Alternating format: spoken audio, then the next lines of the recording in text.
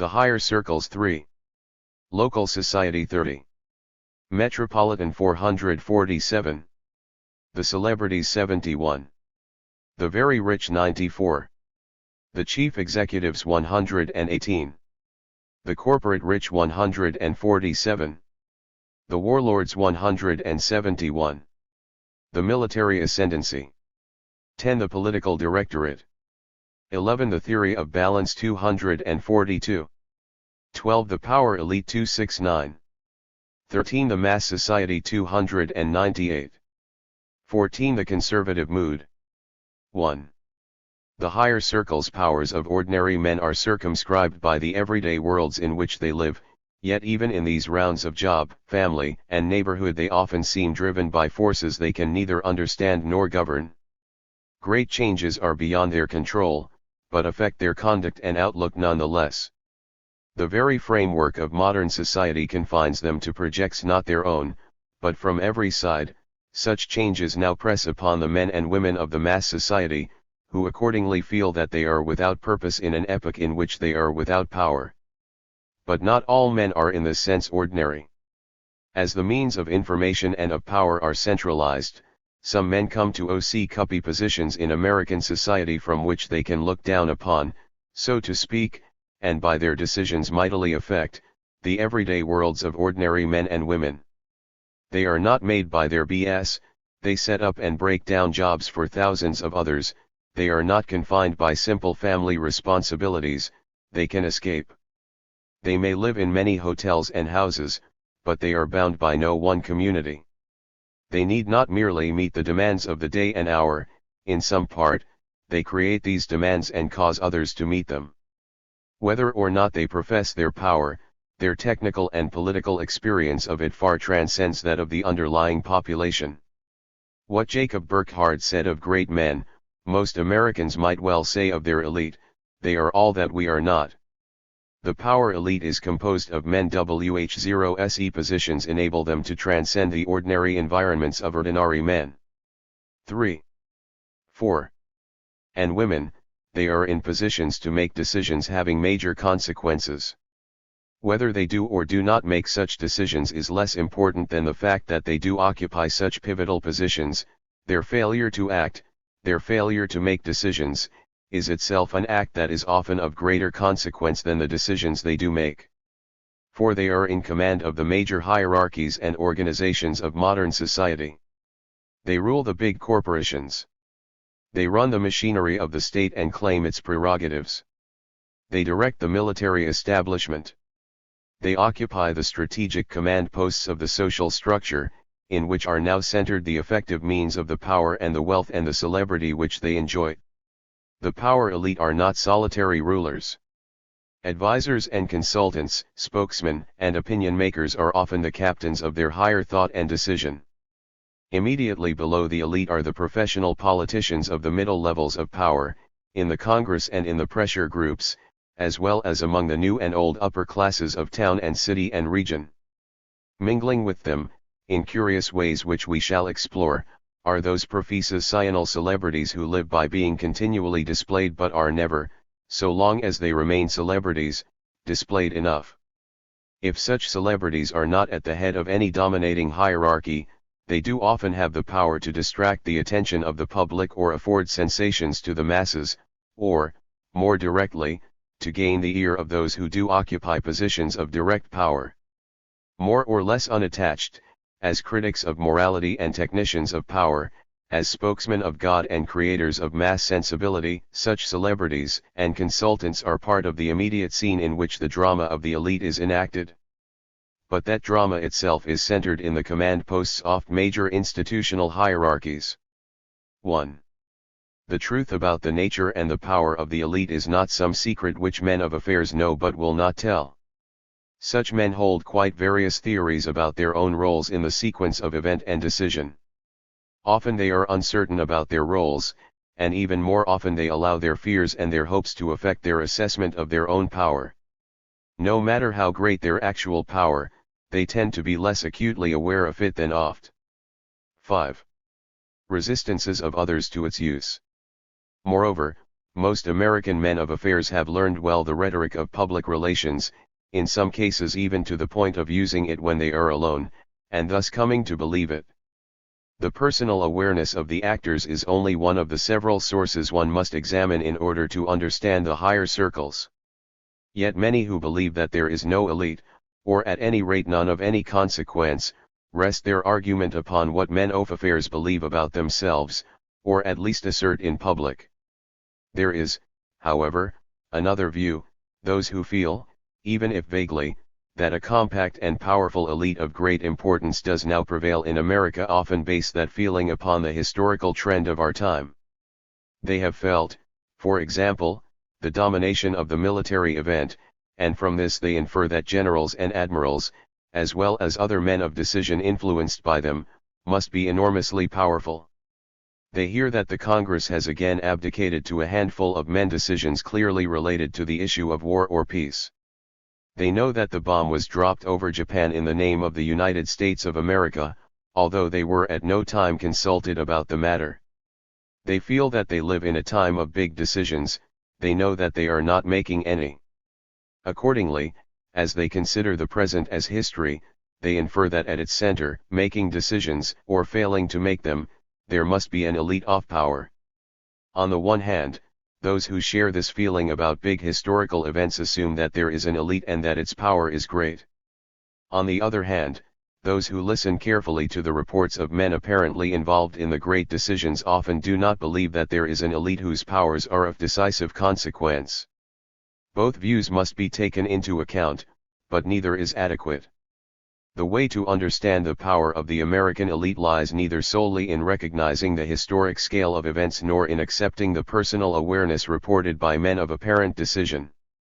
Behind such men and behind the events of history, linking the two, are the institutions of modern society.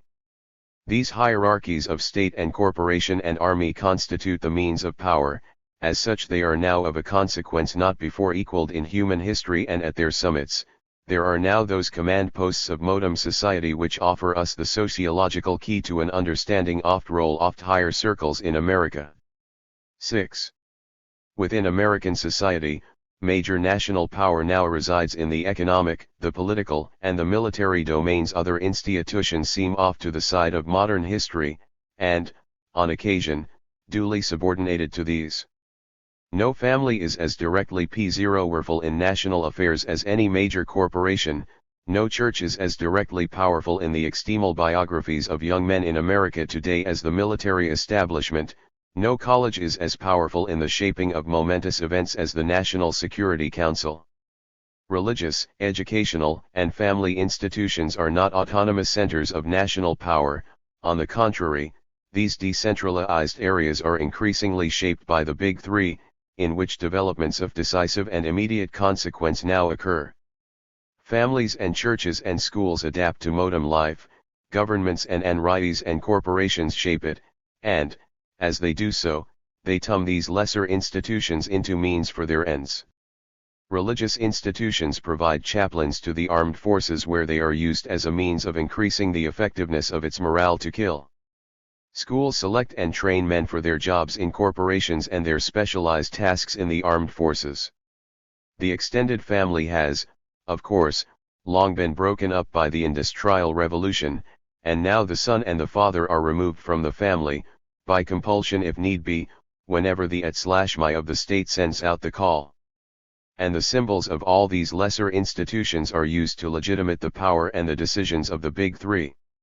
The life fate of the modern individual depends not only upon the family into which he was born or which he enters by marriage, but increasingly upon the corporation in which he spends the most alert hours of his best years, not only upon the school where he is educated as a child and adolescent, but also upon the state which touches him throughout his life, not only upon the church in which on occasion he hears the word of God, but also upon the army in which he is disciplined. If the centralized state could not rely upon the inculcation of nationalist loyalties in public and private schools, its leaders would promptly seek to modify the decentralized educational system.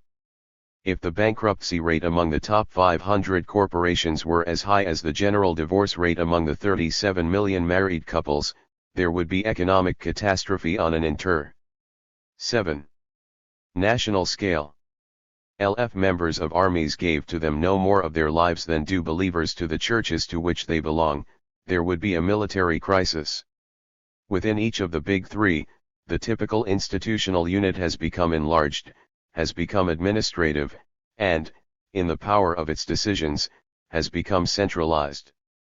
Behind these developments there is a fabulous technology, for as institutions, they have incorporated this technology and guide it, even as it shapes and paces their developments.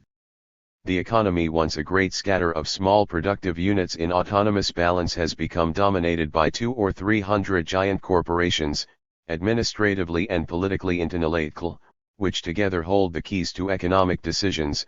The political order, once a decentralized set of several dozen states with a weak spinal cord, has become a centralized, executive establishment which has taken up into itself many powers previously scattered, and now enters into each and every cranny of social structure. The military order, once a slim establishment in a context of distrust fed by state militia, has become the largest and most expensive feature of government, and, although well versed in smiling public relations, now has all the grim and clumsy efficiency of a sprawling bureaucratic domain. In each of these institutional areas, the means of power at the disposal of decision makers have increased enormously, their central executive powers have been enhanced, within each of them modem administrative routines have been elaborated and tightened up. As each of these domains becomes enlarged and centralized, the consequences of its activities become greater, and its traffic with the others increases. The decisions of a handful of corporations bear upon military and political as well as upon economic developments around the world. The decisions of the military establishment rest upon and grievously affect political life as well as the very level of economic activity.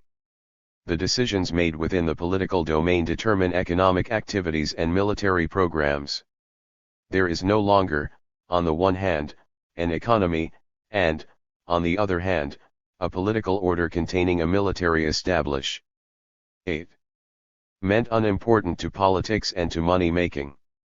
There is a political economy linked, in 1,000 ways, with military institutions and decisions.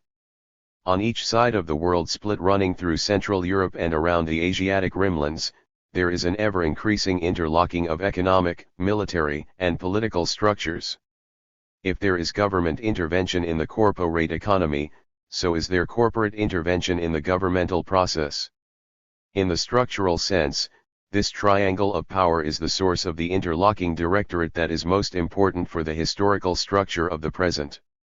The fact of the interlocking is clearly revealed at each of the points of crisis of modern capitalist society: slump, war, and boom.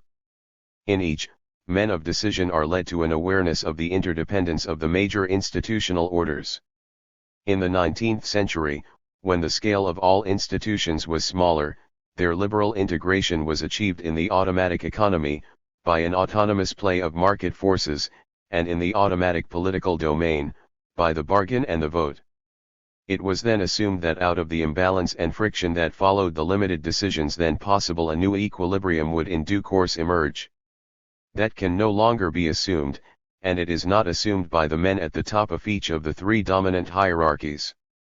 For given the scope of their consequences, decisions and indecisions in any one of these ramify into the others, and hence top decisions tend either to become coordinated or to lead to a commanding indecision. It has not always been like this.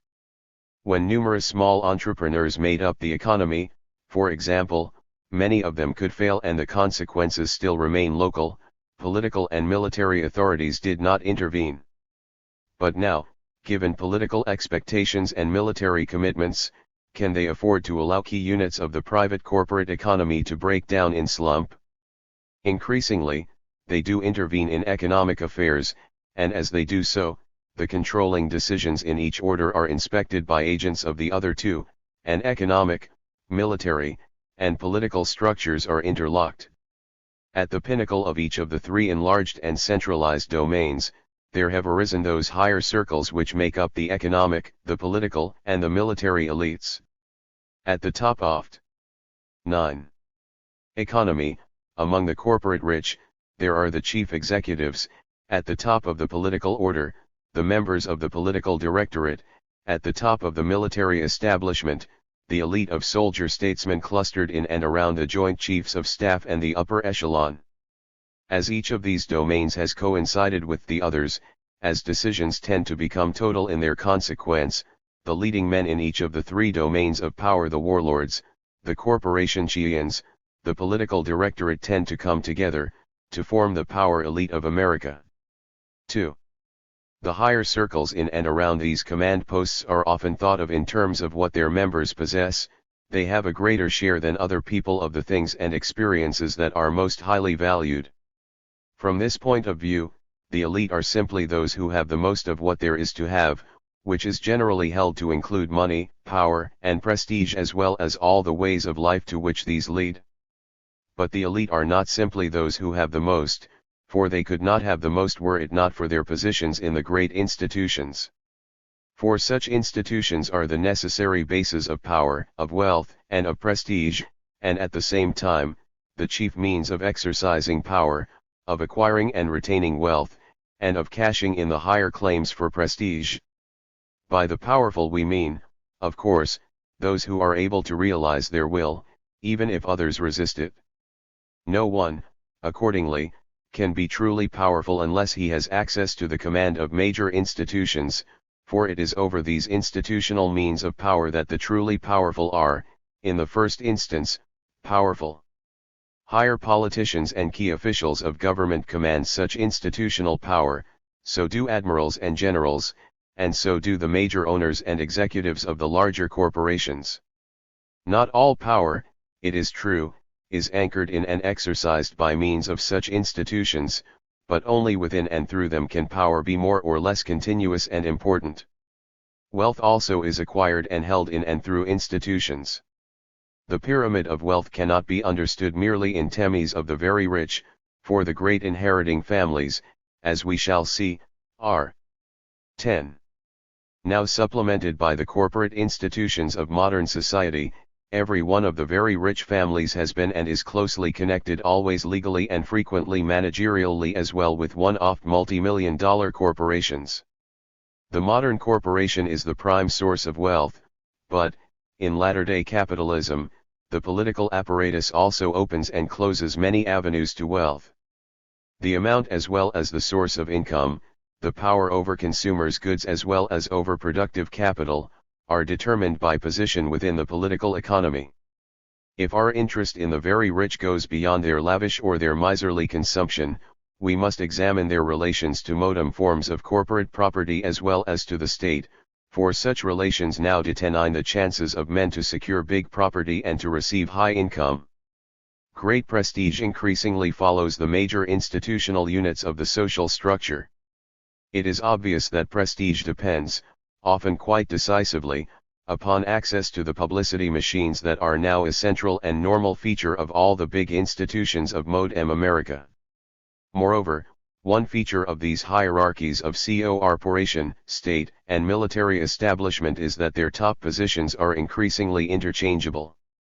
One result of this is the accumulative nature of prestige. Claims for prestige, for example, may be initially based on military roles, then expressed in and augmented by an educational institution run by corporate executives, and cashed in, finally, in the political order, where, for General Eisenhower and those he represents, power and prestige finally meet at the very peak. Like wealth and power, prestige tends to be cumulative. The more of it you have, the more you can get. These values also tend to be translatable into one another. The wealthy find it easier than the poor to gain power, those with status find it easier than those without it to control opportunities for wealth. If we took the 100 most powerful men in America, the 100 wealthiest, and the 100 most celebrated away from the institutional positions they now occupy, away from their resources of men and women and money, away from the media of mass communication that are now focused upon them, then they would be powerless and poor and uncelebrated. 4. 11. Power is not of a man. Wealth does not center in the person of the wealthy. Celebrity is not inherent in any personality. To be celebrated, to be wealthy, to have power requires access to major institutions, for the institutional positions men occupy determine in large part their chances to have and to hold these valued exp Euro 1 LE2 I1 C Euro.s. 3. The people of the higher circles may also be conceived as members of a top social stratum, as a set of groups whose members know one another, see one another socially and at business, and so, in making decisions, take one another into account. The elite, according to this conception, feel themselves to be, and are felt by others to be, the inner circle of the upper social classes. They form a more or less compact social and psychological entity, they have become self-conscious members of a social class. People are either accepted into this class or they are not, and there is a qualitative split, rather than merely a numerical scale, separating them from those who are not elite. They are more or less aware of themselves as a social class and they behave toward one another differently from the way they do toward members of other classes. They accept one another, understand one another, marry one another, tend to work and to think if not together at least alike. Now, we do not want by our definition to prejudge whether the elite of the command posts are conscious members of such a socially recognized class, or whether considerable proportions of the elite derive from such a clear and distinct class. These are matters to be investigated.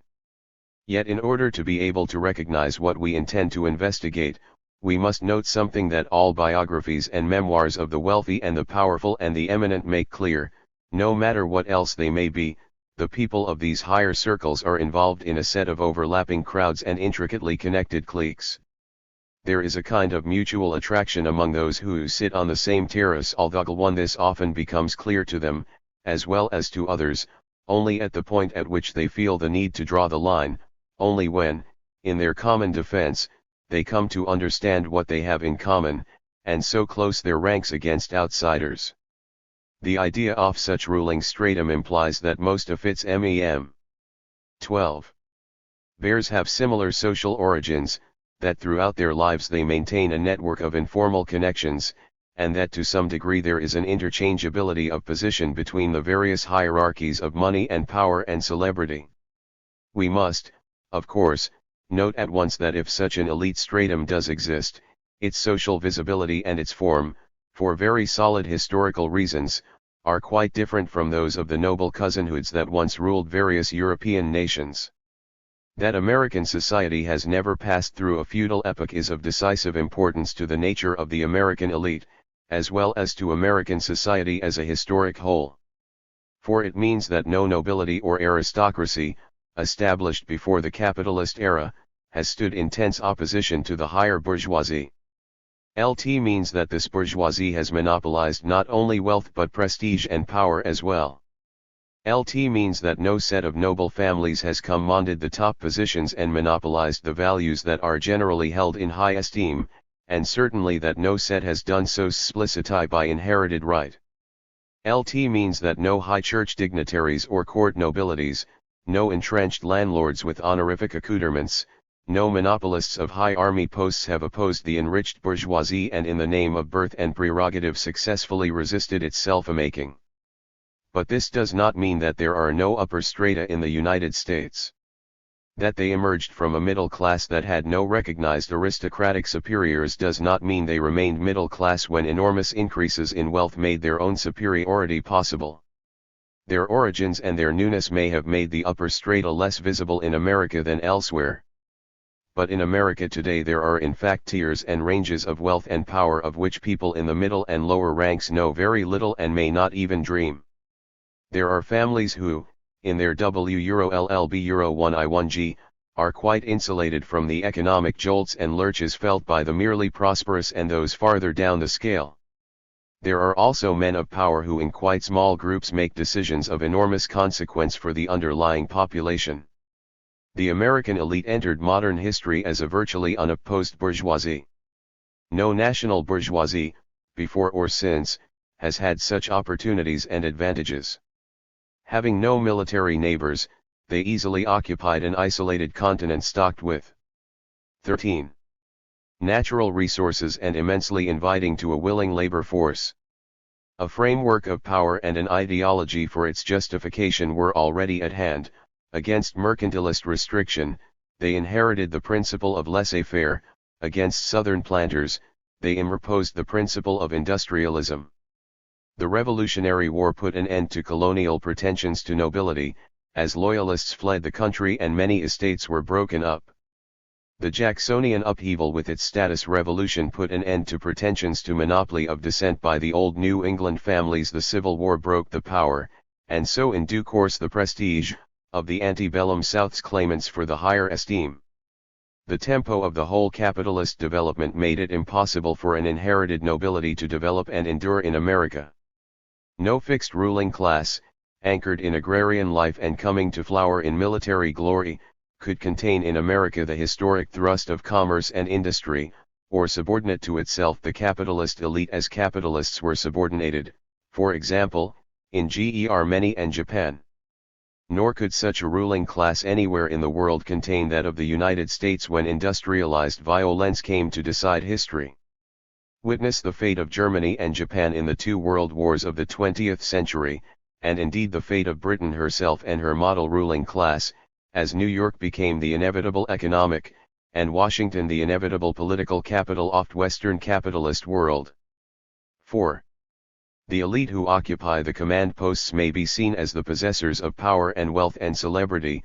They may be seen as members of the upper stratum of a capitalistic society. They may also be defined in terms of psychological and moral criteria, as certain kinds of selected individuals. So defined, the elite, quite simply, are people of superior character and energy. The humanist, for example, may conceive of the elite not as a social level or category, but as a scatter of those individuals who attempt to transcend themselves, and accordingly, are more noble, more efficient, made out of better stuff. It does not matter whether they are poor or rich, whether they hold high position or low, whether they are acclaimed or despised, they are elite because of the kind of individuals they are. The rest of the population is 14. Mass, which, according to this conception, sluggishly relaxes into uncomfortable mediocrity. This is the sort of socially unlocated conception which some American writers with conservative yearnings have recently sought to develop. But most moral and psychological conceptions of the elite are much less sophisticated, concerning themselves not with individuals but with the stratum as a whole. Such ideas, in fact, always arise in a society in which some people possess more than do others of what there is to possess. People with advantages are loath to believe that they just happen to be people with advantages. They come readily to define themselves as inherently worthy of what they possess. They come to believe themselves naturally elite, and, in fact, to imagine their possessions and their privileges as natural extensions of their own elite selves. In this sense, the idea of the elite as composed of men and women having a finer moral character is an ideology of the elite as a privileged ruling stratum, and this is true whether the ideology is elite made or made up for it by others. In eras of equalitarian rhetoric, the more intelligent or the more articulate among the lower and middle classes, as well as guilty members of the upper, may come to entertain ideas of a counter-elite. In Western society, as a matter of fact, there is a long tradition and varied images of the poor, the exploited, and the oppressed as the truly virtuous, the wise, and the blessed. Stemming from Christian tradition, this moral idea of a counter-elite, composed of essentially higher types condemned to a lowly station, may be and has been used by the underlying population to justify harsh criticism of ruling elites and to celebrate utopian images of a new elite to come. The moral conception of the elite, however, is not always merely an ideology of the overprivileged or a counter-ideology of the underprivileged. It is often a fact, having controlled experiences and select privileges, many individuals of the upper stratum do come in due course to approximate the types of character they claim to embody. Even when we give up as we must the idea that the elite man or woman is born with an elite character, we need not dismiss the idea that their experiences and trainings develop in them characters of a specific type. 15.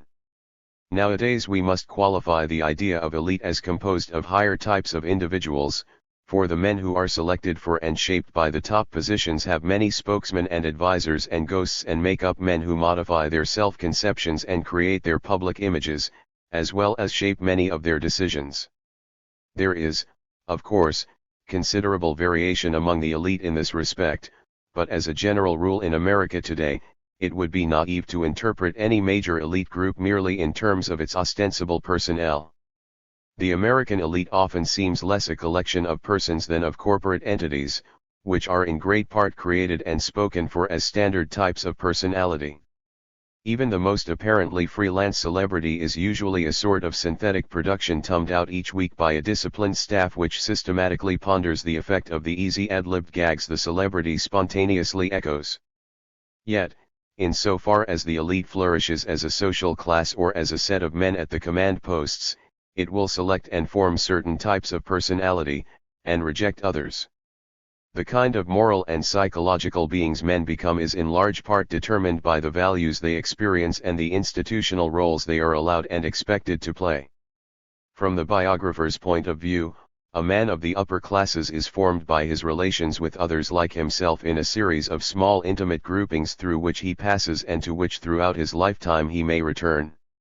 So conceived, the elite is a set of higher circles whose members are selected, trained and certified and permitted intimate access to those who command the impersonal institutional hierarchies of modern society. If there is any one key to the psychological idea of the elite, it is that they combine in their persons an awareness of impersonal decision-making with intimate sensibilities shared with one another.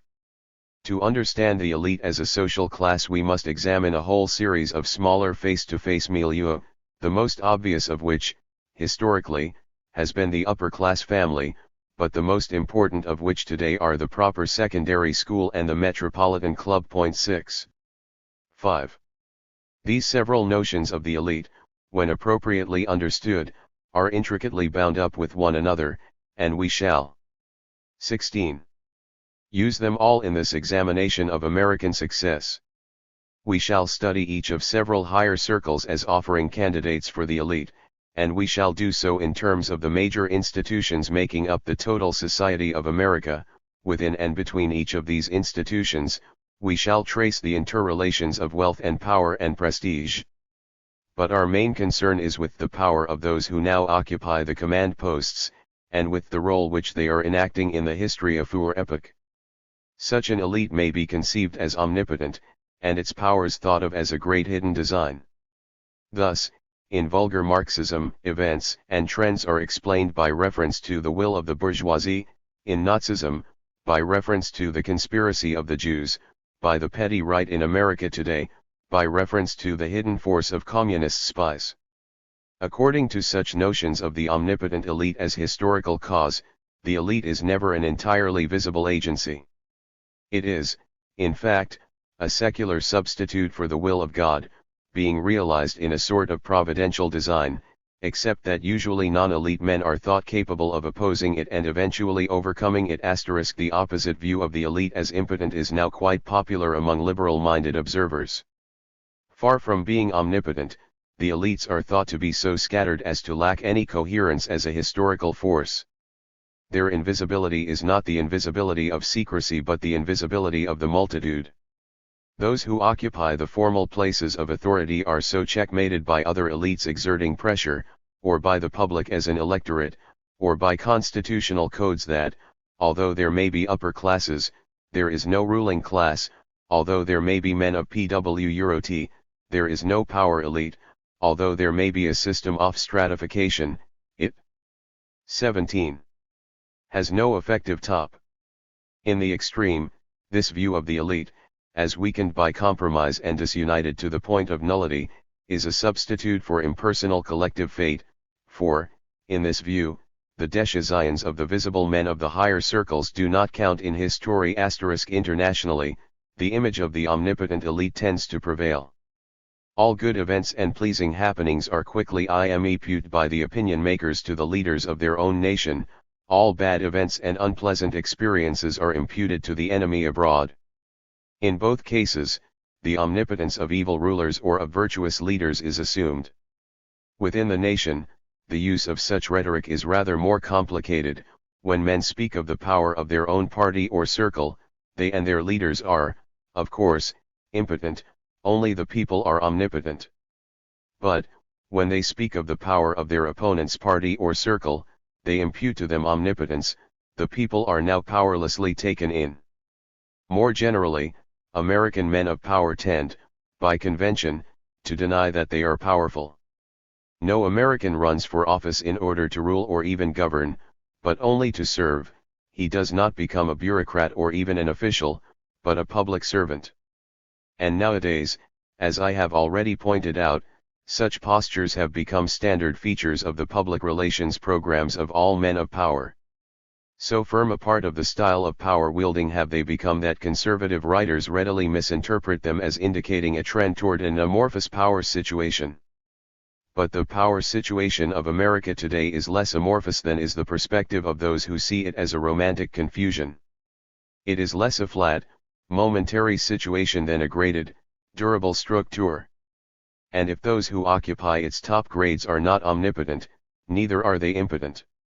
It is the form and the height oft. 18. Gradation of power that we must examine if we would understand the degree of power held and exercised by the elite.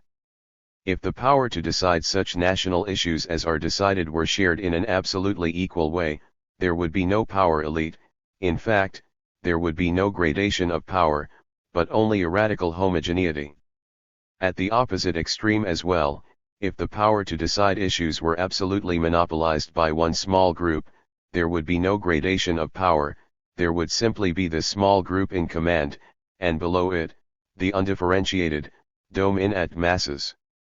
American society today represents neither the one nor the other of these extremes, but a conception of them is nonetheless useful. It makes us realize more clearly the question of the structure of power in the United States and the position of the power elite within it. Within each of the most powerful institutional orders of modern society there is a gradation of power. The owner of a roadside fruit stand does not have as much power in any area of social or economic or political decision as the head of a multi-milli-0-and-D-0-I-year fruit corporation. No lieutenant on the line is as powerful as the chief of staff in the Pentagon. No deputy sheriff carries as much authority as the President of the United States. Accordingly, the problem of defining the power elite concerns the level at which we wish to draw the line. By lowering the line, we could define the elite out of existence. By raising it, we could a very small circle indeed. In a preliminary, and we draw the line crudely, in charcoal as it were, elite, we refer to those cal, economic, and make the elite minimum way, by the power military circles share decisions national events which as an intricate set of overlapping cliques having at least national consequences. In so far as are decided, the power elite are those who decide them. To say that there are obvious gradations of power and of opportunities to decide within modern society is not to say that the powerful are united, that they fully know what they do, or that they are consciously joined in conspiracy. Such issues are best faced if we concern ourselves, in the first instance, more with the structural position of the high and mighty, and with the consequences of their decisions, than with the extent of their aware. 19. Ness or the purity of their motives. To understand the power elite, we must attend to three major keys. I1, which we shall emphasize throughout our discussion of each of the higher circles, is the psychology of the several elites in their respective milieu. And so far as the power elite is composed of men of similar origin and education, in so far as their careers and their styles of life are similar, there are psychological and social bases for their unity, resting upon the fact that they are of similar social type and leading to the fact of their easy intermingling. This kind of unity reaches its frothy apex in the sharing of that prestige that is to be had in the world of the celebrity. It achieves a more solid culmination in the fact of the interchangeability of positions within and between the three dominant institutional orders. Behind such psychological and social unity as we may find, are the structure and the mechanics of those institutional hierarchies over which the political directorate, the corporate rich, and the high military now preside. The greater the scale of these bureaucratic domains, the greater the scope of their respective elites' power. How each of the M6L hierarchies is shaped and what relations it has with the other hierarchies determine in large part the relations of their rulers. If these hierarchies are scattered and disjointed, then their respective elites tend to be scattered and disjointed. If they have many interconnections and points of coinciding interest, then their elites tend to form a coherent kind of grouping. The unity of the elite is not a simple reflection of the unity of institutions, but men and institutions are always related, and our conception of the power elite invites us to determine that relation. Today in America there are several important structural coincidences of interest between these institutional domains, including the development of a permanent war establishment by a privately incorporated economy inside a political vacuum. The unity of the power elite, however, does not rest solely on psychological similarity and social intermingling, nor entirely on the structural coincidences of commanding positions and interests. At times it is the unity of a more explicit coordination. To say that these three higher circles are increasingly coordinated, that this is one basis of their unity, and that at times as during the 20 wars such coordination is quite decisive, is not to say that the coordination is total or continuous, or even that it is very sure-footed. Much less is it to say that willful coordination is the sole or the major basis of their unity, or that the power elite has emerged as the realization of a plan. But it is to say that as the institutional mechanics of our time have opened up avenues to men pursuing their several interests, many of them have come to see that these several interests could be realized more easily if they worked together, in informal as well as in more familial ways, and accordingly they have done so. 6. It is not my thesis that for all epochs of human history and in all nations, a creative minority, a ruling class, an omnipotent elite, shape all historical events. Such statements, upon careful examination, usually come out to be mere tautologies, and even when they are not, they are so entirely general as to be useless in the attempt to understand the history of the present. The minimum definition of the power elite as those who decide whatever is decided of major consequence, does not imply that the members of this elite are always and necessarily the history makers, neither does it imply that they never are. We must not confuse the conception of the elite, which we wish to define, with one theory about their role, that they are the history makers of our time.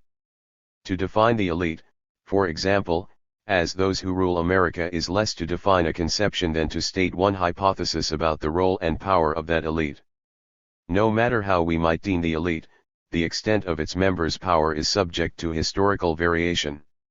If, in a dogmatic way, we try to include that variation in our generic definition, we foolishly limit the use of a needed conception.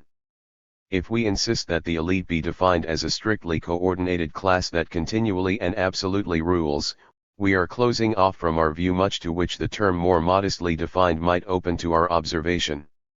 In short, our definition of the power elite can not properly contain dogma concerning the degree and kind of power that ruling groups everywhere have. Much less should it permit us to smuggle into our discussion a theory of history. During most of human history, historical change has not been visible to the people who were involved in it, or even to those 21 enacting it. Ancient Egypt and Mesopotamia, for example, endured for some 400 generations with but slight changes in their basic structure. That is 6.5 times as long as the entire Christian era, which has only prevailed some 60 generations. It is about 80 times as long as the 5 generations of the United States' existence. But now the tempo of change is so rapid, and the means of observation so accessible, that the interplay of event and decision seems often to be quite historically visible, if we will only look carefully and from an adequate vantage point. When knowledgeable journalists tell us shape the big decisions, they are echoing fortune, chance, fate, or the work of events is merely a modern word for these separate men from history making, because that events, not men, the theory of history as the unseen hand. For older ideas, all of them lead us to believe that history goes on behind men's backs. History is drift with no mastery, within it there is action but no deed, history is mere happening and the event intended by no one? The course of events in our time depends more on a series of human decisions than on any inevitable fate. The sociological meaning of fate is simply this, that, when the decisions are innumerable and each one is of small consequence, all of them add up in a way no man entendido history as fate. But not all epochs are equally fateful. As the circle of those who decide is narrowed, as the means of decision are centralized and the consequences of decisions become enormous, then the course of great events often rests upon the decisions of determinable circles. This does not necessarily mean that the same circle of men follow through from one event to another in such a way that all of history is merely their plot.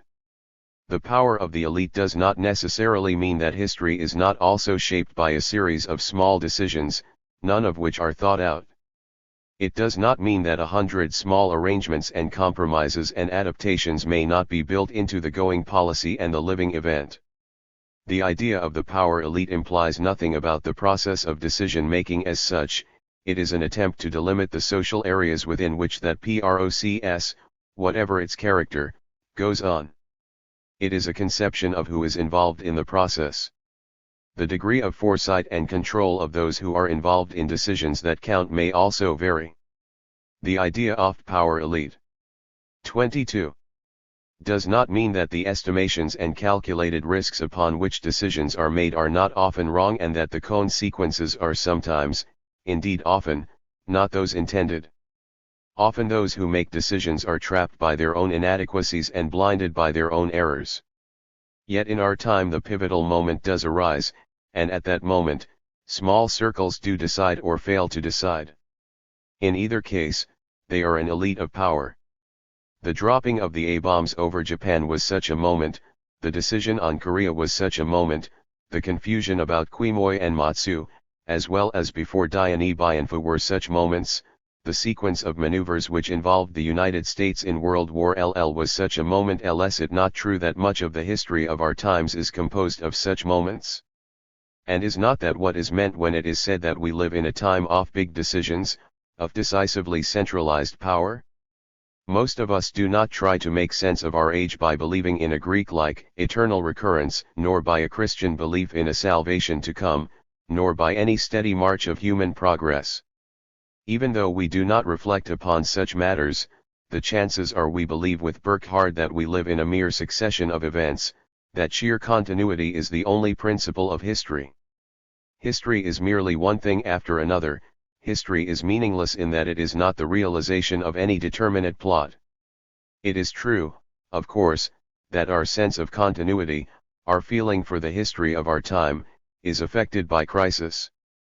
But we seldom look beyond the immediate crisis or the crisis felt to be just ahead. We believe neither in fate nor providence, and we assume, without talking about it, that we as a nation can decisively 5L13P Euro the future, but that we as individuals somehow cannot do so. Any meaning history has, we shall have to give to it by our accessions. Yet the fact is that although we are all of us within history, we do not all possess equal powers to make history. To pretend that we do is sociological nonsense and political irresponsibility. LT is nonsense because any group or any individual is limited, first of all, by the technical and institutional means of power at its command. We do not all have equal access to the means of power that now exist, nor equal influence over their use. To pretend that we are all history makers is politically irresponsible because it ob. 23. Fuscates any attempt to locate responsibility for the consequential decisions of men who do have access to the means of power. From even the most superficial examination of the history of the Western society we learn that the power of decision makers is first of all limited by the level of technique, by the means of power and violence and organization that prevail in a given society. In this connection we also learn that there is a fairly straight line running upward through the history of the West, that the means of oppression and exploitation, of violence and destruction, as well as the means of production and reconstruction, have been progressively enlarged and increasingly centralized. As the institutional means of power and the means of communications that tie them together have become steadily more efficient, Those now in command of them have come into command of instruments of rule quite unsurpassed in the history of mankind. And we are not yet at the climax of their development. We can no longer lean upon or take so comfort from the historical ups and downs of ruling groups of previous epochs. In that sense, Hegel is correct, we learn from history that we cannot learn from it. For every epoch and for every social structure, we must work out an answer to the question of the power of the elite. The ends of men are often merely hopes, but means are facts within some men's control. That is why all means of power tend to become ends to an elite that is in command of them. And that is why we may define the power elite in 10 ns of the means of power as those who occupy the command posts. The major questions about the American elite today, its composition, its unity, its power, must now be faced with due attention to the awesome means of power available to them. Caesar could do less with Rome than Napoleon with France, Napoleon less with France than Lenin with Russia, and Lenin less with Russia than Hitler with Germany. But what was Caesar's power at its peak compared with the power of the changing inner circle of Soviet Russia or of America's temporary administrations? The men of either circle can cause great cities to be wiped out in a single night, and in a few weeks turn continents into thermonuclear wastelands. That the facilities of power are enormously enlarged and decisively centralized means that the decisions of small groups are now more consequential. 24. But to know that the top posts of modern social structures now permit more commanding decisions is not to know that the elite who occupy these posts are the history makers.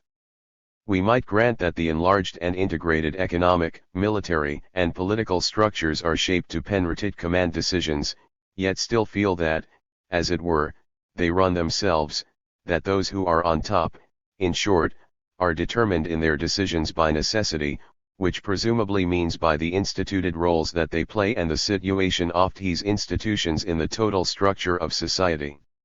Do the elite determine the roles that they enact? Or do the roles that institutions make available to them determine the power of the elite? The general answer, and no general answer is sufficient, is that in different kinds of structures and epochs elites are quite differently related to the roles that they play. Nothing in the nature of the elite or in the nature of history dictates an answer. It is also true that if most men and women take whatever roles are permitted to them and enact them as they are expected to by virtue of their position, this is precisely what the elite need not do, and often do not do. They may call into question the structure, their position within it, or the way in which they are to enact that position. Nobody called for or permitted Napoleon to chase Parliament home on the I-8 Brumaire, and later to transform his consulate into an emperorship. Nobody called for or permitted Adolf Hitler to proclaim himself leader and chancellor the day President Hindenburg died, to abolish and usurp roles by merging the presidency and the chancellorship. Nobody called for or permitted Franklin D. Roosevelt to make the series of decisions that led to the entrance of the United States into World War II. It was no historical necessity, but a man named Truman who, with a few other men, decided to drop a bomb on Hiroshima. It was no historical necessity, but an argument within a small circle of men that defeated Admiral Radford's proposal to bomb troops before Dien Bien Phu.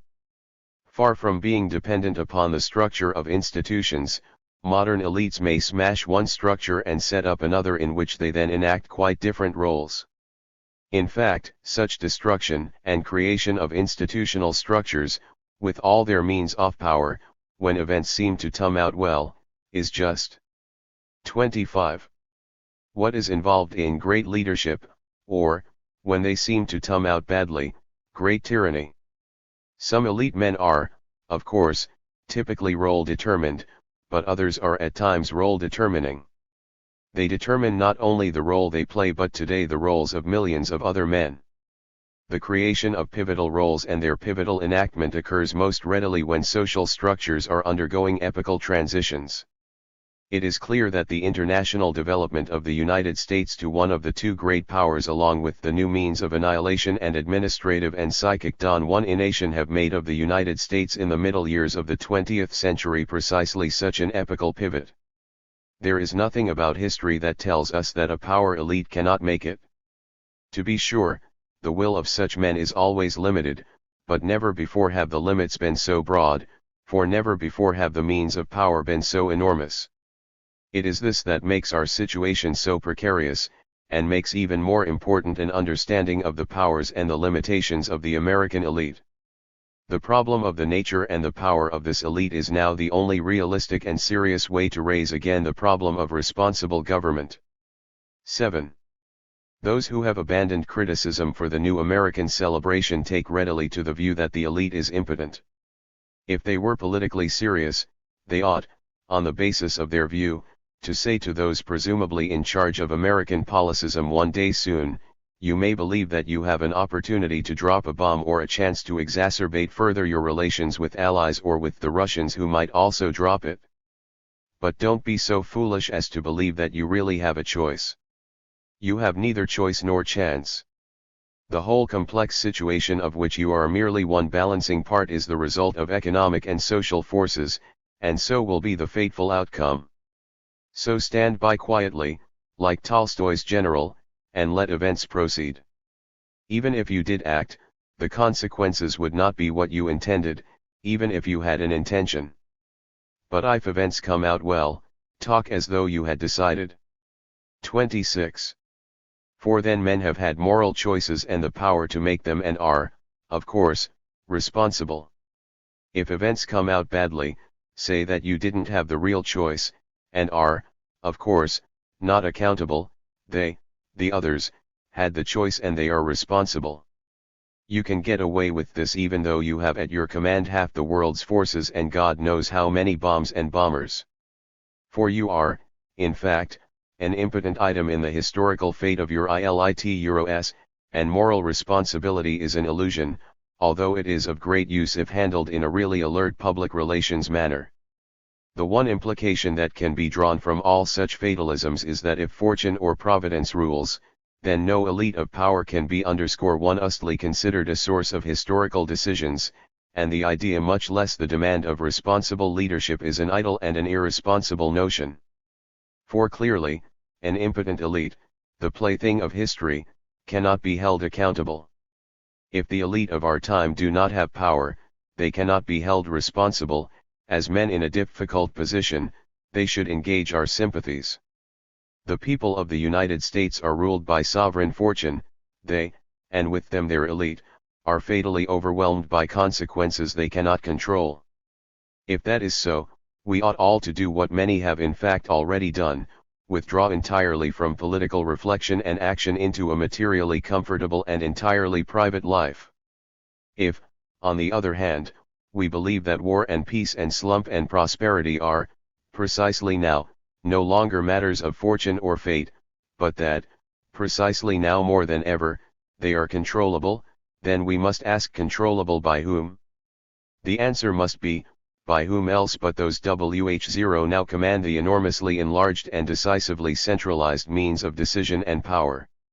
We may then ask, why don't they, then? And for the answer to that, we must understand the content and the character of the American elite today. There is nothing in the idea of the elite as impotent which should deter us from asking just such questions, which are now the most important questions political men can ask. The American elite is neither omnipotent nor LLTLP0L1L. These are abstract absolutes used publicly by spokesmen as excuses or as boasts, but in terms of which we may seek to clarify the political issues before us, which just now are above all the issues of responsible power. 27. There is nothing in the nature of history in our epoch that rules out the pivotal function of small groups of decision makers. On the contrary, the structure of the present is such as to make this not only a reasonable, but a rather compelling, view. There is nothing in the psychology of man, or in the social manner by which men are shaped and selected for and by the command posts of modern society, that makes unreasonable the view that they do confront choices and that the choices they make or their failure to confront them are history-making in their consequences. Accordingly, political men now have every reason to hold the American power elite accountable for a decisive range of the historical events that make up the history of present. It is as fashionable, just now, to suppose that there is no power elite, as it was fashionable in the 30s to suppose a set of ruling class villains to be the source of all social injustice and public malaise. I should be as far from supposing that some simple and unilateral ruling class could be firmly located as the prime mover of American society, as I should be from supposing that all historical change in America today is merely impersonal drift. The view that all is blind drift is largely a fatalist projection of one's own feeling of impotence and perhaps, if one has ever been active politically in a principled way, a salve of one's guilt. The view that all of history is due to the conspiracy of an easily located set of villains, or of heroes, is also a hurried projection from the difficult effort to understand how shifts in the structure of society open opportunities to various elites and how various elites take advantage or fail to take advantage of them. To accept either view of all history as conspiracy or of all history as drift is to residential LAX the effort to understand the facts of power and the ways of the powerful. 8. In my attempt to discern the shape of the power elite of our time, and thus to give a responsible meaning to the anonymous they, which the underlying population opposes to the anonymous we, I shall begin by briefly examining the higher elements which most people know best, the new and the old upper classes of local society and the metropolitan 400. I shall then outline the world of 28. The celebrity, attempting to show that the pre-Stiguro system of American society has now for the first time become truly national in scope, and that the more trivial and glamorous aspects of this national system of status tend at once to distract attention from its more authoritarian features and to justify the power that it often conceals. In examining the very rich and the chief executives, I shall indicate how neither America's 60 families nor the managerial revolution provides an adequate idea of the transformation of the upper classes as they are organized today in the privileged stratum of the corporate rich. After describing the American statesman as a historical type, I shall attempt to show that what observers in the progressive era called the invisible government has now become quite visible, and that what is usually taken to be the central content of politics, the pressures and the campaigns and the congressional maneuvering, has, in considerable part, now been relegated to the middle levels of power. In discussing the military ascendancy, I shall try to make clear how it has come about that admirals and generals have assumed positions of decisive political and economic relevance, and how, in doing so, they have found many points of coinciding interests with the corporate rich and the political directorate of the visible government. After these and other trends are made as plain as I can make them, I shall return to the master problems of the power elite, as well as take up the complementary notion of mass society. What I am asserting is that in this particular epoch a conjunction of historical circumstances has led to the rise of an elite of power, that the men of the circles composing this elite, severally and collectively, now make such key decisions as are made, and that, given the enlargement and the centralization of the means of power now available, the decisions that they make and fail to make carry more consequences for more people than has ever been the case in the world history of mankind. I am also asserting that there has developed on the middle levels of power, a semi-organized stalemate, and that on the bottom level there has come into being a mass-like society which has little resemblance to the image of a society in which voluntary associa. 29. Shins and classic publics hold the keys to power. The top of the American system of power one's much more unit and much more powerful, the bottom is much more fragmented, and in truth, impotent, than is generally supposed by those who are distracted by the middling units of power which neither express such will as exists at the bottom nor determine the decisions at the top. 2. Local society. In every town and small city of America an upper set of families stands above the middle classes and towers over the underlying population of clerks and wage workers. The members of this set possess more than do others of whatever there is locally to possess, they hold the keys to local decision, their names and faces are often primed in the local paper, in fact, they own the newspaper as well as the radio station, they also own the 3 important locale plants and most of the commercial properties along the main street, they direct the banks. Mingling closely with one another, they are quite conscious of the fact that they belong to the leading class of leading families. All their sons and daughters go to college, often after private schools, then they marry one another, or other boys and girls from similar families in similar towns. After they are well married, they come to possess, to occupy, to decide. The son of one of these old families, to his father's chagrin and his grandfather's fury, is now an ETNCUUV euro in the local branch of a national corporation. The leading family doctor has two sons, one of whom now takes up the practice, the other Ryu, who is soon to marry the daughter of the SEC and largest factory, will probably be the next district attorney. So it has traditionally been, and so it is today in the small towns of America. Class consciousness is not equally characteristic of all levels of American society, it is most apparent in the upper class. Among the underlying population everywhere in America there is much confusion and blurring of the lines of demarcation, of status. 30. 31. Value of clothing and houses, of the ways of money making and of money spending. The people of the lower and middle classes are of course differentiated by the values, things, and experiences to which differing amounts of income lead, but often they are aware neither of these values nor of their class bases. Those of the upper strata, on the other hand, if only because they are fewer in number, are able with much more ease to know more about one another, to maintain among themselves a common tradition, and thus to be conscious of their own land. They have the money and the time required to uphold their common standards. A propertied class, they are also a more or less distinct set of people who, mingling with one another, form compact C1T cliques with common claims to recognition as the leading families of their cities. 1. Examining the small city, both the novelist and the sociologist have felt most clearly the drama of the old and the new upper classes. The struggle for status which they have observed going on in these towns may be seen on a historic scale in the modem course of the whole of Western society. For centuries the parvenus and snobs of new upper classes have stood in tension with the old guard. There are, of course, regional variations, but across the country the small town rich are surprisingly standardized. In these cities today, two types of upper classes prevail, one composed of rentier and socially older families, the other of newer families which, economically and socially, are of a more entrepreneurial type. Members of these two top classes understand the several distinctions between them, although each has its own particular view of them. It should not be supposed that the old upper class is necessarily higher than the new, or that the new is simply a nouveau riche, struggling to drape new won wealth in the prestige garments wom so easily by the old. The new upper class has a style of life of its own, and although its members, especially the women, borrow considerably from the old upper class style, they also, especially the men, debunk that style in the name of their own values and aspirations. In many ways, these two upper sets 32. Compete for prestige, and their competition involves some mutual deflation of claims for merit. The old upper tackles person feels that his prestige originates in time itself.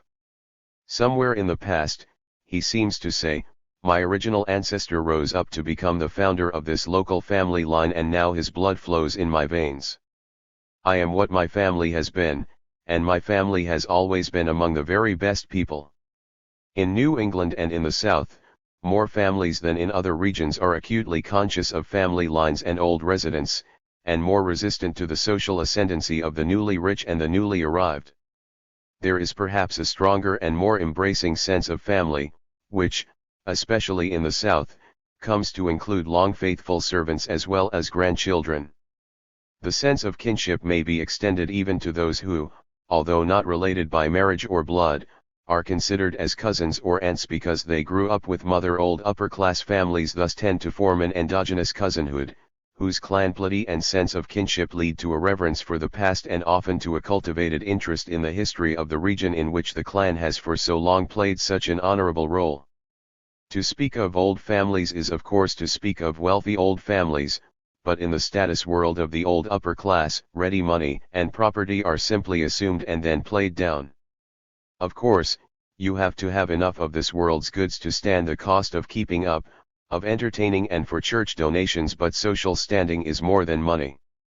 The men and women of the old upper class generally consider money in a negative way as something in which the new upper class people are too closely interested. I'm sorry to say that our larger industrialists are increasingly money conscious, they say, and in saying it, they have in mind the older generation of industrialists who are now retired, generally on real estate holdings. These rich men and their womenfolk, the old upper class believes, were and are more interested in community and social qualifications than in mere money. One major theme in old upper tackles' discussions of smaller business people is that they made a great deal of money during the late war, but that socially they aren't to be allowed to count. Another theme concerns the less respectable ways in which the 33 money of the newly moneyed people has been earned. They mention pinball concessionaires, tavern keepers, and people in the trucking lines. And, having patronized them, they are quite aware of the wartime black markets. The continuance of the old family line as the basis of prestige is challenged by the Rips Nortang style as well as the money of the new upper classes, which World War LL expanded and enriched, and made socially bold. Their style, the old upper classes feel, is replacing the older, quieter one. Underlying this status tension, there is often a tendency of decline in the economic basis of many old upper class families, which, in many towns, is mainly real estate. Yet the old upper class still generally has its firm hold on local financial institutions. In the market centers of Georgia and Nebraska, the trading and manufacturing towns of Vermont and California, the old upper class banker is usually the lord of his community's domain, lending prestige to the businessmen with whom he associates, naming the church by merely belonging to it.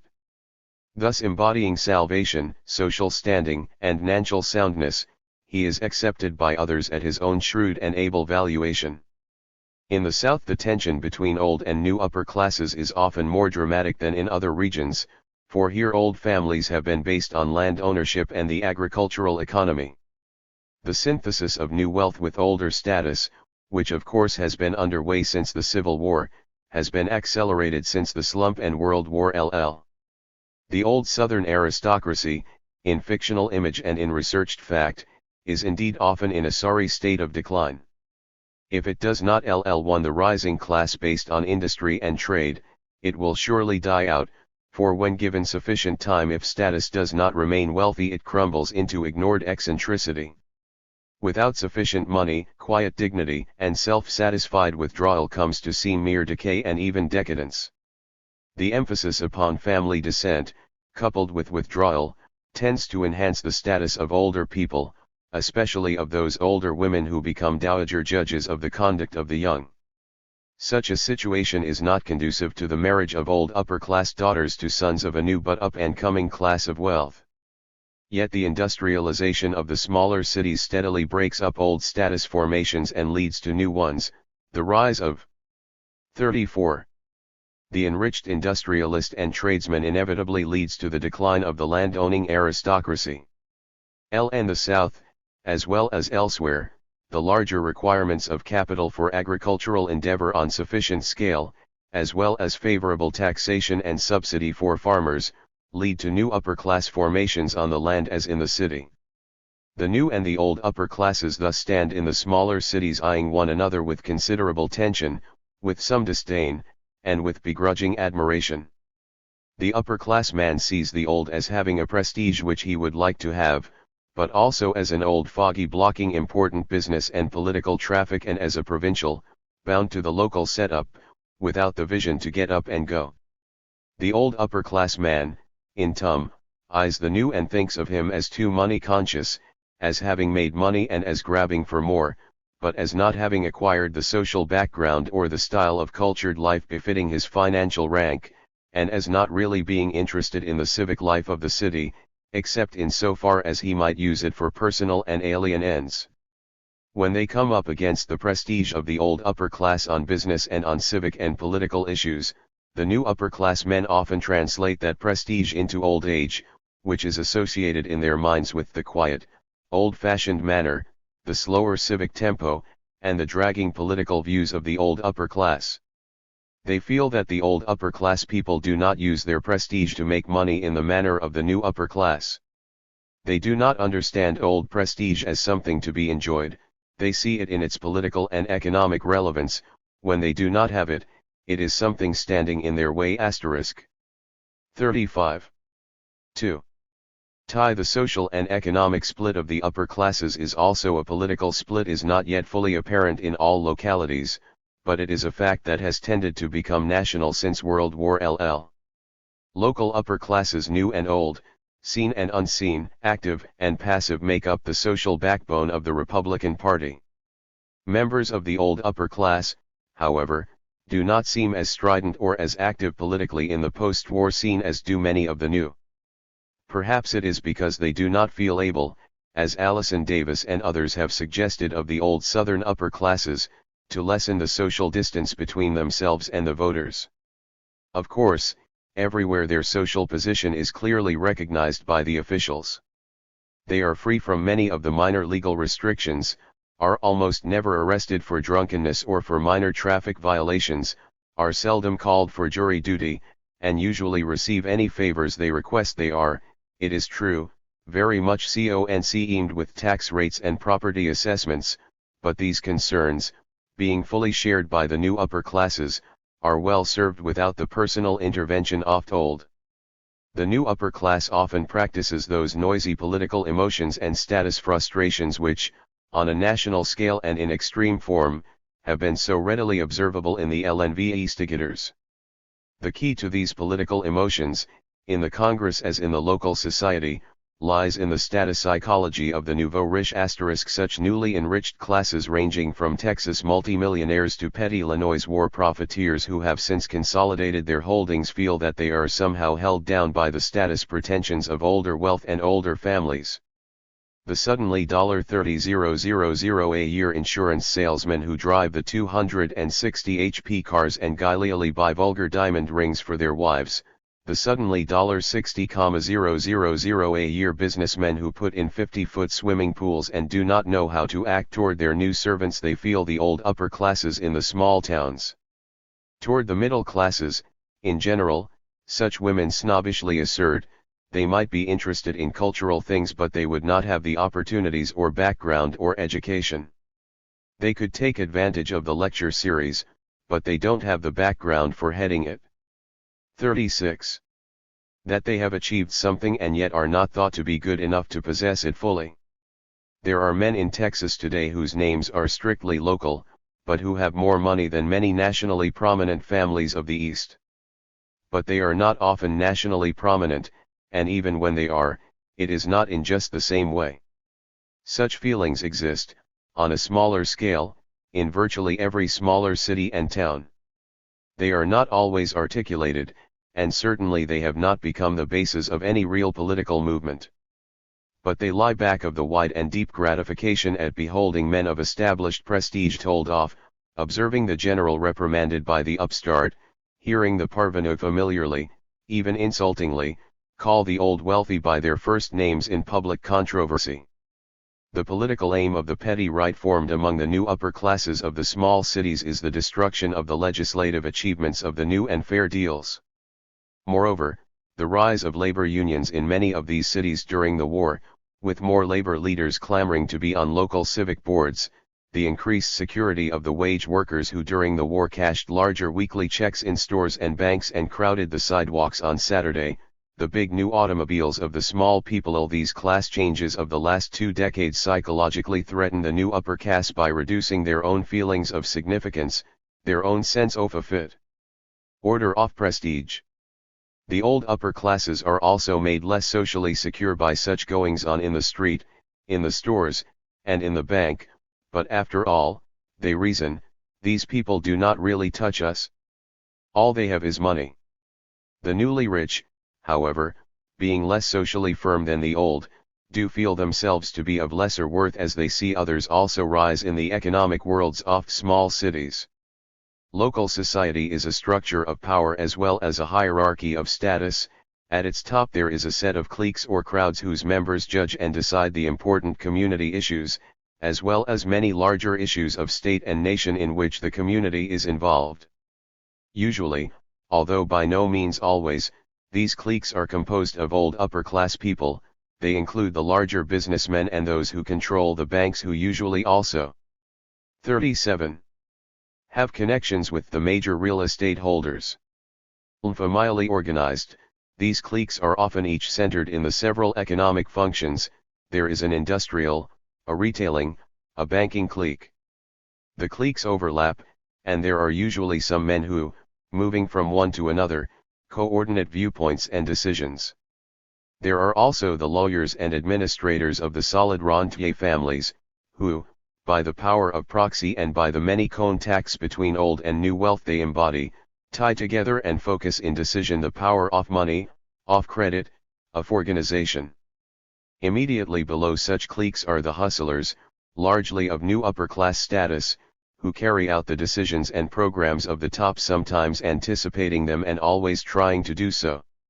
Here are the operations men, the vice presidents of the banks, successful small businessmen, the ranking public officials, contractors, and executives of local industries.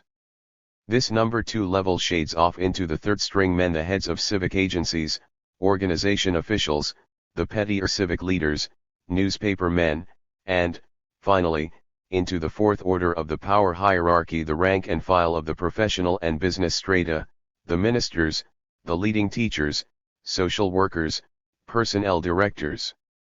On almost any given topic of interest or decision, some top clique, or even some one key man, becomes strategic to the decision at hand and to the informal coordination of its support among the important cliques. Now it is the man who is the clique's liaison with the state governor, now it is the banker's clique, now it is the man who is well liked by the rank and file of both Rotary Club and Chamber of Commerce, both community chest and bar association. Power does not reside in these midi-level organizations, key decisions are not made by their membership. Top men belong to them, but are only infrequently active in them. As associations, they help put into effect the policy line worked out by the higher circles of power. They are training grounds in which younger hustlers of the top prove themselves, and sometimes, especially in the smaller cities, they are recruiting grounds for new members of the top. We would not go to the associations, as you call them, that is, not right away, one powerful man of a sizable city in the Midi-South told Professor Floyd Hunter. A lot of those associations, if 38. You mean by associations the Chamber of Commerce or the Community Council, sit around and discuss goals and ideals. I don't know what a lot of those things mean. I'll be frank with you, I do not get onto a lot of those committees. A lot of the others in town do, but I don't. Charles Homer is the biggest man in our crowd when he gets an idea, others will get the idea. Recently he got the idea that regional city should be the national headquarters for an international trade council. He called in some of us, and he talked briefly about his idea. I did not talk much. We do not engage in loose talk about the ideals of the situation and all that other stuff. We get right down to the problem, that is, how to get this council. We all think it is a good idea right around the circle. There are 6 of us in the meeting, all of us are assigned tasks to carry out. Master is to draw up the papers of incorporation. IE is the lawyer. I have a group of friends that I will carry along. Everyone else has a group of friends he will do the same with. These fellows are what you might call followers. We decide we need to raise $65,000 to put this thing over. We could raise that amount within our own crowd, but eventually this thing is going to be a community proposition, so we decide to bring the other crowds in on the deal. We decide to have a meeting at the Grandview Club with select members of other crowds. When we meet at the club at dinner with the other crowds, Mr. Imer makes a brief talk. Again, he does not need to talk long. IE ends his talk by saying he believes in his proposition enough that he is willing to put $0,000 of his own money into it for the first year. IE sits down. You can see some of the other crowds getting their heads together, and the Growers Bank crowd, not to be outdone, offers a like amount plus a guarantee that they will go along with the project for 3 years. Others throw in $5,000 to $10,000 until I'd say within 30 or 40 minutes we have pledges of the money we need. In 3 hours the whole thing is settled, including the time for eating. There is one detail I left out, and it is an important one. We went into that meeting with a board of directors picked. The constitution was all written, and the man who was to head the council as executive was named a third-string man, a fellow who will take advice. The public doesn't know anything about the project until it reaches the stage I've been talking about. After the 39 matter is financially sound, then we go to the newspapers and say there is a proposal for consideration. Of course, it is not news to a lot of people by then, but the chamber committees and other civic organizations are brought in on the idea. They all think it's a good idea. They help to get the council located and established. That's about all there is to it. Degree 3. The status drama of the old and the new upper class, the class structure that underpins that drama, the power system of the higher cliques. These now form the rather standard, if somewhat intricate, pattern of the upper levels of local society. But we could not understand that pattern or what is happening to it, were we to forget that all these cities are very much part of a national system of status and power and wealth. Despite the loyal rhetoric practiced by many congressional spokesmen, no local society is in truth a sovereign locality. During the past century, local society has become part of a national economy. Its status and power hierarchies have come to be subordinate parts of the larger hierarchies of the nation. Even as early as the decades after the Civil War, persons of local eminence were becoming merely local. 5 Men whose sphere of active decision and public acclaim was regional and national in scope were rising into view. Today, to remain merely local is to fail. It is to be overshadowed by the wealth, the power, and the status of nationally important men. To succeed is to leave local society behind, although certification by it may be needed in order to be selected for national cliques. All truly old ways in America are, of course, rural. Yet the value of rural origin and of rural residences is sometimes ambiguous. On the one hand, there is the tradition of the town against the hayseed, of the big city against the small town hick, and in many smaller cities, some prestige is achieved by those who, unlike the lower, working classes, have been in the city for all of one generation. On the other hand, men who have achieved eminence often boast of the solidity of their rural origin, which may be due to the Jeffersonian ethos which holds rural virtues to be higher than the ways of the city, or to the desire to show how very far one has cotl euro. 40. If, in public life, the farm is often a good place to have come in social life, it is always a good place to own and to visit. Both small city and big city upper classes now quite typically own and visit their places in the country. Part, all this, which even in the Middle West began as far back as the 1890s, is a way by which the merely rich attempt to anchor themselves in what is old and esteemed, approving with cash and loving care and sometimes with inconvenience, their reverence for the past. So in the South there is the exactly restored old plantation mansion, in Texas and California the huge cattle spread or the manicured fruit ranch, in Iowa the model farm with its purebred stock and magnificent barns. There is also the motive of buying the farm as an investment and as a tax evasion, as well as, of course, the pleasure of such a seasonable residence and hobby. For the small town and the surrounding countryside, these facts mean that local status arrangements can no longer be strictly local. Small town and countryside are already pretty well consolidated, for wealthy farmers, especially upon retiring, often move into the small city, and wealthy urban families have bought much country land. One Middle Western community, Mr. Hollingshead has reported, some 25 families of pioneer ancestry have accumulated more than 60% of the surrounding 160 square miles of rich agricultural land. Such concentration has been strengthened by marriages between rural and urban upper-class families. Locally, any rural aristocracy that may prevail is already centered in at least the small city. Rural upper classes and the local society of smaller cities are in close contact, often in fact, belonging to the same higher cousinhood. In addition to the FNS owned by city families and the town-centered activities and residences of rural families, there is the 111 increased seasonal change of residence among both rural and small town upper classes. The women and children of the rural upper classes go to the lake for the summer period, and the men for long weekends, even as New York families do the same in the winters in Florida. The democratization of the seasonable vacation to coast, mountain, or island now extends to local upper classes of small cities and rural district, where 30 years ago it was more confined to metropolitan upper classes.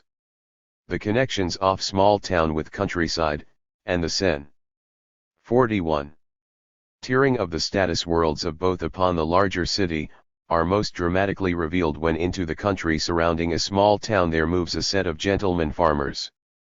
These seasonal residents are involved in the conduct and values of the larger cities in which they live, they know nothing and often care less for local claims to eminence. With their country estates, they come to occupy the top rung of what used to be called the farm ladder, although they know little or nothing of the lower rungs of that ladder. LN1 Middle Western Tavimship studied by Evan Voigt, such urban groups own half the land.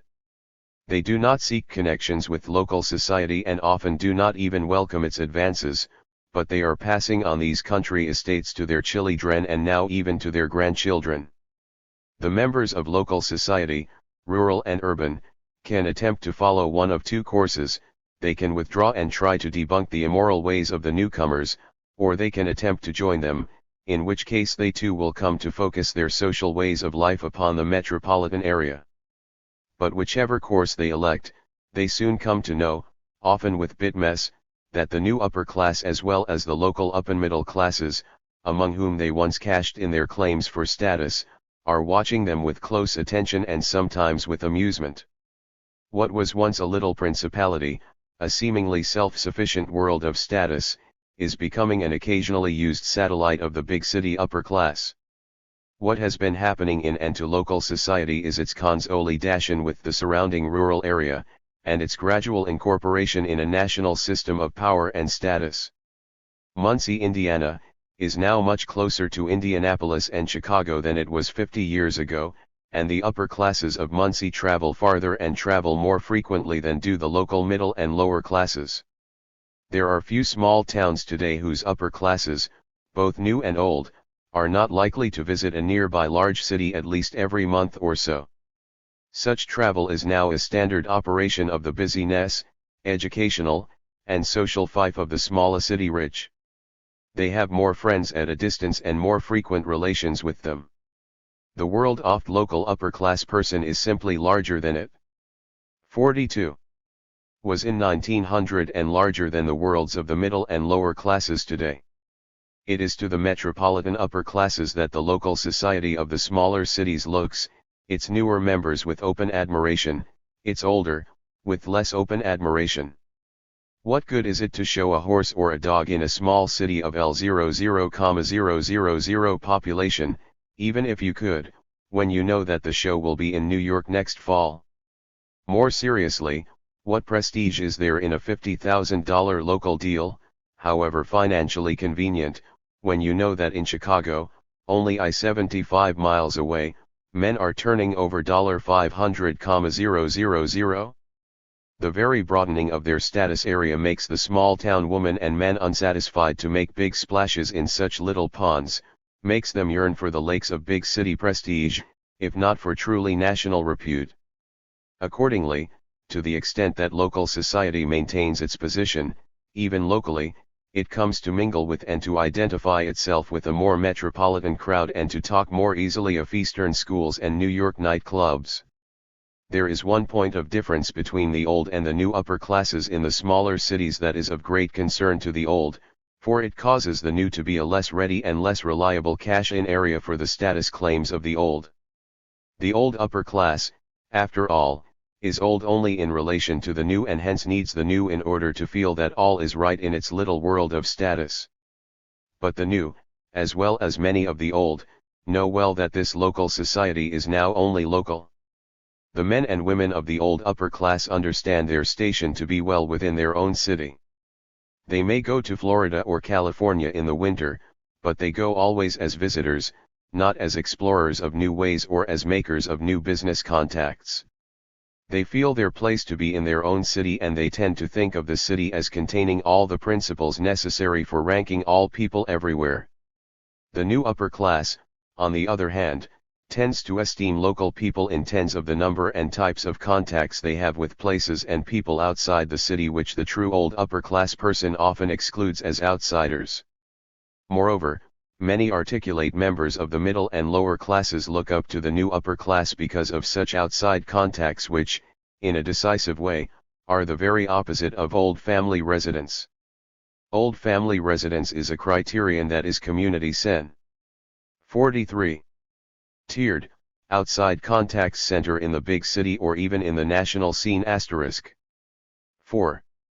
Today outside contacts often center in one very specific and galling reminder of national status and power which exists right in the local city. During the last 30 years, and especially with the business expansions of World War II, the national corporation has come into many of these smaller cities. Its arrival has upset the old economic status balances within the local upper classes.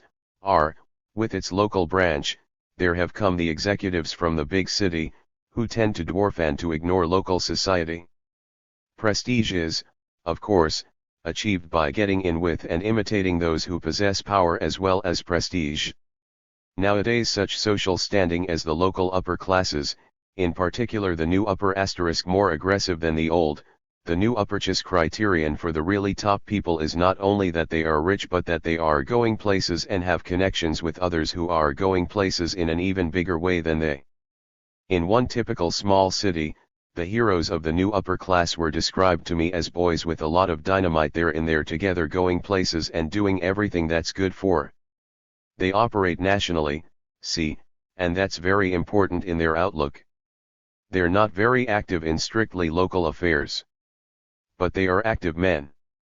They have active investments all over, not money just lying around doing nothing. Stories of old families that have fallen and of active new families that have risen illustrate to the new upper class the workings of democracy and the possibility of anybody with the energy and brains getting ahead. Such stories serve to justify their own position and style, and enable them to draw upon the national flow of official myths concerning the inevitable success of those who know how to work smartly. The old upper classes do not tell such stories, at least not to strangers, for among them prestige is a positive thing in itself, somehow inherent in their way of life, and indeed, their very being. But to the new upper class man, prestige seems something that he himself does not truly possess, but could very well use in his business and social advancement. He tends to see the social position of the old upper class as an instrument for the selling of a project or the making of more money. You can't get anything done in this town without them. The handles on those names are very important. Look, if you and I go out on a project in this town, or any other town, we've got to have names with handles. Investors, proprietors, and so on, they just hold back until we do that. Otherwise, if we had the finest project in the world, it would be born dead. 44. Classes, may secure, is increasingly obtained through association with the leading officials of the great absentee-owned corporations, through following their style of living, through moving to their suburbs outside the city's limits, attending their social functions. Since the status world of the corporation group does not characteristically center in the local city, local society tends to drift away from civic prestige, looking upon it as local stuff. In the eyes of the new upper class, the old social leaders of the city come gradually to be displaced by the corporation group. The local upper classes struggle to be invited to the affairs of the new leaders, and even to marry their children into their circles. One of the most obvious symptoms of the drift is the definite movement of the local upper class families into the exclusive suburbs built largely by the corporation managers. The new upper class tends to imitate and to mingle with the corporation group. The bright young men of all educated classes tend to leave the small city and to make their careers within the corporate world. The local world of old upper class is simply bypassed. Such developments are often more important to women than to men. Women are frequently more active in social and civic matters, particularly in those relating to education, health, and charities, if for no other reason than that they have more time for them. They center their social life in the local cities because it is the thing to do, and it is the thing to do only if those with top prestige do it. Local women, however, gain little or no social standing among the corporate elite by participating in local affairs, since the executives' wives, corporation and city-centered, do not concern themselves with local society, nor even with such important local matters as education, for they send their own children to private schools or, on lower executive levels, to their own public schools in their own suburbs, distinct and separate from the cities. A typical local woman could work herself to the bone on civic matters and never be noticed or accepted by the executives' wives. But if it became known that by some chance she happened to be well acquainted with a metropolitan celebrity, she might well be an. Local women often participate in local and civic affairs in order to help their husband's business, but the terms of the executive's success lie within his national corporation. The corporate officials. 45. Have very few business dealings with strictly local businessmen. They deal with distant individuals of other corporations who buy the plant's products or sell it materials and parts. Even when the executive does undertake some deal with a local businessman, no social contact is required unless it is part of the corporation's goodwill policy.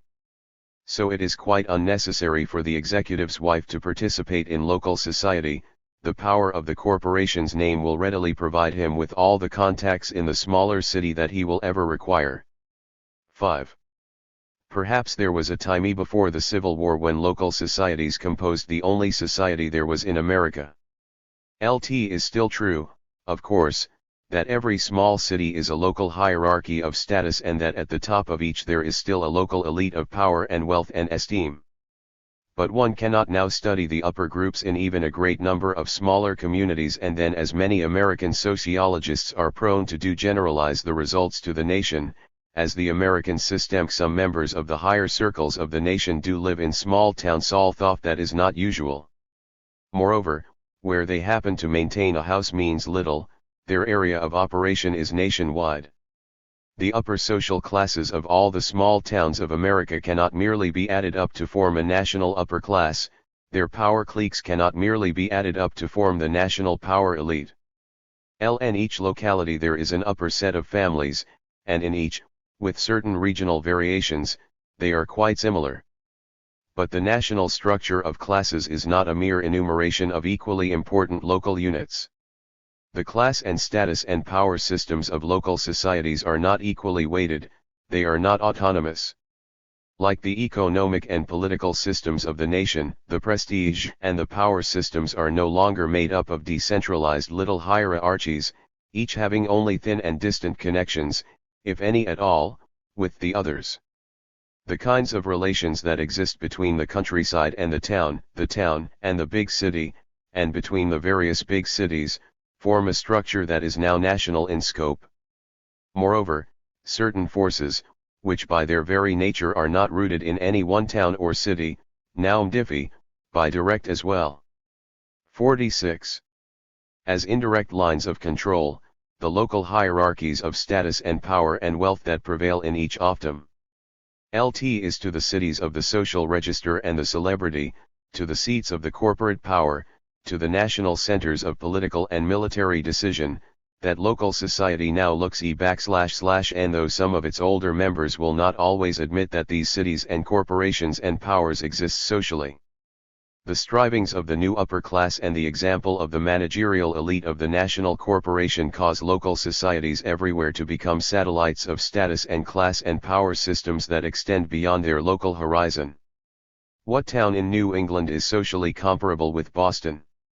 What local industry is economically comparable with General Motors? What local political chief with the political directorate of the nation? 3.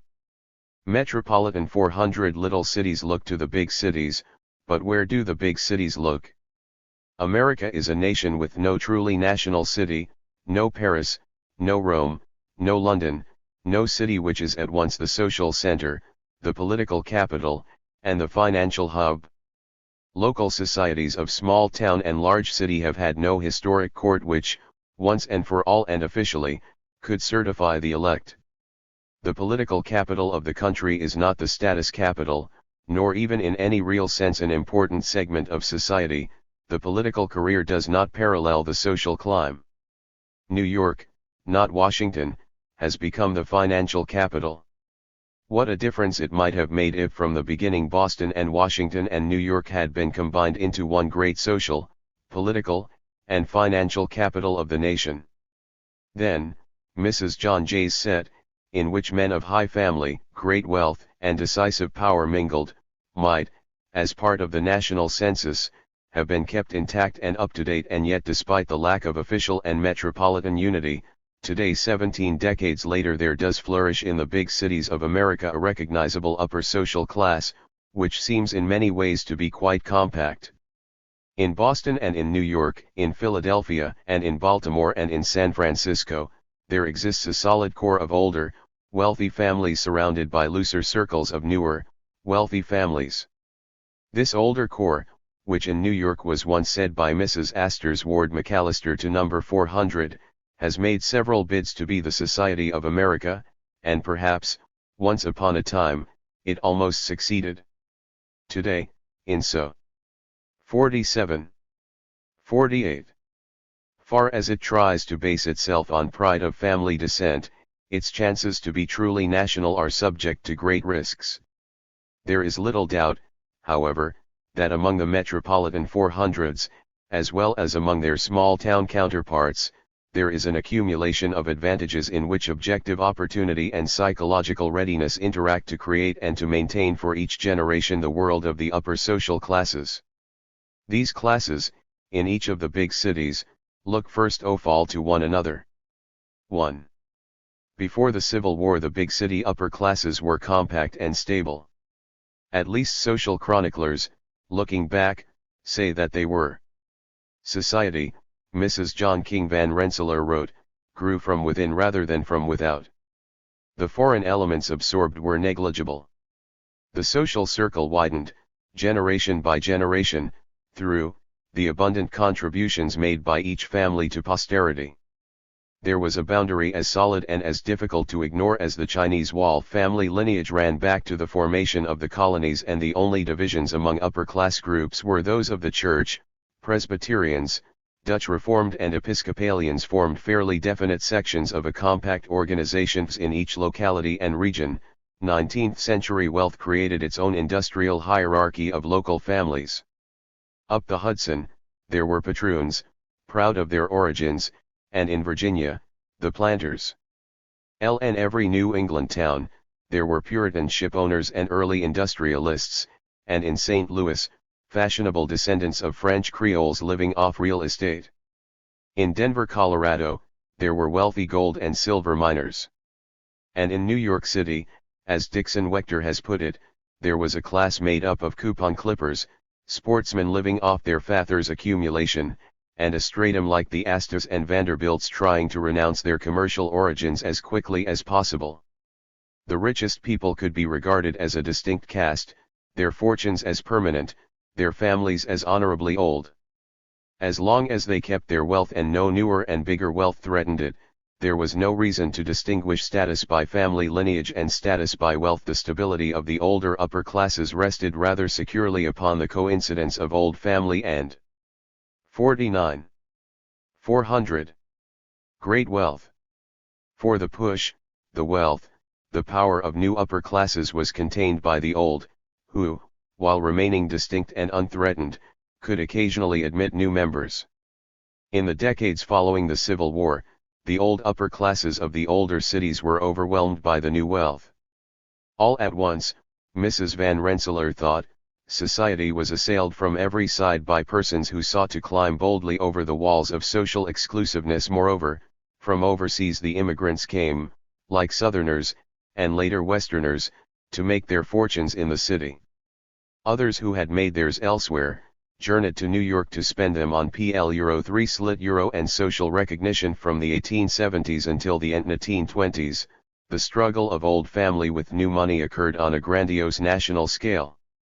Those families that were old because they had become wealthy prior to the Civil War attempted to close up their ranks against the post-Civil War rich. They failed primarily because the new wealth was so enormous compared with the old that it simply could not be resisted. Moreover, the newly wealthy could not be contained in any locality. Like the broadening national territory, new wealth and PL, W Euro T-111 family and now in corporate form as well grew to national size and scope. The city, the county, the state could not contain this socially powerful wealth. Everywhere, its possessors invaded the fine old families of metropolitan society. All families would seem to be rather old, but not all of them have possessed wealth for at least 2 but preferably 3 or 4 generations. The formula for old families in America is money plus inclination plus time. After all, there have only been some 6 or 7 generations in the whole of United States history. For every old family there must have been a time when someone was of that family but it was not old. Accordingly, in America, it is almost as great a thing to be an ancestor as to have an ancestor. It must not be supposed that the pedigreed families do not and have not admitted unregistered families to their social circles, especially after the unregistered have captured their banking firms. It is only that those whose ancestors bought their way into slightly 50. Older families only 2 or 3 generations ago now push hard to keep out those who would follow suit. This game of the old rich and the parvenu began with the beginning of the national history, and continues today in the small town as in the metropolitan center. The one firm rule of the game is that, given persistent inclination, any family can win out on whatever level its money permits. Money sheer, naked, vulgar money has with few exceptions won its possessors entrance anywhere and everywhere into American society. From the point of view of status, which always tries to base itself on family descent, this means that the walls are always crumbling. From the more general standpoint of an upper social class of more than local recognition, it means that top level is always being renovated. It also means that, no matter what its pretensions, the American upper class is merely an enriched bourgeoisie, and that, no matter how powerful its members may be, they cannot invent an aristocratic past where one did not exist. One careful genealogist has asserted that at the beginning of the century, there were not 10 families occupying conspicuous social positions in either the moneyed set or the old family set of New York whose progenitors' names appeared on Mrs. John Jay's dinner list. 6 In America, the prideful attempt to gain status by virtue of family descent has been an uneasy practice never touching more than a very small fraction of the population. With their real and invented ancestors, the well-born and the high-born have attempted to elaborate pedigrees and, on the basis of their consciousness of these pedigrees, to keep their distance from the low-born. But they have attempted this with an underlying population which, in an utterly vulgar way, seemed to glory in being low-born, and which was too ready with too many jokes about the breeding of horses to make such pretensions easy or widespread. There has been too much movement of family residence and between occupations, in the lifetime of an individual and between the generations for feeling of family line to take root.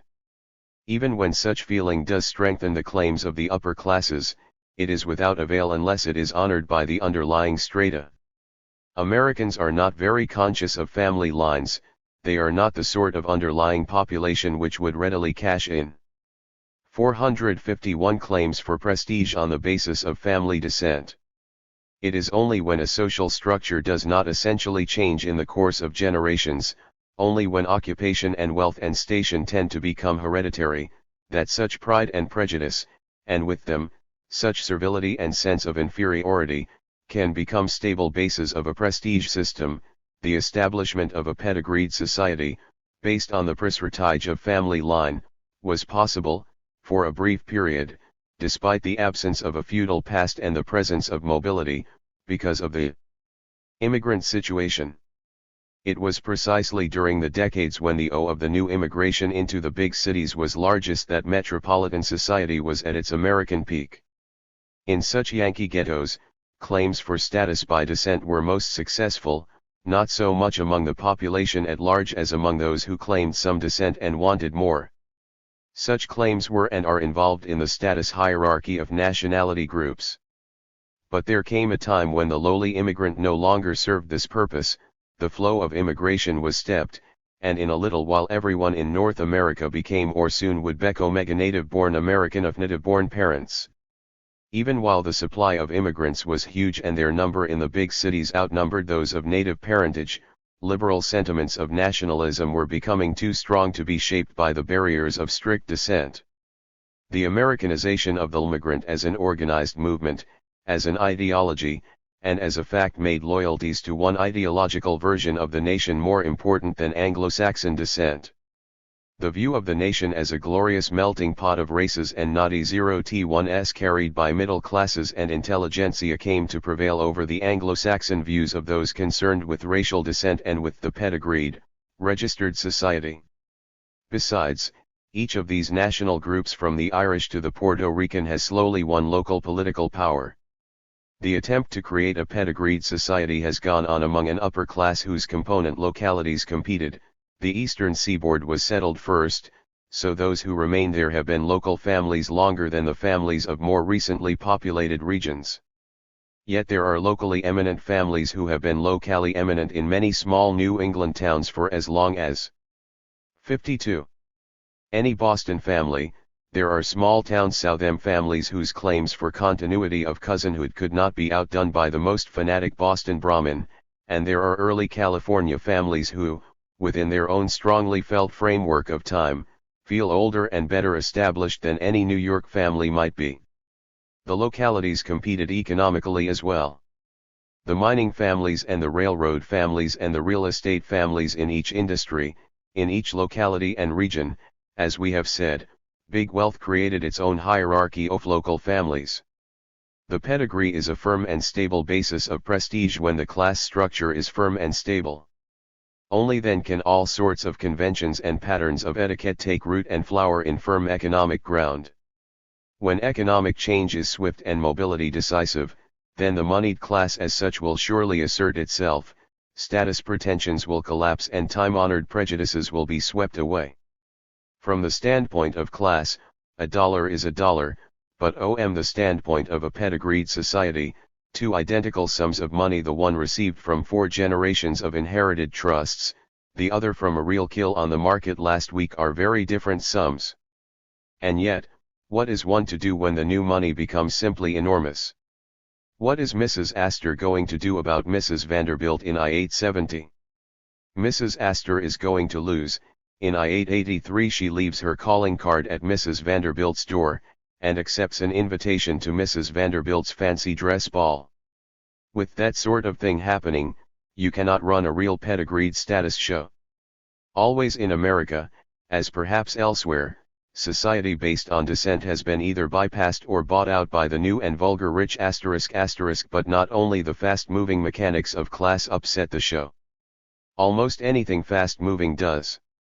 For the conventions of a style of life are important to the prestige of local society, and only where class and status relations are stable can conventions be stabilized. If conventions are truly rigid, then dress becomes costume, and conventions become traditions. High prestige of ancestors, of old age, of old wealth, of antiques, of seniority of residence and membership, and of old ways of doing anything and everything, they go together and together make up the status conventions of a fixed circle in a stable society. When social change is swift, prestige tends to go to the young and the beautiful, even if they are the damned, to the merely different end. 53. 400. Here, in the social context of the self-made man, the parvenu claimed status. He claimed it as a self-made man rather than despite it. In each generation some family-made men and women have looked down upon him as an intruder, a nouveau riche, as an outsider in every way. But in each following generation or the one following that he has been admitted to the upper social classes of duly pedigreed families. 2. The status struggle in America is not something that occurred at a given time and was then done with. The attempt of the old rich to remain exclusively prominent by virtue of family pedigree has been a continual attempt, which always fails and always succeeds.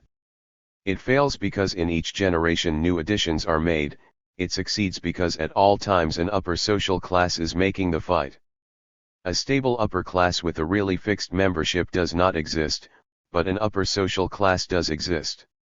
Change in the membership of a class, no matter how rapid, does not destroy the class.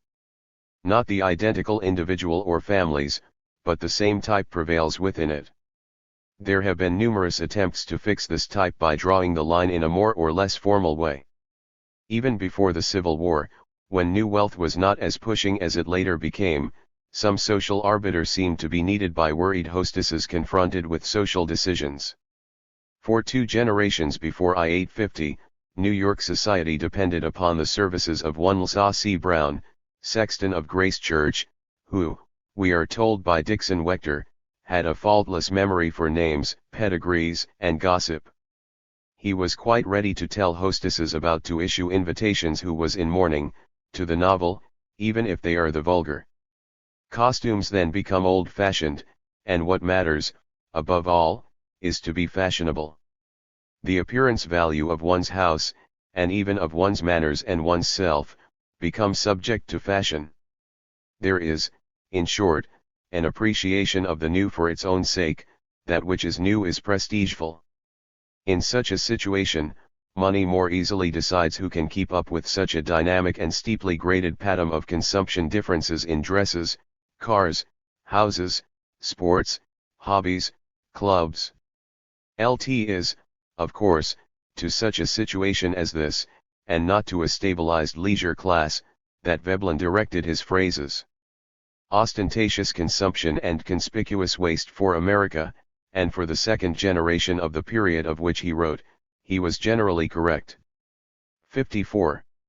Who had gone bankrupt, who had friends visiting them, who were the new arrivals in town and in society. He would preside at the doorstep at parties, and some observers claimed that he possessed a list of dancing young men for the benefit of newly arrived party givers. The extravagant wealth of the post-Civil War period called for a more articulate means of determining the elect, and Ward M. C. Allister, for a time, established himself as selector, in order that society might be given that solidity needed to resist invasion of the flashiest profiteers.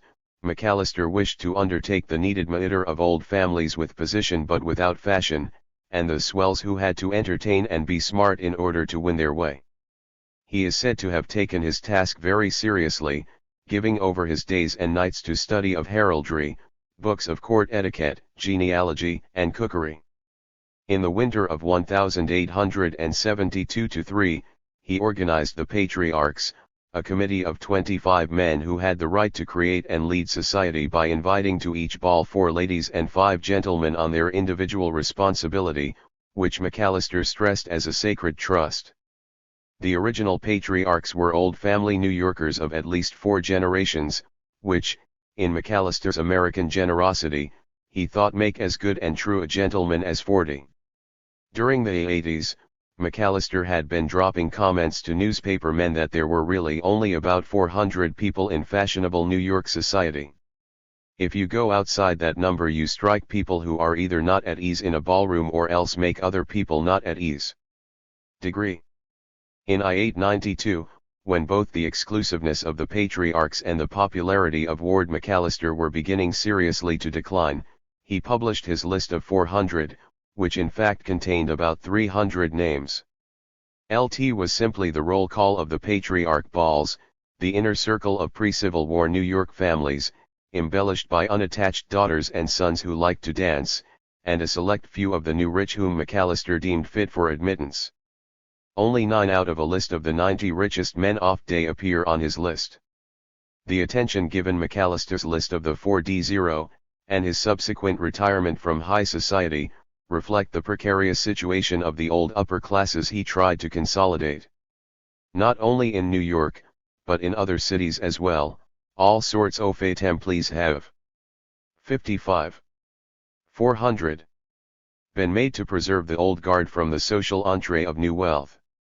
McAllister's demise symbolizes the failure of all these attempts. The only sensible thing that could be done was to admit the new wealth, or at least selected members of it. This, the most successful attempt, the social register, has done. In the Gilded Age of the 1880s, a New York bachelor who had inherited a small life income and a sound though inconspicuous social standing, decided to publish a list of the best people from which advertising was wisely excluded but which merchants might buy. The social register presented a judicious combination of the old with the new, and, with the hearty support of friends among such New York clubs as Calumet and Union, became an immediate success. The first social register of New York contained some 881 families. In due course, lists were published for other cities, and the business of compiling and publishing such lists became incorporated as the Social Register Association. During the 20s, social registers were being issued for 21 cities, but 9 of these were later dropped for lack of interest. By 1928, 12 volumes were being printed in the autumn of each year, and ever since then there have been social registers for New York and Boston, Philadelphia, Baltimore, Chicago, Washington, St. Louis, Buffalo, Pittsburgh, San Francisco, Cleveland, and Cincinnati.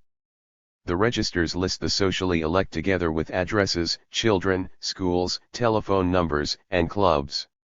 Supplements appear in December and January, and a summer edition is published each June. The association advises the reader to purchase an index containing all the names in all the registers, this being useful insofar as there are many intermarriages among families from the various cities and changes of address from one city to another. The social register describes the people eligible for its listing as those families who by descent or by social standing or from other qualifications are naturally included in the best society of any particular city or cities. The exact criteria for admission, however, are hard to discern, perhaps because, as Wechter has asserted, an efficient impersonality, detachment, and air of secret inquisition surround the social register. A certain anonymity is essen. 56. All to its continued success and prestige, today, the Social Register Association, with headquarters in New York, seems to be run by a Miss Bertha Easternand, secretary of the association's founder the early days. She judges all the names, some to be added, some to be rejected as unworthy, some to be considered in the future. In this work, she may call upon the counsel of certain social advisors, and each city for which there is a register has a personal representative who keeps track of current names, addresses, and telephone numbers. Who are included in the some 38,000 conjugal family units now listed, and why are they included? Anyone residing in any of the 12 chosen cities may apply for inclusion, although the recommendations of several listed families must be obtained as well as a list of club memberships. But money alone, or family alone, or even both together do not seem to guarantee immediate admittance or final retention. In a rather arbitrary manner, people of old family are sometimes dropped, second generations of new wealth which try to get in are often not successful. To say, however, that birth and wealth are not sufficient is not to say that they, along with proper conduct, are not necessary. Moderately successful corporation executives, once they set their minds to it, have been known to get into the register, but the point should not be overstressed. In particular, it ought to be made historically specific. The 30-year span I-890-I-920 was the major period for entrance into the registered circle. Since the first decade of the 20th century, in fact, the rate of admission of new families into the social register, at least in one major city, Philadelphia, has steadily declined. During the first decade of the century, there was a 68% increase. By the decade of 30s, the rate of increase was down to 6%. Those who are dropped from the social register are often so well known that much is made of their being dropped. The arbitrary character of the register is then used to ridicule its social meaning. Actually, Dixon Wechter has concluded, unfavorable publicity seems as near as one can come to the reason for banishment, but this again is applied with more intuition than logic. It is safe to say that anyone who keeps out of columns whatever his private life may be, or clandestine rumors may report, will not fall foul of the social register. 57. 400. With all the seemingly arbitrary selection and rejection, and with all the snobbery and anguish that surrounds and even characterizes it, the social register is a serious listing that does mean something. It is an attempt, under quite trying circumstances, to close out of the truly proper circles the merely nouveau riche and those with mere notoriety, to certify and consolidate these proper circles of wealth, and to keep the chosen circles proper and thus presumably worthy of being chosen. After all, it is the only list of registered families that Americans have, and it is the nearest thing to an official status center that this country, with no aristocratic past, no court society, no truly capital city, possesses.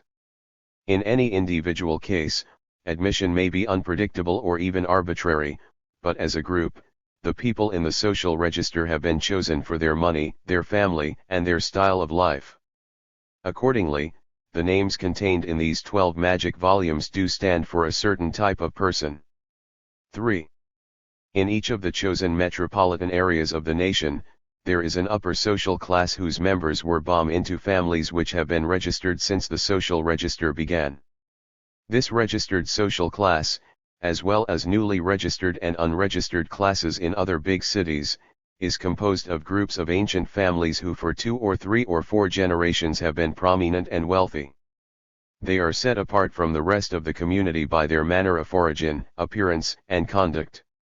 They live in one or more exclusive and expensive residential areas in fine old houses in which many of them were born, or in elaborately simple modern ones which they have constructed.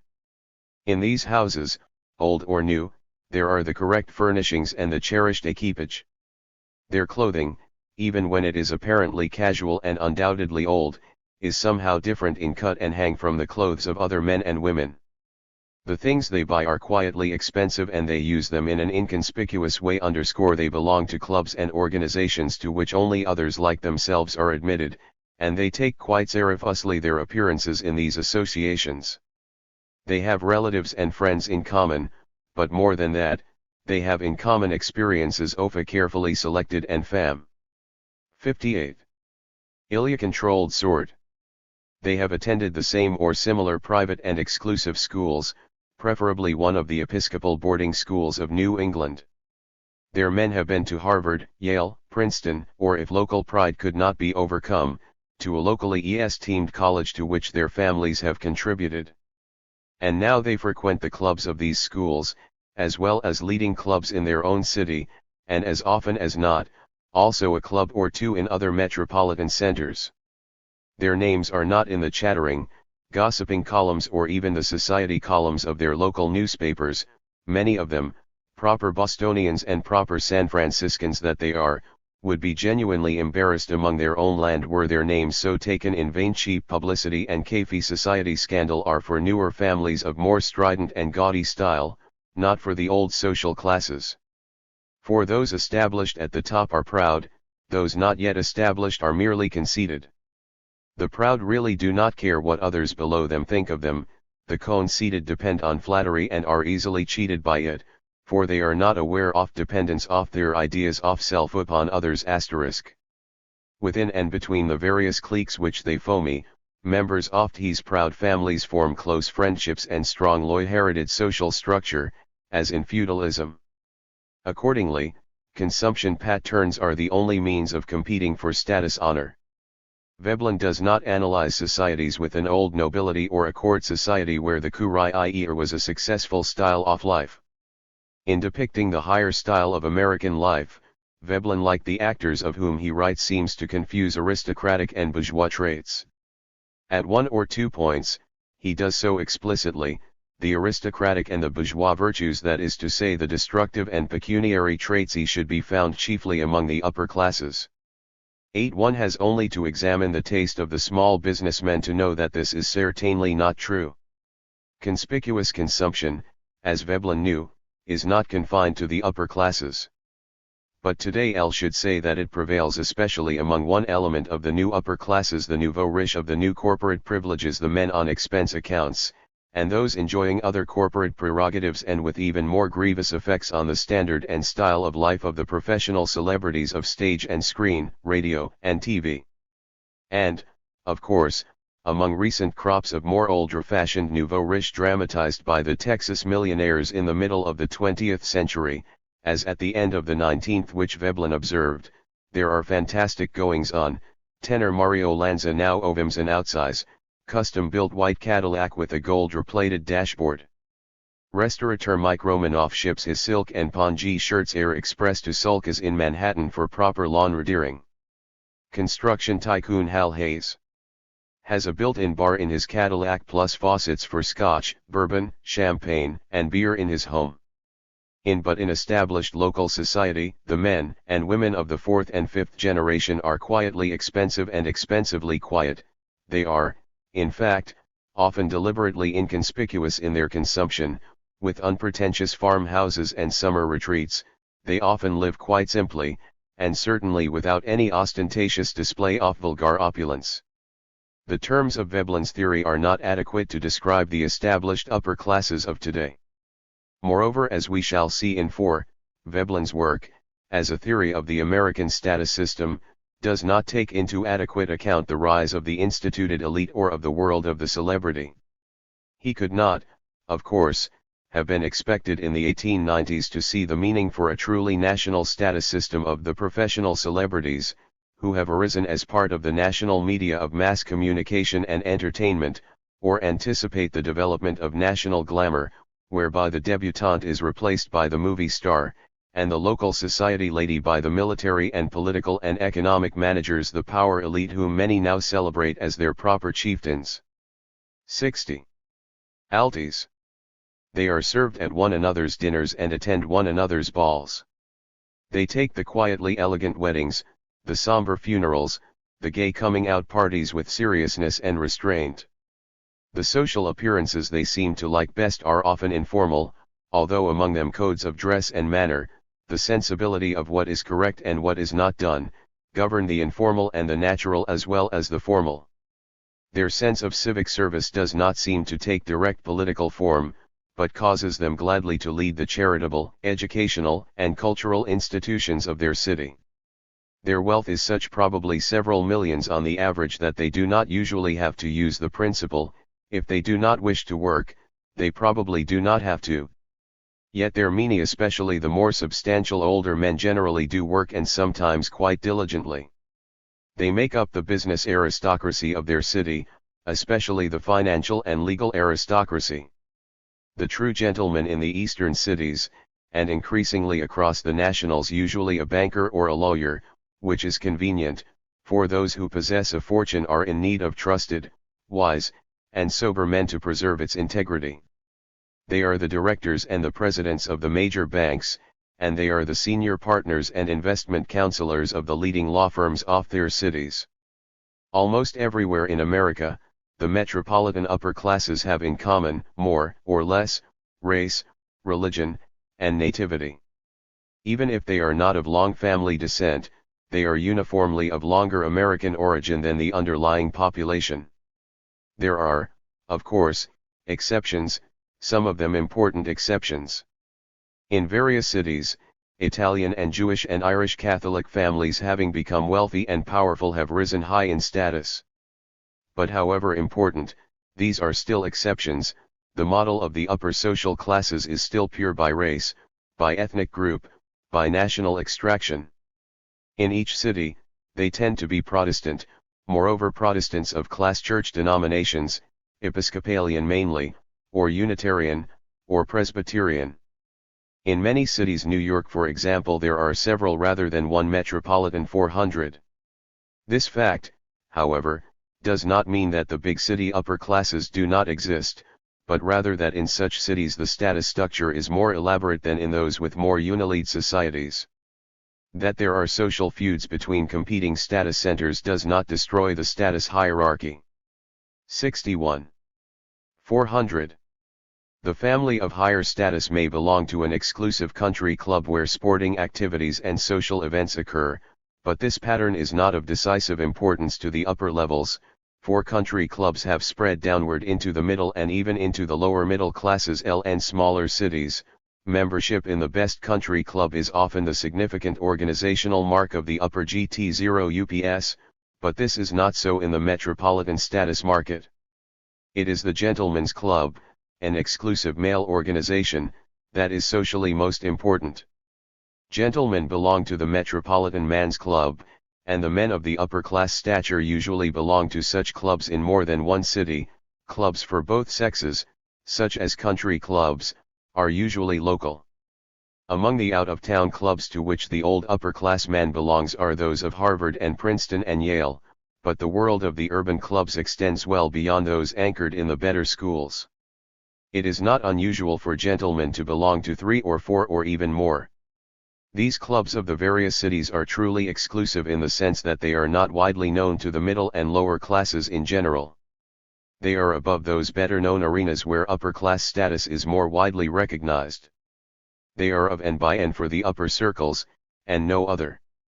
But they are known and visited by the upper circles of more than one city. To the outsider, the club to which the upper-class man or woman belongs is a badge of certification of his status.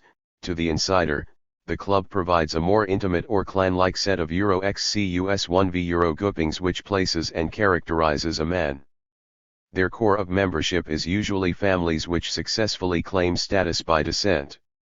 From intimate association with such men, newer members borrow status, and in turn, the accomplishments of the newer entrants help shore up the status of the club as a going concern. Membership in the right clubs assumes great social importance when the merely rich push and shove at the boundaries of society, for then the line tends to become vague, and club membership clearly defines exclusiveness. And yet the metropolitan clubs are important rungs in the social ladder for would-be members of the top status levels.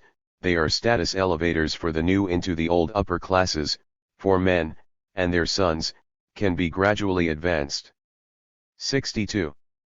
From one club to the next, and so, if successful, into the inner citadel of the most exclusive. They are also important in the business life within and between the metropolitan circles. To many men of these circles, it seems convenient and somehow fitting to come to important decisions within the exclusive club. The private club, one national magazine for executives recently put it, is becoming the businessman's castle. The metropolitan upper classes, as wealthy classes having control of each locality's key financial and legal institutions, thereby have business and legal relations with one another. For the economy of the city, especially of a metropolitan area, is not confined to the city. To the extent that the economy is national and big city centered, and to the extent that the upper classes control its key places of big city $CL$IOI1L institutional hierarchies, most of these are government and business officials, although many are involved in both domains. There is also a small scattering of scientists, medical men, educators, telegraphists, and labor leaders. 8. 2. As a social grouping, the Metropolitan 400 has been supplemented and displaced, but as individuals and as cliques, they have become part of the national system of prestige. That system does not now center in the several Metropolitan 400s. For if, as we have said, the 400s of various cities can find no one city to which to look, in all cities, large and small, they can all look to the nat one nally celebrated, and those among them with the inclination and the money can join the world of celebrity. What many local observers assume to be the decline of the big city upper classes is, in fact, the decline of the Metropolitan 400 as the most emphatic public bearer of prestige. Members of the 400 do not become part of this national system, they must withdraw into quiet local islands, living in another dimension than that of industrial and political power. Those who would now claim prestige in America must join the world of the celebrity or fade from the national scene. The Metropolitan 400 reached its peak of publicized prestige as the top of the national system of prestige about the turn of the century. In the 80s and 90s, the older families had contended with newer families of wealth, but by World War I these newer families had gotten in. Today, the new wealthy of the P0STA Civil War period are among the established upper classes of various big cities all over the country.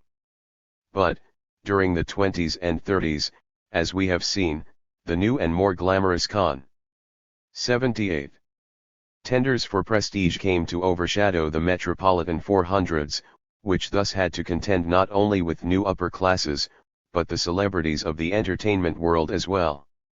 Even before the 20s, complaints and reminiscences by members of the 400 began frequently to be heard. But all this is by no means to say that there is no longer a Metropolitan 400. In fact, One feature of cafe society has remained the celebrated socialites as well as the society-minded celebrities who inhabit it. The prestige of the Metropolitan 400 within cafe society is revealed by the fact that many people of older society and wealth could gain entree but do not care to do so, but it is also true that the old certainty of position is no longer so firm among those who do not care to enter the ranks of the new celebrated. The Metropolitan 400 has not declined at the same rate in all the major cities. The center of its decline, and its replacement in public view by cafe society, has been New York City, and generally in the Middle West, which apes the East. In Philadelphia and in the South, its decline has proceeded more slowly. Society is quite diverse. In Atlanta, the club you belong to counts. In Washington, anyone of tissue is society. In Detroit, it is who you are in the auto industry. In Miami, it's simply your Dun and Bradstreet rating. In Los Angeles, the new society is intertwined with the movie colony. One thing that's forced us to change, explains the Los Angeles Examiner's society editor Lynn Spencer, is that now when Eastern socialites come west, they're more interested in seeing our movie stars than in meeting our own Western society. In New York, the old Knickerbocker society has virtually withdrawn from the ostensible social scene, but, in Chicago it was still possible in 1954 for some 200 pedigreed socialites, all supposedly with firm dinner rights, to know that Mrs. Chauncey McCormick, who serves impeccable dinners on gold plate and Lowestoft china, was queen of society, which they formed the main drift in status, however, is clearly revealed by the parade of women who have been given American acclaims. The type of woman known as the salon lady who passes before us in the pages of Proust has never been known in Amer Ica. The salon lady was the status representative of the household she commanded. As hostess, she judged who was and who was not to be admitted socially to it. If she gave birth to children, private. 79. Tutors, not she, educated them. And in her salon, where courtiers jousted with one another intellectually for her attention, the value and the fact of monogamous virtue frequently broke down. Eroticism became a sort of competitive sport in which women and men conquered one another in ways that were intriguing and exciting. Apart from stray figures like Mabel Dodge of Lower Fifth Avenue and Taos, New Mexico, there have not been women who ran genuine salons in the sense that salons were run as artistic and intellectual centers in Europe. The drawing rooms of the most famous American society ladies have been more often peopled by bores than by dilettantish €1 lals. They have, of course, contained a few dandies in the sense known to Savile Row and the boulevards of Paris, but their forte, as Dixon Wechter put it, has most usually been the mimicry of personalities, and their fame in repartee has rested upon the affinity between stammering and drollery. 5. The dominant type of society man in America between the Civil War and World War I was rather the dancing man, the cotillion leader, and accordingly, discussion, let alone the type heard in the salon, has not played a noticeable part in the life of the American society lady. The society lady, who held the balls and arranged the advantageous marriage for her daughter, was queen for only a relatively short period and only among a rather small public. The fashionable lady may have longed for publicity, but as a fashionable lady she did not have much of a chance to get it. By the 20s, when the mass media began their work with serious consequences, the society lady knew that her brief national time was over. The leading figure of Metropolitan 400 during the 20s and 30s was the debutante. Traditionally, the debut was for the purpose of introducing a young girl of high family to an exclusive marriage market, and hence perpetuating the set of upper families as an exclusive circle. In I-938, about L000 debuts were made, at an average cost of $8,000 each, but they could not really compete as spectacles with Hollywood. As a status model, the debutante declined, not only because of the competition of the more entertaining glamour girls of the fashion industry and cafe society, but because by the middle 30s the Metropolitan 400, as based on family lineage, had so diminished in social exclusiveness that the debutante had no society into which to make her debut. Or 80. At least, it did not seem a well enough defined society. By I-938, The editors of Fortune were noting that the vanishing of polite society left the debutante all dressed up with no place to go. Some debutantes of the 30s tried to compete with Hollywood. They hired press agents who saw to it that their pictures were in the newspapers and articles about them were printed in the national magazines. The trick, Elsa Maxwell has said, was to look so bizarre and so extreme that the truck drivers gasp, but the ever-present cameraman will be bound to flash a bulb. 7. As glamorous members of the younger set, interested in charities and horse racing, their faces with complexions as translucent as alabaster appeared, endorsing soap in the women's magazines. Grade A debutantes not only frequented Midtown East Side bars, but also worked as mannequins and even as salesgirls in exclusive shops. But their very use by advertising media and fashion industry revealed the ambiguity of their social distinction. Perhaps the extravagant private ball and the publicity that attended the debut of Brenda Frazier signified both the height of the debutante as a publicized American woman and the demise of the debutante's monopoly on glamour. Today the debutante is frequently not introduced to society at private parties at her parents' sumptuous home. She comes out along with 99 other girls at a large subscription dance in a hotel. The assembly line of interlocking subscription dances is not so automatic that it will produce a debutante no matter who is put into it. There are 10 committees guarding the approaches to the debut in New York, though a girl need not pass muster with more than live. J20 to these subscription dances are attached most of the social secretaries, who keep lists of sub-debs and debutantes and eligible boys and arrange coming-out parties. Business magazines advise executives as to when and how to arrange for their daughter's debut, even if they are not listed in the social register. If the executive goes about it right, he is assured, his daughter can be considered as successfully launched socially as if she were a blue blood too. There are still private debuts, but the mass debuts now predominate, and probably will so long as society as a well-organized, clearly defined group does not exist after the debutante year. Yet the year of debut is still of social importance, no matter how standardized, since everything's got to that short period, because after that it disintegrates in so far as the more socially prominent makes her debut into anything that will give makes it into cafe society. And, in so far as she must compete with the other glamorous. 81. Be crammed into modem debutante. Her celebrity, she is celebrated wide occupants of cafe society.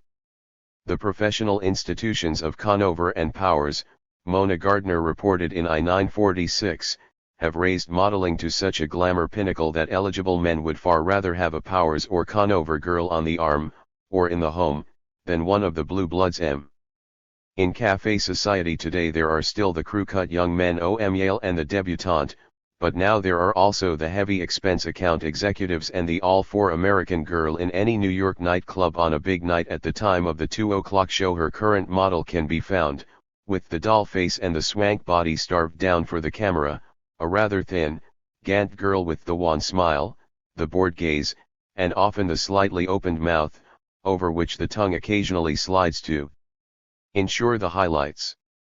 She seems, in fact, always to be practicing for those high, nervous moments when the lens is actually there. The terms of her competition are quite clear. Her professional stance is the stance of the woman for whom a haughty kind of unconquerable eroticism has become a way of life. It is the expensive look of an expensive woman who feels herself to be expensive. She has the look of a girl who knows her fate rests quite fully, even exclusively, upon the effect of her look upon a certain type of man. This is the Queen all-American girl whether she be debutante or fashion model or professional entertainer, sets the images of appearance and conduct which are imitated down the national hierarchy of glamour, to the girls carefully trained and selected for the commercial display of erotic promise, as well as to the young housewife in the kitchen. While the public, by its imitation, openly supports her image as a piece of very fancy sex, it is duly shocked when disclosures are occasionally made revealing the commercial fulfillment of this promise. But how could it be otherwise? The model's money does not add up to much. But the men she meets have money, and her tastes quickly become expensive. The men she meets control careers, and she wants a career. 82. She is of but not solidly in, the world of breakfasts at noon and the long lunch. The 3LL*ATLJ Euro LLC 3I1 girl sits at the TCP of Cafe Society, and Cafe Society, we must remember, is a profitable set of businesses, supported by executives on expense accounts. And so the imitators of the Queen sometimes become expense account girls. No new American woman of Theodore Dreiser's era knew as well as the all-American girl knows that the wages of sin might easily be suc ess.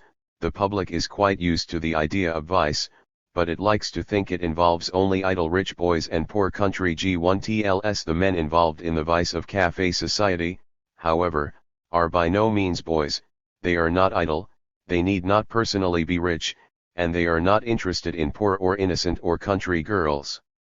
The women involved are not exactly girls, they may have come from smaller cities, but they are now very much big city, they are not innocent, and they are not exactly poor. One easily forgets that the underside of the glamour of Cafe Society is simply a service trade in vice.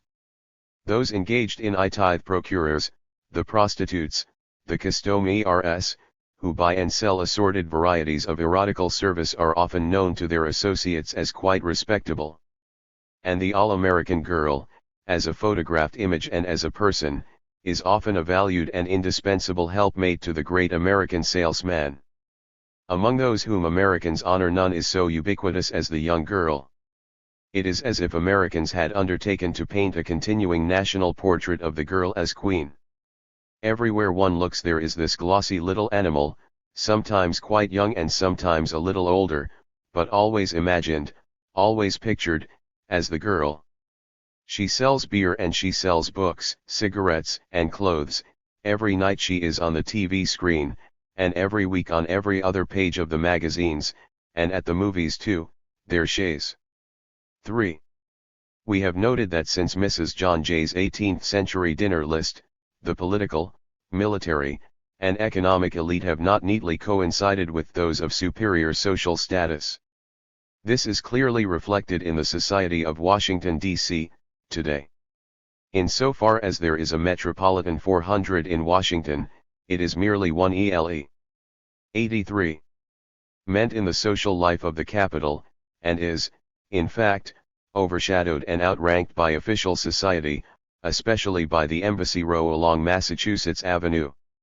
Yet not all officials take society seriously, and some avoid it altogether. Moreover, key officials, regardless of social qualifications, must be invited, and, given the facts of politics, the turnover rate is high if Cafe Society and all that it represents has invaded and distracted New York society.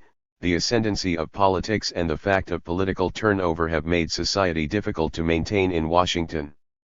There is nothing that could be called Cafe Society in Washington, the key affairs are in private houses or in official residences, and most elaborately in the embassies with their titled attachés. In fact, there is no really firm lineup of society in Washington, composed as it is of public officials and politicians, of familied hostesses and wealthy climbers, of widows with know-how and ambassadors with unofficial messages to impart. Yet prestige is the shadow of money and power. Where these are, there it is. Like the national market for soap or automobiles and the enlarged arena of federal power, the national cash-in area for prestige has grown, slowly being consolidated into a truly national system. Since the men of the higher political, economic, and military circles are an elite of money and power, they accumulate a prestige that is considerably above the ordinary. All of them have publicity value and some of them are downright eminent. Increasingly, by virtue of their position and by means of conscious public relations, they strive to make their names notable, their actions acceptable, their policies popular. And in all this, they tend to become national celebrities. Members of the power elite are celebrated because of the positions they occupy and the decisions they command. They are celebrities because they have prestige, and they have prestige because they are thought to have power or wealth. It is true that they, too, must enter the world of publicity, become material for the mass media, but they are sought as material almost irrespective of what they do on and to these media. The prestige of the congressman, John Galbraith has remarked, is graded by the number of votes he controls and by the committees he is on. The official's importance is set by the number of people working under him. The prestige of businessman is 84. Measured less by his wealth or his income, although, of course, these are important than by the size of his business. He borrows his prestige from the power of his company as measured by its size, and from his own position in its hierarchy.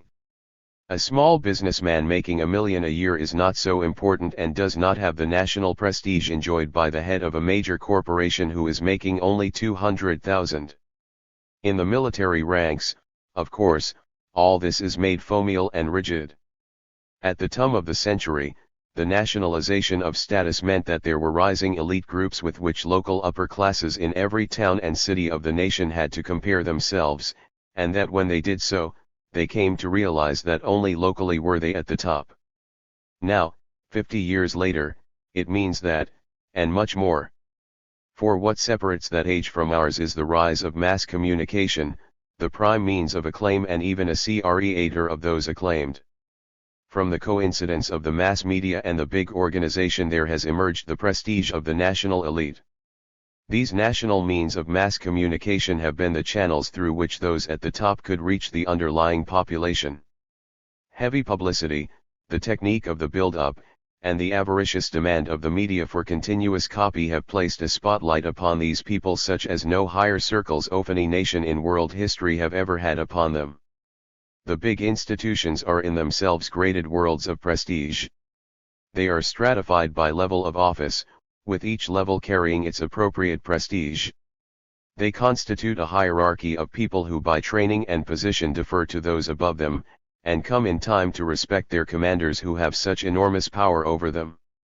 No one can have such an organized deference group below him, and possess such powers of command as it provides, without also acquiring prestige among those who are directly off big institution itself. Instead of servants, there is the row of private secretaries, instead of the fine old house, the paneled office, instead of the private car, the company's limousine, the agency's chauffeur, the Air Force's motor pool. Frequently, of course, there are both the fine old house and the paneled office. Yet the prestige of the elite is, in the first instance, a prestige of the office they command rather than of families to which they belong. 85. The position held in the national corporation has become a major basis for status claims. The corporation is now the organized power center of the propertied classes, the owning and managerial elites of the big city upper class, as well as the members of local society, now tend to look to the corporation in claiming and in assigning prestige to one another, and from it they derive many of the status privileges they enjoy inside the corporation and outside it among other corporate worlds as well as in the country at large. They gain the prestige off their positions. As the national state becomes enlarged, the men who occupy the command posts within it are transformed from merely dirty politicians into statesmen and administrators of note. Of course, it is true that the status pretenses of politicians have to be held carefully in curb. High political figures, even when it goes against their status grain, have had to learn to be folksy, and, to the standpoint of more ceremonial codes, vulgar in their tone of speech and style of life. Yet as the power of political institutions becomes greater, the men at the top become celebrities in a national system of prestige that cannot very well be resisted. As military men have become more powerful during the wars and during the warlike interludes between, they too have joined the new national prestige scheme. They, as well as policemen, derive such importance as they have from the simple fact that violence is the final support of power and the final resort of those who would contest it. Only when revolution or crime threaten to disturb domestic order does the police captain, and only when diplomacy and war threaten international order, do the generals and admirals, come to be recognized for what at all times they are, indispensable elements of the order of power that prevails within and between the national states of the world. A nation becomes a great power only on one condition, that its military establishment and resources are such that it could really threaten decisive warfare. In the rank order of states, a nation must fight a great war successfully in order to be truly great. The effective force of what an ambassador says is a rather direct reflection of how mighty the general, how large and effective the fighting force standing back of him, is supposed to be. Military power determines the political standing of nations, and to the x. 86. 10th that nationalism is honored, to that extent generals and admirals share decisively in the system of national honor. The public prestige of these various institutions varies, and accordingly the prestige of their elites. The prestige of public office and military P0 City 0N, for example, is higher in times of war, when business executives become $a-year men and railroad colonels, and all groups rally behind the militant state at war. But when business as usual prevails, when businessmen leave government to others, public office and military status have often been vilified, as the prestige of public employment is deflated in favor of big business. During the 20s the president of General Electric apparently was considered too valuable a man to be president of the United States, and, even during the 30s, members of the mere cabinet of the United States were not always to be placed on an equal footing with members of very rich families, yet this in his inside circle of business and legal associates, Ld. Tarbell has noted of Owen D. Young, while everyone agrees that he would make a great president, there is a feeling that he is too valuable a public servant where he is, to be, as one man put it to me, spoiled by the presidency. He has other admirers that intimate as much, Will Rogers, who wants to keep him to point to with pride, Dr. Nicholas Murray Butler, who in introducing him in the fall of I-930 at a complimentary dinner said, "Our guest of honor is a public servant, although he holds no office. Whether the public servant receives office or not is accidental, and if this public servant by accident does assume office, as likely as not it is apt to reduce a great deal of the public servant's public, LLS service." Mr. Young stated in his own Economic Metaphysics in L93L, a certain amount of horseplay seems to be required as stage effect for the functioning of democratic government. The world has learned that it can afford a certain amount of horseplay in politics. LT is awakening to the realization that it cannot have horseplay in economics. Charming as politics may be at times on the stage, she is often petulant and petty in the dressing rooms. Nothing is clearer, from the experiences of the last 10 years, than the necessity of keeping our economic machinery and especially our finance free from the domination and control of politics too. Lack of esteem for political office when compared with high corporate position has been changing and will change more as the several elites come closer together within the state, and all of them learn better how to avail themselves of the means of public ity well within their powers to buy, command, or otherwise use. Those whose power or wealth exceeds their reputation will all the more readily become engaged in the means of publicity. More and more they play to the microphone and the lens as well as the news conference. 4. Those who are familiar with the humanities, we should recall, often shy at the word prestige, they know that in its origins it means dazzling the eye with conjuring tricks. Prestige, it is often held, is a mysterious force. Whatever has been a ruling power in the world, Gustave Le Bon once remarked, whether it be ideas or men, has in the main enforced its authority by means of that irresistible force expressed by the word prestige. Prestige in reality is a sort of domination exercised on our mind by an individual, a work, or an idea. This domination paralyzes our critical faculty and fills us with astonishment and respect. T32 Mr. Gladstone much preferred honor to prestige. But, of course, as Harold Nicholson has noted, the meaning of prestige varies in the several countries of the Western world. Moreover, men of power do not want to believe that prestige is merely some burr of the cabinet, aside from the Hulls, who was considered worthy of inclusion among the elect. But J.P. Morgan was there and John D. Rockefeller, R. and Mrs. Cornelius Vanderbilt, etc. The rest of the members of the cabinet milled about with the common herd down on the lawn, some 1,500 of them, and at not too frequent intervals the king and queen would graciously go down among the herd boiarg here and there and being introduced to some of the more see lecture. 88. Thing nice that is given to the powerful. They want their prestige to imply that other people are prepared to believe in their power without that power having either to be demonstrated or exercised. But still this conception is neither complete nor satisfactory.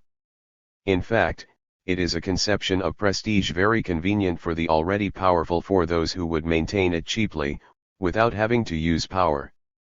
And, of course, it is convenient for such people to believe that their repute is based on amiable virtues rather than past power. Yet it is true that the power of guns or of money is not all there is to prestige. Some reputation must be mixed with power in order to create prestige. An elite cannot acquire prestige without power, it cannot retain prestige without reputation. Its past power and success builds a reputation, on which it can coast for a while. But it is no longer possible for the power of an elite based on reputation alone to be maintained against reputation that is based on power. If the prestige of elite circles contains a large element of moral reputation, they can keep it even if they lose considerable power. If they have prestige with but little reputation, their prestige can be destroyed by even a temporary and relative decline of power. Perhaps that is what has happened to the local societies and metropolitan 400s of the United States. L.N. His theory of American prestige, Thorstein Veblen, being more interested in psychological gratification, tended to overlook the social function of much of what he described. But prestige is not merely social nonsense that gratifies the individual ego, it serves, first of all, a unifying function. Many of the social phenomena with which Veblen had so much fun, in fact most status behaviors, serve to mediate between the elite of various hierarchies and regions. The locales of status are the meeting places for various elites of decision, and leisure activities are one way of securing coordination between various sections and elements of the upper class. Like high families and exclusive schools, status activities also provide a marriage market, the functions of which go well beyond the gratifications of displayed elegance, of brown orchids and white satin. They serve to keep a propertied class intact and 89. Scattered, by monopoly of sons and daughters, anchoring the class in the legalities off blood lines.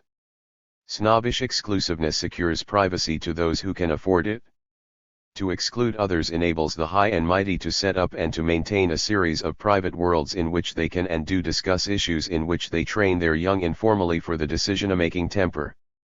In this way they blend impersonal decision-making with informal sensitivities, and so shape the character structure of an elite. There is another function today, the most important prestige and of status conduct. Prestige buttresses power, turning it into authority, and protecting it from social challenge.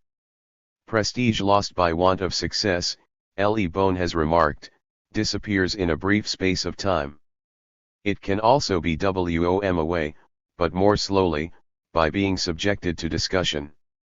From the moment prestige is called in question, it ceases to be prestige. The gods and men who have kept their prestige for long have never tolerated discussion. For the crowd to admire, it must be kept at a distance. Power for power's sake is psychologically based on prestige gratification. But Veblen laughed so hard and so consistently at the servants and the dogs and the women and the sports of the elite that he failed to see that their military, economic, and political activity is not at all funny. In short, he did not succeed in relating a view of their power over armies and factories to what he believed, quite rightly, to be their funny business. He was, in my view, not quite serious enough about status because he did not see its full and intricate importance to power.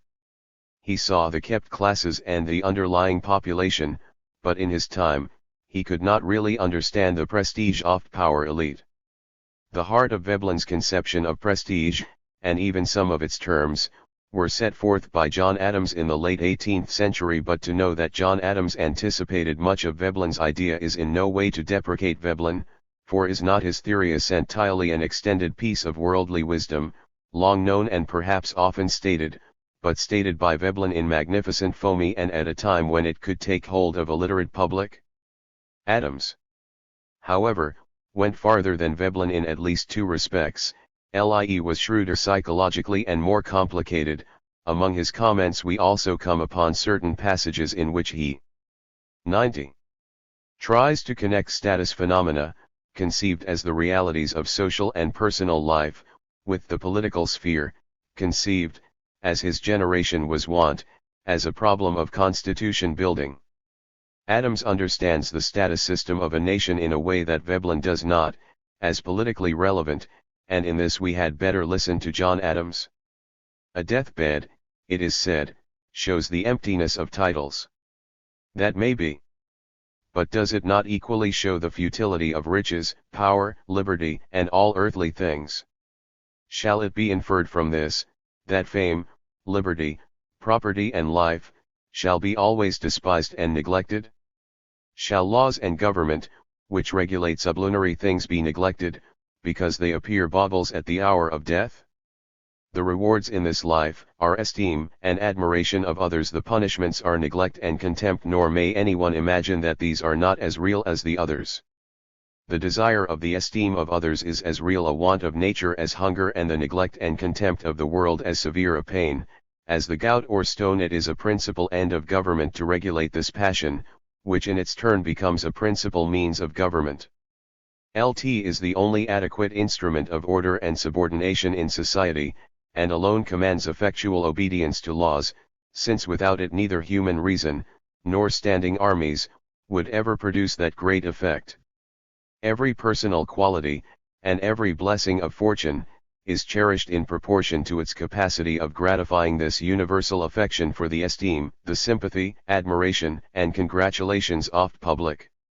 Opportunity will generally excite ambition to aspire, and if even an improbable case should happen of an exception to this rule, danger will always be suspected and apprehended, in such circumstances, from such causes.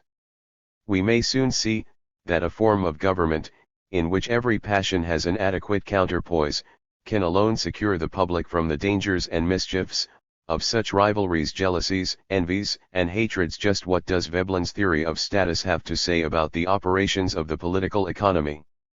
The Metropolitan 400 about which Veblen wrote did not become the center of a national system of prestige. The professional celebrities of mass media are 91. Without power of any stable sort, and are in fact ephemeral figures among those we celebrate. Yet there is an elite demand for some sort of organization of enduring and stable prestige, which Veblen's analysis misses. It is a need quite consciously and quite deeply felt by the elite of wealth, and especially the elite of power in the United States today. During the 19th century neither the political nor the military elite were able to establish themselves firmly at the head or even near the head of a national system of prestige. John Adams's suggestions, which leaned in that direction, were not taken up. Other forces and not any official system of distinction and honor have given such order as it has had to the American polity. The economic elite, for this very reason it is uniquely significant, rose to economic power in such a way as to upset repeated attempts to found national status on enduring family lines. But in the last 30 years, there have been signs of a status merger among the economic, political, and military elite. As an elite of power, they have begun to seek, as powerful men everywhere have always sought, to buttress their power with the mantle of authoritative status.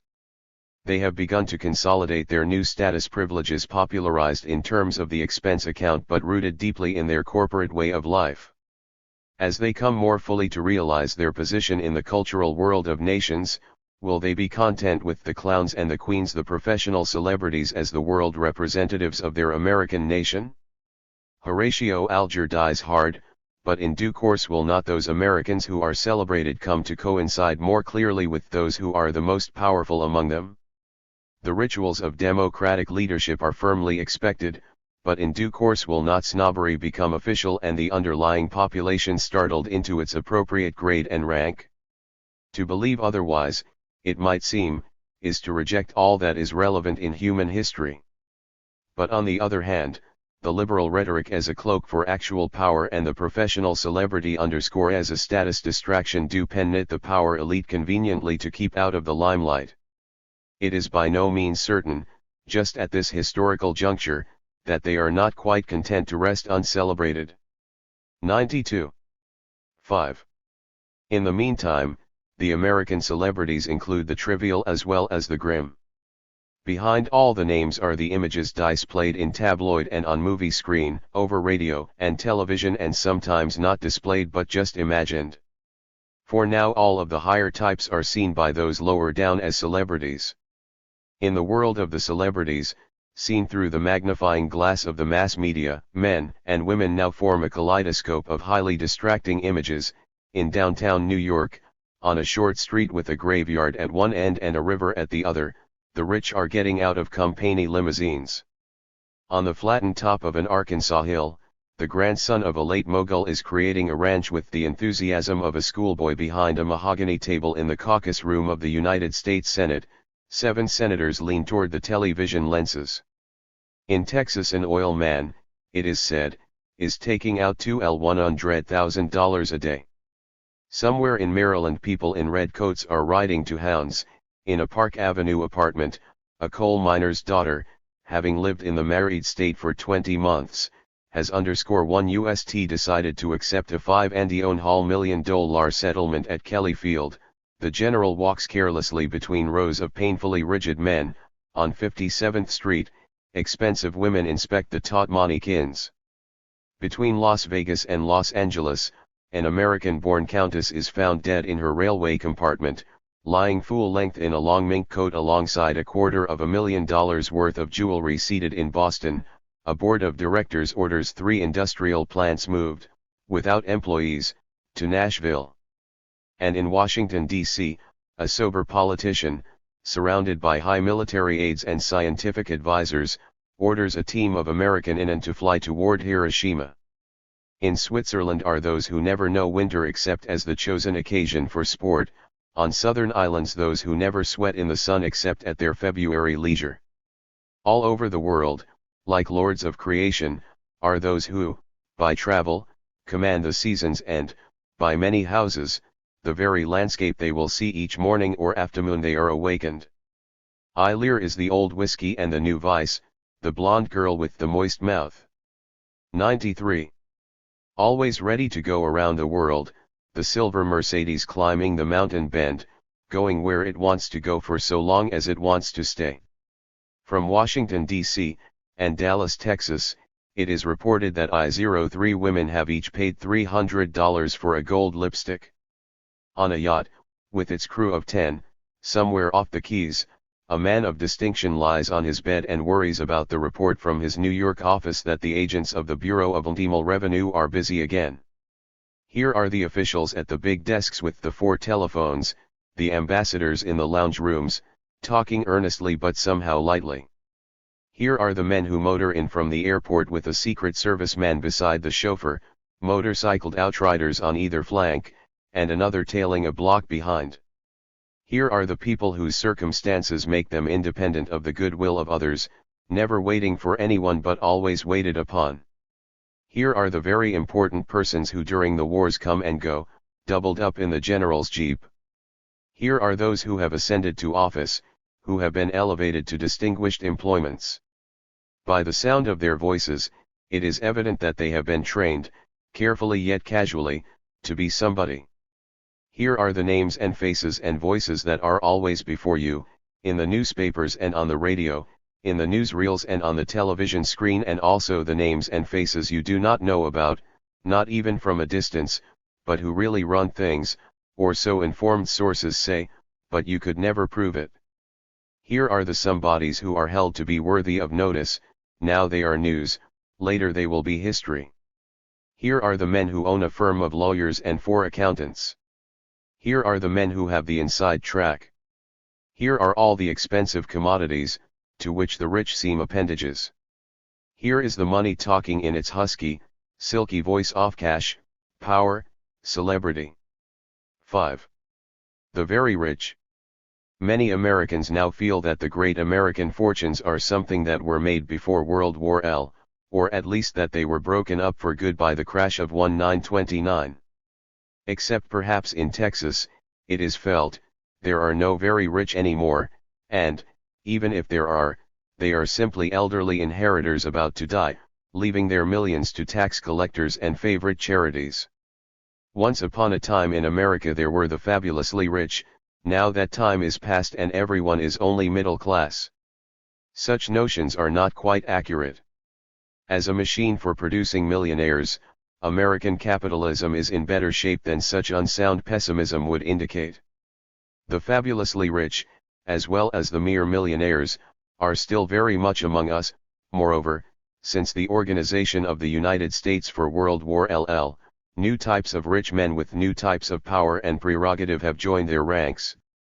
Together they form the corporate rich of America, whose wealth and power is today comparable with those of any stratum, anywhere or any time in world history.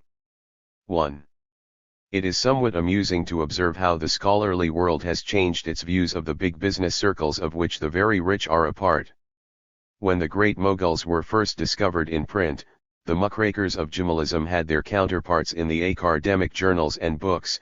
During the 30s, the robber barons clawed and bit their way to infamy, as Gustavus Myers's neglected work became a modern library bestseller and Matthew Josephson and Ferdinand Lundberg were the men to quote. Just 94. 95. Now, with the conservative post-war trend, the robber barons are being transformed into the industrial statesmen.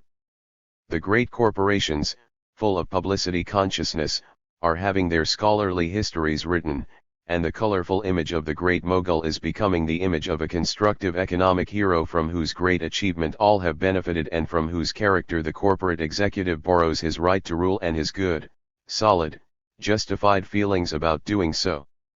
It is as if the historians could not hold in their heads 100-year stretch of history but saw all of it carefully through the political lens of each and every administration. Two general explanations for the fact of the very rich now and in the past are widely available. The first, of muckraker origin, was best stated by Gustavus Myers, whose work is a gigantic gloss in pedantic detail upon Balzac's assertion that behind every great fortune there lies a crime. The robber barons, as the tycoons of the post-Civil War era came to be called, descended upon the investing public much as a swarm of women might descend into a bargain basement on Saturday morning. They exploited national resources, waged economic wars among themselves, entered into combinations, made private capital out of the public domain, and used any and every method to achieve their ends. They made agreements with railroads for rebates, they purchased newspapers and bought editors, they killed off competing and independent businesses, and employed lawyers of skill and statesmen of repute to sustain their rights and secure their privileges. There is something demonic about these lords of creation. It is not merely rhetoric to call them robber barons. Perhaps there is no straightforward economic way to accumulate $100 million for private use, although, of course, along the way the unstraightforward ways can be delegated and the appropriators' hands kept clean. If all the big money is not easy money, all the easy money that is safe is big. LT is better, so the image runs, to take one dime from each of 10 million people at the point of a corporation than $100,000 from each often banks at the point of a gun. It is also safer. Such harsh images of the big rich have been frequently challenged, not so much on the grounds of any error in the facts advanced, as on the grounds that they result from estimations from 96. The point of view of legality, morality, and personality, and that the more appropriate view would consider the economic function that the propertied moguls have performed in their time and place. According to this view, which has been most ably summed up by Joseph Schumpeter, the propertied giants are seen as men who stand at the focal points of the perennial gale of innovations that sweeps through the heyday of capitalism. By their personal acumen and supernal effort, they create and combine private enterprises in which are embodied new technical and financial techniques or new uses for old ones. These techniques and the social forms they have assumed are the very motors of the capitalist advance, and the great moguls who create and command them are the pacesetters of the capitalist motion itself. In this way, Schumpeter combines a theory of capitalist progress with a theory of social stratification to explain, and indeed to celebrate, the creative destruction of the great entrepreneurs. These contrasting images of the robber and of the innovator are not necessarily contradictory, much of both could be true, for they differ mainly in the context in which those who hold them choose to view the accumulators of great fortune.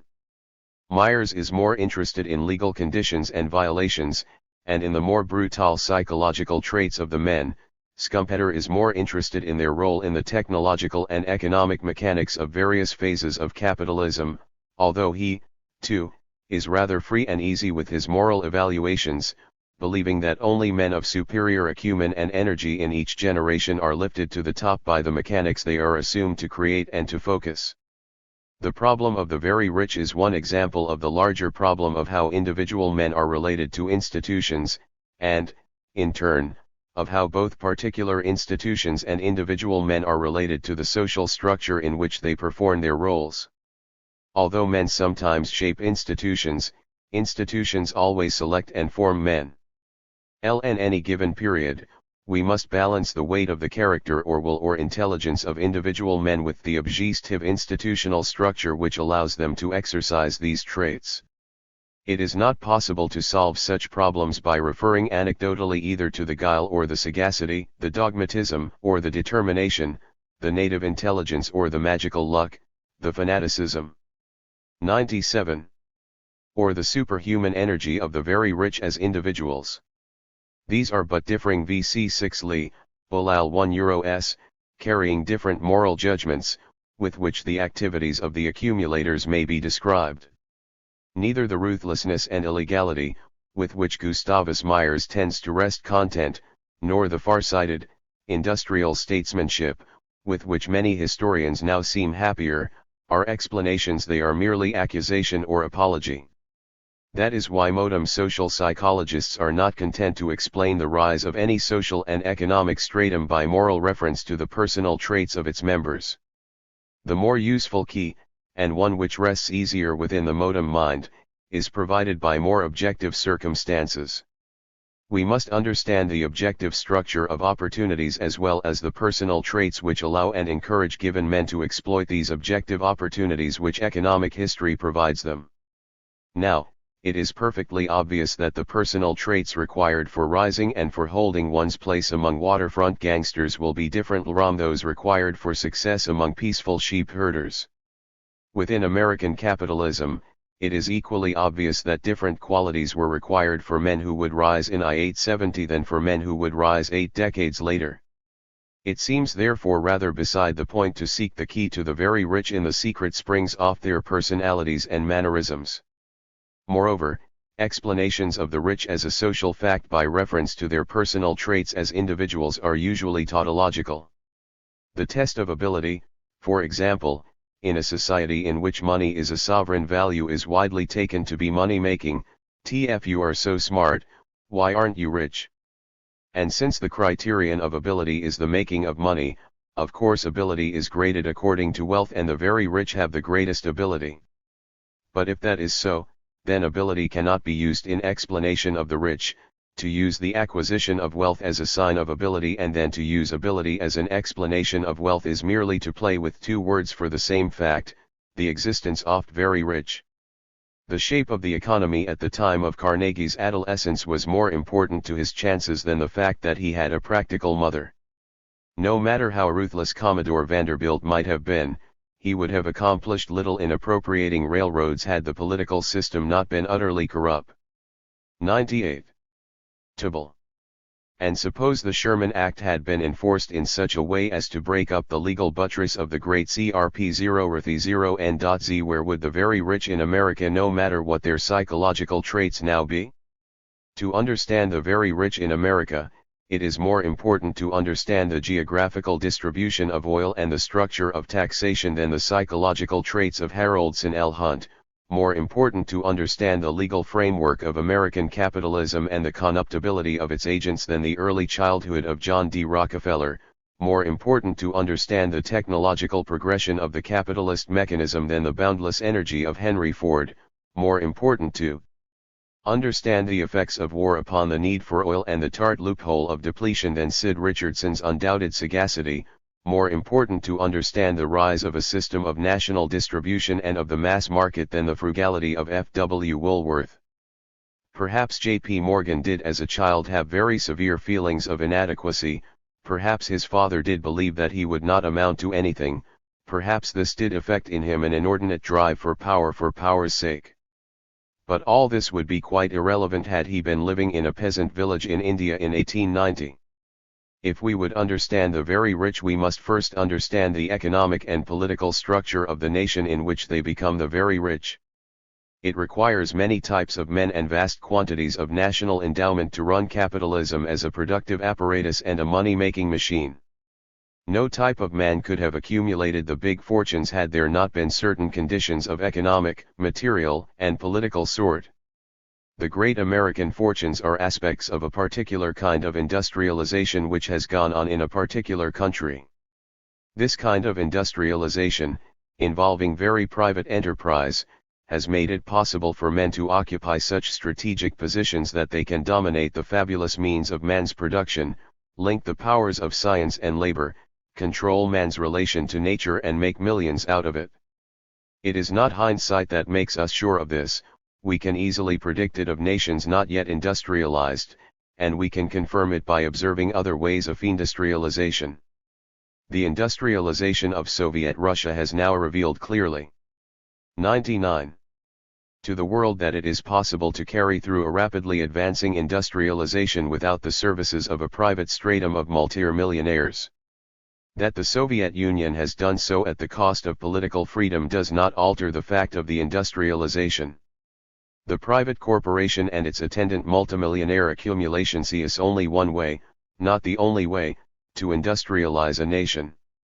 But in America it has been the way in which a vast rural continent has been turned into a great industrial grid. And it has been a way that has involved and allowed the great accumulators to appropriate their fortunes from the industrial process. The opportunities to appropriate great fortunes out of the industrialization of America have included many facts and forces which were not and could not be contingent upon what manner of men the very rich have been, or upon anything they have done or did not do. The basic facts of the case are rather simple. Here was a continental domain full of untapped natural resources. Into it there migrated millions of people. As the population steadily increased, the value of the land continuously rose. As the population increased, it formed at once a growing market for produce and goods and a growing labor supply. Since the agricultural sector of the population was growing, the industrialist did not have to depend upon his own laborers in factory and mine for his market. Such facts of population and resources do not of themselves lead to great accumulations. For that, a compliant political authority is needed. It is not necessary to retail anecdotes about the legal illegalities and the plainer illegalities which the very rich of each of our three generations have successfully practiced, for they are well known. It is not possible to judge quantitatively the effects of these practices upon the accumulations of great fortunes, for we lack the necessary information. The general facts, however, are clear. The very rich have used existing laws, they have circumvented and violated existing laws, and they have had laws created and enforced for their direct benefit. The state guaranteed the right of private property, it made legal the existence of the corporation, and by further laws, interpretations of laws, and lack of reinforcement made possible its elaboration. Accordingly, the very rich could use the device of the corporation to juggle many ventures at once and to speculate with 100. Other people's money. As the trust was outlawed, the holding company law made it legal by other means for one corporation to own stock in another. Soon the formation and financing of holding companies offered the easiest way to get rich quickly that had ever legally existed in the United States. In the later years of higher taxes, a combination of tax write-offs and capital gains has helped the accumulation of private fortunes before they have been incorporated. Many modern theories of industrial development stress technological developments, but the number of inventors among the very rich is so small as to be unappreciable. It is, as a matter of fact, not the far-seeing inventor or the captain of industry but the general of finance who becomes one of the very rich. That is one of the errors in Schumpeter's idea of the gale of innovations. He systematically confuses technological gain with financial manipulation.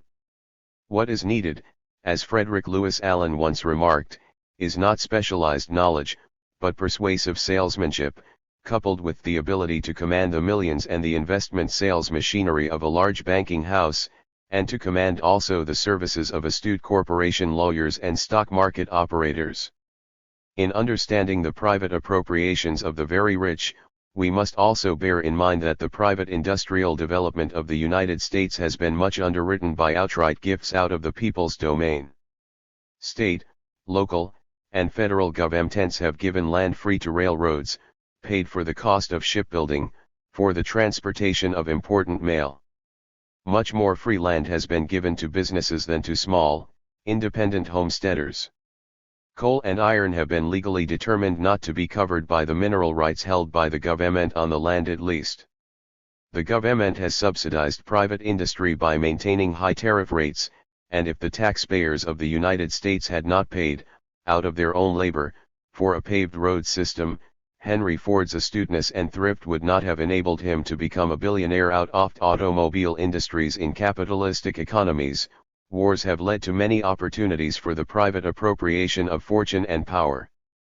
But the complex facts of World War II make previous appropriations seem puny indeed. Between I-940 and I-944, some $175 billion worth of prime supply contracts, the key to control of nations' means of 101. PR0 Duct 1 on were given to private corporations. A full TW0TL11T and tax privileges. Instead of the normal 20 or 30 years, they could write off the cost in 5. These were also generally the same corporations which operated most of the government-owned facilities, and obtained the most favorable options to buy them after the war. LT had cost some $40 billion to build all the manufacturing facilities existing in the United States in 1939. By I-945, an additional $26 billion worth of high-quality new plant and equipment had been added, 2/3 of it paid for directly from government funds. Some 20 of this $26 billion worth was usable for producing peacetime products. If to the $40 billion existing, we add this $20 billion, we have a $60 billion productive plan usable in the P0st war period. The top 250 corporations owned in I-939 about 65% of the facilities then existing, operated during the war. 79% of all new privately operated facilities built with government money, and held 78% of all active prime war supply contracts as of September 1944.6. No wonder that in World War II, little fortunes became big and many new little ones were created. 2. Before the Civil War, only a handful of wealthy men, notably Astor and Vanderbilt, were multimillionaires on a truly American scale. Few of the great fortunes exceeded $L000,000. In fact, George Washington, who in 1799 left an estate valued at $530,000, was judged to be one of the richest Americans of his time. By the late-40s, in New York City and all of Massachusetts, there were only 13 millionaires. The word millionaire, in fact, was coined only in I-843, when, upon the death of Peter Lorillard, the newspapers needed a term to denote great affluence. L. 102. After the Civil War, these men of earlier wealth were to be recognized as family founders. The social shadow of their earlier wealth was to affect the status struggle within the Metropolitan 400, and in due course their fortunes were to become part of the higher corporate world of the American economy.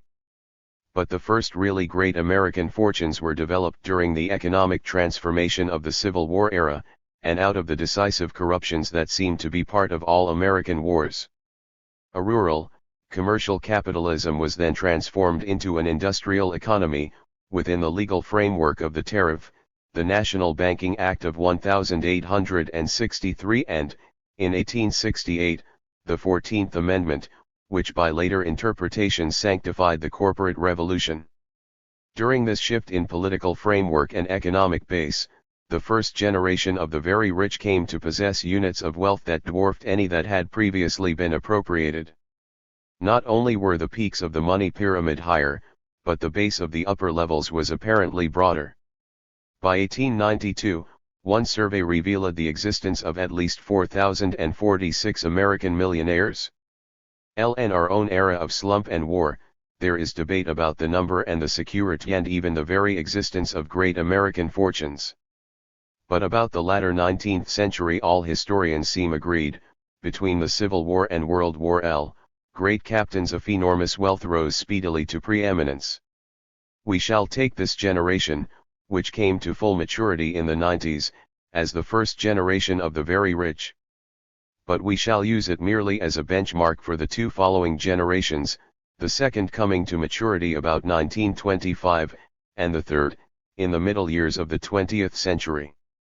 Moreover, we shall not study merely the 6 or 7 best-known men upon whom textbook historians and anecdotal biographers have based their criticisms and their adulations.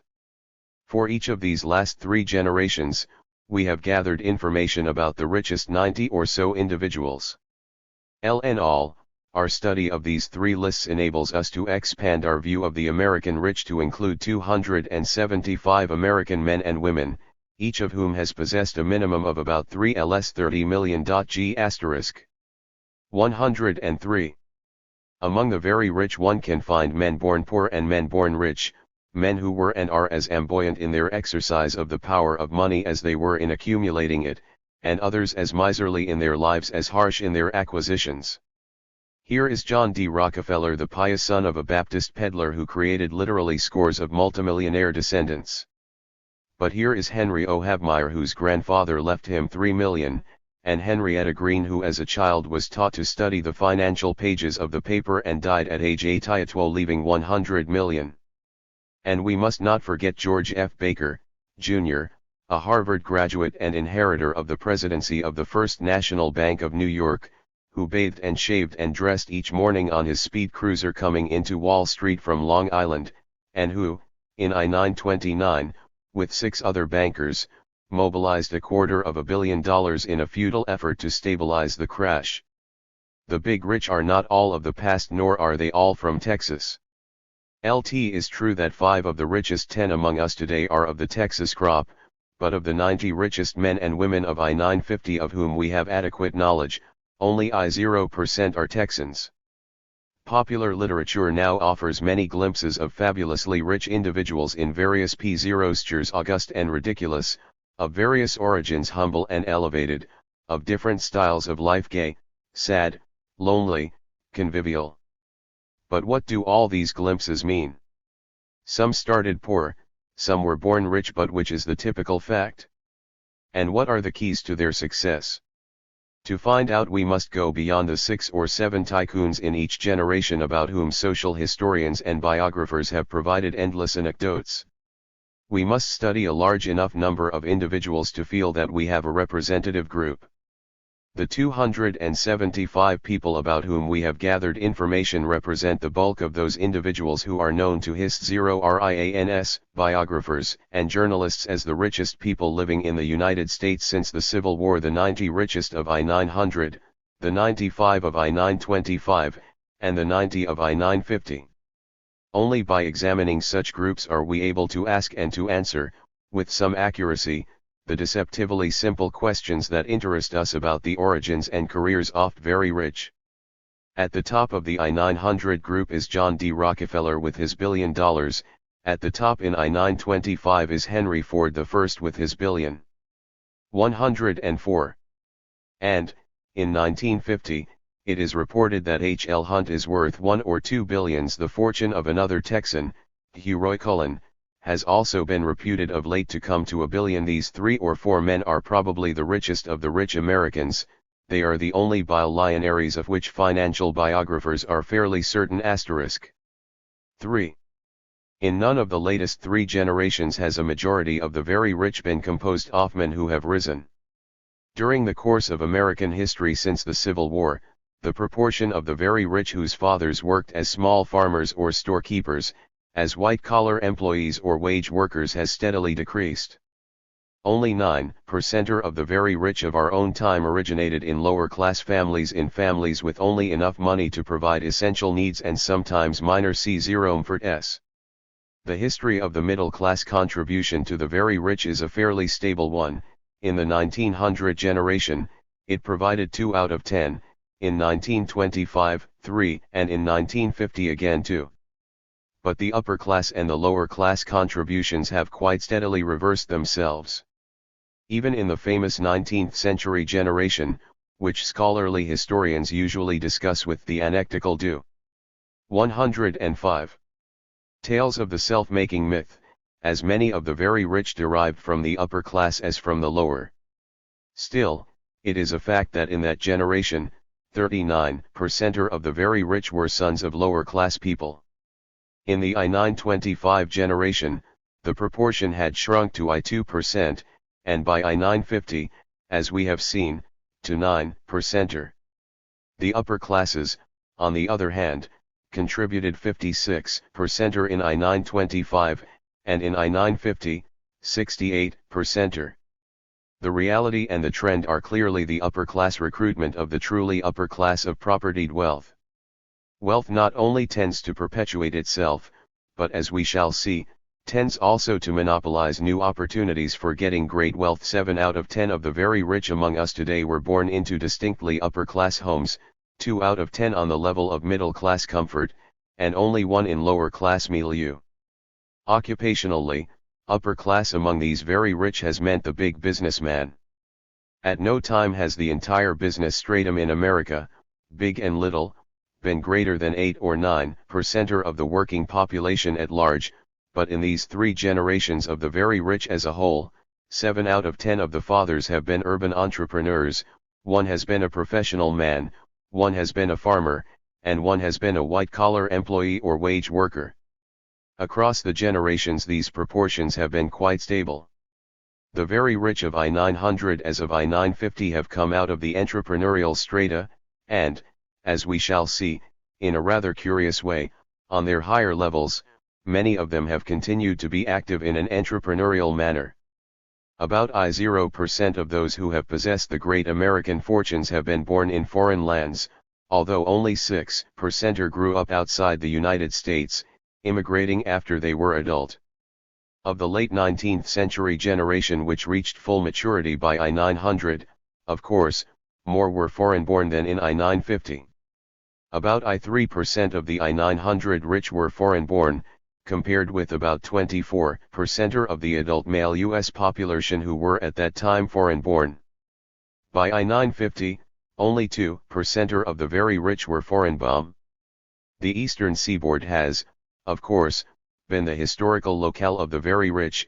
In all, some 8 out of 10 of those who grew up in America have done so in this region. There were as many from 106. The East in I-925 as in I-900. By I-950, however, the proportions from the East as among the population in the country as a whole had dropped, a direct result of the emergence of the southwestern multimillionaires, who make up some I-0% of the very rich of I-950, compared with only about I% in I-900 and in I-925. The proportions who grew up in the Chicago-Detroit-Cleveland area have remained rather constant over the 3 historical epochs, I-6% in I-900 to I-9% in I-950. The very rich come from the cities, especially from the larger cities of the East.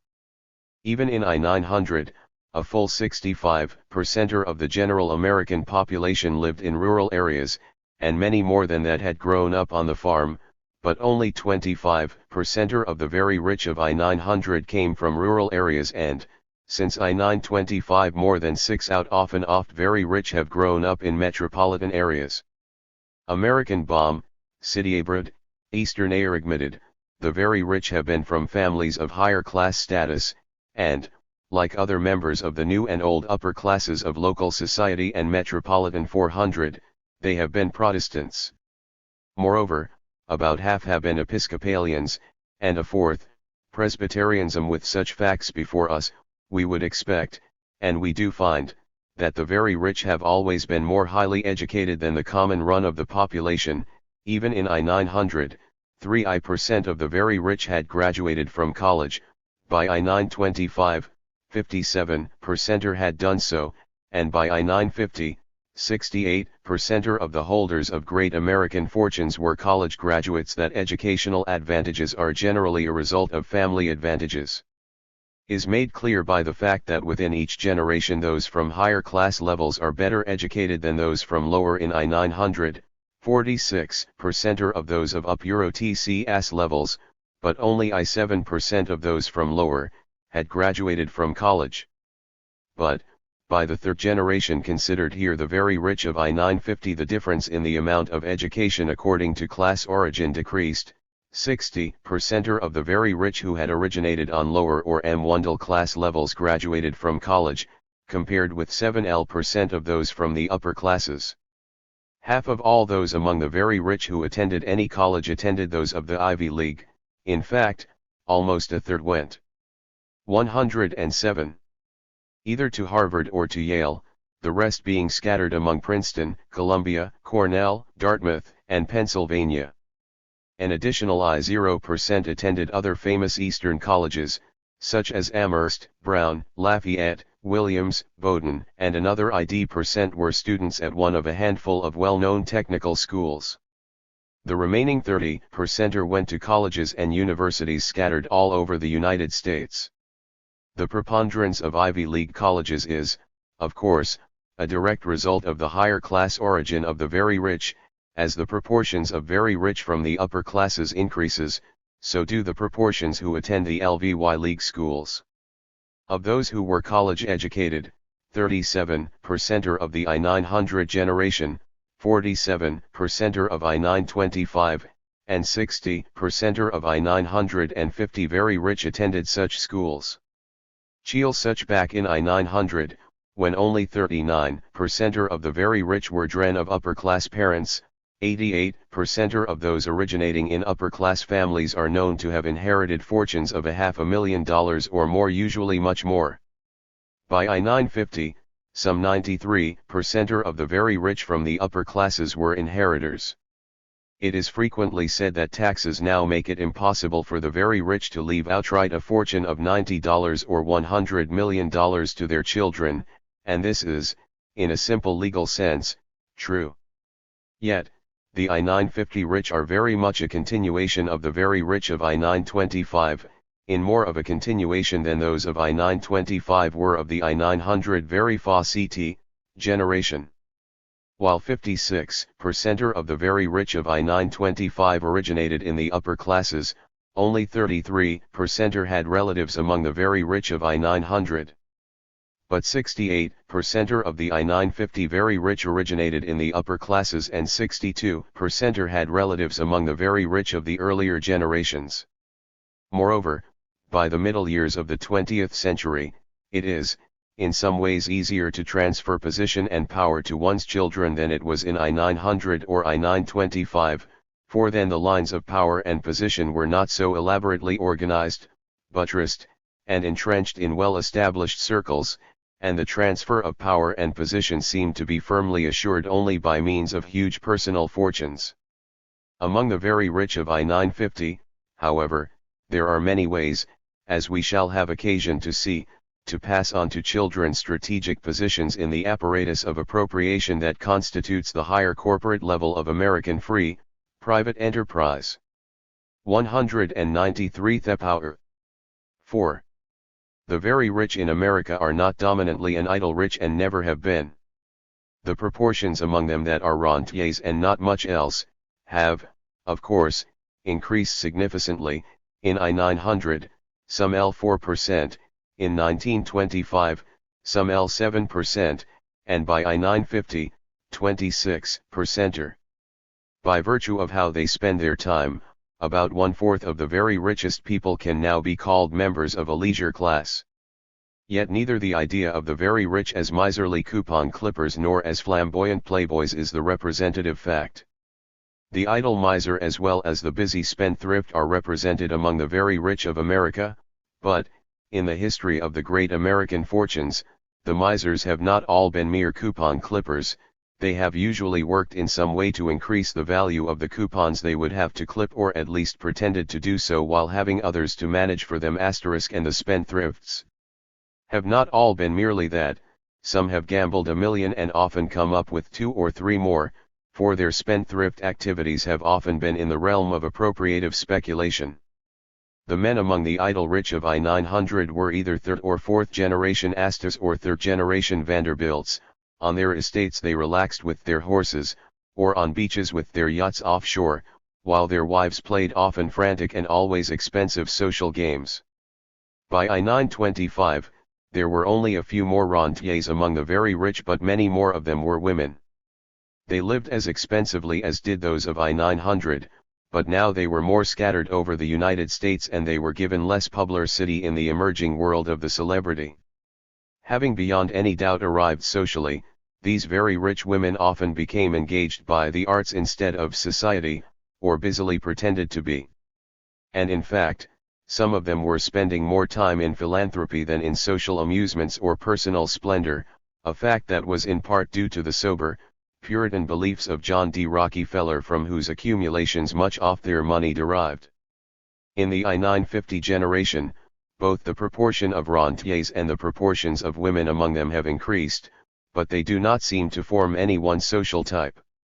There are the modem playgirls Doris Duke and Barbara Hutton, now expertly and expensively trying to conserve their youth, but there are also those who live, as did Mrs. Anita McCormick Blaine, an active life of spending money and time on philanthropy and education, taking little active part in social affairs. And there was Hetty Sylvia H. Green Wilkes, the modem version of the miserly coupon clipper, who, as a child, had spent her summers in a barred and shuttered house and had to American reality. He merely took this value seriously and used it with devastatingly systematic rigor. LT was a strange perspective for an American critic in the 19th century, or in our own. One looked down from Mont Saint-Michel, like Henry Adams, or across from England, like Henry James. With Veblen perhaps the whole character of American social criticism shifted.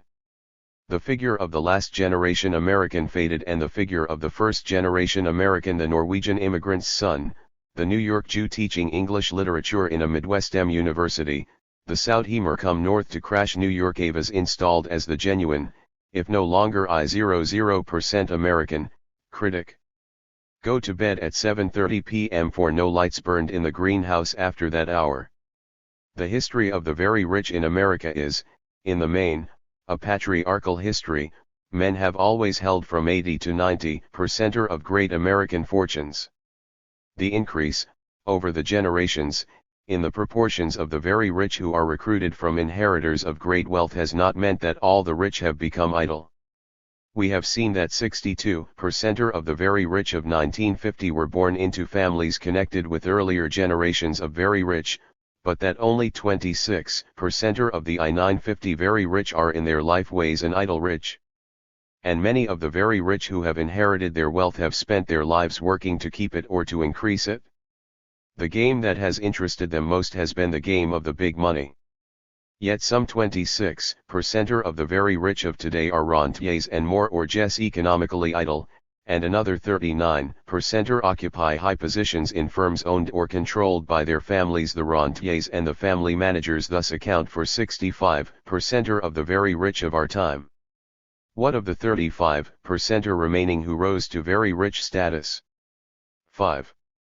If many of those who were born into the very rich have spent their lives working, it is obvious that those who rose into it from middle and lower class levels are not likely to have been idle. The rise into the very rich stratum seems to involve an economic career which has two pivotal features, the big jump and the accumulation of advantages. No man, to my knowledge, has ever entered the ranks of the great American fortunes merely by saving a surplus from his salary or wages. In one way or another, he has to come into command of a strategic position which allows him the chance to appropriate big money, and usually he has to have available a considerable sum of money in order to be able to parlay it into really big wealth. He may work and slowly accumulate up to this big jump, but at some point he must find himself in a position to take up the main chance for which he has been on the lookout. On a salary of $200,000 or $300,000 a year, even forgetting taxes, and live.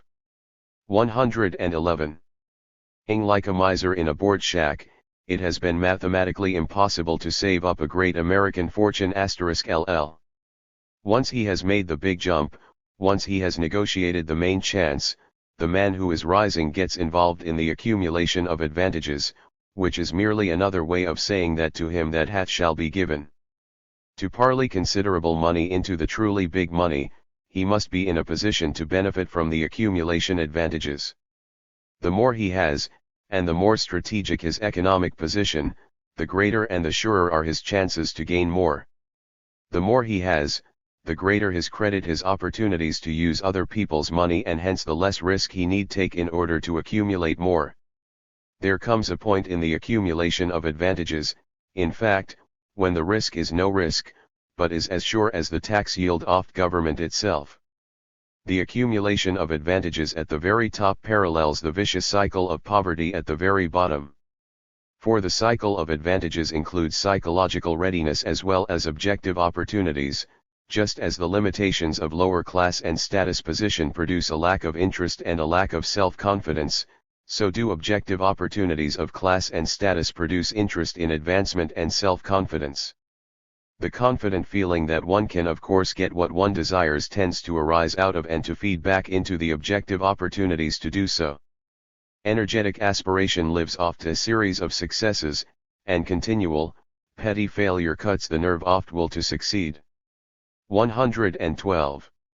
Most of the I-950 very rich who are related to the very rich of earlier generations have been born with the big jump already made for them and the accumulation of advantages already firmly in operation. The 39% of the very rich of I-900 who originate from the upper classes inherited the big jump, and a few of them, notably the Vanderbilts and Astors, also inherited the positions involving the accumulation of advantages. J.P. Morgan's father left him $5 million and set him up as a partner in a banking firm connected with financial concerns in both Europe and America. That was his big jump. But the accumulation of advantages came later when, in his capacity as financier and broker, J.P. Morgan could lend other people's money to promote the sale of stocks and bonds in new companies, or the consolidation of existing companies, and receive as his commission enough stock to eventually enable his firm to control the new corporation after experience and profit in a lumber business. With his millionaire father's financial support, Andrew Mellon went into his father's bank and expanded it to national scale. He then became involved in the accumulation of advantages by lending the bank's money to young businesses, particularly in I-888, when the owners of patents for the refining of aluminum sold a share of their Pittsburgh reduction company to the Mellons in return for $250,000 which they used to construct a mill. Andrew saw to it that this aluminum company remained a monopoly, and that the Mellons came out the controlling power. No man, to my knowledge, has ever entered the ranks of the great American fortunes merely by a slow bureaucratic crawl up the corporate hierarchies. Many of the top executives in some of our largest corporations, Benjamin F. Fairless, chairman of the board of U.S. Steel, said in I-953, have spent a lifetime in the field of industrial management without ever having been able to accumulate as much as $1 million. And I know that to be fact because I happen to be one of them myself. That statement is not true in the sense that the heads of the larger corporations do not typically become millionaires, they do. But it is true in the sense that they do not become millionaires because they are experts in the field of industrial management, and it is true in that it is not by industry but by finance, not by management but by 113. PTMTLI and speculation that they typically become enriched. Those who have risen into the very rich have been economic politicians and members of important cliques who have been in positions permitting them to appropriate for personal uses out of the accumulation of advantages. Very few of those who have risen to great wealth have spent the major portions of their working lives steadily advancing from one P0 city 0 and to another within and between the corporate hierarchies. Such a long crawl was made by only 6% of the very rich in I-900, and 4% in I-950. But even these, who apparently did move slowly up the corporate hierarchy, seem rarely to have made the grade because of talents in business management. More often such talents as they possessed were the talents of the lawyer or very infrequently those of the industrial inventor. The long crawl comes to a payoff only if it is transformed into an accumulation of advantages. This transformation is often a result of a merger of companies.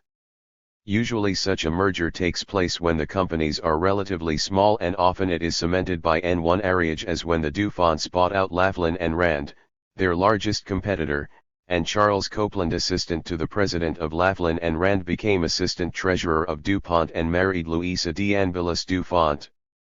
The slow movement through a sequence of corporate positions may also mean that one has accumulated enough inside information and enough friendship to be able, with less risk or with no risk, to speculate in the promotion or manipulation of securities. That is why the generation of I-925 contains the largest proportions of the very rich making the long crawl. Then the market was open for such profits, and the rules of speculation were not so difficult as they were later to become. Whatever type of venture it is that enables the rich man to parlay his stake into a great appropriation, at one point or another the bureaucratic men have usually been as much entrepreneurs as were the classic founders of fortunes after the Civil War. Many of them, in fact, like Charles W. Nash Z4, broke out on their own to found their own companies. Once the crawl was made, many of these men, especially off 1925 set, took on all the gambling. 114. Spirit and even some of the magnificence usually associated with the robber barons of the late 19th century. The economic careers of the very rich are neither entrepreneurial nor bureaucratic. Moreover, among them, many of those who take on the management of their families' firms are just as entrepreneurial or as bureaucratic as those who have not enjoyed such inheritance. Entrepreneur and bureaucrat are middle-class words with middle-class associations, and they cannot be stretched to contain the career junctures of the higher economic life in America. The misleading term entrepreneur does not have the same meaning when applied to small businessmen as it does when applied to those men who have come to possess the great American fortunes. The sober bourgeois founding of a business, the gradual expanding of this business under careful guidance until it becomes a great American corporation, is not an adequate picture of fortune founders at the higher levels. The entrepreneur, in the classic image, was supposed to have taken a risk, not only with his money but with his very career, but once the founder of a business has made the big jump, he does not usually take serious risks as he comes to enjoy the accumulation of advantages that lead him into great fortune. If there is any risk, someone else is usually taking it. Of late, that someone else, as during World War II and in the Dixon-Yates attempt, has been the government of the United States.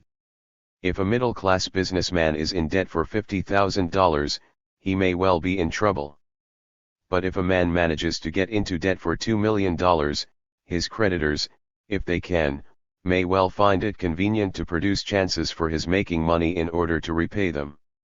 The robber barons of the late 19th century usually founded or organized companies which became springboards for the financial accumulations that placed them among the very rich.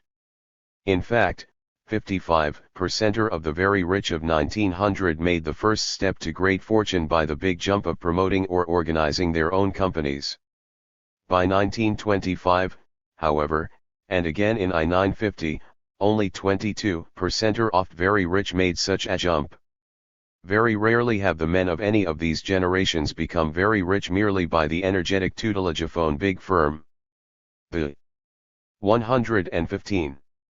Accumulation of advantages has usually required the merging of other businesses with the first one founded a financial operation until a large trust is formed. The manipulation of securities and fast legal footwork are the major keys to the success of such higher entrepreneurs. For by such manipulation and footwork they attained positions involved in the accumulation of advantages. The major economic fact about the very rich is the fact of the accumulation of advantages. Those who have great wealth are in a dozen strategic positions to make it yield further wealth. SLKL/R 5% of the very richest people in America today are involved in enterprises which their families have passed on to them or are simply living as rentiers on the huge returns from such properties. The remaining 35% are playing the higher economic game more actively, if no more daringly, than those who used to be called entrepreneurs but who in later-day capitalism are more accurately called the economic politicians of the corporate world. There are several ways to become rich. By the middle of the 20th century in the United States, it has become increasingly difficult to aim and to keep enough money so as to accumulate your way to the top. Marriage involving money is at all times a delicate matter, and when it involves big money, it is inconvenient and sometimes insecure. Stealing, if you do not already have much money, is a perilous undertaking. If you are really gambling for money, and do so long enough, your capital will, in the end, balance out. If the game is fixed, you are really earning it or stealing it, or both, depending on which side of the table you sit. It is not usual, and it never has been the dominant fact, to create a great American fortune merely by nursing a little business into a big one. It is not usual and never has been the dominant fact carefully to accumulate your way to the top in a slow, bureaucratic crawl. It is difficult to climb to the top, and many who try fall by the way. It is easier and much safer to be born there. 6. In earlier generations the main chance, usually with other people's money, was the key. In later generations the accumulation of corporate advantages, based on grandfathers and fathers. 116. Position, replaces the main chance. Over the last 3 generations, the trend is quite unmistakable. Today, only 9% of the very rich came from the bottom, only 23% are of middle class origin, 68% came from the upper classes. The incorporation of the United States economy occurred on a continent abundantly supplied with natural resources, rapidly peopled by migrants, within a legal and political framework willing and able to permit private men to do the job. They did it. And in fulfilling their historical task of organizing for profit the industrialization and the incorporation, they acquired for their private use the great American fortunes. Within the private corporate system, they became the very rich.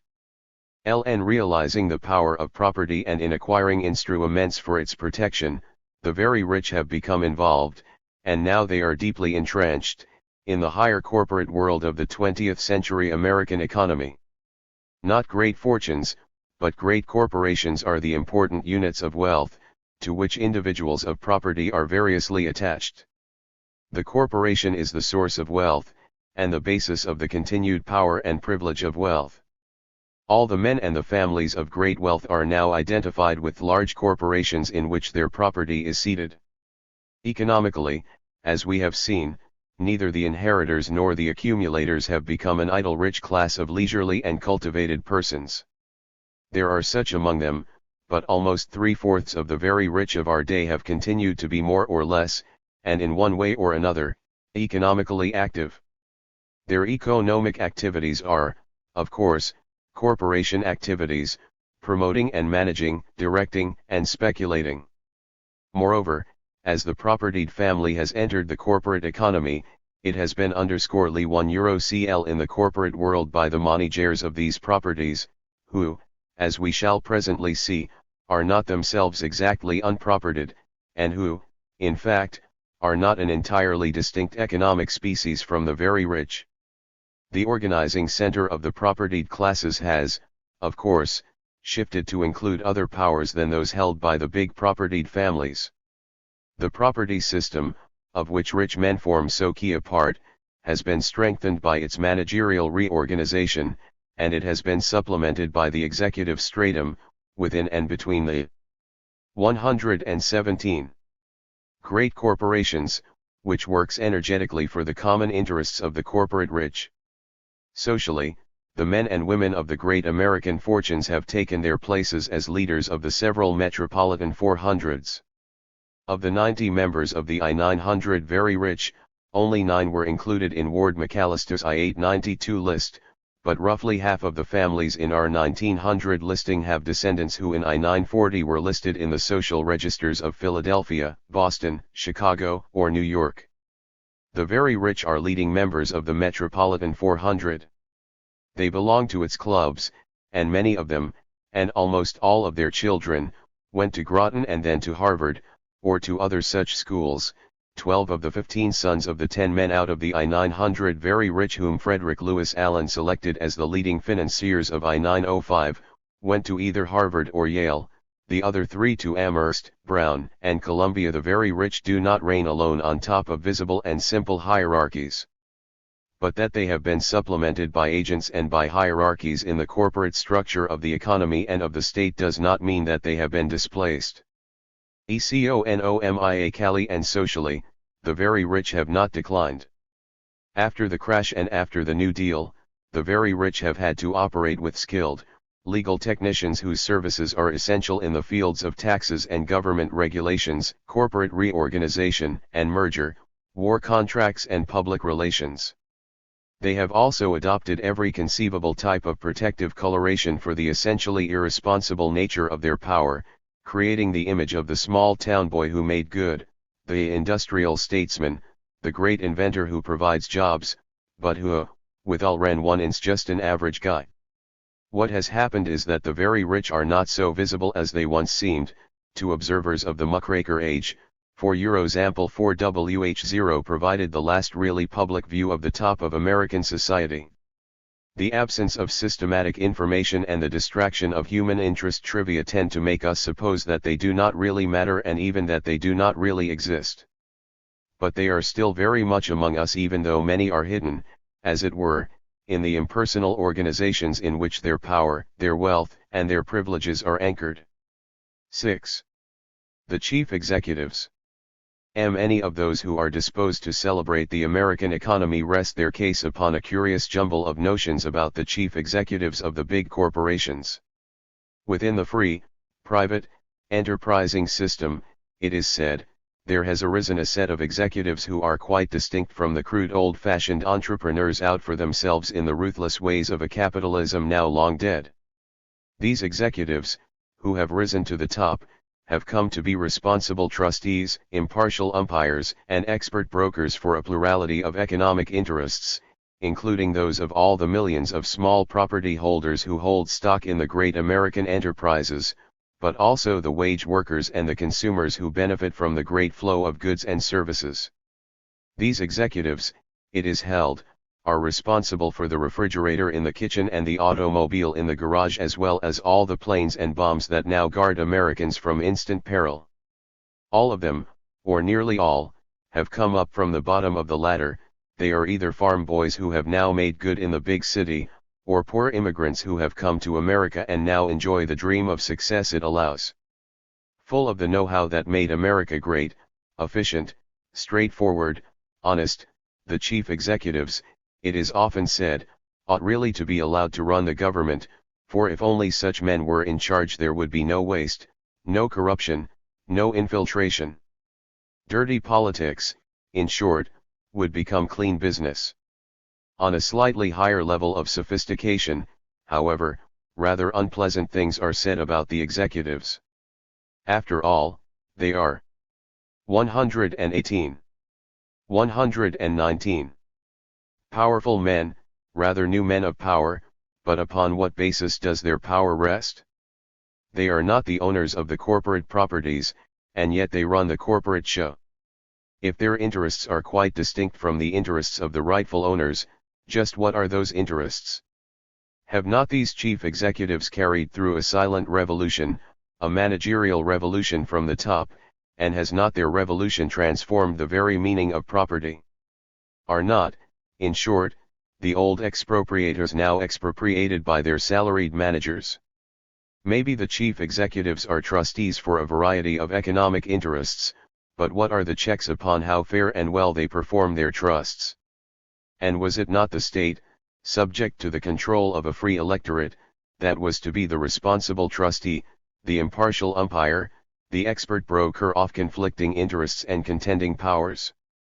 Both the pleasantries and the unpleasant rise about the executives are generally wrong and equally jumbled.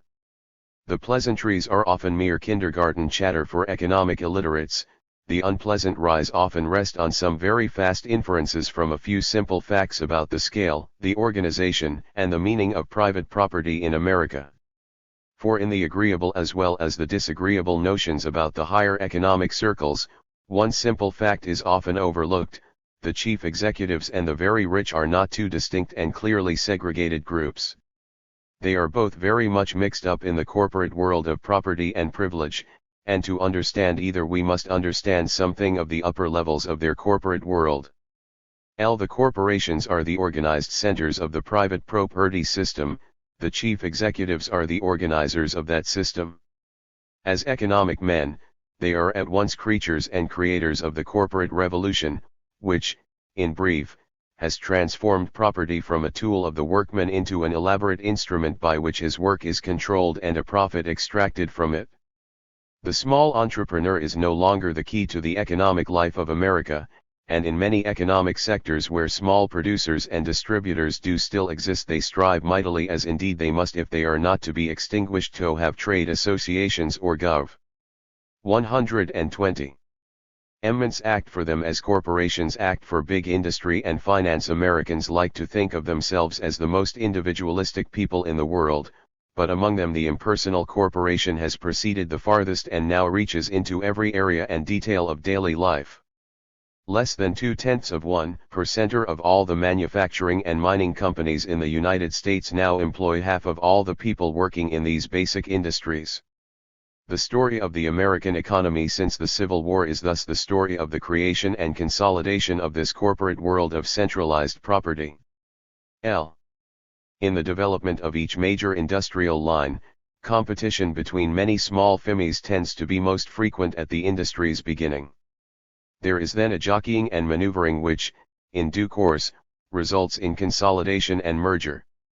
Out of the youthful competition, there emerges the Big Five, or the Big Three, as the case may be, a small set of firms which shares what there is to share of the industry's profits, and which dominates the decisions made by and for the industry. The power exercised by a few large firms, John K. Galbraith has remarked, is different only in degree and precision of its exercise from that of the single firm monopoly. If they compete with one another, they do so less in terms of price than in terms of product development, advertising, and packaging. No single firm among them decides, but neither is the decision made impersonally by a competitive, autonomous market. There is simply too much at stake for that sort of slipshod method to be the going rule.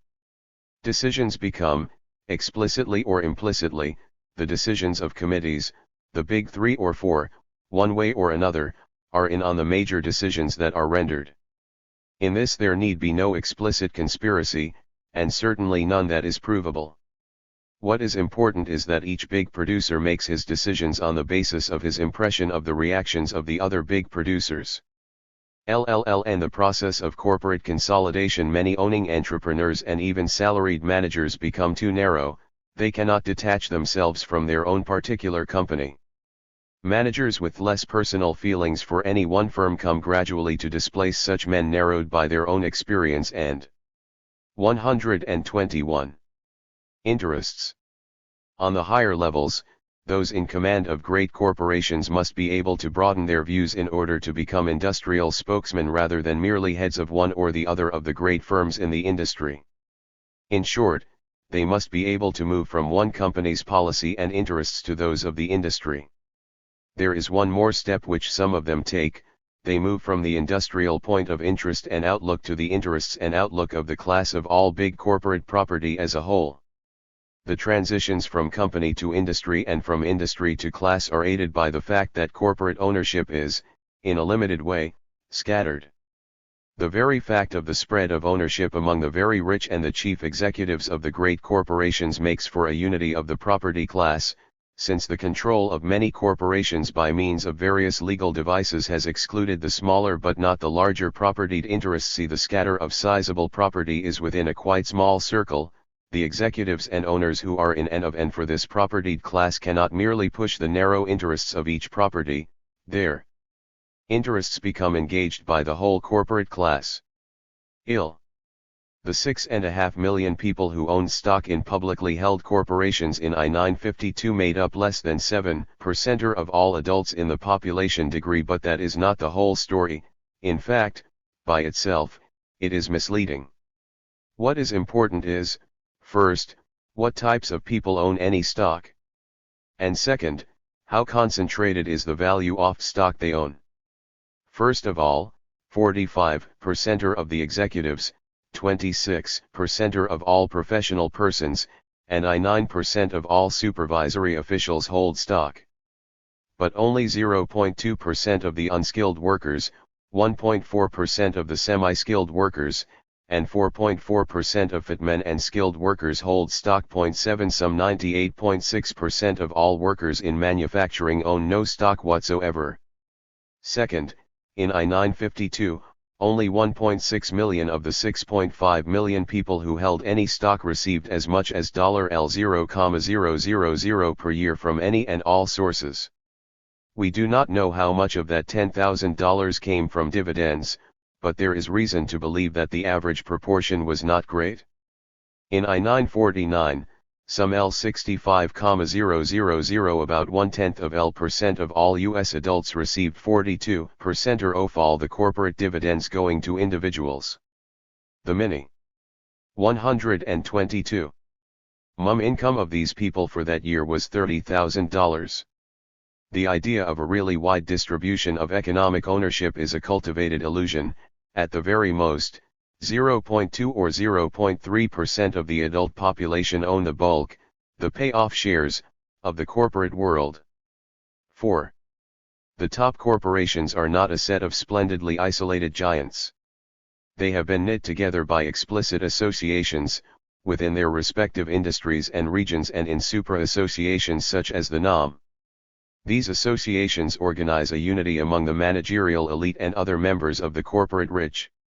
They translate narrow economic powers into industry-wide and class-wide powers, and they use these powers, RST, on the economic front, for example with reference to labor and its organizations, and, second, on the political front, for example in their large role in the political sphere. And they infuse into the ranks of smaller businessmen the views of big business when such associations appear to be unwieldy, containing conflicting lines of argument. Cliques have emerged within them which have attempted to steer their programs and lend direction to their policies. In the higher circles of business and its associations, there has long been a tension, for example, between the old guard of practical conservatives and the business liberals, or sophisticated conservatives. What the old guard represents is the outlook, if not always the intelligent interests, of the more narrow economic concerns. What the business liberals represent is the outlook and the interests of the newer propertied class as a whole. They are sophisticated because they are more flexible in adjusting to such political facts of life as the New Deal and big labor, because they have taken over and used the dominant liberal rhetoric for their own purposes, and because they have, in general, attempted to get on top of, or even slightly ahead of, the trend of these developments, rather than to light it as practical conservatives are wont to do. The growth and interconnections of the corporations, in short, have meant the rise of a more sophisticated executive elite which now possesses a certain autonomy from any specific property interest. Its power is the power of property, but that property is not always or even usually of one coherent and narrow type. It is, in operating fact, class-wide property. Would it not, after all, be quite strange if, in a country soda 123 voted to private property and where so much of it is now piled up, and in an atmosphere which in the last 50 years has often been quite hostile, where men of economic means also possess, we are continually told, the greatest administrative and managerial ability in the world? Would it not be strange if they did not consolidate themselves, but merely drifted along, doing the best they could, merely responding to day-to-day attacks upon them? 6. Such consolidation of the corporate world is underlined by the fact that within it there is an elaborate network of interlocking directorships. Interlocking directorate is no mere phrase, it points to a solid feature of the facts of business life, and to a sociological anchor of the community of interest, the unification of outlook and policy, that prevails among the propertied class. Any detailed analysis of any ITIBIOT piece of business comes upon this fact, especially when the business involves politics. As a minimum inference, it must be said that such arrangements permit an interchange of views in a convenient and more or less formal way among those who share the interests of the corporate rich. In fact, if there were not such overlapping directorships, we should suspect the existence of less ephemeral, although quite adequate, channels of contact. For the statistics of interlocking directorates do not form a clean index to the unity of the corporate world or the coordination of its policy, there can be and there is coordinated policy without interlocking directors, as well as interlocking directors without coordinated policy. 7. Most of the $30-odd billion corporations of today began in the 19th century. Their growth was made possible not only by machine technology but by the now primitive office instruments of typewriters, calculators, telephones, and rapid printing, and, of course, the transportation grid. Now the technique of electronic communication and control of information is becoming such that further centralization is entirely possible. Closed-circuit television and the electronic calculator put control of an enormous array of production units. No matter now decentralized, such technical units may be under the control of the man in the front office. The intricately specialized apparatus of the corporation will inevitably be more easily held together and controlled. The trend within the corporate world is toward larger financial units tied into intricate management networks far more central. 124. As then is the case today. Productivity has and will increase fabulously, especially when automation makes it possible to interlock several machines in such a way as to eliminate the need for much of the human control at the point of production that is now required. That means that the corporate executives will not need to manage huge organizations of people, rather, in Business Week's words, they will be operating great mechanical organizations using fewer and fewer 6PL. 3 All this has not been and is not now inevitable. Certainly the enormous size of the modem corporation cannot be explained as due to increased efficiency. Many specialists regard the size now typical of the giants as already in excess of the requirements of efficiency. In truth, the relationship of corporate size to efficiency is quite unknown. Moreover, the scale of the modern corporation is usually due more to financial and managerial amalgamations than to technical efficiency. But inevitable or not, the fact is that today the great American corporations seem more like states within states than simply private businesses. The economy of America has been largely incorporated, and within their incorporation the corporate chiefs have captured the technological innovation, accumulated the existing great fortunes as well as much lesser, scattered wealth, and capitalized the future. Within the financial and political boundaries of the corporation, the Industrial Revolution itself has been concentrated. Corporations command raw materials, and the patents on inventions with which to turn them into finished products. They command the most expensive, and therefore what must be the finest, legal minds in the world, to invent and to refine their defenses and their strategies. They employ man as producer and they make that which he buys as consumer. They clothe him and feed him and invest his money. They make that with which he fights the wars and they finance the ballyhoo of advertisement and the obscurantist bunk of public relations that surround him during the wars and between them. Their private decisions, responsibly made in the interests of the feudal-like world of private property and income, determine the size and shape of the national economy, the level of employment, the purchasing power of the consumer, the prices that are advertised, the investments that are channeled. Not Wall Street financiers or bankers, but large owners and executives in their self-financing corporations hold the keys of economic power. Not the politicians of the visible government, but the chief executives who sit in the political directorate, by fact and by proxy, hold the power and the means of defending the privileges of their corporate world.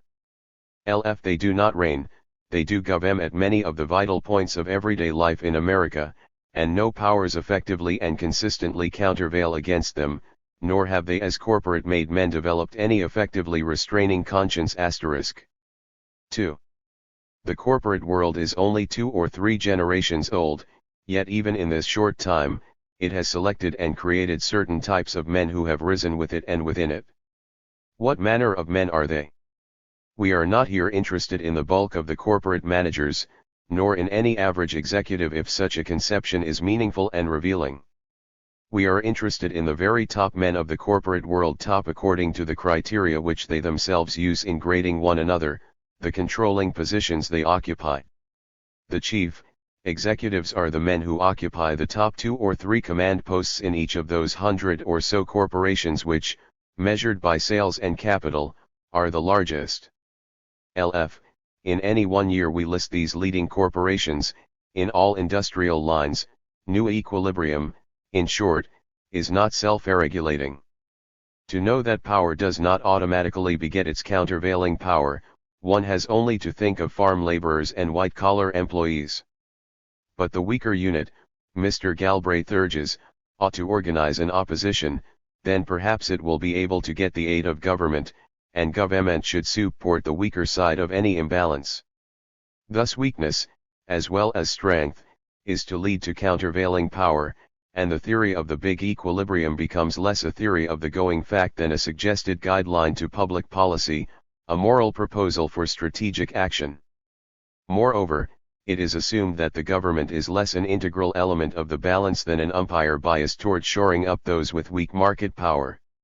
When the conceptions of the big balance are laid alongside the qualifications and exceptions which must be made, they do not seem so compelling as the bold initial statement of countervailing power, like the competition among little entrepreneurs, which it is designed to replace. Countervailing power among the big blocks is more ideological hope than factual description, more dogma than realism. LL. As for Mr. Burley's search for a corporate conscience, see the remainder of this chapter for an account of the men who have presumably developed it. In a money economy, expediency may follow the longer or the shorter run. Their inclination for longer run profits, for a stable take, in an economy integrated with political institutions and shored up by military purchases, requires that corporations become more political, and today they are, of course, as much political as economic institutions. As political institutions, they are of course totalitarian and dictatorial, although externally, they display much public relation and liberal rhetoric of defense. Mr. Burley, in brief, mistakes expedient public relations for a corporate soul. 127. And from their top level select the presidents and the chairmen of their boards. We shall have listed the chief executives. We have 6 or 7 careful studies of such executives, covering the period of the last century. Are the top executives of the big corporations a distinct breed of men, or are they merely a miscellaneous collection of Americans? Are they what Balzac would have called a genuine social type? Or do they represent a cross-section of Americans who happen to be successful? The top executives of the big companies are not, and never have been, a miscellaneous collection of Americans. They are a quite uniform social type which has had exceptional advantages of origin and training, and they do not fit many of the stereotypes that prevail about them. The top executives of I-950 are not country boys who have made good in the city, whereas 60% of the population about the time of their birth, in I-890, lived in rural areas. Only 35% of the I-950 executives were BOM in rural communities. And this was even more true in the good old days. Even in I-870, only half of the executives were farm BOM, compared with 93% of the I-820 population. They are not immigrants, poor or rich, or even the sons of immigrants who have made good in America. The families of about half of the I-950 executives settled in America before the Revolu II-0 I-14 WI-11 CIL is not a much different proportion than among the population at large, and which of course represents a decline from the I-870 executives, of whom 86% were of colonial families. Yet only 8% of the post-Civil War executives have been foreign-born, and only 6% of the I-950 set, less than half the I-5% foreign-born among the representative population at the time of their birth. The proportion of sons of the foreign BOMI of the second generation has increased, especially in the newer industries of distribution and mass entertainment and communication, but it still remains below the representative level. Over 3/4 of the I-950 executives are American-born of American BOM fathers. The business executives are predominantly Protestant and more likely, in comparison with the proportions of the population at large, to be Episcopalians or Presbyterians than Baptists or Meth. 128. Odists. The Jews and Catholics among them are fewer than among the population at large. These urban, white, Protestant Americans were born into families of the upper and upper middle classes. Their fathers were mainly entrepreneurs, 57% are sons of businessmen, 4% of professional men, 15% are of farmers. Only 2% are sons of wage workers or of lower white-collar employees.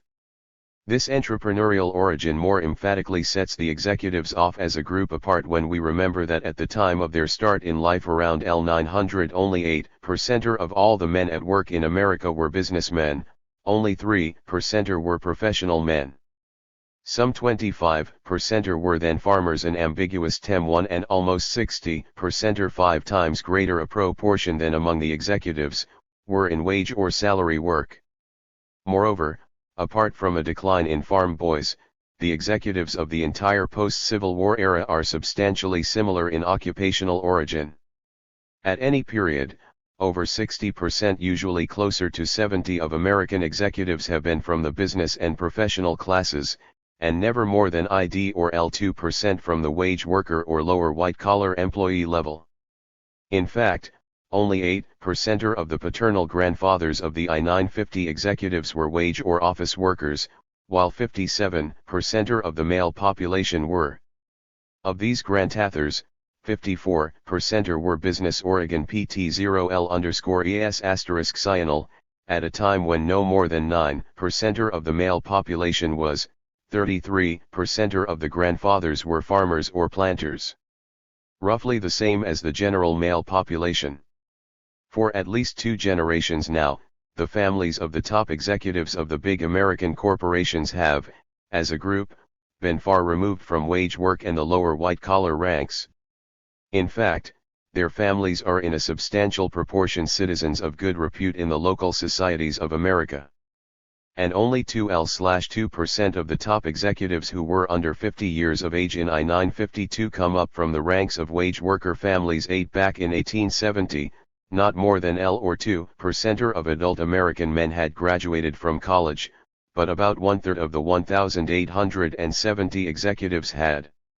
Among today's executives, 9 times as great a proportion are college graduates as among the comparable white males between 45 and 5 years of age. Moreover, almost half of them have had formal educational train. 129. Beyond college, I-5% in law, I-5% in engineering, and about the same proportion in miscellaneous courses and schools. The typical executives, today as in the past, were born with a big advantage. They managed to have fathers on at least upper middle class levels of occupation and income. They are Protestant, white, and American born. These factors of origin led directly to their second big advantage: they are well educated in the formal sense of college and post-college schooling. That such facts of origin were keys to their educational advantages is clear from the simple fact that among them, as among any group we might study, those with the highest origins have had the best chances for formal education.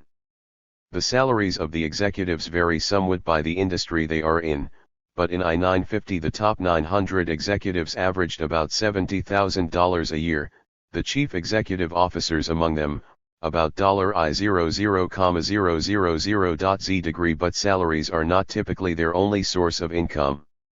In the briefcases of virtually every major executive there is a portfolio ready for additional stock certificates. There are many places of secure anchorage in the corporate world *, but the most secure is the position of the owner of big pieces of corporate property. In the big corporation, the fact that the executives do not own the property they manage means that by their decisions they do not risk their own property. When the profits are high, they continue to receive high salaries and bonuses. When they don't go so well, their salaries often continue quite high even though their bonuses drop. The bulk of executives today, in addition to salary payments, receive bonuses, either in stock or cash, and often in installments over a period of years. In I-952, among the highest paid executives were Crawford Green Eval, president of E. I. DuPont de Nemours & Co., with $153,290 in salary and $350,000 in bonuses; Harlow Curtis, then one of 4 executive vice presidents idents of General Motors, received $I5I2D0 in salary and $370,000 in bonuses. Eugene G. Grace, president of Bethlehem Steel Corp., received SLSI 50,000 as salary and $306,652 in bonuses. Charles E. Wilson, with his much publicized Eurody salary and stock holdings, was the highest paid executive in American industry, $20,000 in sal. Asterisk. ARI and $380,000 in bonuses. Plus an unknown amount in dividends. The executives do not constitute a leisure class, but they are not without the higher comforts. By the time they are 50 or 60 years of age, most chief executives have impressive houses, usually in the country, but not too far from their cities. Whether they also have places in town depends somewhat on the city they are more likely to in New York or Boston than in Los Angeles. Now they are receiving large incomes, from their salaries as well as dividends which may amount to as much or more. And so at about this point they branch out in a variety of ways. Many acquire sizable farms and go in for raising fancy livestock. Wilson, of Detroit and Washington, has Ayrshire cattle on his Michigan farm and plans to experiment with a new breed on his Louisiana Plain Tashan. 2 Cyrus Eaton has shorthorn cattle. Mr. Eisenhower, in his smaller way, now emulates his models with Aberdeen Angus. The executives are definitely numerous among the 3,000 or 4,000 people who own boats. Of over 30 of top executives almost never read drama, great fiction, the philosophers, the poets. Those who do venture into this area are definitely sports of the executive type, looked upon by their colleagues with mingled awe and incredulity. Executive circles do not overlap very much with those of artistic or literary interest. Among them are those who resent reading a report or a letter longer than 1 page, such avoidance of words being rather general. They seem somehow suspicious of long-winded speeches, except when they are the speakers, and they do not, of course, have the time. They are very much of the age of the briefing, of the digest, of the 2-paragraph memo. Such reading as they do, they often delegate to others, who clip and summarize for them. They are talkers and listeners rather than readers or writers. They pick up much of what they know at the conference table and from friends in other fields. 131. 3. If we attempt to draw blueprints of the external careers of the executives, we find several more or less distinct types. Entrepreneurs, by definition, start or organize a business with their own or with others' funds, and as the business grows so does their stature as executives. Less educated than other executives, this type tends to begin working at an earlier age and to have worked in several companies. According to the careful tally of Miss Suzanne L. Keller, a grand total of 6% of the top corporation executives in I-950 America have followed such an entrepreneurial route to the top. LL. Some executives have been placed in companies owned by their fathers or other relatives and have subsequently inherited their positions. These men tend to begin work later in their lives than other types, and frequently never work in companies other than the one in which they eventually come to the top. In these companies, however, they often work for considerable periods before assuming the key posts of command. Some LL% oft I-950 executives are such family managers. Another L3% did not begin in business at all, but as professional men, primarily lawyers. Their work in their profession leads usually after professional success to their becoming corporation presidents or board chairmen. As the incorporation of the economy got underway, William Miller has noted, corporations felt the need, on the one hand, to get in touch with lawyers in public office and, on the other, to have growing recourse to private legal advice in the making of day-to-day business decisions. The demand for such advice, indeed, became so great that the best-paid metropolitan lawyers almost without exception after I-900 made business counseling the focus of their work, at the expense of traditional advocacy, and many lawyers yielded to the blandishments of the corporations to become house counsel and even regular business executives themselves. As today, the success of the corporation depends to a considerable extent upon minimizing its tax burden, maximizing its speculative projects. Through mergers, controlling government regulatory bodies, influencing state and national legislatures. Accordingly, the lawyer is becoming a pivotal figure in the giant corporation. 132. For these three types of careers, entrepreneurial, family, and professional, have been followed by about 1/3 of the top I-950 executives. The external career line of the remaining 68% is a series of moves, over a long period of time, within and between the various levels and circles of the corporate business world. 2 generations ago, 36% of the executives as compared with only 6% today were entrepreneurial, 32% were family managers, as against 11% today. There were about the same proportion then of professional men, 4%, as now, 3%. Steadily and swiftly from 8% in 1870 to 68% in 1950, the career of the business executive has become a movement within and between the corporate hierarchies. If we examine the careers of 900 top I-950 executives, the largest group of contemporary executives whose careers have been studied, we find that the bulk of them began their work for large companies, and that about 1/3 of them have never worked for any other company than the one they now head. The great EI number worked for 1 or 2 other companies, and over 20% worked for 3 or again 4. So there is typically some crisscrossing of corporate boundaries in their climb. Even so, their average age when they were hired by their present company was about 29. About a third, as one might expect on the basis of their origin and education, started in their present company as executives. Well over a third, in fact 44%, started in various departments. That leaves about 24% who started as clerks or again laborers. We must, however, be careful about interpreting such figures. Low jobs in themselves do not mean anything, especially when one considers the backgrounds and higher educations of these executives.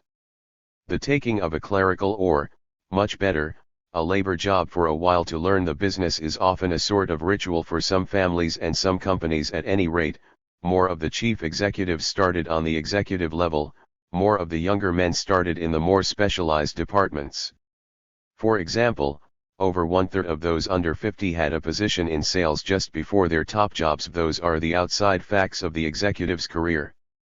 But the outside facts, no matter how added up, are not inside facts. There. 133. Is the bureaucratic crawl and there is the entrepreneurial leap. But there is also the deal of the fixer, the coup of the promoter, the maneuver of the clique. Words like entrepreneur and bureaucrat are no more adequate to convey the realities of the higher corporate career than of the appropriation of great fortunes. They are, as we have noted in connection with the very rich, middle-class words, and retain the limitations of middle-class perspectives. Entrepreneur suggests the picture of a man with all the risks of life about him, soberly founding an enterprise and carefully nurturing its growth into a great company. In I-950, a far more accurate picture of the entrepreneurial activity of the corporate elite is the setting up of a financial deal which merges one set of liles with another. The chief executive/GS of today do less building up of new organizations than carrying on of established ones. And, as Robert A. Gordon has indicated, they are less creative, restless, dynamic individuals than professional coordinators of decisions, approving decisions that flow up from subordinates, but doing less and less initiation. Z8LT is usual in studies of business executives to term such a career bureaucratic, but, strictly speaking, this is not correct. The bureaucratic career, properly defined, does not mean merely a climb up, from one level to the next, of a hierarchy of offices. It does involve that, but more importantly, it means the setting up of strict and unilateral qualifications for each office occupied. Usually these qualifications involve both specified formal training and qualifying examinations. The bureaucratic career also means that men work for salaried advancement without any expectation of coming to own even a part of the enterprise, of personally appropriating a portion of the accumulated property of the enterprise, by bonuses, or stock options or lavish pension and insurance plans *. Just as the word entrepreneur, as used to refer to the career of the very rich of today, is often misleading, so the word bureaucratic, as used to refer to corporation executives on the higher levels, is misleading. Both the advancement of the chief executives and the accumulations of very rich, on the higher levels, 134, are definitely mixed up in a political world of corporate cliques. To advance within and between private corporate hierarchies means to be chosen for advancement by your superiors administrative and financial, and there are no strict, impersonal rules of qualifications or seniority known to all concerned in this process. On the higher levels of the corporate world, careers are neither bureaucratic nor entrepreneurial, they are a COITP0 side of payoffs, involving speculators, men with great American fortunes, and executives in jobs with chances to make money.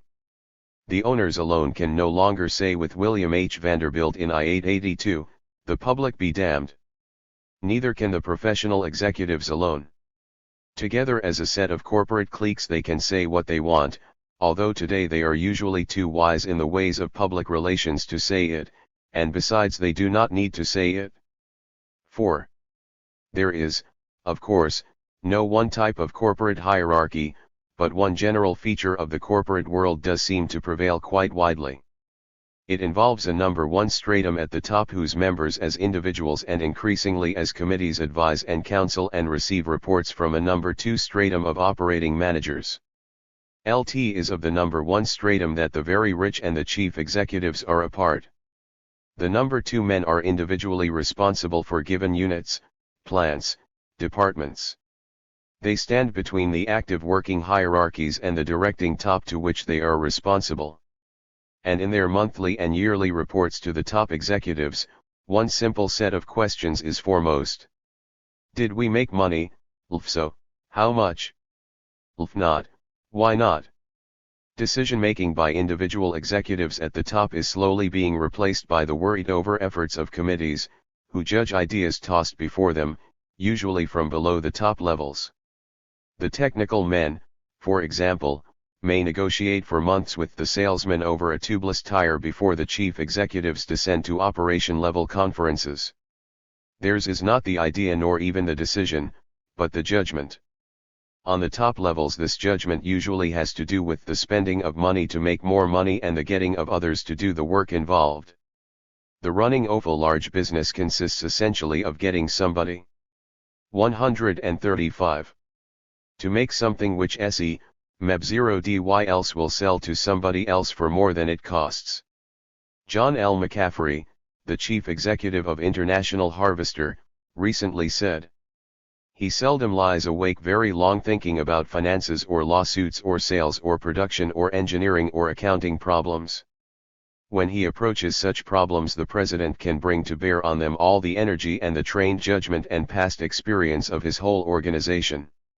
And he goes on to say what top executives do think about at night: the biggest trouble with industry is that it is full of human beings. The human beings on the middle levels are mainly specialists. We sit at our desks all day, this chief executive continues, while around us whiz and gyrate a vast number of special activities, some of which we only dimly understand. And for each of these activities, there is a specialist. All of them, no doubt, are good to have. All seem to be necessary. All are useful on frequent occasions. But it has reached the point where the greatest task of the president is to understand enough of all these specialties so that when a problem comes up he can assign the right team of experts to work on it. How can he maintain the interest of and get full advantage from the specialists who are too specialized to promote? On the one hand, the company absolutely requires the skills of the specialists in order to carry on its complicated operations.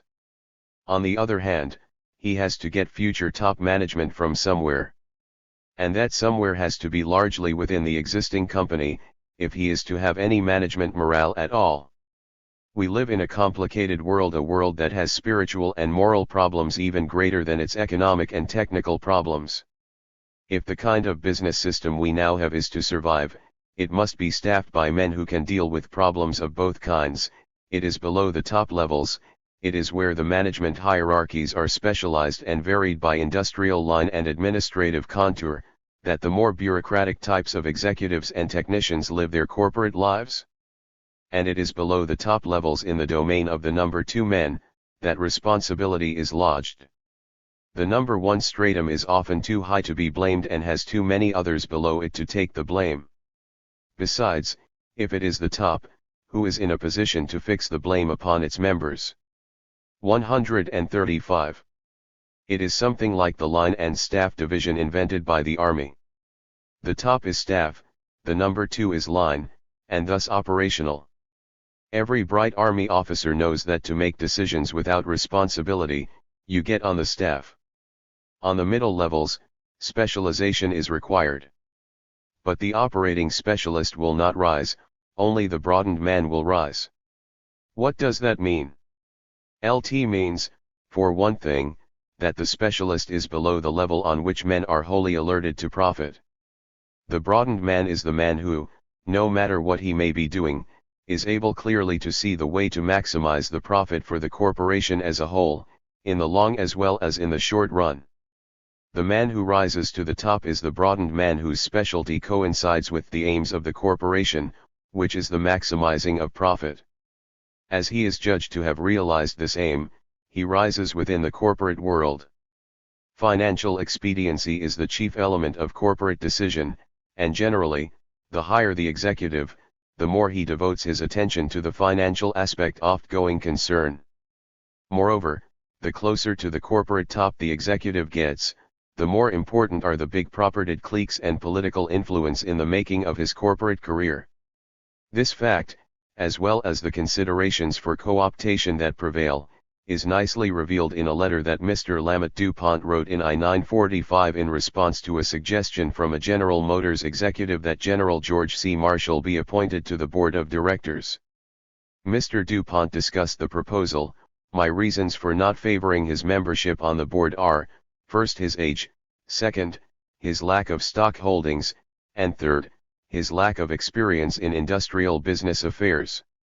Mr. Alfred P. Sloan, chairman of General Motors, in considering the matter, generally concurred, but added, L thought General Marshall might do us some good, when he retires, following his present assignment, assuming he continues to live in Washington, recognizing the position he holds in the community and among the government people and the acquaintances he has, and he became familiar with our thinking and what we are trying to do, it might offset the general negative attitude toward big business, of which we are a symbol, and a profitable business, as well. LT seems to me that might be some reason. 137. And in that event the matter of age would not be particularly consequential. And considering other appointments, Mr. Sloan wrote to W.S. Carpenter, a large owner of DuPont and General Motors. George Whitney belongs to the board of directors of quite a number of industrial organizations. He gets around a lot because he lives in New York, where many contacts are easily and continuously made. Mr. Douglas is, in a way, quite a public character. He seems to spend a great deal of time in other things. LT seems to me that such people do bring into our councils a broader atmosphere than is contributed by the DuPont directors and the General Motors directors, or examine a late case of corporate machination that involved the several types of economic men prevailing in higher corporate circles. Robert R. Young, financial promoter and speculator, recently decided to displace William White, chief executive of the New York Central Railroad and a lifetime career executive in railroad operation. Young won, but did it really matter?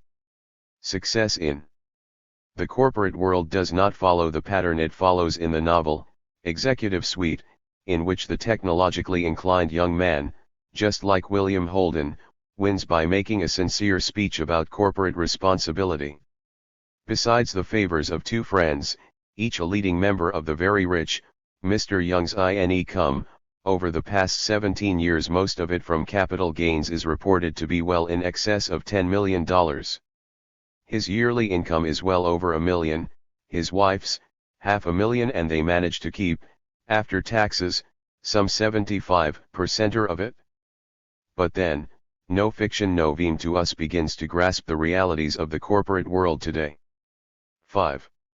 When successful executives think back upon their own careers, they very often emphasize what they always call an element of luck. Now what is that? We are told that Mr. George Humphrey makes it a point to have lucky men work with him. What this means, translated out of the magical language of luck, is that there is an accumulation of corporate success. If you are successful, that shows that you are lucky, and if you are lucky, you are chosen by those up the line, and thus you get chances to be more successful. Time and time again, in close-ups of the executive career, we obtained 0.07% of which he personally owns. And they borrowed it in such a way as to cover all risk except 200,000 shares. They were on the scheduled new board of directors. Young had 800,000 voting shares. Chase National Bank, a Rockefeller bank, had the trusteeship of these shares and now had sold them to Murchison and Richardson. John J. McCloy, the bank's board chairman, arranged for White to meet Richardson and Murchison, who flew up the next day to New York City. The Texans, who now owned L2L/2% of the New York Central, attempted to arrange a compromise. They failed, and a fight for the votes of the more scattered owners began. 35 Young side spent $305,000. 100 solicitors for White from coast to coast were reaching stockholders, as well as several hundred volunteer employees of the railroad. Young also engaged a professional proxy solicitation firm. He also had the services of Diebold, LNC, a firm manufacturing office furniture which Murchison owned. 250 of its salesmen were hired to solicit proxies. If Young won, the office furniture for New York Central might henceforth be made by Diebold. 139. Serve how men in the same circles choose one another. For example, Mr. Humphrey was on an Advies Zero recommittee to the Commerce Department. There he meets Mr. Paul Hoffman. Later, when Mr. Hoffman heads ECA, he pulls in Mr. Humphrey to run an advisory committee on Gemian industry. There General Clay notices him. General Clay naturally knows General Eisenhower, so when General Eisenhower goes up, General Clay recommends Mr. Humphrey to his close friend, President Eisenhower. There is another item that ties in with the network of friends which people call luck, the social life of the corporation. It is a reasonable assumption that part of the executive career is spent politicking. Like any politician, especially when he is at or near the top of his hierarchy, the successful executive tries to win friends and to make alliances, and he spends, one suspects, a good deal of time guessing about the cliques he thinks oppose him. He makes power plays, and these seem part of the career of the managerial elite. To make the corporation self-perpetuating, the chief executives feel that they must perpetuate themselves, or men like themselves, future men not only trained but also indoctrinated. This is what is meant when it was truly said recently of a man high in the world's largest oil company that he is really as much a product of the company as are the 2 million barrels of oil products it makes every day. As future executives move upward and toward the center, they become members of a set of cliques, which they often confusedly refer to as a team. They must listen. They must weigh opinions. They must not make snap judgments. They must fit into the business team and the social clique. Insofar as the career is truly corporate, one advances by serving the corporation, which means by serving those who are in charge of it and who judge what its interests are. The executive career is almost entirely a career within the corporate world, less than 1 out of 10 of the top men over the last 3 generations having entered top position from independent professional or from outside hierarchies. Moreover, it is increasingly a career within one company. Back in I-870, more than SIT out of 10 executives gained the top rung from outside the Corp 0L Euro ILI 1, by I-950, almost 7 out of 10 did so from within the company. First you are a vice president, then you are president. 140. You must be known well, you must be well liked, you must be an insider. Success in the higher corporate world is obviously determined by the standards of selection that prevail and the personal application of these standards by the men who are already at the top. In the corporate world, one is drawn upward by the appraisals of one's superiors.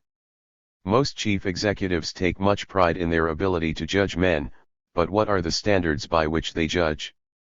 The standards that prevail are not clear-cut and ob_active, they seem quite intangible, they are often quite subjective, and they are often perceived by those below as ambiguous.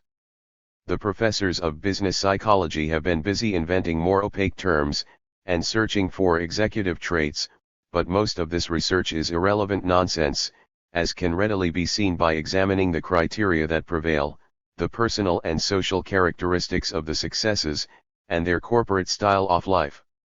On the lower and middle levels of management, objective criteria having to do with skillful performance of occupational duties do often prevail. It is even possible to set up rules of advancement and to make them known in a regular bureaucratic manner.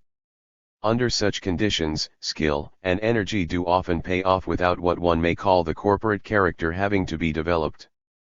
But once a man of the lower ranks becomes a candidate for higher corporate position, the sound judgment, the broadened view, and other less tangible traits of the corporate character are required. Character, Fortune magazine observers have remarked, even how the man looks as an executive, became more important than technical ability. One often hears that practical experience is what counts, but this is very short-sighted, for those on top control the chances to have practical experience of the sort that would be counted for the higher tasks of sound judgment and careful maneuver. This fact is often hidden by reference to an abstract, transferable quality called managerial ability, but many of those who have been up close to the higher circles have been led to suspect that there probably is no such thing.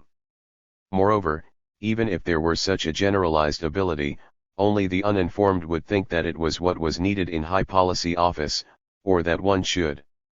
141. Go to the trouble of recruiting $200,000 a year men for such work. For that you hire a $20,000 a year man, or better still, you employ a management counseling firm, which is what the $200,000 a year men do. Part of their managerial ability consists precisely in knowing their own inabilities and where to find someone with the requisite ability and the money to pay for it. In the meantime, the most accurate single definition of ability, a many-sided word, is usefulness to those above, to those in control of one's advancement. When one reads the speeches and reports of executives about the type of man that is required, one cannot avoid this simple conclusion: he must fit in with those already at the top. This means that he must meet the expectations of his superiors and peers, that in personal manner and political view, in social ways and business style, he must be like those who are already in, and upon whose judgments his own success rests. If it is to count in the corporate career, talent, no matter how defined, must be discovered by one's talented superiors. It is in the nature of the morality of corporate accomplishment that those at the top do not and cannot admire that which they do not and cannot understand. When it is asked of the top corporate men, but didn't they have to have something to get up there, the answer is, yes, they did by definition, they had what it takes. The real question accordingly is, what does it take? And the only answer one can find anywhere is, the sound_I intent, as gauged by the men of sound judgment who select them. The fit survive, and fitness means, not formal competence. There probably is no such thing for top executive positions but conformity with the criteria of those who have already succeeded. To be compatible with the top men is to act like them, to look like them, to think like them, to be of and for them, or at least to display oneself to them in such a way as to create that impression. This, in fact, is what is meant by creating a well-chosen word, a good impression. This is what is meant and nothing else by being a sound man, as sound as a dollar. Since success depends upon personal or a clique choice, its criteria tend to be ambiguous. Accordingly, those on the lower edge of the top stratum have ample motive and opportunity to study carefully those above them as models, and to observe critically and with no little anxiety those who are still their peers. Now they are above the approval of technical ability and formal competence. 142. business experience and ordinary middle-class respectability. That is assumed. Now they are in the intangible, ambiguous world of the higher and inner circles, with whose members they must come into a special relation of mutual confidence. Not bureaucratic rules of seniority or objective examinations, but the confidence of the inner circle that one is of them and for them, is a prerequisite for joining them. Of the many that are called to the corporate management, only a few are chosen. Those chosen are picked, not so much for strictly personal characteristics which many of them cannot really be said to possess as for qualities judged useful to the team. On this team, the prideful grace of individuality is not at a premium. Those who have started from on high have from their beginnings been fomented by sound men and trained for soundness. They do not have to think of having to appear as sound men. They just are sound men, indeed, they embody the standards of soundness. Those who have had low beginnings must think all the harder before taking a risk of being thought unsound. As they succeed, they must train themselves for success, and, as they are formed by it, they too come to embody it, perhaps more rotundly than those of the always high career. Thus, high or low origin, each in its own way, operates to select and to form the sound men with well-balanced judgment. It is the criteria of selection, it is the power to conform with and to use these criteria that are important in understanding the chief executives, not merely the statistics of origin. It is the structure of the corporate career and its inner psychological results that form the men at the top, not merely the external sequence of their career. So speak in the rich, round voice and do not confuse your superiors with details. Know where to draw the line. Execute the ceremony of forming a judgment. Delay recognizing the choice you have already made, so as to make the truism sound like the deeply pondered notion. Speak like the quiet competent man of affairs and never personally say no. Hire the no man as well as the yes man. Be the tolerant maybe man and they will cluster around you, filled with hopefulness. Practice softening the facts into the optimistic, practical, ITW-LLKLI1G, cordial, brisk view. Speak to the well-blunted point. Have weight, be stable, caricature what? 143. You are supposed to be but never become aware of it, much less amused by it. And never let your brains show. 6. The criteria for executive advancement that prevail are revealingly displayed in the great corporations' recruitment and training programs, which reflect rather clearly the criteria and judgments prevailing among those who have already succeeded. Among today's chief executives there is much worry about tomorrow's executive elite, and there are many attempts to take inventory of the younger men of the corporation who might develop in 10 years or so, to hire psychologists to measure talent and potential talent, for companies to band together and set up classes for their younger executives, and indeed to employ leading universities which arrange distinct schools and curricula for the managers of tomorrow, in short, to make the selection of a managerial elite a staff function of big company. Perhaps half of the large corporations now have such programs. They send selected men to selected colleges and business schools for special courses, Harvard Business School being a favorite. They set up their own schools and courses, often including their own top executives as lecturers. They scout leading colleges for promising graduates, and arrange tours of rotating duty for men selected as potential comers. Some corporations, in fact, at times seem less like businesses than vast schools for future executives. By such devices, the fraternity of the chosen have attempted to meet the need for executives brought about by the corporate expansion of the 40s and 50s. This expansion occurred after the scarce job market of the 30s, when companies could pick and choose executives from among the experienced. During the war there was no time for such programs, which, on top of the slump, made for a decade-and-a-half gap in executive supply. Behind the deliberate recruiting and training programs there is also the uneasy feeling among the top cliques that the second-level executives are not as broad gauge as they themselves. Their programs are designed to meet the felt need for perpetuation of the corporate hierarchy. So the corporations conduct their raids among the college sexniers, like college fraternities among the freshmen. The colleges. 144. In turn, have more and more provided courses thought to be helpful to the corporate career. It is reliably reported that the college boys are ready to be what the corporation wants them to be. They are looking hard for cues. Such alertness and receptivity may well be a more important characteristic of the modem manager than the type of education he received. Luck obviously plays a part in the rise of any top executives, and they seem to manage to meet luck better than halfway. The cues are readily available. As corporation trainees, the future executives are detached from a central pool and slated for permanent jobs, only after they have been given a strong indoctrination in what is sometimes called the management view. The indoctrination may last as long as 2 years and occasionally as long as 7 each year.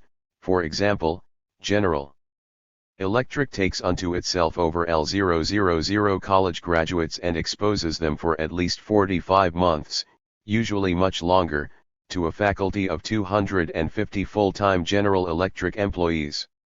Many people are watching them, even their peers contribute to the judging, for which, it is said, the trainee is grateful, for thus he will not be overlooked. Training in human relations pervades the broad-gauge program. Never say anything controversial, you can always get anybody to do what you wish, are themes of the effective presentation course worked up by the sales training department of the Knowledgeable Corporation. In this human relations type of training, the effort is to get people to feel differently as well as to think differently about their human problems. The sensibilities and loyalties and character, not merely the skills, of the trainee must be developed in such a way as to transform the American boy into the American executive. His very success will be an insulation of mind against the ordinary problems and values of non-corporate people. Like all well-designed indoctrination courses, the social life of the trainee is built into the program. To get ahead, one must get along with one's peers and with one's superiors. All belong to the same fraternity. All of one's social needs can be filled within the company orbit. To find his executive slot in this orbit, the trainee must take advantage of the many contacts that rotation from place to place affords. This too is company policy. If you're smart, says one smart trainee, as soon as you know your way around you start telephoning. 145. There are many arguments pro and con about training programs for executives, but the Crown Prince type of program is a central argument among the top executives of big corporations. 9 out of 10 young men, even today, do not graduate from college. They are excluded from such executive training schools, although most of them will work for corporations. What effects do such programs have among those who have been called to the corporation but are not among those chosen as crown princes? Yet there must be some way to inflate the self-images of the future executives in order that they may take up the reins with the proper mood and in the proper manner and with the sound judgment required. The majority view of one small but significant sample of executives is that the man who knows the technique of managing, not the content of what is managed, the man who knows how to elicit participative consultation, how to conduct problem-solving meetings. Will be the top executive of the future. He will be a team player without unorthodox ideas, with leadership rather than drive. Or, as Fortune summarizes the argument, their point goes something like this: we do need new ideas, a questioning of accepted ways. But the leader hires people to do this for him.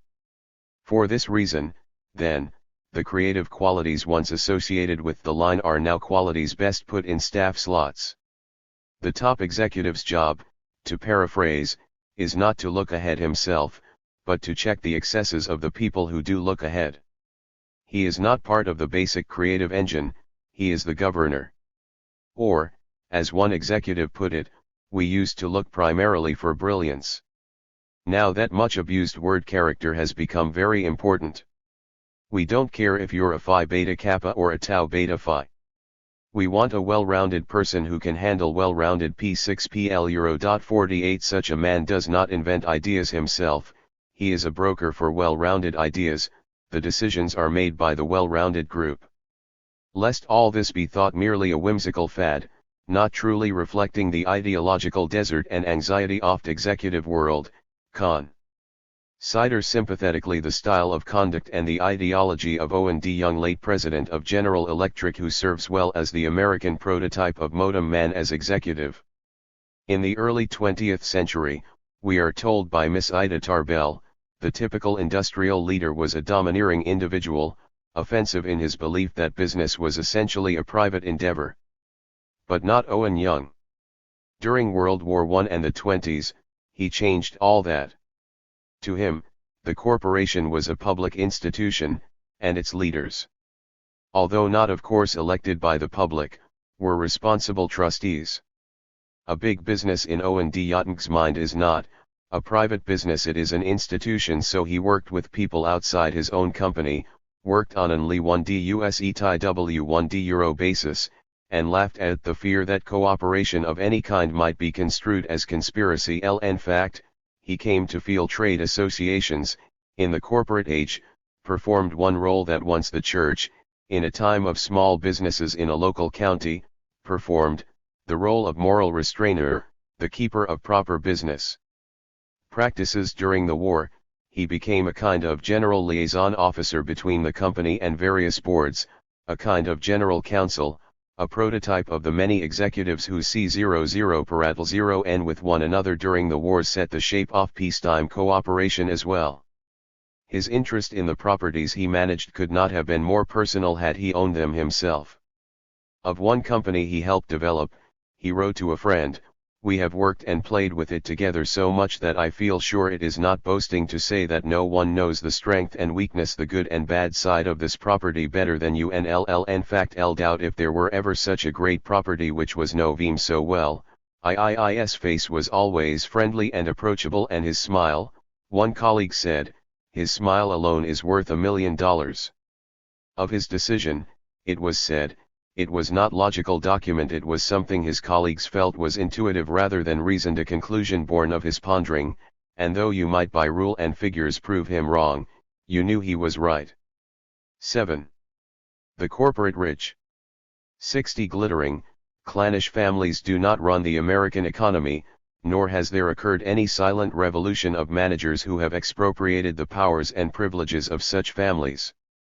The truth that is in both these characterizations is less adequately expressed as America's 60 families or the managerial revolution, than as the managerial reorganization of the propertied classes into the more or less unified stratum of corporate rich. As families and as individuals, the very rich are still very much a part of the higher economic life of America, so are the chief executives of the major corporations.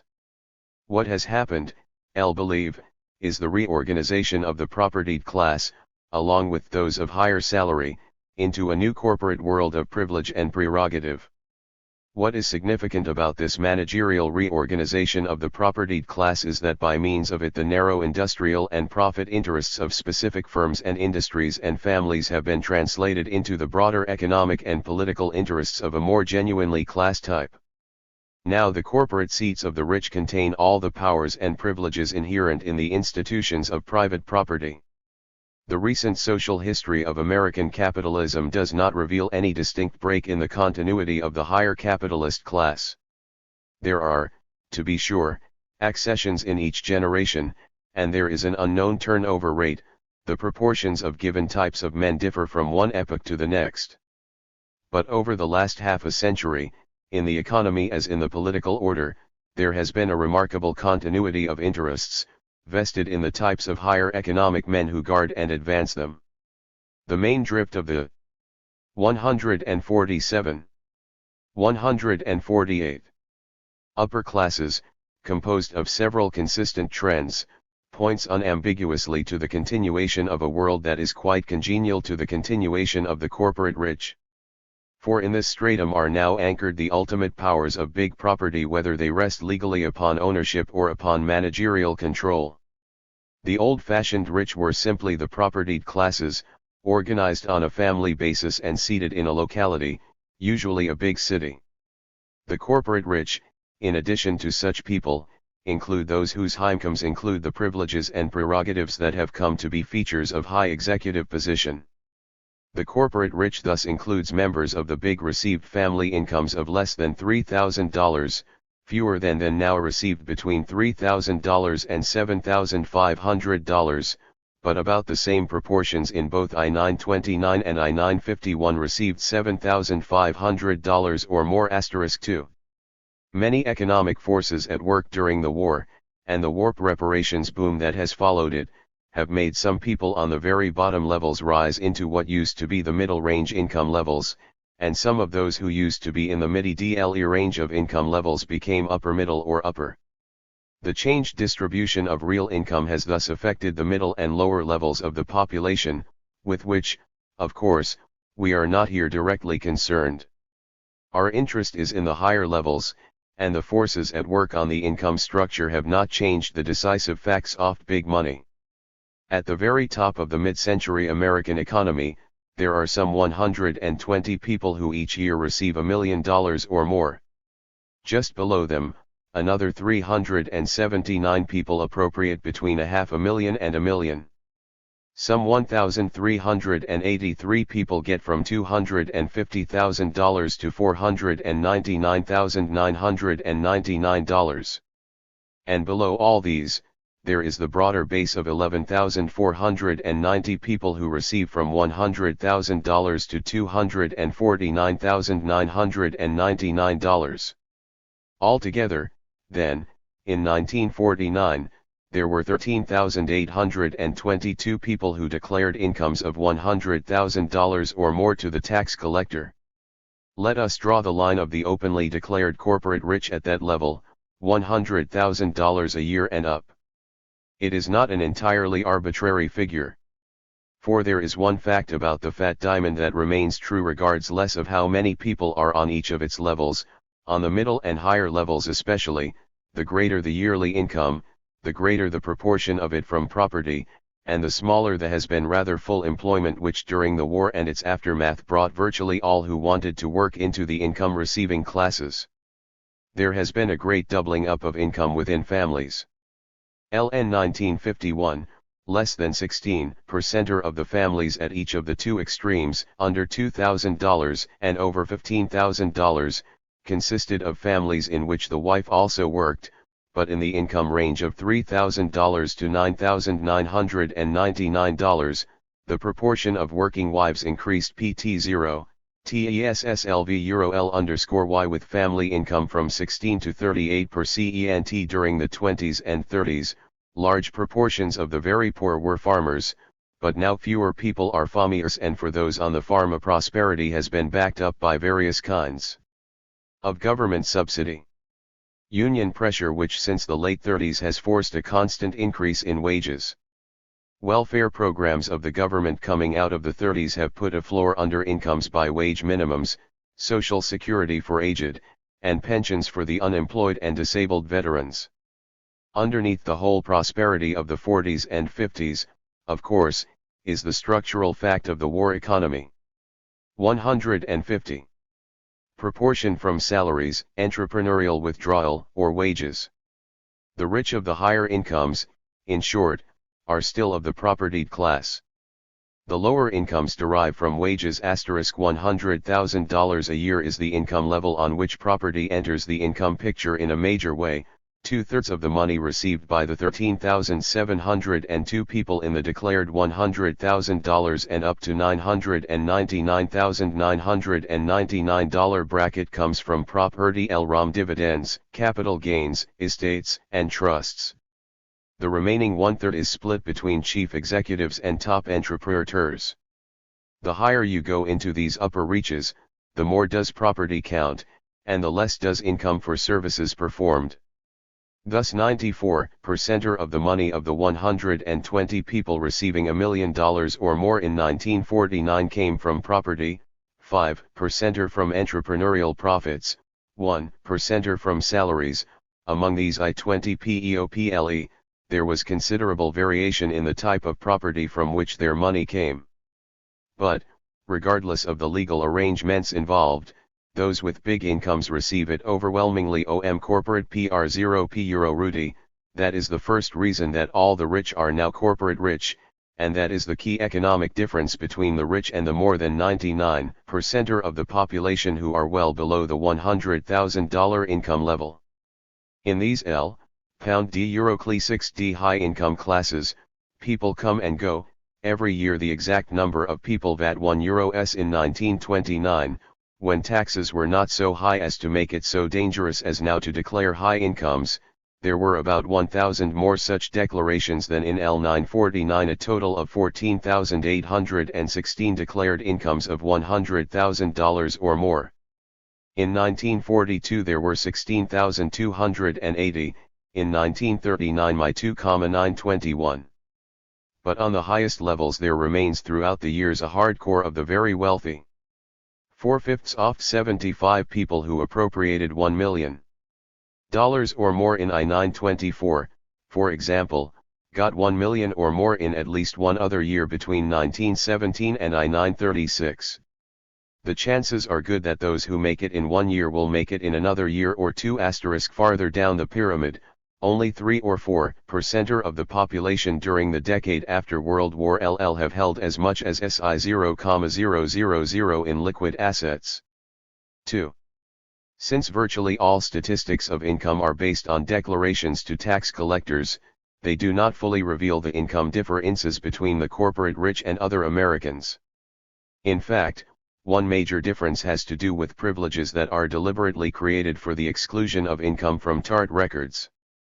These privileges are so pervasive that we find it hard to take seriously the great publicity given to the income revolution, which is said to have taken place over the last 20 years. A change, as we have just reported, has taken place in the total income distribution of the United States, but we do not find it very convincing to judge from declared income tax records that the share the rich receive of all the wealth in the country has decreased. Such figures are, of course, only crude indications of the meaning of the big money, as they do not take into account the element of inflation. The number of corporate rich for any given year, as well as the number of million-dollar incomes, is related to the tax rate and to the profit level of the corporate world. Periods of low taxes and high profits are periods in which the declared million-dollar incomes flourish. In the ideal year of 1929, 513 people, estates, or trusts, told the government they had received incomes of $1 million or more. The average of these million-dollar incomes was $2.36 million, and after taxes the average million-dollar man had $1.99 million left. In the slump year of I-932, there were still 20 people who reported incomes of $1 million or more. By 1939, when 3/4 of all the families in the United States had incomes of less than $2,000 a year, there were 45 such million-dollar incomes reported. With the war, however, the number of million-dollar incomes increased, as did the general level of income. In 1949, when both profits and taxes were high, the average income of the I-20 people who told the government they had received $1 million or more was $2.13 million, after taxes they were with $910,000. In I-919, however, when taxes and profits were high, although profits were falling a bit, only 65 people earned $1 million or more, averaging $2.3 million before taxes, but only $825,000 after taxes. 152. Tax rates being high, the corporate rich are quite nimble in figuring out ways to get income, or the things and experiences that income provides, in such a way as to escape taxation. The manner in which the corporate rich pay their taxes is more flexible and provides more opportunities for shrewd interpretations of the law than is true for the middle and lower classes. People of higher income figure their own tax deductions, or more usually have them figured by the experts they hire. Perhaps those whose income derives from property or from entrepreneurial and professional practice are as honest or as dishonest as poorer people on wages and salary, but they are also economically bolder, they have greater opportunities and greater skill, and, even more importantly, they have access to the very best skills available for such matters, accomplished lawyers and skillful accountants who specialize in taxation as a science and a game. In the nature of the case, it would be impossible to prove with exactitude, but it is difficult not to believe that as a general rule the higher the income and the more varied its sources, the greater the likelihood of the shrewd tax return.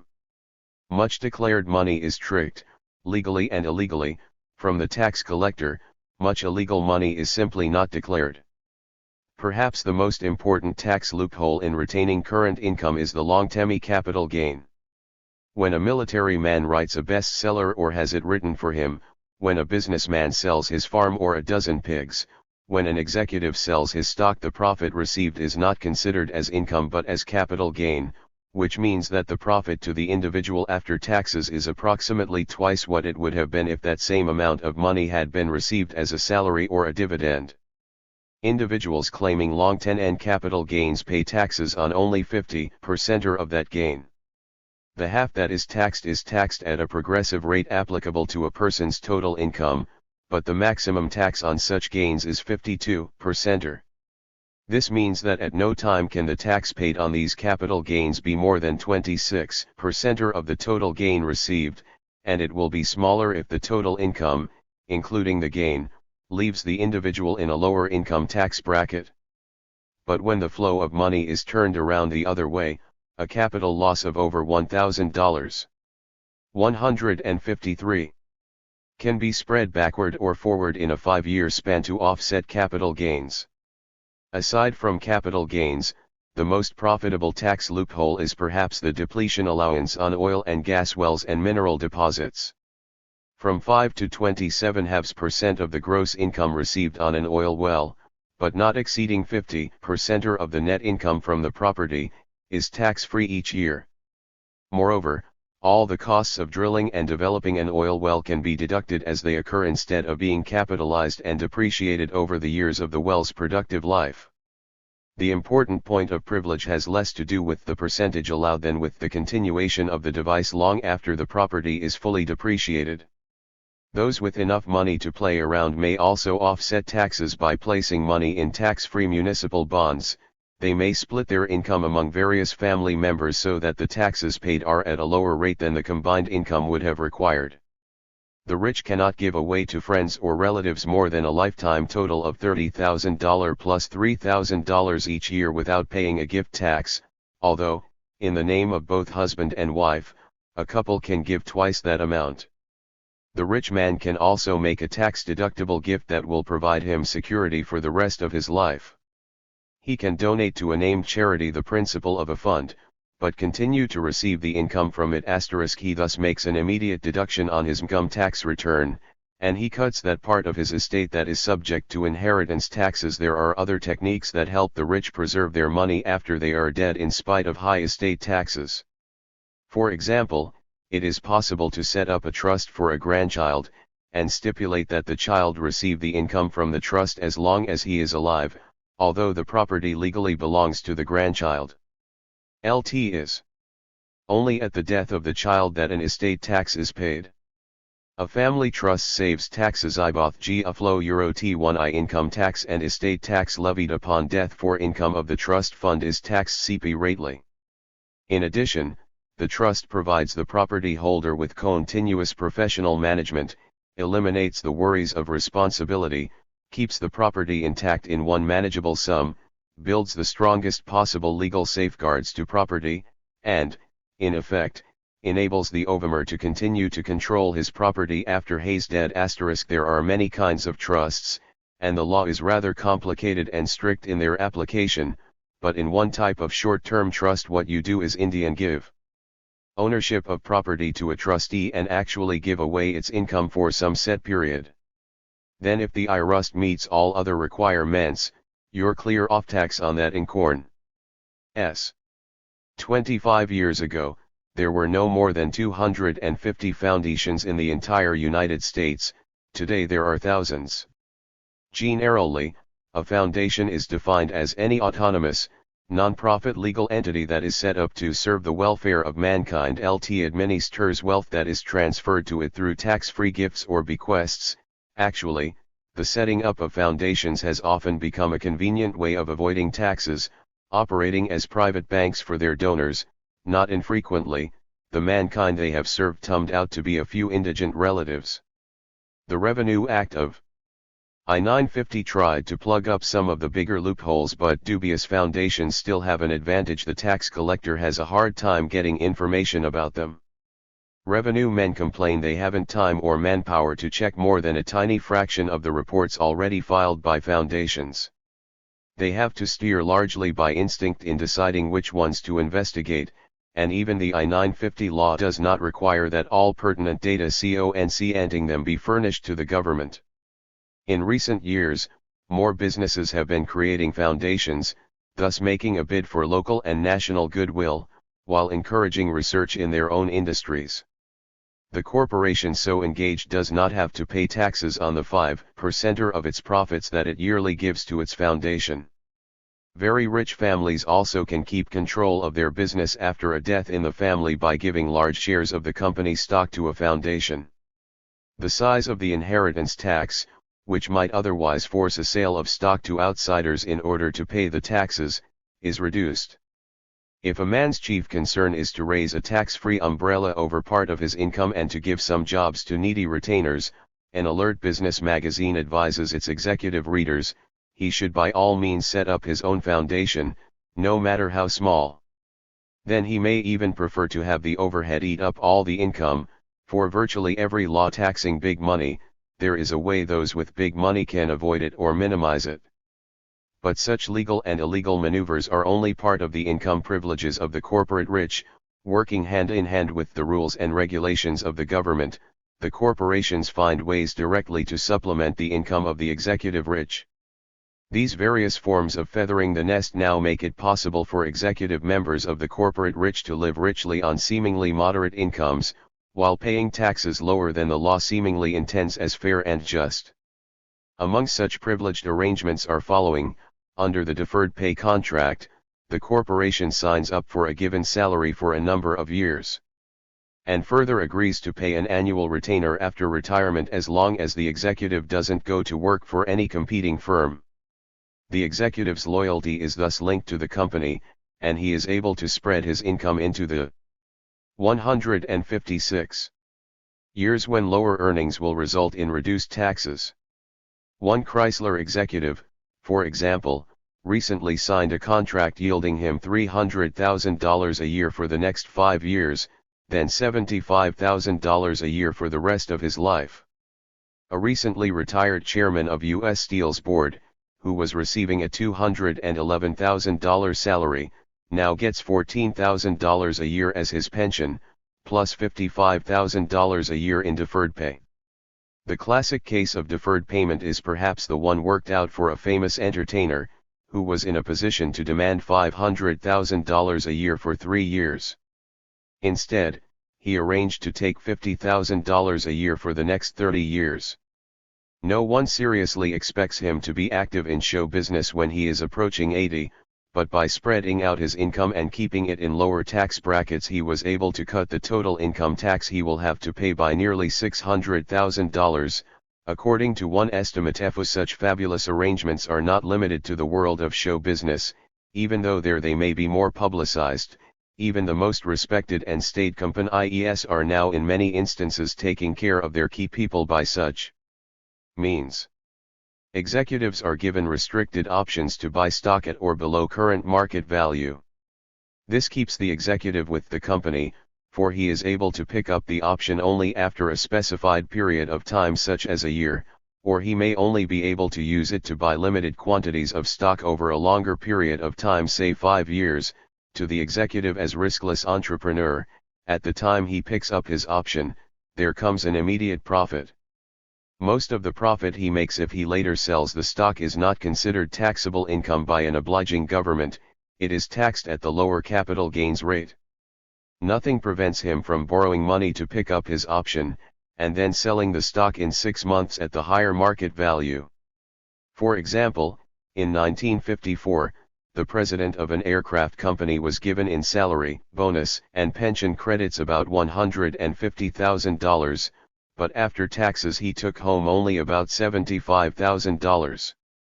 However, if he wished to sell the 10,000 shares of stock he had bought on his company's option plan several months before, he could, after paying all taxes due, have also taken home $594,375.20. About 1 out of 6 companies listed on the New York Stock Exchange gave stock up *. 157. Shins to executives within a year or so after the 1950 tax law made them attractive as capital gains. Since then, the practice has spread.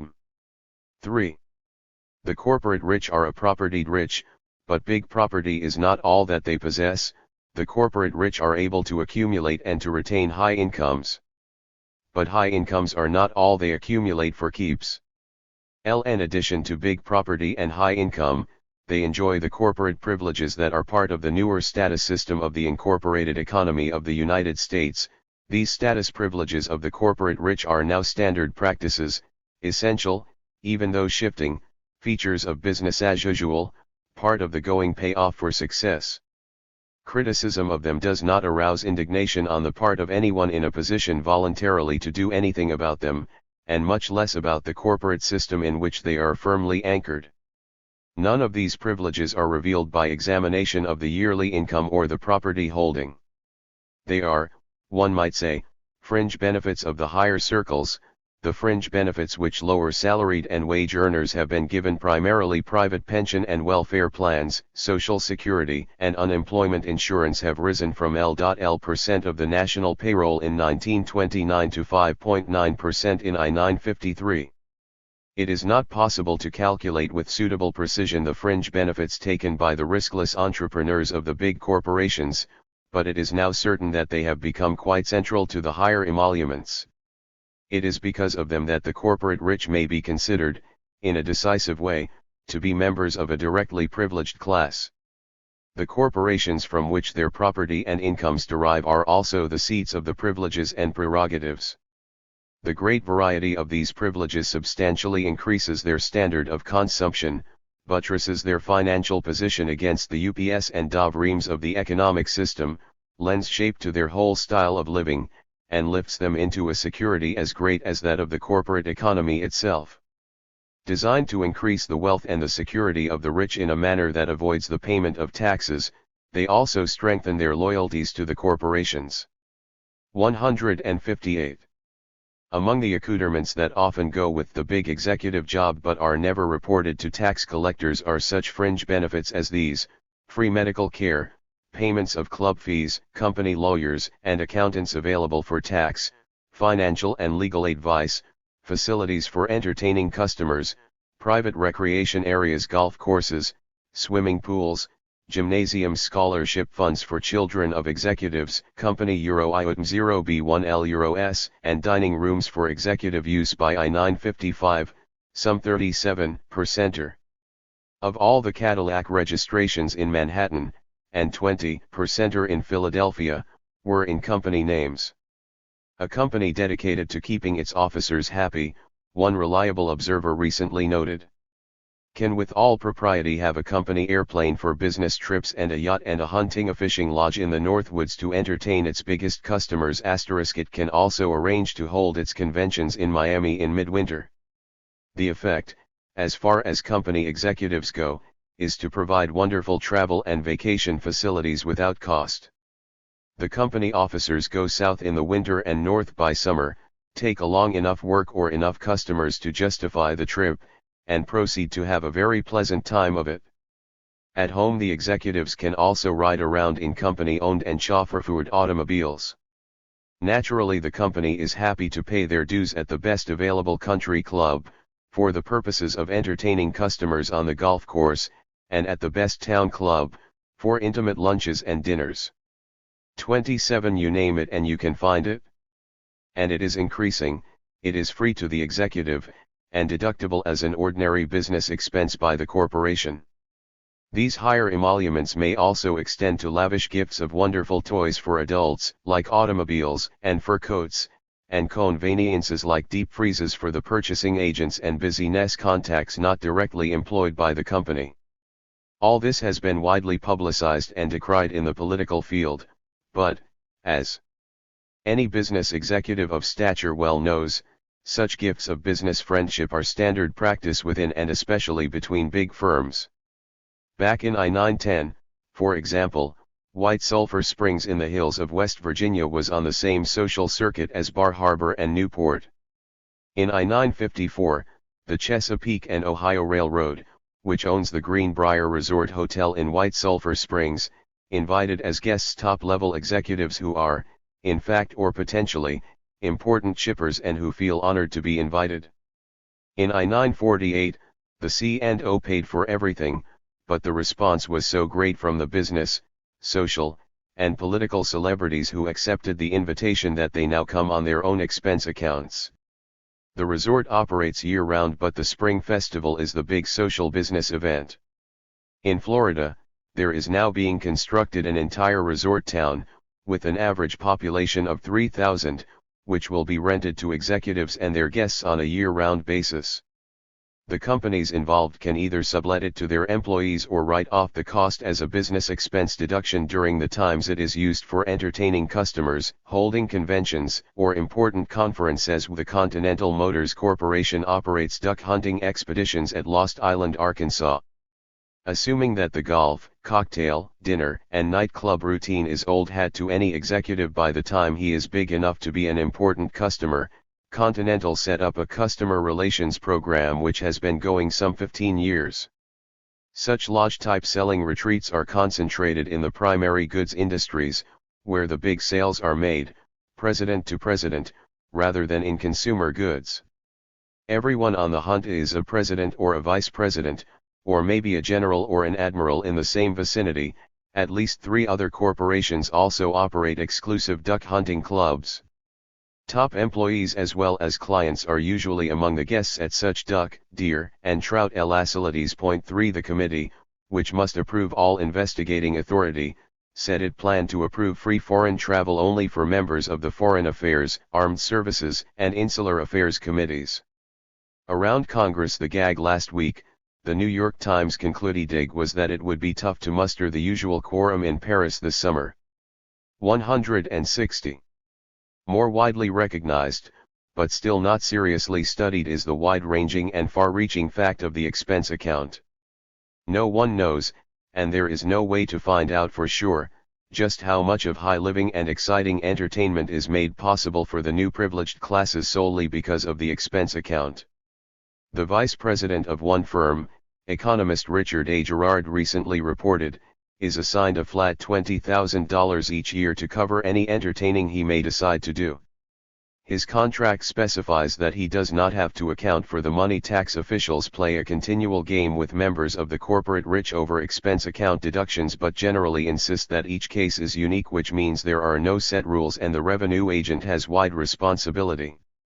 Theater people estimate that 30 to 40% of the New York theater audience is an expense account audience, and that this is the percentage between life and death. 33 Moreover, in cities like New York, Washington, and Chicago, one investigator feels it safe to say that at any given moment well over half of all the people in the best hotels, the best nightclubs, and the best restaurants are charging the bill as an expense account item to their companies, which in turn are charging it to the government in the form of tax deductions, and goes on to assert what is well known: there is something about an expense account that brings out the latent rascality, rapacity, and mendacity in even the otherwise most honorable man. Expense account forms have long been known affectionately by their fond possessors as swindle sheets. Filling out an expense account itemization has been regarded as a kind of contest of wits with the company auditor, in which it is perfectly justifiable to use the most outrageous half-truths, little white lies, and outright fantasies, anything at all which the auditor, regardless of how outraged he might be, cannot absolutely prove to be false. We have by no means reported all of the privileges of the corporate rich, confining ourselves mainly to legally and officially sanctioned types. Many of the new privileges, especially the higher emoluments, have long been known and are quite accepted by heads of state and by higher officials of public office. The governor is given the governor's mansion in which to live. 151. Rent-free, the president, with $50,000 a year tax-free expenses, also has his White House, which contains his serviced living quarters as well as offices of administration. But what has happened, as the corporation has become the anchor point for the privileges that go with great wealth, is that such higher emoluments have become normal among the private rich as they have become transformed into the corporate rich. When, in their happier moods, Corporation executives speak lovingly of their corporations as one big family. One can understand that in a very real sense they are asserting a sociological truth about the class structure of American society. For the powers and privileges of property, shared among the corporate rich, are now collective, and the individual has such privileges most securely only insofar as he is part of the corporate world. 4. America has not become a country where individual pleasures and powers are bounded by small incomes and high taxes. There are incomes high enough to remain high despite the taxes, and there are many ways of escaping and minimizing taxes. There is maintained in America, and there is being created and maintained every year, a stratum of the corporate rich, many of whose members possess far more money than they can personally spend with any convenience. For many of them, the prices of things are simply irrelevant.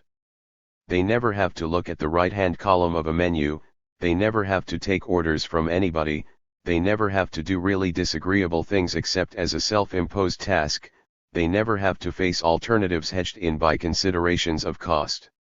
They never have to do anything. They are, according to all appearances, free.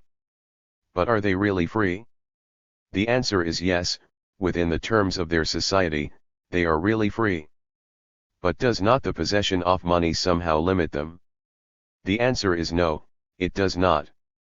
But are not those just the hurried answers? Are there not more considered, deeper-going answers? What kind of deeper-going answers? And what does freedom 162 mean? Whatever else it may mean, freedom means that you have the power to do what you want to do, when you want to do it, and how you want to do it, and in American society the power to do what you want, when you want, how you want, requires money. Money provides power and power provides freedom. But are there no limits on all this?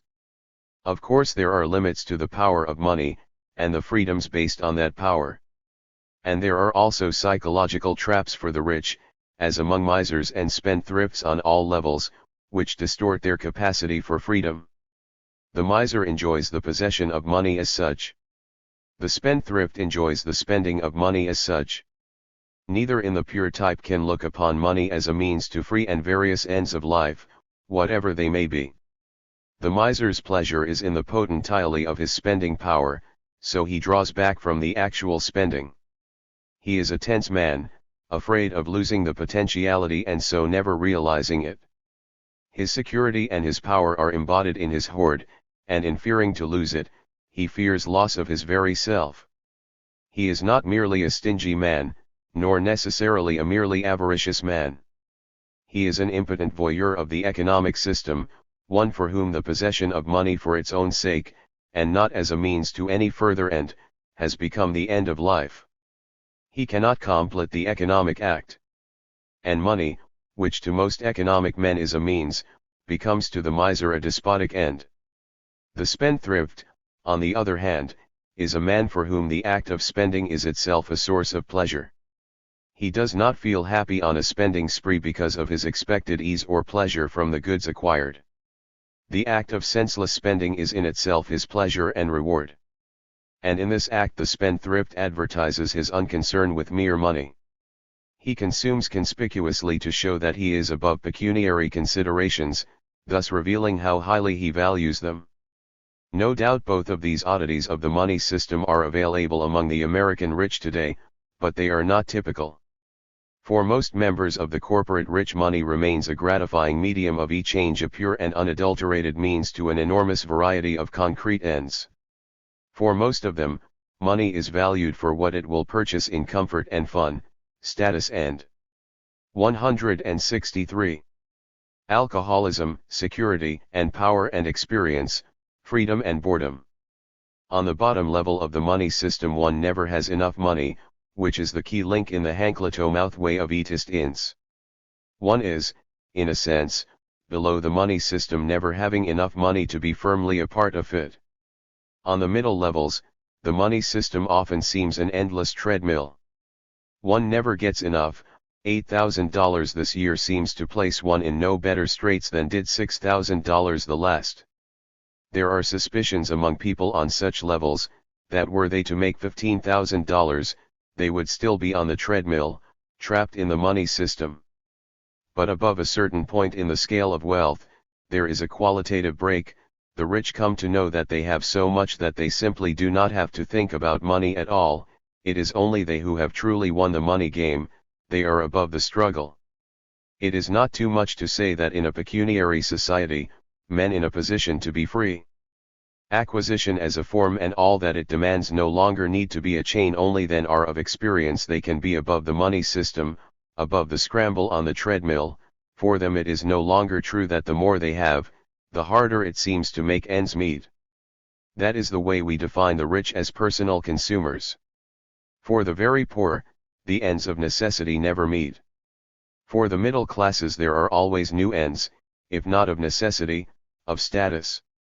For the very rich, the ends have never been separated, and within the limits of the common human species, they are today as free as any Americans.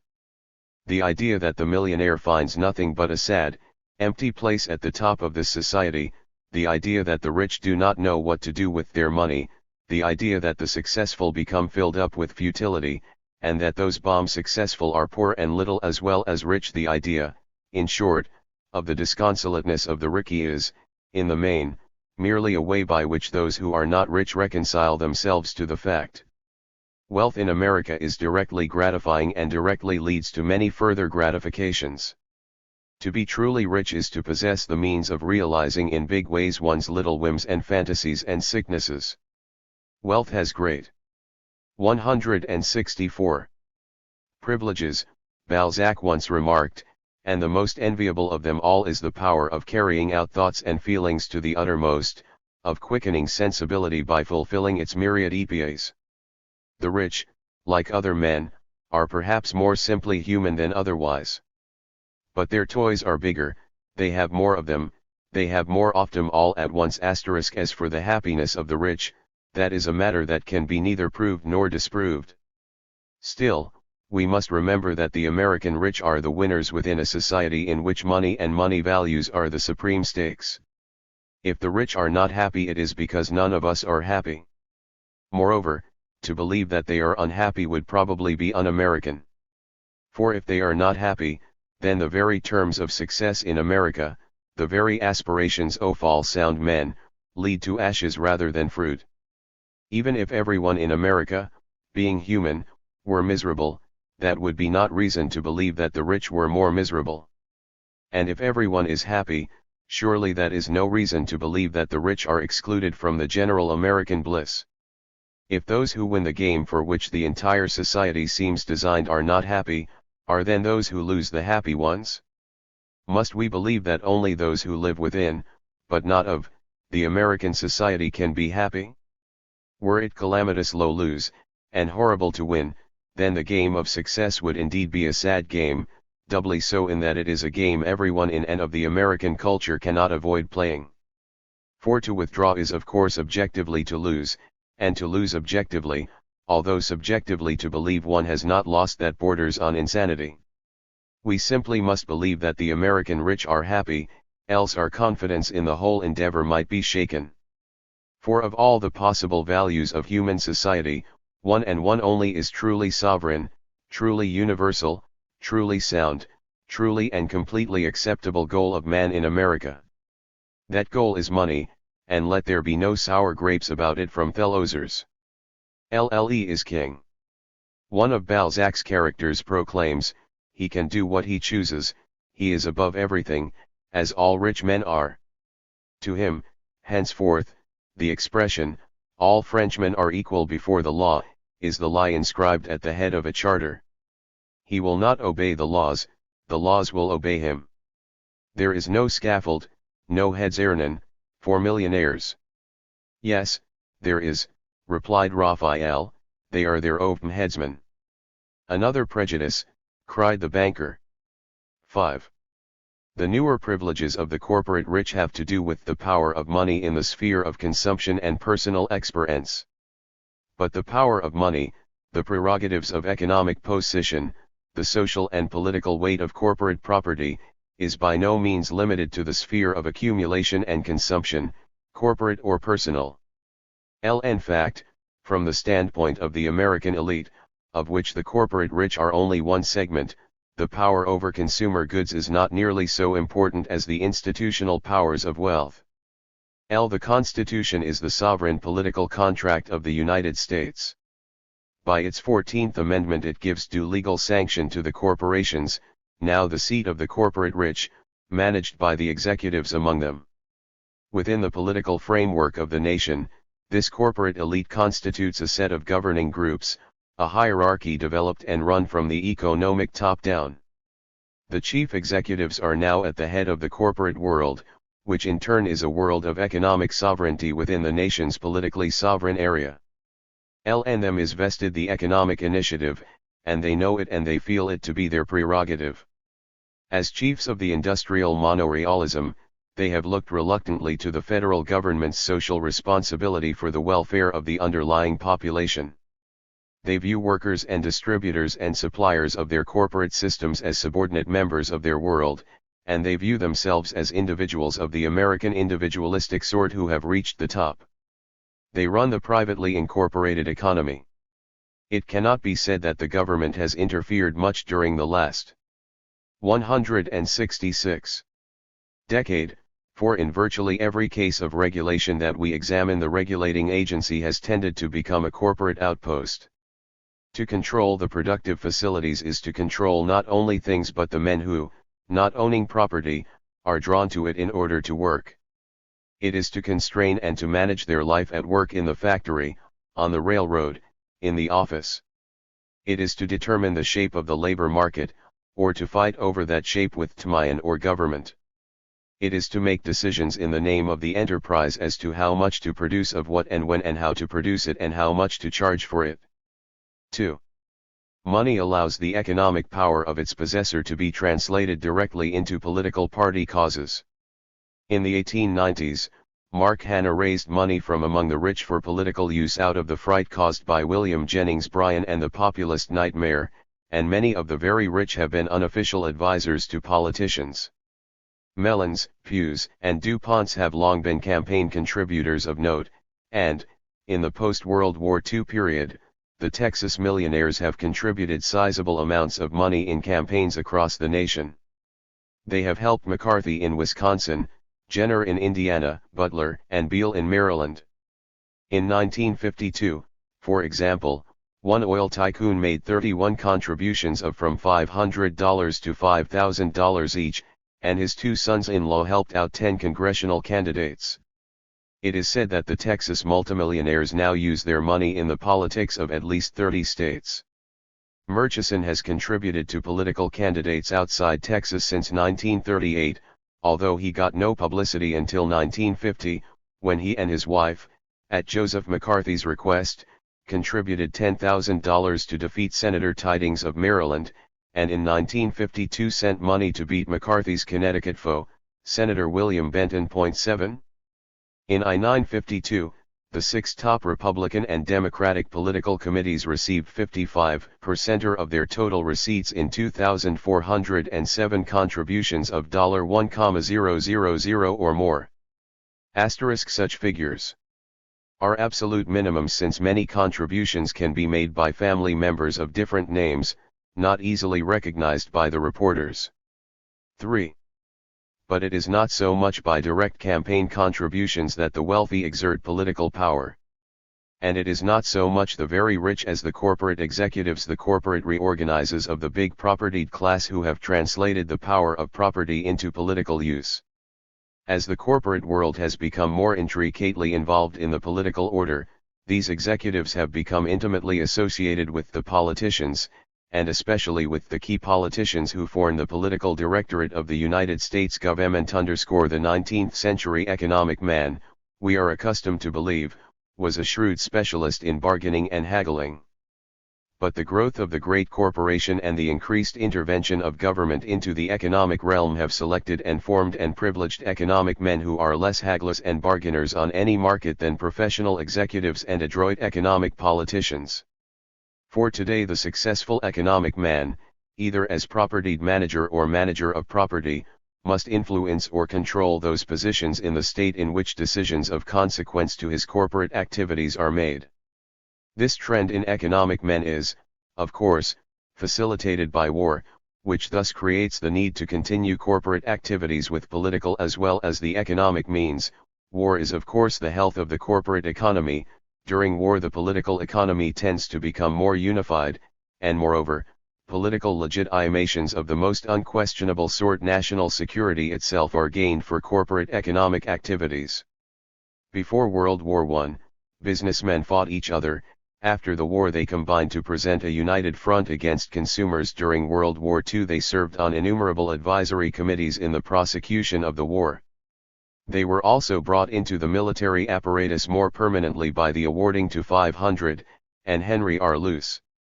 Heading the list of contributions to the Democratic Party were the Wade Thompsons of Nashville, the Kennedys, Albert M. Greenfield of Philadelphia, Matthew I. McCloskey of Pennsylvania, and the Marshall Fields degree. 168. Many businessmen of commissions in the Reserve Officer Corps *. All this has been going on for a long time and is rather well known, but in the Eisenhower administration the corporate executives publicly assumed the key posts of the executive branch of the government. Where before the more silent power and the ample contract was there, now there was also the loud voice. Ls their need for very subtle analysis of such matters when the Secretary of the Interior, Douglas Mackay, blurted out to his friends in the Chamber of Commerce, on April 29, 1953, "We're here in the saddle as an administration representing business and industry," or when Secretary of Defense Wilson asserted the identity of interests between the United States of America and the General Motors Corporation. Such incidents may be political blunders or would be, were there an opposition party, but are they not as well revelations of deeply held convictions and intentions? There are executives who are as afraid of such political identification as Ryan partisan labor leaders are of third parties. For a long time the corporate rich had been in training as an opposition group. The brighter ones then came to feel vaguely that they might be on the spot. Before Eisenhower, such power as they wielded could more easily be politically irresponsible. After Eisenhower that is not so easy. If things go wrong, will not they and with them business be blamed? But John Knox Jessup, chairman of the editorial board of Fortune, feels that the corporation can supplant the archaic system of states as a framework for self-government and thus fill the vacuum of the middle levels of power. For, as chief of the corporate commonwealth, the manager has the political job of keeping all his constituents reasonably happy. Mr. Jessup argues that the balances of economic and political domains have already broken down. Any president who wants to run a prosperous country depends on the corporation at least as much as, probably more than, the corporation depends on him. His dependence is not unlike that of King John on the landed barons of Runnymede, where Magna Carta was born. In general, however, the ideology of the executives, as members of the corporate rich, is conservatism without any ideology. They are conservative, if for no other reason than that they feel themselves to be a sort of fraternity of the successful. They are without ideology because they feel themselves to be practical men. They do not think up problems, they respond to ultimatives presented to them, and such ideology as they have must be inferred from such responses as they make. During the last 3 decades, since the First World War in fact, the distinction between the political and the economic man has been diminishing, although the corporation managers have, in the past, distrusted one of their own who stays too long in the political arena. They like to come and go, for then they are not responsible. Yet more and more of the corporate executives have entered government directly, and the result has been a virtually new political economy at the apex of which we find those who represent the corporate rich. The questions which these obvious facts of the political power of the corporate rich raise have to do not so much with the personal integrity of the men involved, and certainly not so much with their personal gains in wealth, prestige, and power. These are important questions which we shall discuss when we note the general prevalence of the higher immorality and the structure of the power elite as a whole. But the important political question is whether or not these facts can be added up to proof of a structural connection between the corporate rich and what we shall call the political directorate. Have the very rich and the top executives, the upper classes of local society and of the metropolitan 400, the strategic cliques of the corporate world, actually occupied many positions of power within the formal political system? They have, of course, made raids upon the government, they have gained privileges within it. But have they been and are they now active politically? Contrary to official legend, scholarly myth, and popular folklore, the answer to that question is a complicated but a quite definite yes. We should, however, be quite mistaken to believe that the political apparatus is merely an extension of the corporate world, or that it has been taken over by the representatives of the corporate rich. The American government is not, in any simple way nor as a structural fact, a committee of the ruling class. It is a network of committees, and other men from other hierarchies besides the corporate rich sit in these committees. Of these, the professional politician himself is the most complicated, but the high military, the warlords of Washington, are the newest. 8. The warlords. During the 18th century, observers of the historic scene began to notice a remarkable trend in the division of power at the top of modern society. Civilians, coming into authority, were able to control men of military violence, whose power, being hedged in and neutralized, declined. At various times and places, of course, military men had been the servants of civilian decision, but this trend, which reached its climax in the 19th century and lasted until World War I, seemed then, and still seems, remarkable simply because it had never before happened on such a scale or never before seemed so firmly grounded. In the 20th century, among the industrialized nations of the world, the great, brief, precarious fact of civilian dominance began to falter, and now after the long peace from the Napoleonic era to World War I, the old march of world history once more asserts itself. All over the world, the warlord is returning. All over the world, reality is defined in his terms. And in America, too, into the political vacuum the warlords have marched. Alongside the corporate executives and the politicians, the generals and admirals, those uneasy cousins within the American elite have gained and have been given increased power to make and to influence decisions of gravest consequence. 1. All politics is a struggle for power, the ultimate kind of power is violence. Why, then, is not military dictatorship the normal and usual form of government? For the greater part of human history. 171. 172. Men have, in fact, lived under the sword, and in any serious disturbance of human affairs, real or imagined, societies do tend to revert to military rule.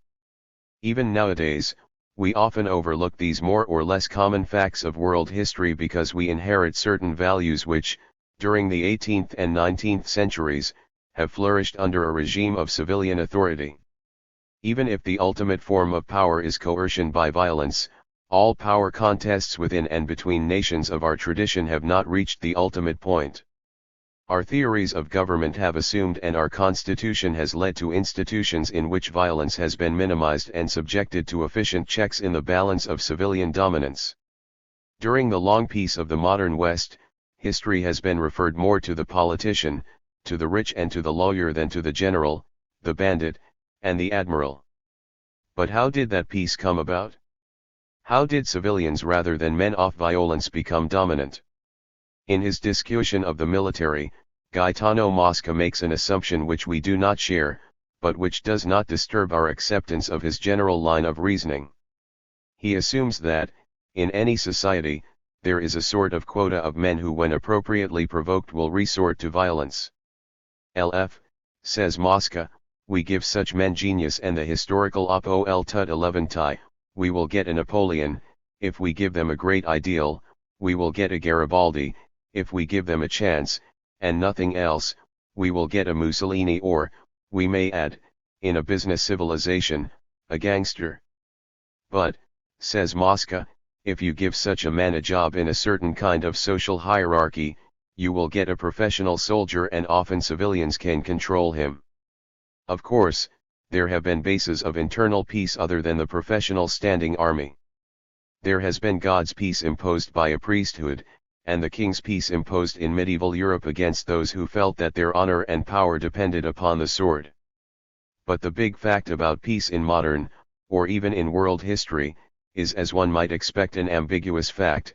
It is that peace has been due to the centralization and monopoly of violence by the national state, but that the existence of a world now organized into some 81 such national states is also the prime condition of modern war. 173. Before the national state, men of violence could and did frequently resort to violence on a local scale, and feudalism in Europe as well as in the Orient was in many ways a local rule by men of violence. Before the national state centralized and monopolized the means of violence, power tended continually to recreate itself in small, scattered centers, and rule by local gangs was often a going fact of the pre-national history of mankind. But the highwaymen of Spain b Eurocarn under Ferdinand and Isabella, who were building a nation, a man of the crown, and in due course a conquistador, and in due course again, a soldier of the Queen. The man of local violence came, in short, to be a member of a national standing army beholden to the civilian head of state. Now, what kind of remarkable institution is the standing army that it can channel the combative tendencies of men of violence so that they come under civilian authority, and in fact adopt among themselves such obedience as their very code of honor? For if the standing army, in the modern nation, has come to monopolize violence, to become strong enough to dominate society, why has it not done so? Why, instead, has it quite frequently tapered up to and accepted the civilian authority of the civilian head of the state? Why do armies subordinate themselves? What are the secrets of the standing army? There are no secrets. There are several quite open mechanisms which have been at work wherever standing armies are under civilian control. First of all, these armies have been aristocratic kinds of institutions. Whenever, as in the early Bolshevik enthusiasm, attempts have been made to do away with this character, they have failed. There is maintained in the national standing army an absolute distinction between officers and men, and the officer group has generally been recruited from among the ruling strata of the civilian population or from those who sympathize with their interests. Accordingly, the balance of forces within the ruling strata has been reflected within the standing army. And finally, there have developed in this standing army, or in many of them, certain gratifications which even men of violence often want: the security of a job, but more, the calculable glory of living according to a rigid code of honor. Lest it to be supposed, John Adams asked in the late 18th century, that the regular standing armies of Europe engage in 174. The service, from pure motives of patriotism? Are their officers men of contemplation and devotion, who expect their reward in a future life? Lest it from a sense of moral, or religious duty that they risk their lives, and reconcile themselves to wounds? Instances of all these kinds may be found. But if anyone supposes that all, or the greater part of these heroes, are actuated by such principles, he will only prove that he is unacquainted with them. Can their pay be considered as an adequate encouragement? This, which is no more than a very simple and moderate subsistence, would never be a temptation to renounce the chances of fortune in other pursuits, together with the pleasures of domestic life, and submit to this most difficult and dangerous employment. No, it is the consideration and the chances of laurels, which they acquire by these service. The soldier compares himself with his fellows, and contends for promotion to be a corporal, the corporals vie with each other to be sergeants, the sergeants will mount breeches to be ensigns, and thus every man in an army is constantly aspiring to be something higher, as every citizen in the Commonwealth is constantly struggling for a better rank, that he may draw the observation of more eyes, to prestige to the point of honor, and all that this involves, has, as it were, been the payoff for the military's renunciation of political power. This renunciation has gone quite far. It has been incorporated in the military code of honor inside their often trim bureaucracy, where everything seems under neat control. Army officers have felt that politics is a dirty, uncertain, and ungentlemanly kind of game, and in terms of their status code, they have often felt that politicians were unqualified creatures inhabiting an uncertain world. The status mechanisms of the standing army have not always worked to the end of civilian dominance, and there is nothing inevitable about their working to that end. We know, for example, that the curse of the nations of the Spanish world has been the fact that whenever army officers have gotten a foothold in the councils of state, they have tried to dominate them, and that when they have no foothold in those councils, they may march upon the capital. All of these reflections, having to do with world trends and world facts, bear in an especially acute way on the situation of the American military establishment and its higher echelons of generals and admirals. Like other nations, the United States was born in violence, but it was born at a time when warfare did not seem to be a dominating feature of human society. And it was born in a place which could not easily be reached by the machines of war, was not easily open to the devastation of war, not subject to the anxiety of those who live in military neighborhoods. In the time and place of its earlier period, the United States was well situated to erect and to maintain a civilian government, and to hold well subordinated such militarist ambition as might prevail. A young country whose nationalist revolution was fought against mercenary soldiers, employed by the British and quartered in American homes, would not be likely to love professional soldiers. Being a wide, open land surrounded by weak neighbors, Indians, and wide oceans, the sovereign United States for the long decades of the 19th century did not have to carry the burden of a permanent and large military overhead. Moreover, from the time of the Monroe Doctrine until it was applied to Britain in the later part of the 19th century, the British fleet, in order to protect British markets in the Western Hemisphere, stood between the United States and the continental states of Europe. Even after World War I, until the rise of Nazi Germany, the America that had become creditor to the bankrupt nations of Europe had little military threat to fear. 3 All this has also meant that, as in the islands of Britain, a navy rather than an army was historically the prime military instrument, and navies have much less influence upon national social structures than armies often have, for they are not very useful as a means of repressing popular revolt. Generals and admirals, accordingly, did not play much of a role in political affairs, and civilian dominance was firmly set. A country whose people have been most centrally preoccupied by the individual acquisition of wealth would not be expected to favor subsidizing an organized body of men who, economically speaking, are parasitical. A country whose middle class cherished 176. Freedom and personal initiative would not be likely to esteem disciplined soldiers who all too often seem to be tyrannically used in the support of less free governments. Economic forces and political climate, therefore, have historically favored the civilian devaluation of the military as an at times necessary evil but always a burden. The Constitution of the United States was constructed in fear of a powerful military establishment. The President, a civilian, was declared commander-in-chief of all the armed forces, and during war, of the state militias as well. Only Congress could declare war, or vote funds for military use, and for only 2 years at a time. The individual states maintained their own militia, separate and apart from the national establishment. There was no provision for a flow of advice from military to civilian chiefs. If there were provisions for violence in the Constitution, they were reluctant provisions, and the agents of violence were held to a strictly instrumental role. After the revolutionary generation, the upper classes were not of a military stamp. The American elite did not systematically include among its members high-ranking military figures, it developed no firm tradition of military service, prestige was not rendered to military servants.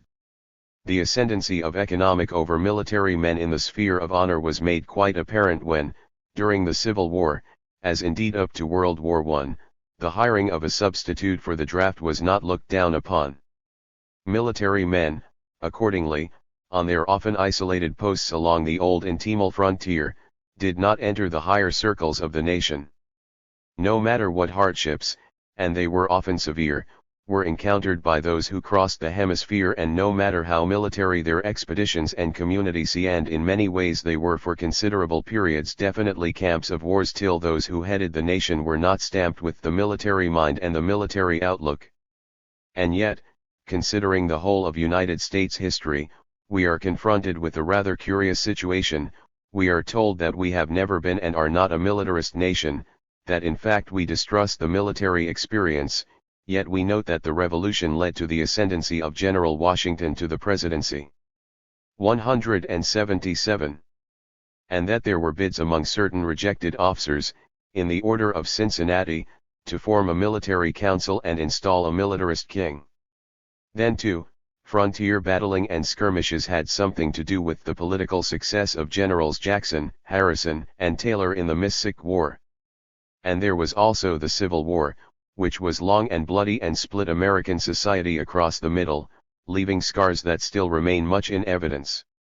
Civilian authority, on both sides, remained in control through it and ere it, but it did lead to the ascendancy of General Grant to the presidency, which became a convenient front for economic interests. All the presidents from Grant through McKinley, with the exceptions of Cleveland and Arthur, were Civil War officers, although only Roosevelt emerged in due course in the White House. In fact, about half of the 33 men who have been President of the United States have had military experience of some sort, 6 have been career officers, 9 have been generals. From Shays' Rebellion to the Korean War there has been no period of any length without official violence. Since I-776, in fact, the United States has engaged in 7 foreign wars, a 4-year civil war, a century of running battles and skirmishes with Indians, and intermittent displays of violence in China, and in subjugating the Caribbean and parts of Central America. All of these occurrences may have been generally regarded as nuisances interfering with the more important business at hand, but, at the very least, it must be said that violence as a means and even as a value is just a little bit ambiguous in American life and culture. The clue to this ambiguity lies in this fact: historically, there has been plenty of violence, but a great deal of it has been directly performed by the people. Military force has been decentralized in state militia almost to a feudal point. Military institutions, with few exceptions, have paralleled the scattered means of economic production and the Confederate means of political power. Unlike the Cossacks of the Eurasian steppes, the technical and numerical superiority of the American frontiersmen who confronted the American Indian made it unnecessary for a true warrior stratum and a large, disciplined administration of violence to emerge. Virtually every man was a rifleman. Given the technical level of the warfare, the means of violence remained decentralized. That simple fact is of the greatest consequence for civilian dominance as well as for the democratic institutions and ethos of earlier times in America. Historically, democracy in America has been underpinned by the militia system of armed citizens at a time when the rifle was the key weapon and one man meant one rifle as well as one vote. Schoolbook historians, accordingly, have not been prone to think about changes in American military institutions and weapons systems as causes of political and economic changes. They bring out military forces for an Indian skirmish and a distant war, and then they tuck them away again. And perhaps the historians are right. But the first armies in Europe based on universal conscription, it ought to be remembered, were revolutionary armies. Other countries armed their populations reluctantly. Metternich at the Congress of Vienna urged the abolition of mass conscription. Prussia adopted it only after her professional and Reich suffered defeats without it, the Tsars, only after the Crimean War, and Austria, only after Bismarck's recruits defeated Franz Joseph's troops. The introduction of mass conscript armies in Europe involved the extension of other rights to the conscripts in an effort to strengthen their loyalties in Prussia, and later in Germany. This was a quite deliberate policy. The abolishment of serfdom and later the development of social security plans accompanied the establishment of mass conscription. Although the correspondence is not exact, it seems clear that to extend the right to bear arms to the population at large has involved the extension of other rights as well. But in the United States, the right to bear arms was not extended by an arms-bearing stratum to an unarmed population. The population bore arms from the beginning. Up to World War I, military activities did not involve the discipline of permanent military training, nor a monopoly of the tools of violence by the federal government. nor the professional soldier at the top of a large and permanent military establishment. Between the Civil War and the Spanish-American War, the Army averaged about 25,000 men, organized on a regimental basis, with regiments and companies largely scattered on posts along the internal frontier and farther west. Through the Spanish-American War, the United States Army was militia organized, which meant decentralized and with an unprofessional officer corps open to much local influence. The small regular NRI was supplemented by state militias formed into the U.S. Volunteers, the commanders of these troops being appointed by the governors of the states. In this quite unprofessional situation, regular army men could be and often were jumped to generalship in the volunteers. Politics, which is also to say civilian control, reigned supreme. At any given time, there were few generals, and the rank of colonel was often even the West Pointer's height of aspiration. 3. Around the old army general of the late 19th century, in his neatly disheveled blue uniform, there hang wisps of gun smoke from the Civil War. In the Civil War he had distinguished himself, and between that war and the Spanish-American fracas he had fought Indians in a most adventurous way.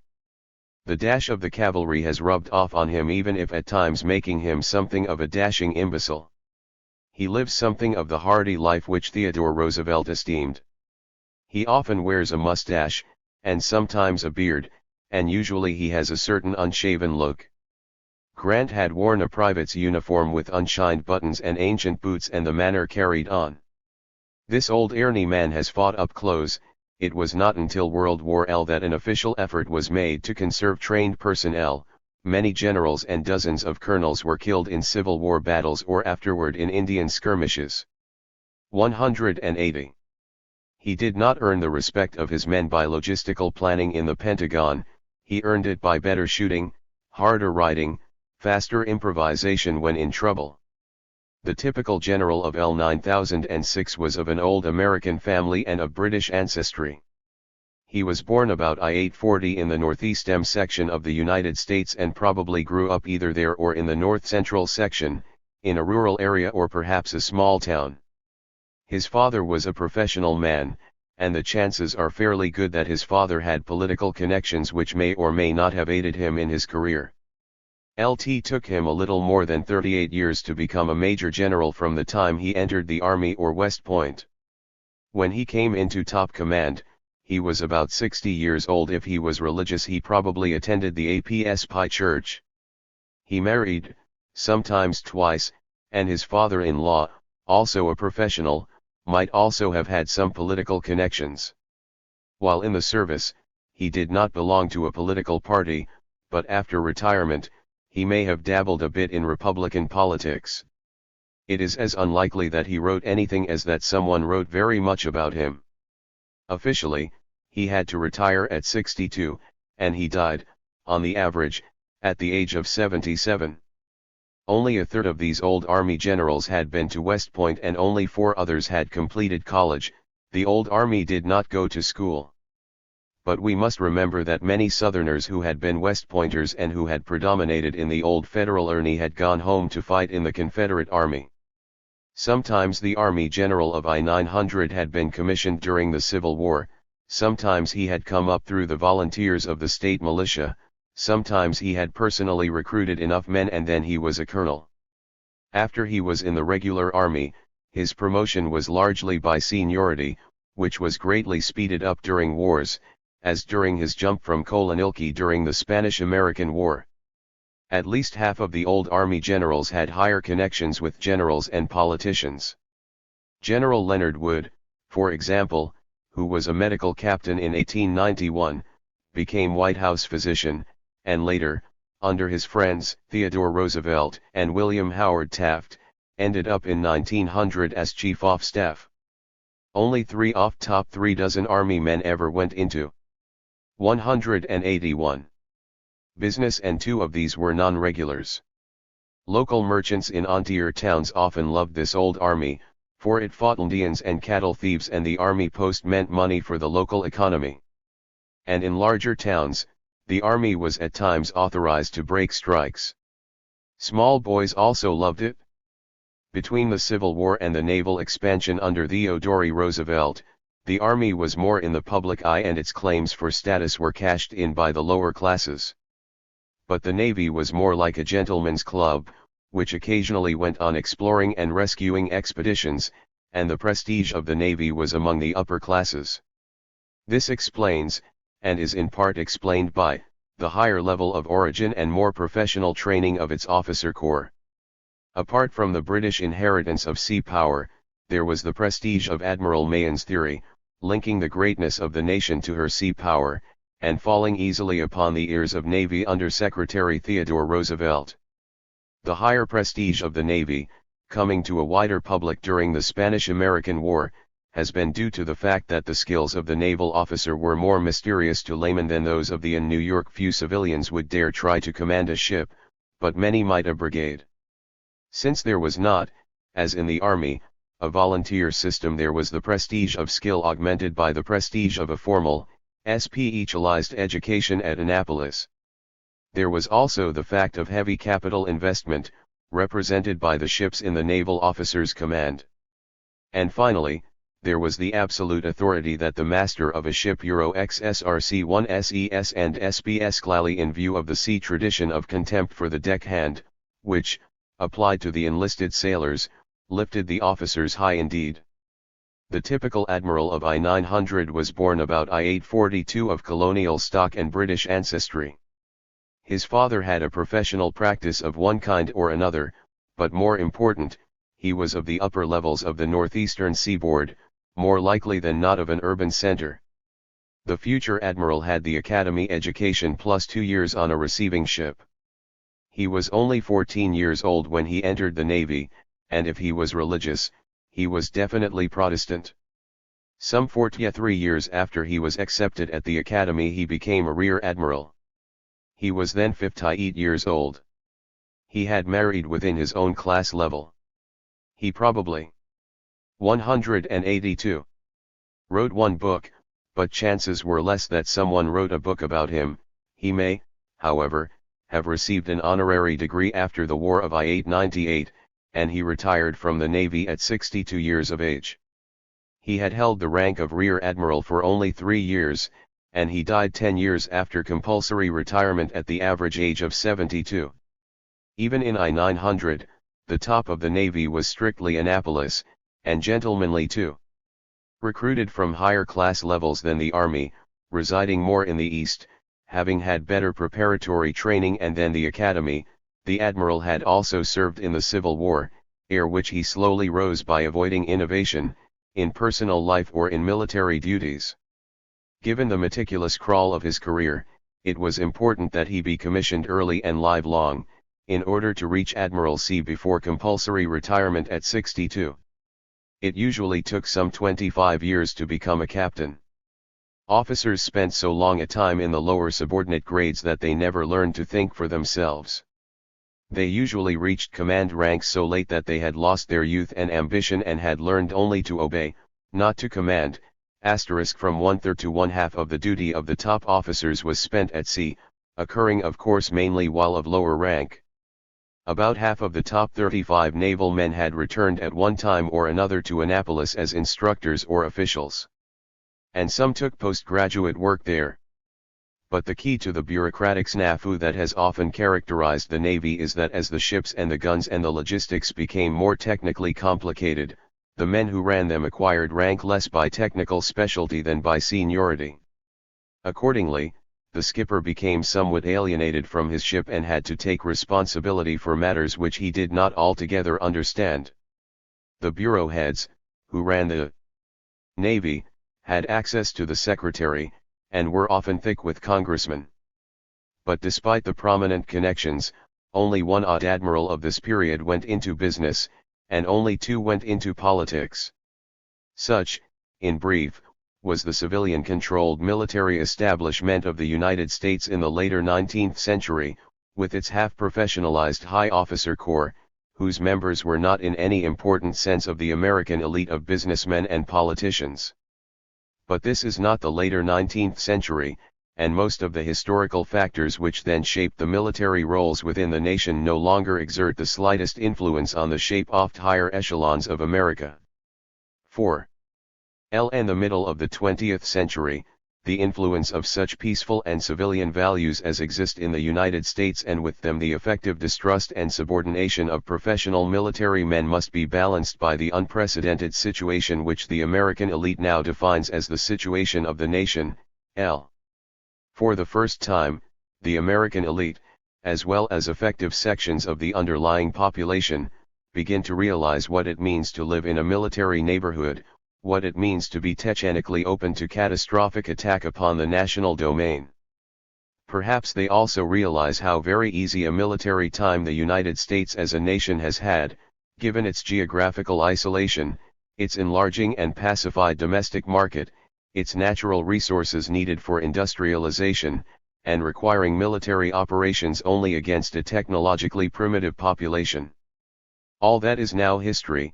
The United States is now as much a military neighbor of the Soviet Union or even more so as Germany has been of France in previous centuries.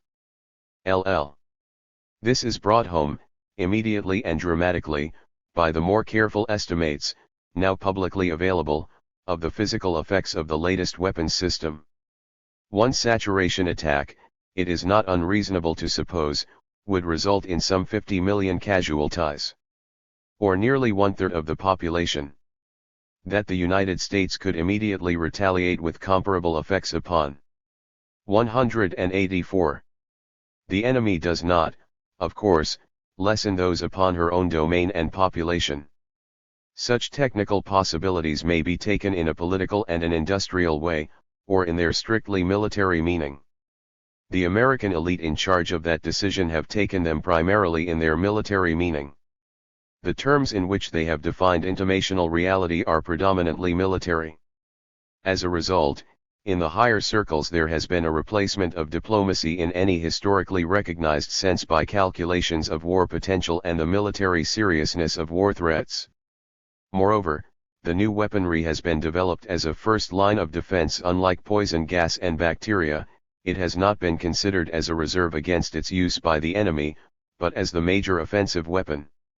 And such grand strategy as has been made public has been officially based upon the assumption that such weapons will be used during the first days of general war. Indeed, that is now the common assumption. These definitions of reality and proposed orientations to it have led to a further feature of America's international posture. For the first time in American history, men in authority are talking about an emergency without a foreseeable end. During modern times, and especially in the United States, men had come to look upon history as a peaceful continuum interrupted by war. But now, the American elite does not have any real image of peace other than as an uneasy interlude existing precariously by virtue of the balance of mutual fright. The only seriously accepted plan for peace is the fully loaded pistol. In short, war or a high state of war preparedness is felt to be the normal and seemingly permanent condition of the United States. TV. The final new feature we would mention of the United States situation, as now officially defined, is even more significant. For the first time in their history, the American elite find themselves confronting a possible war which they admit among themselves and even in public, that none of the combatants would win. They have no image of what victory might mean, and they have no idea of any road to victory. Certainly the generals have no idea. In Korea, for example, it became quite clear that the stalemate was produced by a paralysis of will on the political level. Lieutenant Colonel Melvin B. Voorhees reports the following from an 185 interview with General James Van Fleet. Reporter: General, what is our goal? Van Fleet: I don't know. The answer must come from higher authority. Reporter: how may we know, General, when and if we achieve victory? Van Fleet: don't know, except that somebody higher up will have to tell us. That, commented a Time editorialist, sums up the last 2 years of the Korean War. In previous times, leaders of nations in preparing for war had theories of victory, terms of surrender, and some of them at least were confident of the military means of imposing them. By World War LL, the United States war aims had become quite vague in any political or economic sense, but there were strategic plans for victory by violent means. But now there is no literature of victory. Given the means of violence that now exist, massive retaliation is neither a war plan nor an image of victory, but merely a violent DLPLM3T1CWLLCL1 is to say politically gesture and a recognition that all-out war between two nations has now become the means of their mutual destruction. The position amounts to this: with war all nations may fall, so in their mutual fright of war, they survive. Peace is a mutual fright, a balance au far med fear. I am not concerned, at this point, to debate any of the definitions of reality that play into the national position or the policies of the United States. Yet given these features of the world's situation as it is officially defined today, we ought to realize that orthodox military strategy and military expertise of all types have become irrelevant and misleading in all decisions about world affairs that might lead to peace. Clearly all the decisive problems, foremost among them, the problems of war and peace, now become in a more complete sense than ever before, political problems. Whether NATO has 10 or 30 divisions is, from a military standpoint, as irrelevant as whether Germany is or is not to be rearmed. In the light of the now established facts concerning the effect of all-out bombing, such questions have ceased to be military issues of the slightest importance. They are political questions concerning the ability of the United States to line up the nations of Europe. But, given the military definition of reality that prevails among the men with the power of decision, the rise of the generals and the admirals into the higher circles of the American elite becomes 186. Completely understandable and legitimate, completely realistic and desirable. For this new intimational position of the United States, and the new intimational context itself both as defined by the elite have made for a change in their focus of attention. The rise to enlarged command and increased status of the warlords of Washington is but the most obvious sign of this broadening of attention. Decisions of the greatest consequence have become largely international. If it is too much to say that, for many of the elite, domestic politics have become important mainly as ways of retaining power at home in order to exert abroad the power of the national establishment, surely it is true that domestic decisions in virtually all areas of life are increasingly justified by, if not made with, close reference to the dangers and opportunities abroad. At the same time, it is not strange that there has been civilian alarm in high places over the increased power of the warlords. This alarm would be more responsible if it led to effective challenge of the military definition of reality in favor of political and economic and human images of world affairs. But then, it is easier to be alarmed over warlords, who, of course, are both a cause and a result of definitions of reality that prevail. 5. As the American means of violence have been enlarged and centralized, they have come to include an enormously complicated bureaucratic structure, reaching to the rimlands of Asia and well into the peninsula of Europe with its instruments of perception, and into the heart of Eurasia with its strategic air force.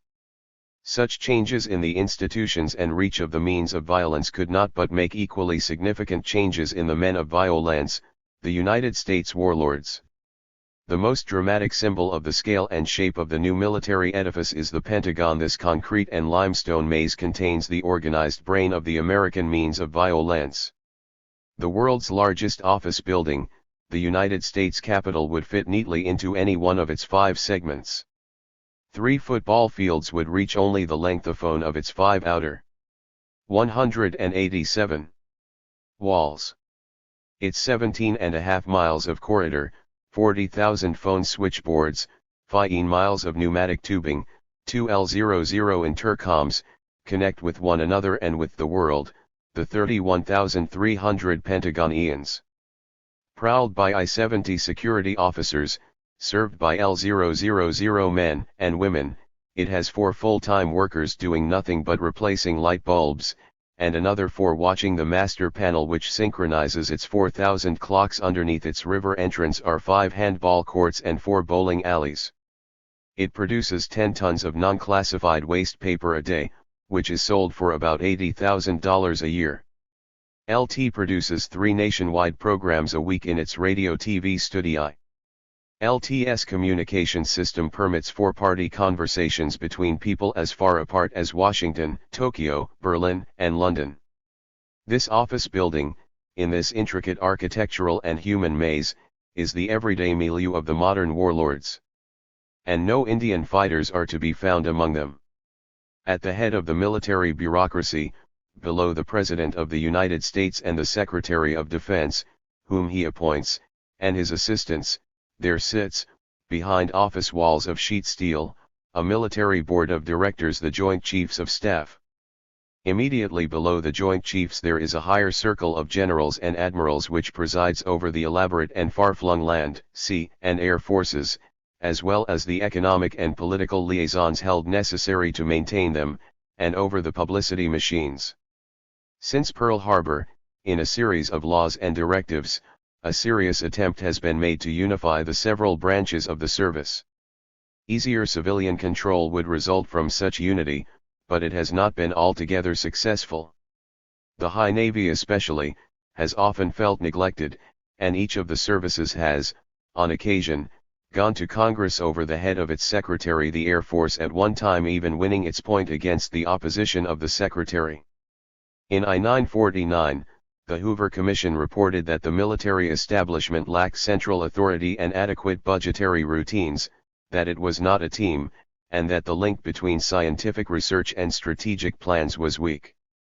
The lack of central authority in the direction of the national military establishment, the rigid statutory structure established under the Act, and 188.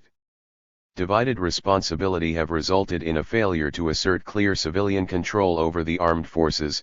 At the very top, among civilians and military, there have been, since World War II, sweeping changes of personnel, although the types of men have not decisively changed. As secretary, there has been a politician, a broker, a general, a banker, a corporation executive. Directly confronting such men, sit the 4 highest military, who are all military. From the military's standpoint, perhaps the ideal civilian at the top would be a front to Congress but a willing tool of military decision. But this is not always the type that prevails. Recently, for example, the Secretary of the Navy moved an admiral out of a top job for reasons of policy differences. There is undoubtedly tension, the men on either side being, like all men, to some degree prisoners of their pasts. There are, of course, cliques among the high military, variously related to one another and variously related to given civilian P0 lices and cliques. These become apparent when hidden tensions become open controversies, as at the time of MacArthur's dismissal from his East-Em command.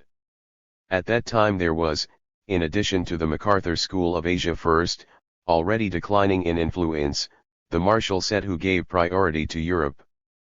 There was also the Eisenhower-Smith group, which had great influence but did not run the army, and there was the dominant group who did run it, the Bradley-Collins Team 50*, and there is the rather standard split between those who feel that the need of the services is for truly professional armed forces commanded by combat line OFFI.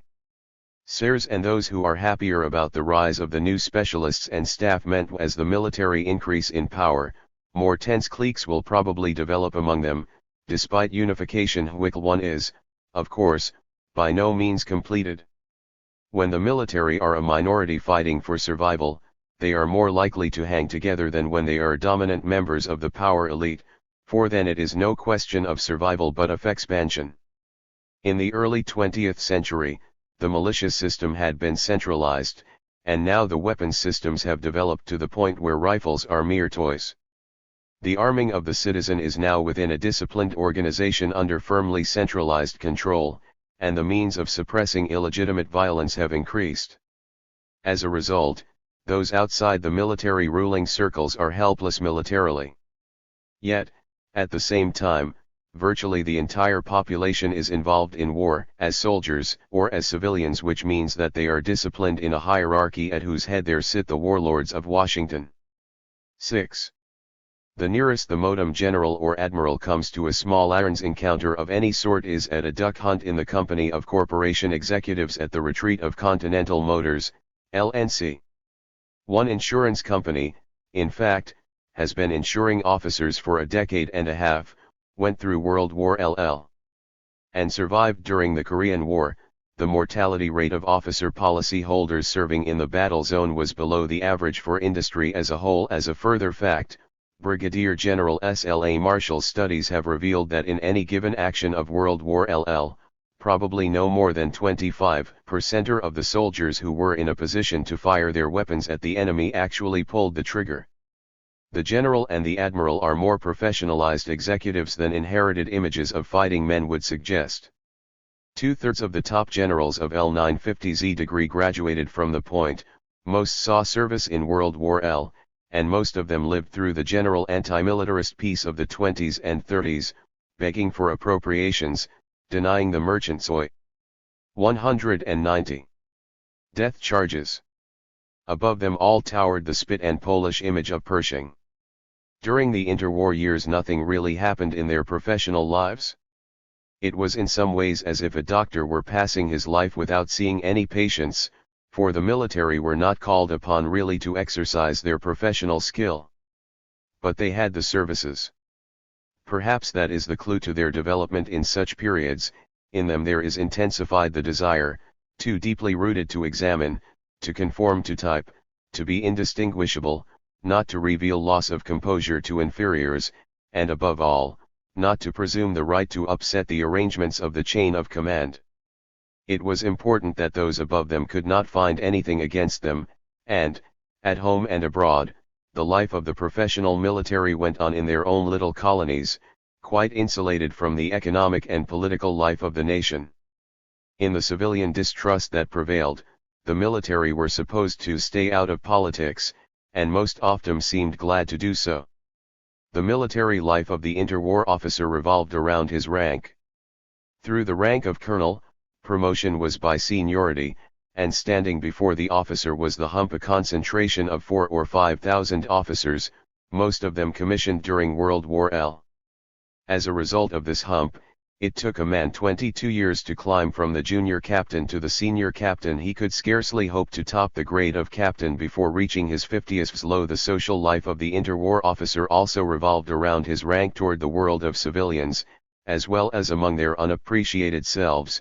There was intense consciousness of rank. General George C. Marshall's wife, remembering this period, recalls an officer's wife remarking, "At a tea such as this one you always ask the highest-ranking officer's wife to pour coffee, not tea. Coffee outranks tea." She also remembers the life of the colonel in the slump when, as she elsewhere notes, the army was so pressed for funds that target practice was curtailed. "Our quarters at Fort Moultrie were not a home, but a hotel. The house had been built by the Coast Artillery in its balmy days, but now the place was in bad repair.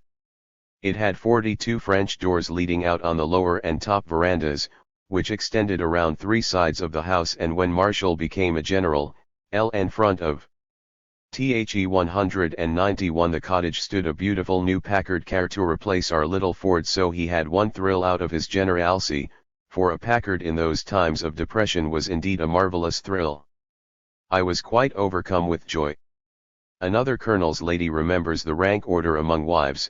"When someone suggested that a committee be selected to buy the books, the doctor's wife, who knew my weakness, murmured my name, but the colonel's wife appointed the 3 highest-ranking ladies present, and she too remembers the life abroad among higher military personnel. In China our domestic staff had consisted of 5. The pay freeze which cut out these automatic increases hurt more junior than senior officers. No general was affected by it, and only one admiral. 75% of the loss, in the army, was stood by lieutenants, captains, warrant officers and nurses. It was in these interwar days that Second Lieutenant Eisenhower met Mamie Dowd, whose father was prosperous enough to retire to leisure in Denver at the age of 36 and, with his family, winter in San Antonio. It is reported, as of 1953, that a typical career officer at age 45 or 50 may accumulate as much as $50,000 of insurance over the years and of the interwar. Naval officer's life, it has been said, the summer cruises were exciting, and the gold stripes and extra privileges of upper-class life made you begin to feel like somebody after all. And you learned good manners, and visited your roommate's home in Philadelphia one Christmas holiday and got your first taste of the social pampering in store for personable young Navy men. You listened to so many lectures admonishing you not to consider yourself superior to a civilian that you found yourself feeling that you really were a cut above, but that it would be improper to show that you thought so. Yet it has not generally been true in the United States that, as Veblen would have it, since war is honorable, warlike prowess is Ho 11 Orific 27, nor has it been true that military officers have generally derived from, or become, members of Veblen's leisure class asterisk. It is more true of the Navy than of the Army. The Air Force is too new for such developments. On the whole, the high officers of the Army and Navy have been men of the upper middle rather than truly higher or definitely lower classes. Only a very small percentage of them are of working class origin. They have been the sons of professional men, of businessmen, of farmers, of public officials, and of military men. They are overwhelmingly Protestant, mainly Episcopalians or Presbyterians. Few have served in the ranks. And for almost all of them of today, World War LL is the pivotal event. It is the pivot of the modem military career and of the political and military and social climate in which that career is being enacted. Younger men among the top today saw combat duty in leading regiments or divisions, and older men, rapidly advanced in the Great Expansion, rose to the top headquarters at home and abroad. 7. Social origins and early backgrounds are less important to the character of the professional military man than to any other high social type. The training of the future admiral or general begins early and is thus deeply set, and the military world which he enters is so all-encompassing that his way of life is firmly centered within it. To the extent that these conditions exist, whether he is the son of a carpenter or a millionaire is that much less important. The point should not, of course, be pushed too far. Although the military is the most bureaucratic of all types within the American elite, it is not absolutely bureaucratic, and, as in all bureaucracies, on its higher levels it becomes less so than on its lower and middle. Nevertheless, when we examine the military career, one fact appears to be so central that we need not go far beyond it. That fact is that for most of their careers, the admirals and the generals have followed a quite uniform and prearranged pattern. Once we know the ground rules and the pivotal junctures off these standard bevan their pay I 40% diddle.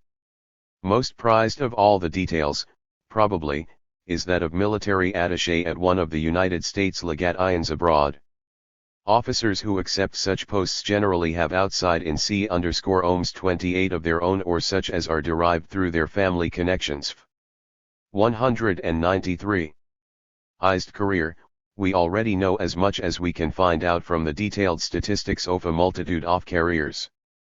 The military world selects and forms those who become a professional part of it. The harsh initiation at the point or the academy and on lower levels of the military service, in basic training reveals the attempt to break up early civilian values and sensibilities in order the more easily to implant a character structure as totally new as possible. It is this attempt to break up the earlier acquired sensibilities that lies back of the breaking of the recruit and the assignment to him of very low status in the military world. He must be made to lose much of his old identity in order that he can then become aware of his very self in the terms of his military role. He must be isolated from his old civilian life in order that he will come eagerly to place the highest value on successful conformity with military reality, on deep acceptance of the military outlook, and on proud realization of success within its hierarchy and in its terms. His very self-esteem becomes quite thoroughly dependent upon the appraisals he receives from his peers and his superiors in the chain of command. His military role, and the world of which it is a part, is presented to him as one of the higher circles of the nation.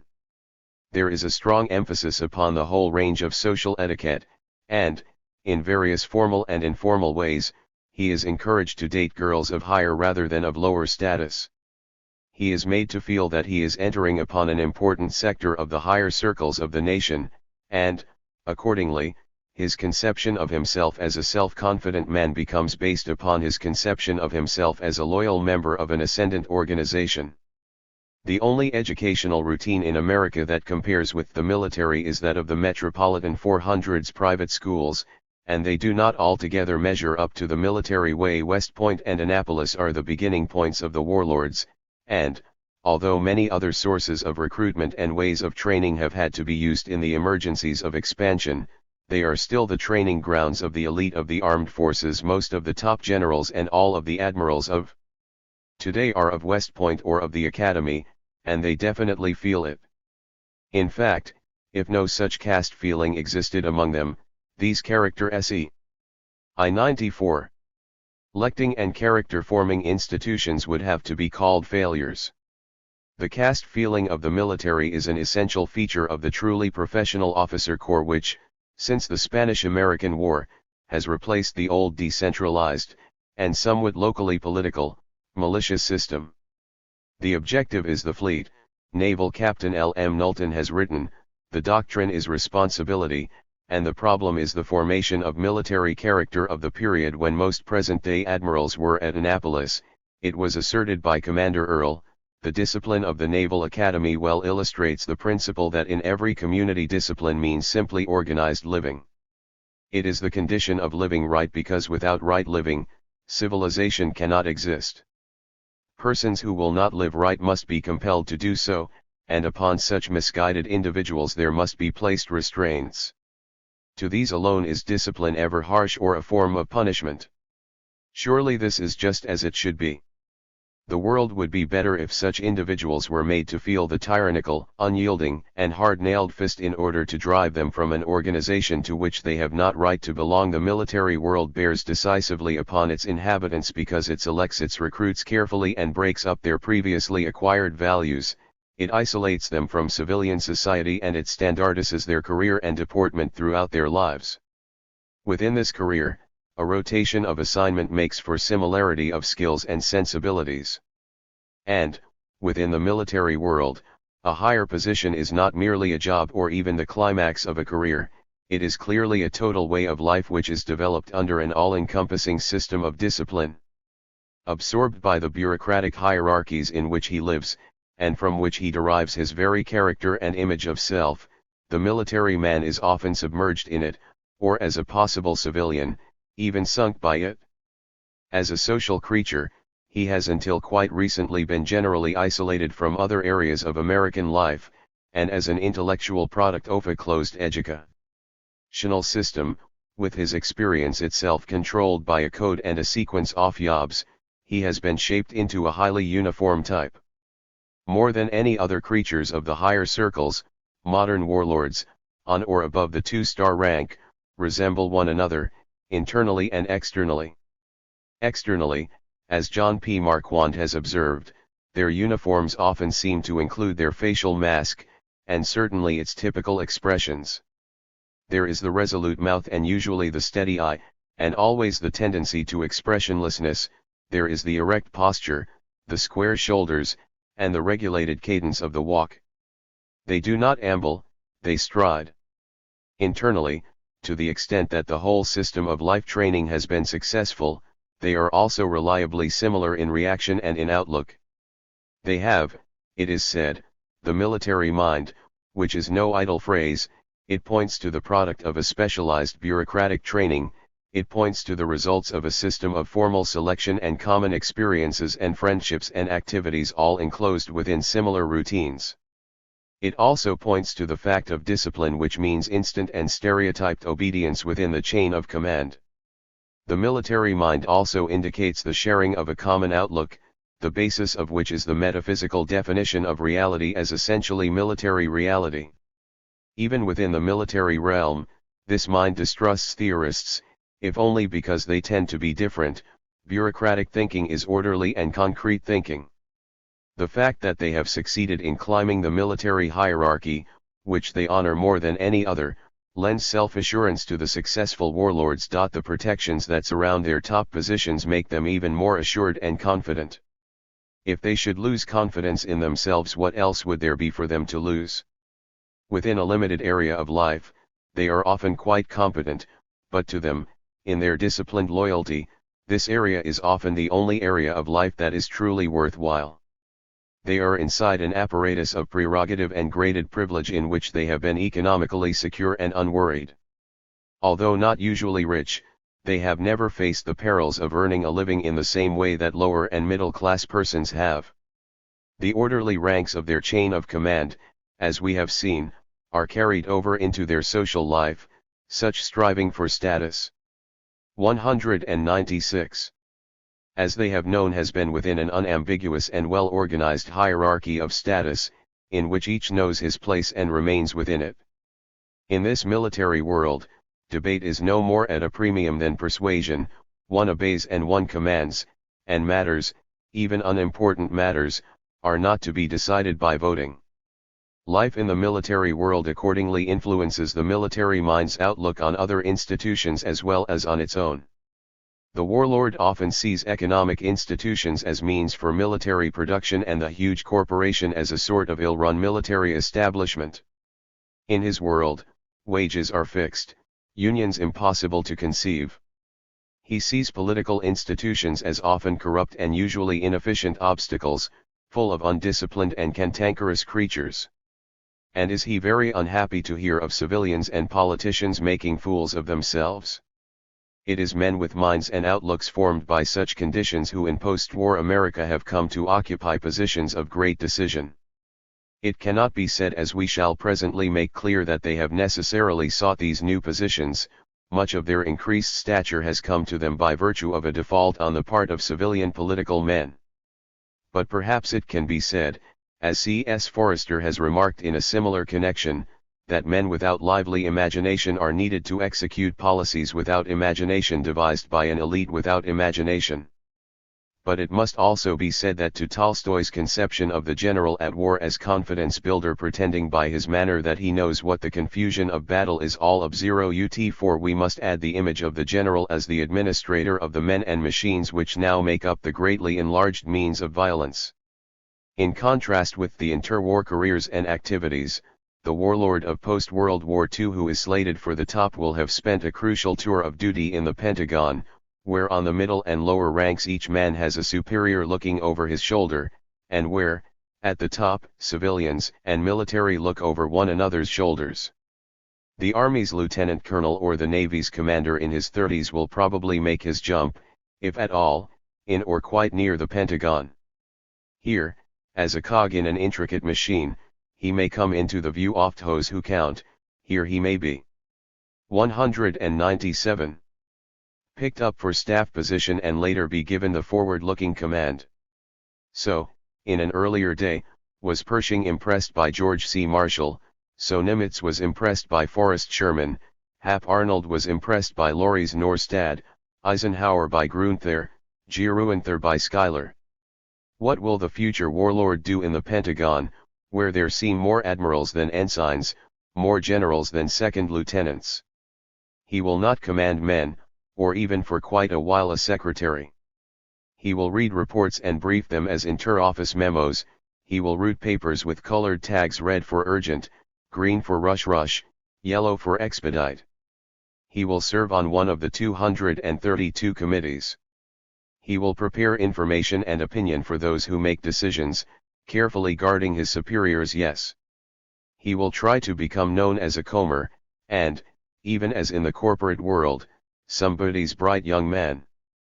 And, as in all bureaucratic mazes, he will try to live by the book but know _ust how far to stretch its letter in order to be an expediter, an operator, who on lower levels can procure another secretary for his office unit, and on higher levels, another air wing. LT is the activities of the warlords on still higher levels that we must now examine. 9. The military ascendancy. Since Pearl Harbor, those who command the enlarged means of American violence have come to possess considerable autonomy, as well as great influence, among their political and economic colleagues. Some professional soldiers have stepped out of their military roles into other high realms of American life. Others, while remaining soldiers, have influenced by advice, information, and judgment the decisions of men powerful in economic and political matters, as well as in educational and scientific endeavors. In and out of uniform, generals and admirals have attempted to sway the opinions of the underlying population, lending the weight of their authority, openly as well as behind closed doors, to controversial policies.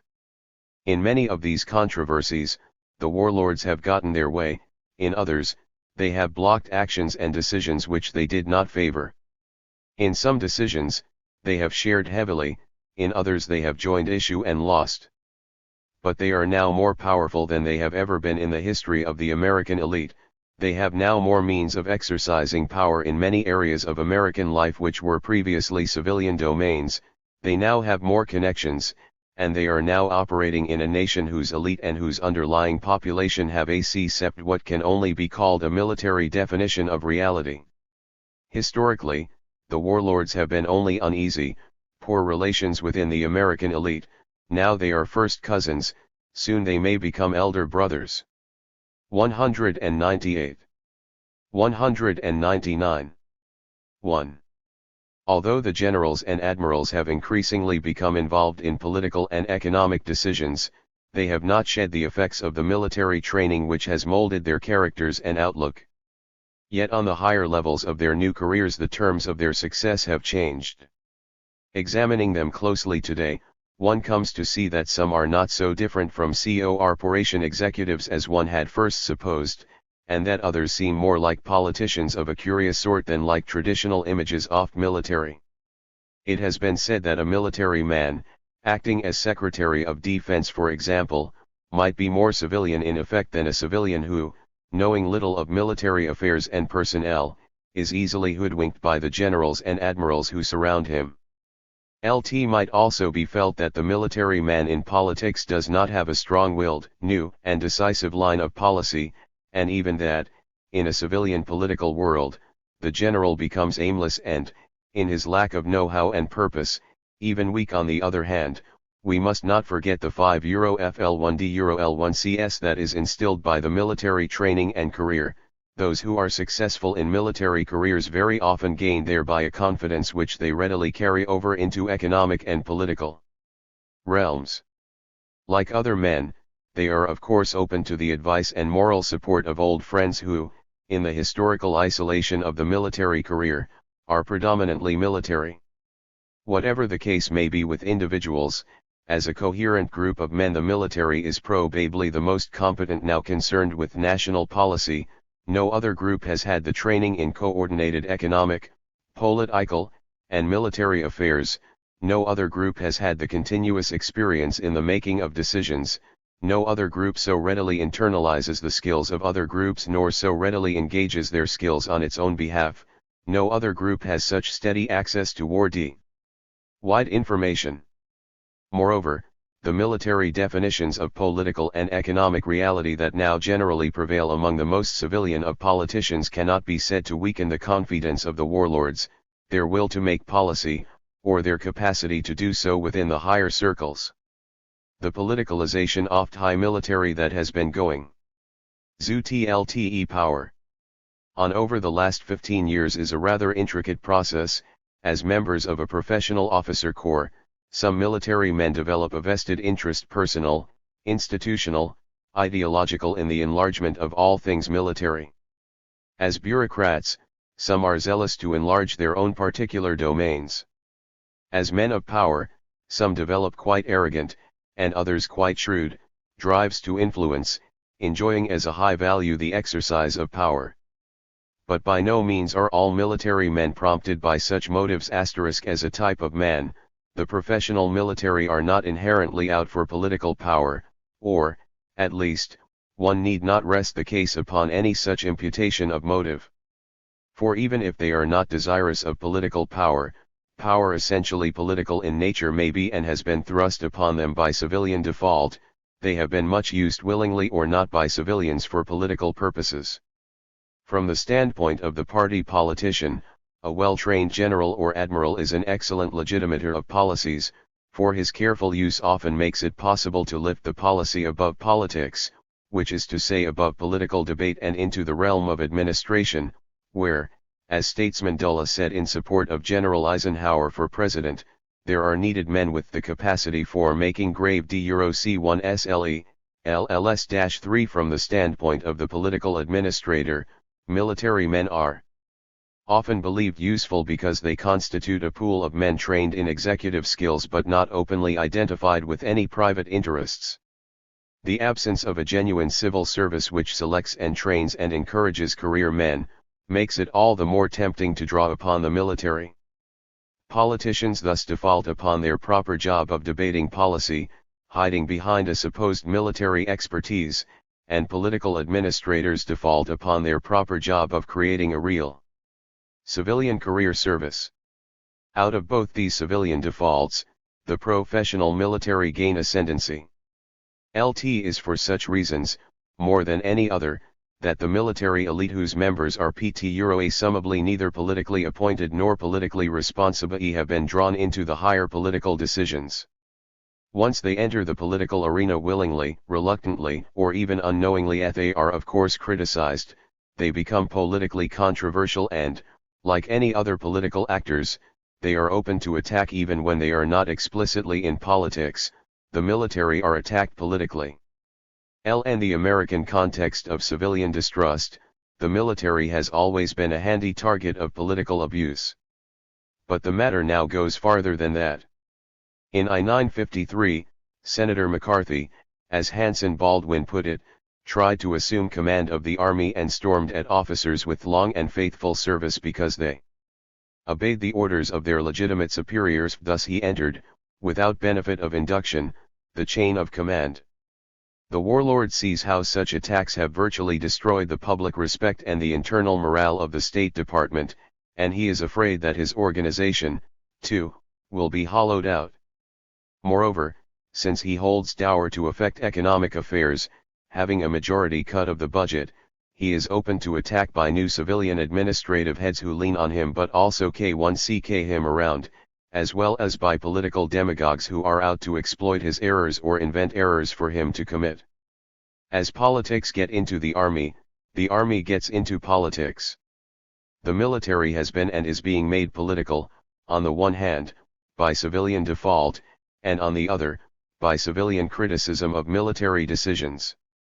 Not always being aware of just what is happening, believing in their mask of military expert, and being used to command, the military often react to criticism in a rather rigid way. In the Army book, there is no standard operating procedure for fighting a senator.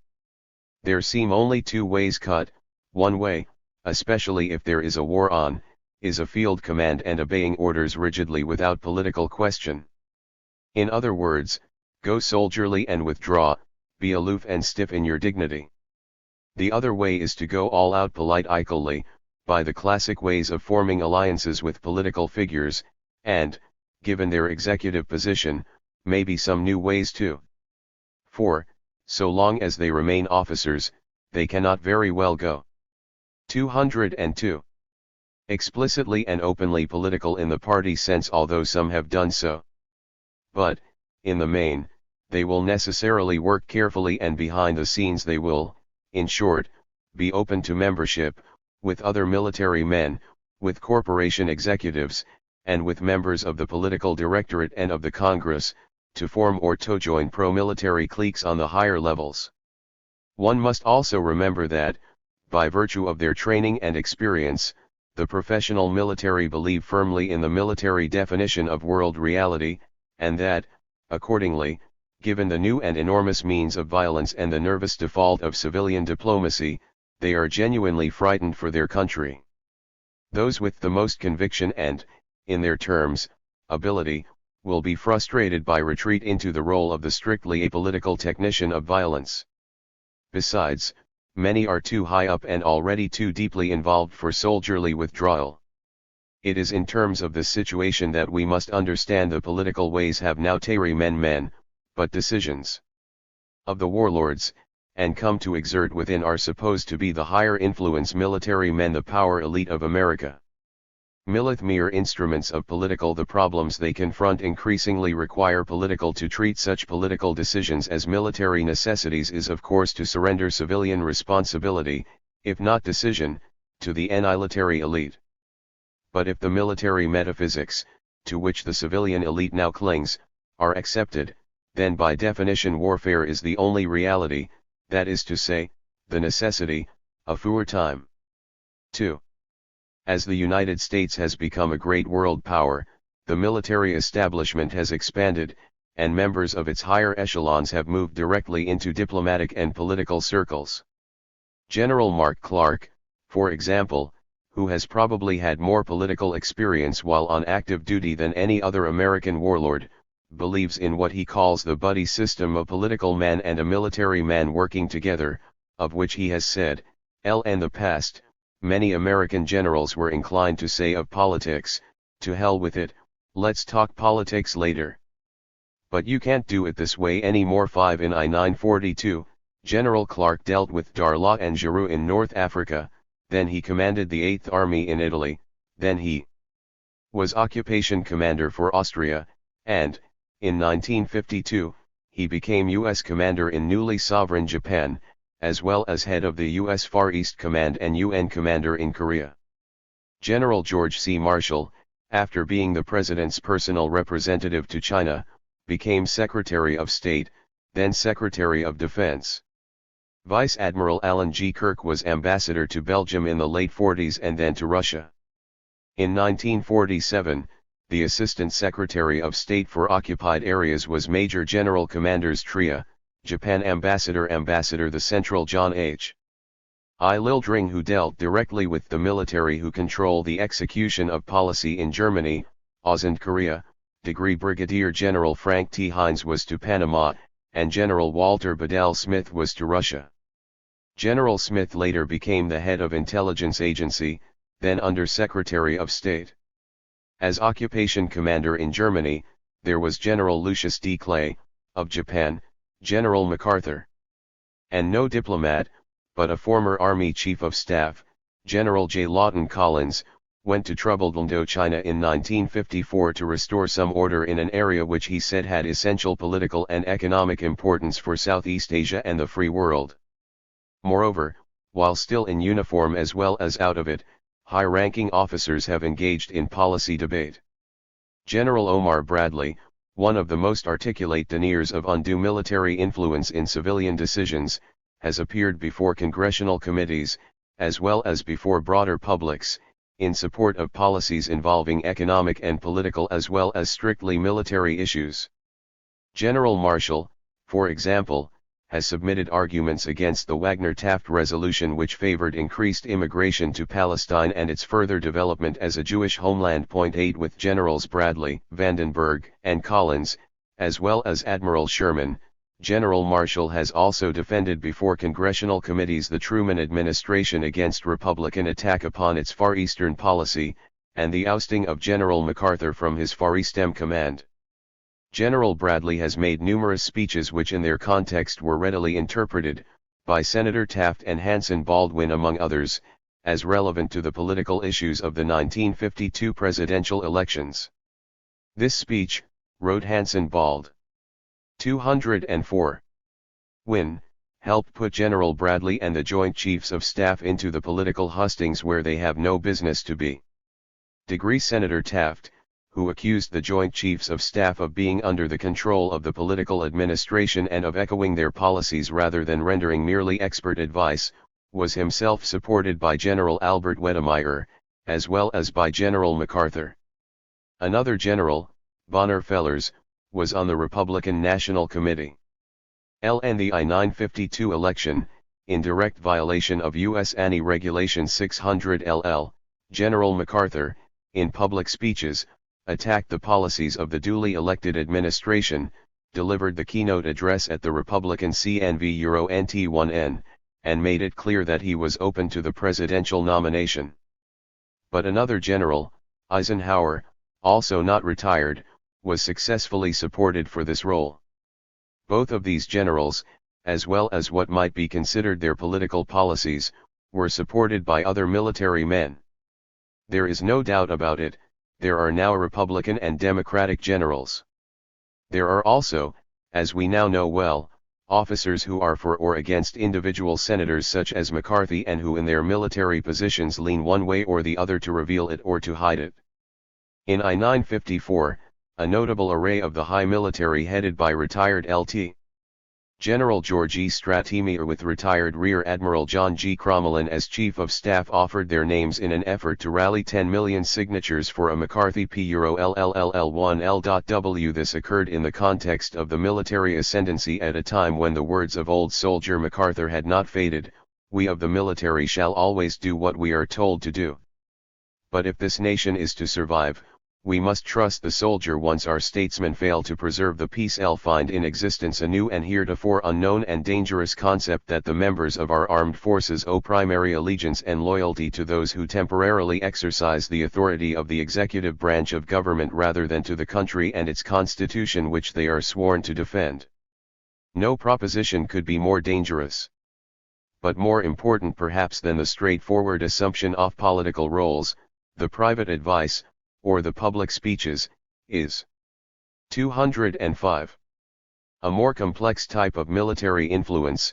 High military men have become accepted by other members of the political and economic elite, as well as by broad sectors of the public, as authorities on issues that go well beyond what has historically been considered the proper domain of the military. Since the early 40s, the traditional congressional hostility toward the military has been transformed into something of a friendly and trusting subservience. No whim SS XC PT. Of course J. Edgar L. Hoover is treated with more deference by senators than the high military. Both in what it did and in what it refused to do, we read in an official government account, the wartime Congress cooperated consistently and almost unquestioningly with the suggestions and the requests from the Chief of Staff to and in the coalition strategy, while the President and the Prime Minister decided. Theirs were choices approved by the military and made from among alternatives organized and presented by the military. According to the Constitution, the Congress is supposed to be in charge of the support and governing of the armed might of the nation. During times of peace, prior to World War II, professional politicians in the Congress did argue the details of military life with the military, and made decisions for them, debating strategy and even determining tactics. During World War II, congressmen voted for such items as the Manhattan Project without having the slightest idea of its presence in the military budget, and when by rumor Senator Truman suspected that something big was going on, a word from the Secretary of War was enough to make him drop all inquiry. In the post-war period, the simple fact is that the Congress has had no opportunity to get real information on military matters, much less the skill and time to evaluate it. Behind their security and their authority as experts, the political role of the high military in decisions of basic political and economic relevance has become greatly enlarged. And again, it has been enlarged as much or more because of civilian political default perhaps necessarily, given the organization and personnel of Congress than by any military usurpation. 3. No area of decision has been more influenced by the warlords and by their military metaphysics than that of foreign policy and 206. Intimational relations. In these zones, the military ascendancy has coincided with other forces that have been making for the downfall of civilian diplomacy as an art, and of the civilian diplomatic service as an organized group of competent people. The military ascendancy and the downfall of diplomacy have occurred precisely when, for the first time in United States history, international issues are truly at the center of the most important national decisions and increasingly relevant to virtually all decisions of consequence. With the elite's acceptance of military definitions of world reality, the professional diplomat, as we have known him or as we might imagine him, has simply lost any effective voice in the higher circles. Once war was considered the business of soldiers, international relations the concern of diplomats. But now that war has become seemingly total and seemingly permanent, the free sport of kings has become the forced and intimissimi business of people, and diplomatic codes of honor between nations have collapsed. Peace is no longer serious, only war is serious. Every man and every nation is either friend or foe, and the idea of enmity becomes mechanical, massive, and without genuine passion. When virtually all negotiation aimed at peaceful agreement is likely to be seen as appeasement, if not treason, the active role of the diplomat becomes meaningless, for diplomacy becomes merely a prelude to war or an interlude between wars, and in such a context the diplomat is replaced by the warlord. 3 sets of facts about American diplomacy and American diplomats are relevant to the understanding of what has been happening: the relative weakness of the professional diplomatic service, its further weakening by investigation and security measures, and the ascendancy among those in charge of it of the military metaphysics. Only in those settings in which subtle nuances of social life and political intention blend, can diplomacy, which is at once a political function and a social art, be performed. Such an art has seemed to require those social graces usually acquired by persons of upper-class education and style of life. And the career diplomat has, in fact, been representative of wealthier classes. But up to I-930, a career in the Foreign Service had not led to the ambassadorial ranks of the 86 men who served as American ambassadors between I-893 and I-930. Only about 1/4 of them had held positions in the Foreign Service prior to their appointment as ambassadors. The British ambassador, D.A. Hartman has pointed out, represents the final stage of a definite career in the Foreign Service, while the American ambassadorship is scarcely more than a belated episode in the life of a businessman, politician, or lawyer during the long democratic tenure. Something like a career service, based upon upper-class recruitment, had been developed. Of the 32 ambassadors and top ministers of I-942, almost half were graduates of private preparatory schools frequented by the children of the Metropolitan 400, and of the top 118 officers in the Foreign Service, 51 were Harvard, Princeton, or Yale. When the Republicans assumed office in I-953, there were 305 Foreign Service officers serving the 72 diplomatic missions and 198 consular offices of the United States. 840 oft income. Given the social obligations of the diplomatic life, it is almost impossible to live on an ambassadorial salary in any of the major capitals of the world. It was estimated in the early 40s that it cost an ambassador at an important post $75,000 to $100,000 a year to entertain in a manner befitting his station. The highest official salary of an ambassador is only $25,000. 208. 72 chiefs of United States missions abroad had been career diplomats. WH0SE appointments to particular posts may have been by the president, but whose tenure in the reign service is unaffected by the change in administration. There were 2 alternatives open to the career men: they could retire, or they could resign from their posts and become available for other assignments under the new administration. By this time it would seem that a Foreign Service career leading up to an ambassadorship had become more firmly entrenched, since 19 of the top 25 ambassadors appointed by President Eisenhower were career men. But it might also be said that by I-953 it was no longer an honor to a prominent businessman, lawyer, or politician to be appointed as the ambassador to the generally small countries in which almost all of these career men served. However, later in his administration, President Eisenhower began to appoint unsuccessful politicians and political helpmates to the smaller countries hitherto reserved for career men. Thus in Madrid, John D. Logic, defeated for governor of Connecticut, replaced the veteran diplomat James C. Dunn. In Libya, John L. Tapinski, expert and chief of a division of Citizens for Eisenhower, replaced career man Henry S. Villard. Z. In the more coveted diplomatic posts, representing America, were millionaire bankers, members, relatives, and advisors of the very rich, high corporate lawyers, the husbands of heiresses LL. Even before the change of administration, the morale and competence of the career service had been severely weakened by investigation and dismissal of personnel. Then Senator McCarthy's associate, Scott McLeod, moved from the FBI to the head of both security and personnel in the Department of State. Mr. McLeod, who believes that security is a basic criterion of diplomacy, has remarked that after checking all other qualifications, he asks himself, how would L like him to be behind a tree with me in a gunfight? You get pretty high standards if you think along such lines. And that's the way L like to think in these investigations. there were many men who W0 fit behind a tree with policeman McLeod, and among many Foreign Service officers who still held their positions the impression grew that it wasn't safe to report the truth to Washington about any foreign situation when the truth didn't jibe with the preconceived notions of people in Washington. *Z3 Following a long list of men already dismissed for reasons of loyalty, in the fall of I-954, a career diplomat of 23 years service, John Peyton Davies, was dismissed not on the grounds of loyalty, but because of lack of judgment, discretion, and reliability, his opinions on China policy 10 years previously not jibing with the current administration. *.25 The comments on this case by career men express their state of mind.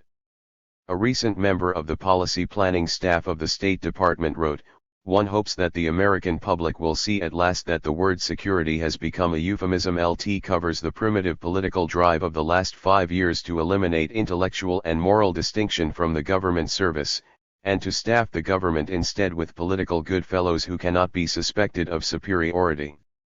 Under the reorganized Foreign Service, for example, educational standards for admission are being avowedly lowered. It is as if the mediocrity of the mindless has become the ideal." George Kennan, a veteran diplomat and a distinguished student of foreign affairs, has advised a class of students at Princeton not to choose the Foreign Service as a career. In other words, the morale of the State Department is so broken that its finest men flee from it, and advise others to flee. Ill. For years, of course, the military attachés have been at their foreign posts, where they are supposedly the ambassador's aides as well as a link in an intelligence service, but many of them, in the post-war years, have viewed the Foreign Service and state. This was not, of course, an entirely new feature of the Foreign Service. For instance, the basic burden of the reporting of the China service in the critical years was that, in the inevitable clash between the Chinese Communists and Chiang Kai-shek, Chiang would be the loser. This correctness in judgment has resulted, however, not in honor either collectively or individually to the China service. China has gone communist. In some fashion the men of the China service were held responsible. The China service, therefore, no longer exists.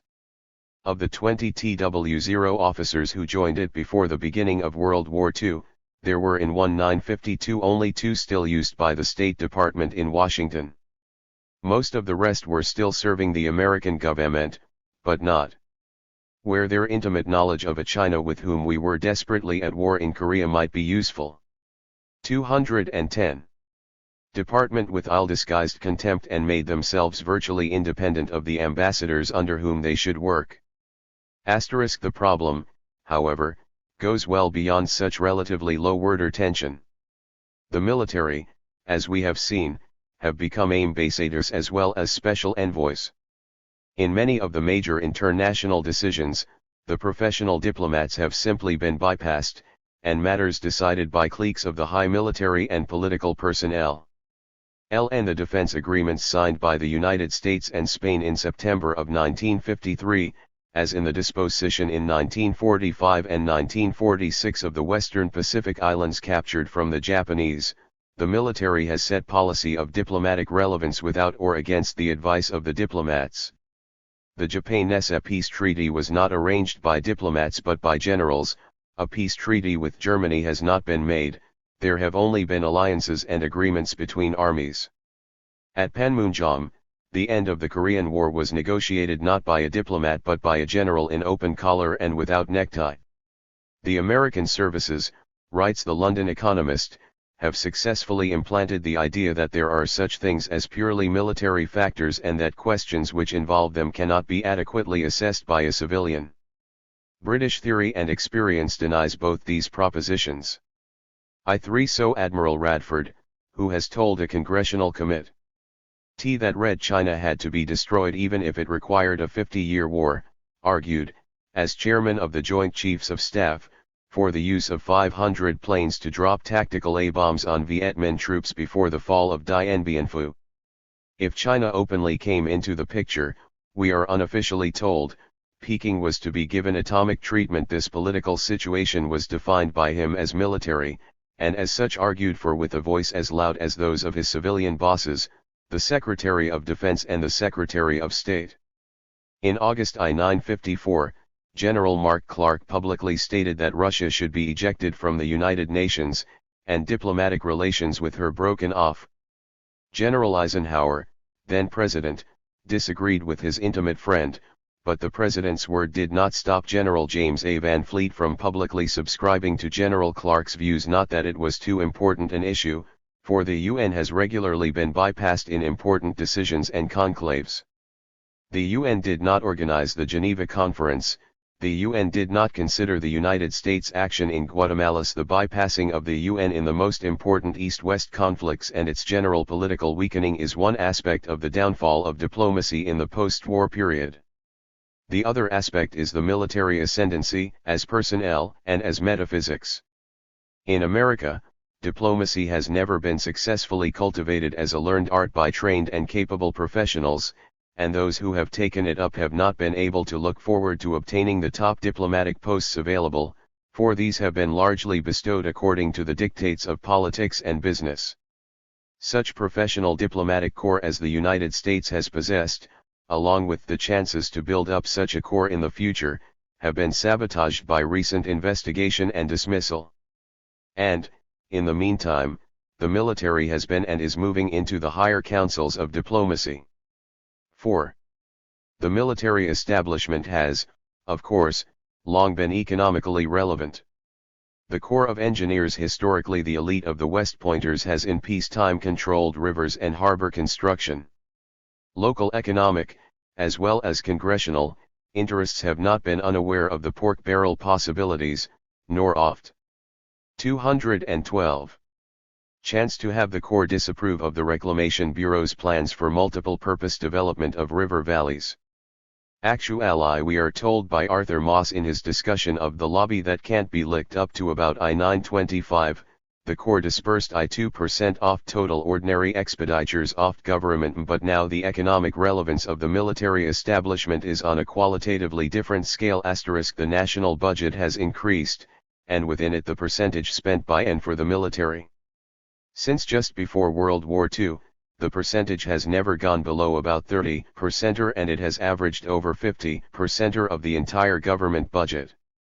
In fact, 2 out of every $3 in the budget announced in I-955 was marked for military security, and as the role of government in the economy has increased, so has the role of military in the government. We should constantly keep in mind how recent the military ascendancy is. During World War I, the military entered the higher economic and political circles only temporarily. For the emergency, it was not until World War II that they intervened in a truly decisive way. Given the nature of modern warfare, they had to do so whether they wanted to or not, just as they had to invite men of economic power into the military.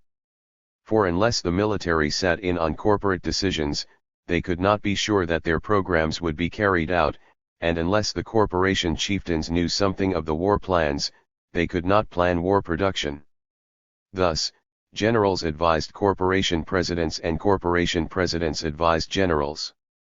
My first act on becoming Chief of Ordnance of June I-942, Lt.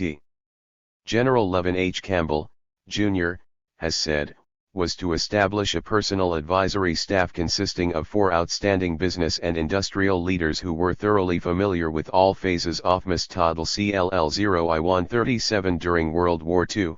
The merger of the corporate economy and the military bureaucracy came into its present-day significance. The very scale of the services of supply could not but be economically decisive. The services of supply, Fortune remarked in I-942, might be likened to a holding company of no mean proportions. In fact, charged with spending this year some $32 billion, or 42% of all that the US will spend for war, it makes US Steel look like a fly-by-night, the AT&T like a country hotel switchboard, Jesse Jones's RFC or any other government agency like a small-town boondoggle. In all of Washington, indeed, there is scarcely a door from Harry Hopkins's Munitions Assignments Board on down in which Somerville or his lieutenants have not come to beg, to borrow, or to steal. The very organization of the economics of war made for the coincidence of interest and the political mingling among economic and military chiefs, The Chief of Ordnance has an advisory staff composed of Bernard M. Barrack, Louis H. Brown of Johns Manville Corp., K.T. Keller of Chrysler Corp., and Benjamin F. Fairless of United States Steel Corp.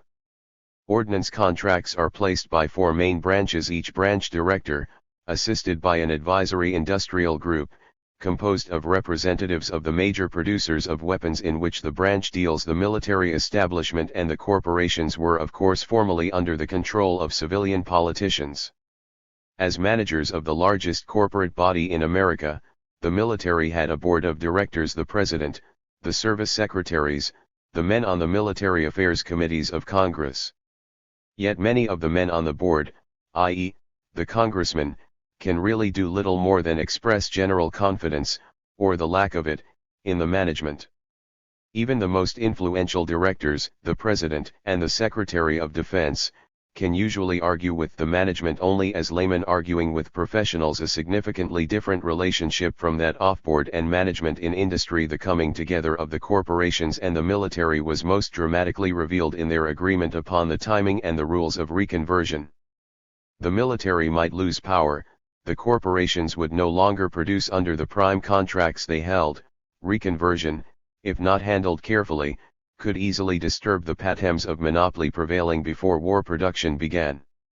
The generals and the $a-year executives saw to it that this did not happen. After World War II, military demands continued to shape and to pace the corporate economy. It is accordingly not surprising that during the last decade, many generals and admirals, instead 214 of merely retiring, have become members of boards of directors. It is difficult to avoid the inference that the warlords, in their trade of fame for fortune, are found useful by the corporate executives more because of whom they know in the military and what they know of its rules and ways than because of what they know of finance and industry proper. Given the major contracts that are made by the military with private corporations, we can readily understand why business_humilists openly state, McNamee knows Convair's best customer, the Pentagon, as few others do, a fact well known to his friend, Floyd Odium, Convair chairman, and in business circles the word has gone out, get yourself a general. What branch of the government spends the most money? The military. Who, even more than a 5%er, is an expert on red tape? A general or an admiral. So make him chairman of the board for? The increased personnel traffic that goes on between the military and the corporate realms, however, is more important as one clue to a structural fact about the United States than as an expeditious means of handling war contracts. Back of this shift at the top, and behind the increased military budget upon which it rests, there lies the great structural shift of modern American capitalism toward a permanent war economy. Within the span of one generation, America has become the leading industrial society of the world, and at the same time one of the leading military states.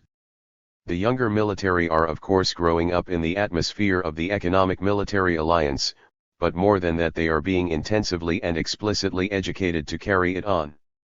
The Industrial College of the Armed Forces, aimed with the interdependence of economy and warfare, is at the top level of military educational system. To the optimistic liberal of the 19th century all this would appear a most paradoxical fact.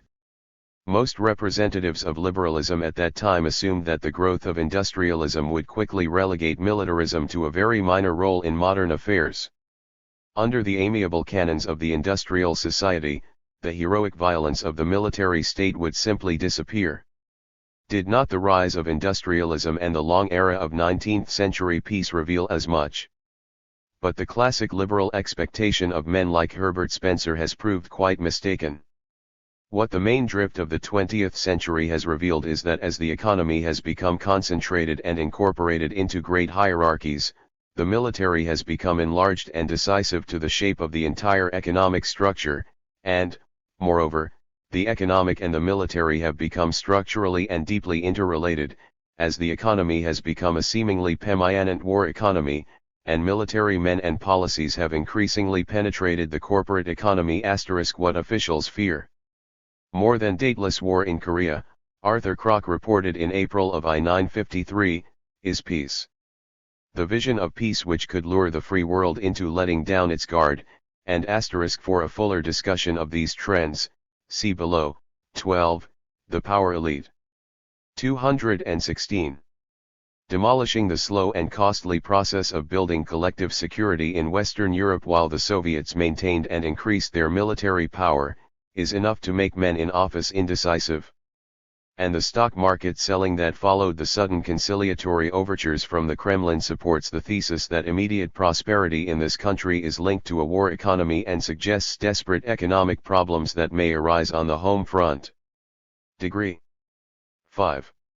Scientific and technological development, once seated in the economy, has increasingly become part of the military order, which is now the largest single supporter and director of scientific research, in fact, as large, dollar-wise, as all other American research put together. Since World War II, the general direction of pure scientific research has been set by military considerations. Its major finances are from military funds, and very few of those engaged in basic scientific research are not working under military direction. The United States has never been a leader in basic research, which it has imported from Europe. Just before World War II, some $40 million, the bulk of it from industry, was spent for basic scientific research, but $227 million was spent on applied research and product development and engineering. With the Second World War, pure scientists were busy, but not in basic research. The atom program, by the time it became governmental, was for the most part an engineering problem. But such technological developments made it clear that the nations of the world were entering a scientific, as well as an armaments, race. In the lack of any political policies for science, the military, first the Navy, then the Army, began to move into the field of scientific direction and support, both pure and applied. Their encroachment was invited or allowed by corporate officials who preferred military rather than civilian control of governmental endeavors in science, out of fear of ideological views of civilians concerning such things as patents. By 1954, the government was spending about $2 billion on research, and 85% of it was for national security in private industry and in the larger universities. The support of pure science is now dominantly Amelie. 217. Terry support. Some universities, in fact, are financial branches of the military establishment, receiving 3 or 4 times as much money from military as from all other sources combined. During the war, 4 leading institutions of learning received a total of more than $200 million in research contracts, not including atom research, for which exact figures are lacking. The general tendency for the militarization of science has continued into the years of peace. That fact, as the National Science Foundation has made clear, is responsible for the relative neglect of fundamental science. Out of the $2 billion scientific budget of I-955, only $120 million was for basic research, but, as we have said, 85% was for military technology. The military ascendancy in the world of science is more dramatically revealed by the troubled atmosphere which the military's risk system has brought about. By October of I-954, this had reached the point at which Dr. Vannevar Bush, World War II Chief of the Office of Scientific Research and Development, felt it necessary to assert flatly that the scientific community was demoralized. "You won't find any strikes," he said, "but scientists today are discouraged and downhearted and feel that they are being pushed out, and they are in the context of distrust." No less a scientist than Albert Einstein publicly asserted, "If I would be a young man again and had to decide how to make my living, I would not try to become a scientist or scholar or teacher. I would rather choose to be a plumber or a peddler in the hope to find that modest degree of independence still available under present circumstances." 60 Although there are perhaps 600,000 engineers and scientists in the United States, only some 125,000 of them are active in research, and of these perhaps 75,000 are researching for industry in its pursuit of new commercial products, and another 40,000 are in developmental engineering. There are only 10,000 scientists engaged in fundamental research in all branches, and informed opinion has it that the top-rate creators number no more than 1 or 2 thousands. It is these senior circles that have become deeply involved in the politics of military decisions, and the militarization of political life. In the last 15 years, they have moved into the VAC 218 of Theoretical Military Studies, in which strategy and policy become virtually one. LT is a vacuum because, historically, as Theodore H. White has pointed out, the American warlords have not conceived themselves with it, being more engaged in technique than theory. Accordingly, as part of the military ascendancy, there is the felt need of the warlords for theory, the militarization of science, and the present demoralization of the scientist in the service of warlord. In educational institutions, the pursuit of knowledge has been linked with the training of men to enact special roles in all areas of modern society. The military, in addition to their own schools, have used and increasingly use the educational faculties of private and public educational institutions. As of 1953, almost 40% of the male students of 372 colleges and universities were enrolled in officer training programs of Army, Navy, or Air Force. The liberal arts institutions involved were devoting about low percent of their curriculum to the military courses. For the nation as a whole, about 1 out of 5 students were in ROTC units, an unprecedented proportion for a year of formal peace. During World War II, the military had begun to use the colleges and universities for specialist training, as well as for the military training of students in accelerated courses. And the specialist training, as well as the heavy research programs, has continued after the war. Today, many colleges and universities are eager to have military programs of training and research established on their campuses. LT is prestigeful and it is financially sound. Moreover, the list of military men who, most of them without any specific educational qualifications, have come to serve as college 3DMLL11 STT6E tours, and in other educational capacities, is impressive. General Eisenhower, of course, on his way to the presidency, was the head of Columbia University, as well as a member of the National Educational Association Policy Commission. And even a casual survey reveals a dozen or so military men in educational positions. There has been a good deal of tension between the schools and the military. In the case of the Armed Forces Institute, a correspondence school for men in the service, one clause in the contract with universities gives the military direct power over university personnel, in case they are disapproved by the government.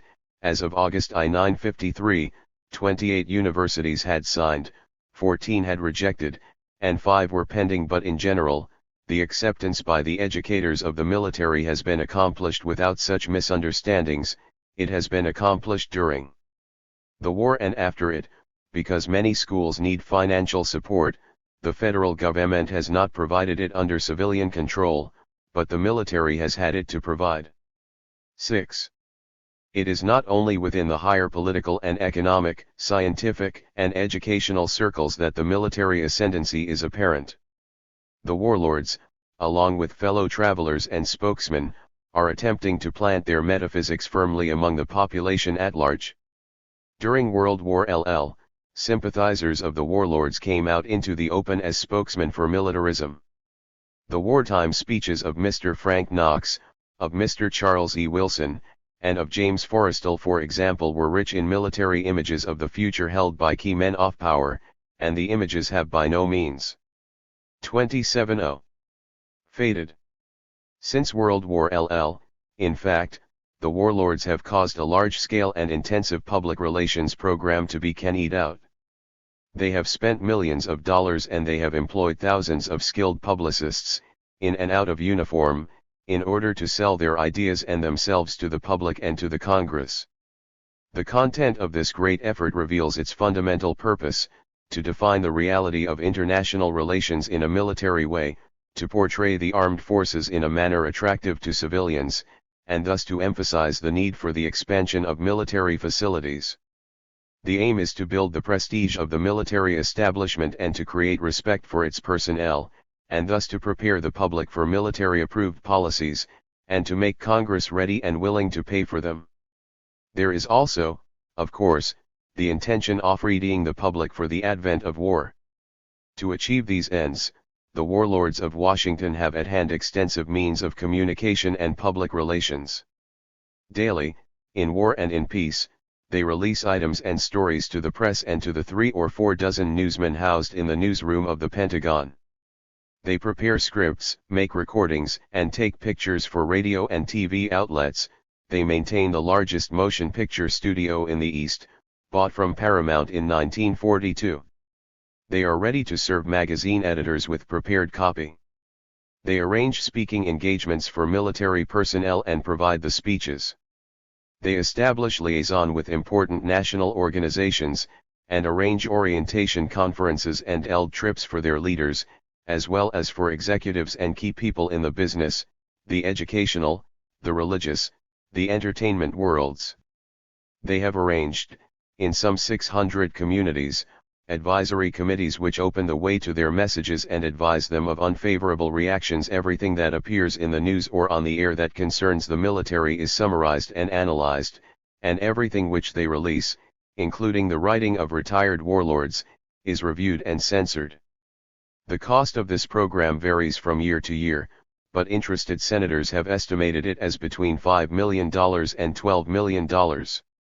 Such estimates, however, mean little, for the position of the military is such that they were able to enjoy, during one 221-month period, some $30 million worth of motion pictures, which they cooperated in producing, obtain millions of dollars worth of free time on TV, and, according to Variety's estimate, about $6 million of free radio time. Nor does the L95L estimate of Senator Harry F. Byrd accurately reveal the scale of the program. For it is not difficult to use, at least part-time, many service personnel for public relations purposes. Top admirals and generals, of course, have their own public relations men. In 1948, General MacArthur's command included 135 Army men and 40 civilians assigned to publicity. Eisenhower, when Chief of Staff, had 44 military and 113 civilians, and the warlords themselves have been learning the ways of publicity. Recently the retiring Air Force Chief of Staff, General L. Lloyd S. Vandenberg, told graduates at an Air Force base that the greatest fraternity on the face of the earth are the people who wear wings. You're not just jet jockeys. Take up the broader duty of understanding and preaching the role of air power. The people who won't face the truth must be told repeatedly, earnestly, logically that air power will save the world from destruction. It is a delicate problem which the military publicists confront, but there is one great fact that works entirely for their success. In all of pluralist America, there is no interest, there is no possible combination of interests that has anywhere near the time, the money, the manpower, to present a point of view on the issues involved that can effectively compete with the views presented day in and day out by the warlords and by those whom they aim plays. This means, for one thing, that there is no free and wide debate of military policy or of policies of military relevance. But that, of course, is in line with the professional soldier's training for command and obedience, and with his ethos, which is certainly not that of a debating society in which decisions are put to a vote. LT is also in line with the tendency in a mass society for manipulation to replace explicitly debated authority, as well as with the fact of total war in which the distinction between soldier and civilian is obliterated. The military manipulation of civilian opinion and the 222 military invasion of the civilian mind are now important ways in which the power of warlords is steadily exerted. The extent of the military publicity, and the absence of 0pp0slration to it, also means that it is not merely this PTPSAIL or that point of view that is being pushed. In the absence of contrasting views, the very highest form of propaganda warfare can be fought, the propaganda for a definition of reality within which only certain limited viewpoints are possible. What is being promulgated and reinforced is the military metaphysics, the cast of mind that defines international reality as basically military. The publicists of the military ascendancy need not really work to indoctrinate with this metaphysics those who count, they have already accepted it. 7. In contrast with the existence of military men, conceived seem apply as experts in organizing and using violence. Militarism has been defined as a case of the dominance of means over ends for the purpose of heightening the prestige and increasing the power of the military. This is, of course, a conception from the standpoint of the civilian who would consider the military as strictly a means for civilian political ends. As a definition, it points to the tendency of military men not to remain means, but to pursue ends of their own, and to turn other institutional areas into means for accomplishing them. Without an industrial economy, the modern AMT, as in a mere ICA, could not exist. It is an army of machines. Professional economists usually consider military institutions as parasitic upon the means of production. Now, however, such institutions have come to shape much of the economic life of the United States. Religion, virtually without fail, provides the army at war with its blessings, and recruits from among its officials the chaplain, who in military costume counsels and consoles and stiffens the morale of men at war. By constitutional definition, the military is subordinated to political authority, and is generally considered, and has generally been, a servant as well as an advisor of civilian politicians, but the warlord is moving into these circles, and by his definitions of reality, influencing their decisions. The family provides the army and navy with the best men and boys that it 223 possesses. And, as we have seen, education and science too are becoming means to the ends sought by the military. The military pursuit of status, in itself, is no threat of military dominance. In fact, well enclosed in the standing army, such status is a sort of payoff for the military relinquishment of adventures in political power. So long as this pursuit of status is confined to the military hierarchy itself, it is an important feature of military discipline, and no doubt a major source of much military gratification. LT becomes a threat, and it is an indication of the growing power of the military elite today, when it is claimed outside the military hierarchy and when it tends to become a basis of military policy. The key to an understanding of status is power. The military cannot successfully claim status among civilians if they do not have, or are not thought to have power. Now power, as well as images of it, are always relative. One man's powers are another man's weaknesses. And the powers that have weakened the status of the military in America have been the powers of money and of money makers, and the powers of the civilian politicians over the military establishment. American militarism, accordingly, involves the attempt of military men to increase their powers, and hence their status, in comparison with businessmen and politicians. To gain such powers they must not be considered a mere means to be used by politicians and money makers. They must not be considered parasites on the economy and under the supervision of those who are often called in military circles the dirty politicians. On the contrary, their ends must be identified with the ends as well as the honor of the nation. The economy must be their servant, politics an instrument by which, in the name of the state, the family, and God, they manage the nation in modern war. What does it mean to go to war? Woodrow Wilson was asked in 1917. It means, he replied, an attempt to reconstruct a peacetime civilization with war standards, and at the end of the war there will be no bystanders with sufficient peace standards left to work with. There will be only war standards. 76 American militarism, in fully developed form, would mean the triumph in all areas of life of the military metaphysic, and hence the subordination to it of all other ways of life.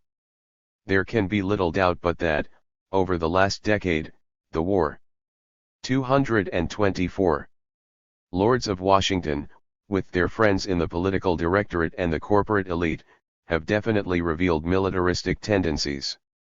Is there, then, in the higher circles of America a military clique? Those who argue about such a notion as Supreme Court Justice William O. Douglas and General of the Army Omar Bradley have recently done. 63 are usually arguing only about the increased influence of the professional military. That is why arguments, insofar as they bear upon the structure of the are not very definitive and are usually at crossopposite poses. For it is fully understood, the idea of a military clique involves then the military ascendancy. It involves a coincidence of their elite, when more interests and a coordination of aims among economic and political as well as military actors. Our answer to the question, is there now a military clique, is, yes, there is a military clique, but it is more accurately termed the power elite, for it is composed of Ci-10 political, as well as military, men whose interests have increasingly coincided. In order to understand the role of the military within this power elite, we must understand the role of the corporation executive and the politician within it. And we must also understand something of what has been happening in the political sphere of America.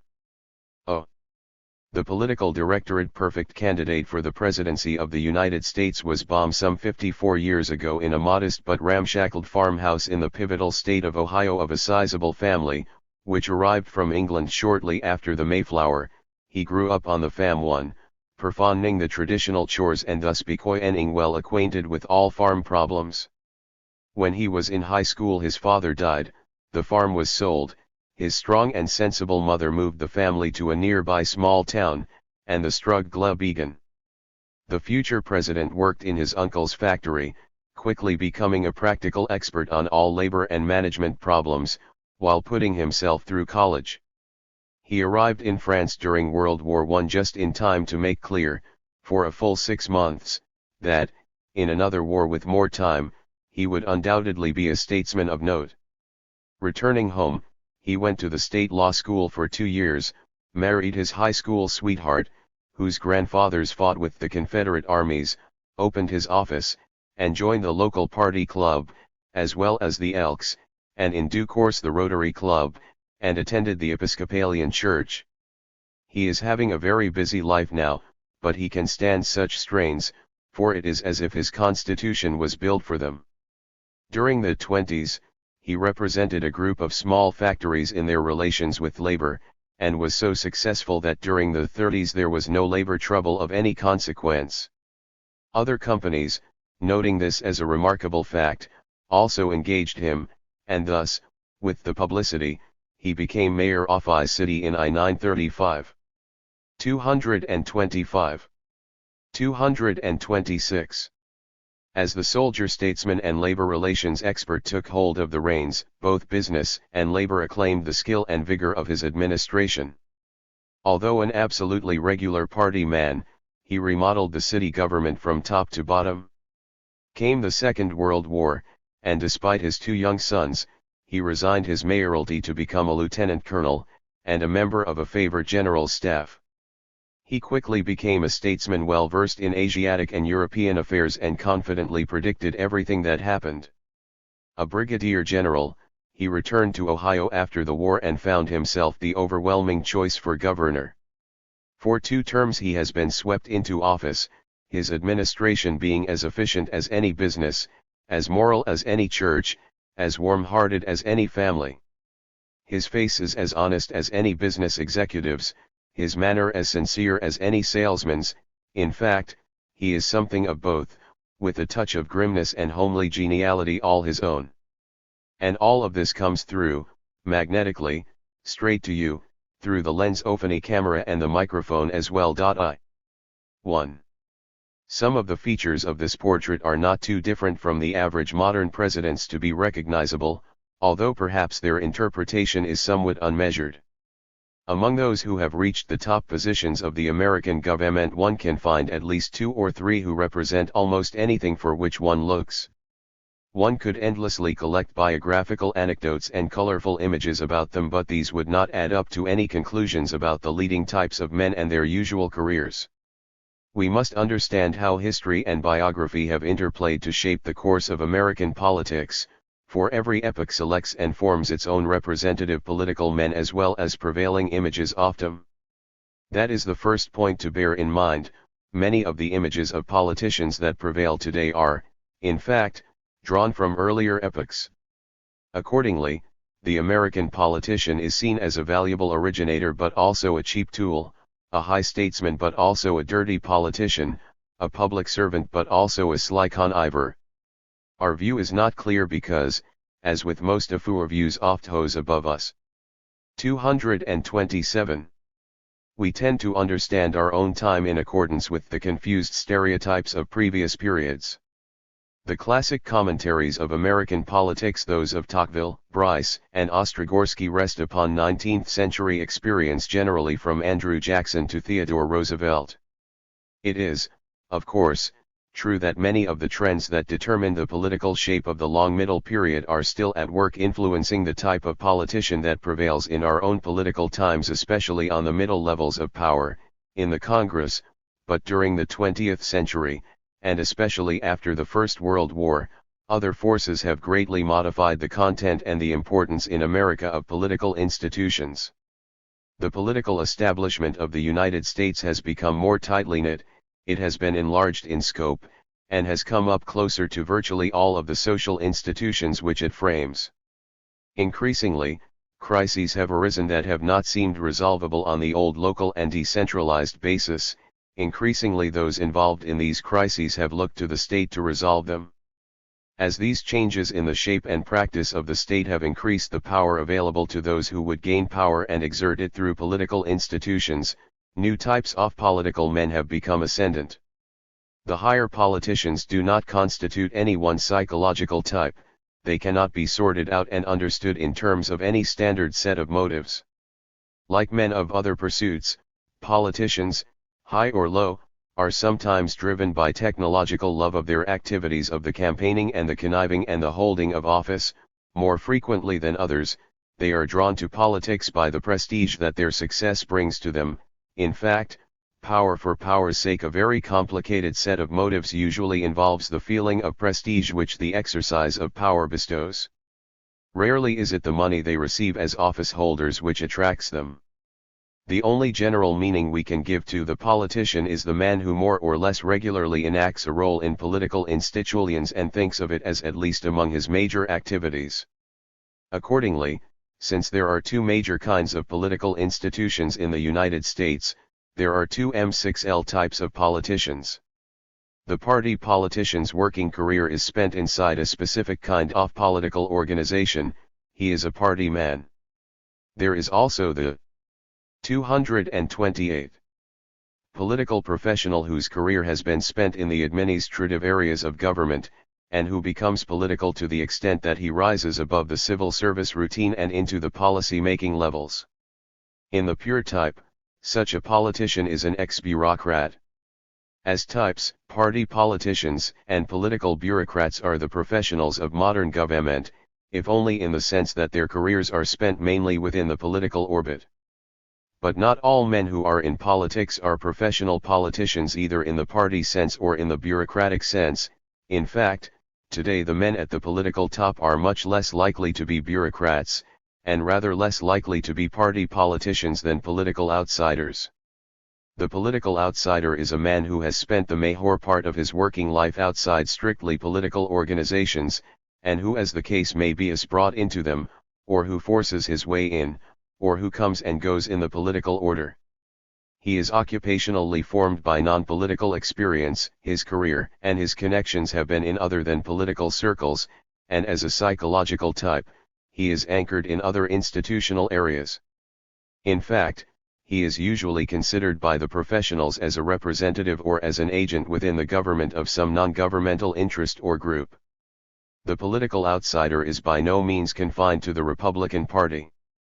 Under the Democrats, he is more likely to be on the make, striving to become acceptable to the corporate chieftains, whereas, under the Republicans, he is more usually a man already acceptable and therefore surer of himself and of how his decisions will be interpreted by those who count. A further consequence is that under the Republicans he can be less hypocritical. Such outsiders, of course, may become bureaucratic experts by spending much time in administrative work, and thus linking their careers and their expectations to government. They may become party politicians by cultivating their role inside a political party, and coming to base their power and their career upon their party connections. But they need not make either transition, they may simply move into an inner circle, as an appointed consultant or advisor having intimate and trusted access to an official power holder, to whom they are beholden for such political power as they possess. There are, to be sure, other ways of classifying men as political animals, but these types, the party politician, the professional administrator, the political outsider, are quite serviceable in understanding the social makeup and psychological complexion of political visage of present-day America. Within American political institutions, the center of initiative and decision has shifted from the Congress to the executive. The executive branch of the state has not only expanded mightily but has come to centralize and to use the very party which puts it into power. It has taken over more initiative in legislative matters not only by its veto but by its expert counsel and advice. Accordingly, it is in the executive chambers, and in the agencies and authorities and commissions and departments that stretch out beneath them, that many conflicts of interests and contests of power have come to a head rather than in the open arena of politics of an older style. These institutional changes in the shape of the political pyramid have made the new political command posts worthy of being struggled for. They have also made for changes in the career of the type of political man who is ascendant. They have meant that it is now more possible for the political career to lead directly to the top, thus bypassing local political life. In the middle of the 19th century, between I-865 and L-88 only 9% of the men at the top of the government began their political career on the national level, but from L-90 to I-953, about one-third of the political elite began there, and, in the Eisenhower administration, some 42% started in politics at the national level, a high for the entire political history of the United States, from I-789 right up to L-92. Generation after generation, the proportion of the political elite which has ever held local or state offices decreased from 93 to 69%. In the Eisenhower administration, it fell to 57%. Moreover, only 4% of this current group and only about 1/4 of earlier 20th century politicians have ever served in any state legislature. In the founding fathers' generation of L789 L80 81% of the higher politicians had done so. There has also been a definite decline in the proportions of higher politicians who have ever sat. Only about 20% of the political elite of 1789 to 1825 had done so. The historical average as a whole is about 25%. 230. In the United States House of Representatives or in the Senate *, the decline in state and local apprenticeships before entering national positions, as well as the lack of legislative experience, tie in with another characteristic trend. Since there are so many more elected positions on the lower and legislative levels and relatively few on the national, the more recent members of the political elite are likely to have reached their position through appointments rather than elections. Once, most of the men who reached the political top got there because people elected them up the hierarchy of offices. Until I-901, well over one-half, and usually more than two-thirds, of the political elite had been elected to all or most of their positions before reaching their highest national office. But of late, in a more administrative age, men become big politically because small groups of men, themselves elected, appoint them. Only 28% of the higher politicians in I-933-53 rose largely by means of elective offices, 9% has as many appointed American Samoa elected offices, and 62% were appointed to all Oregon most of their political jobs before reaching top position. L% had held no previous political position.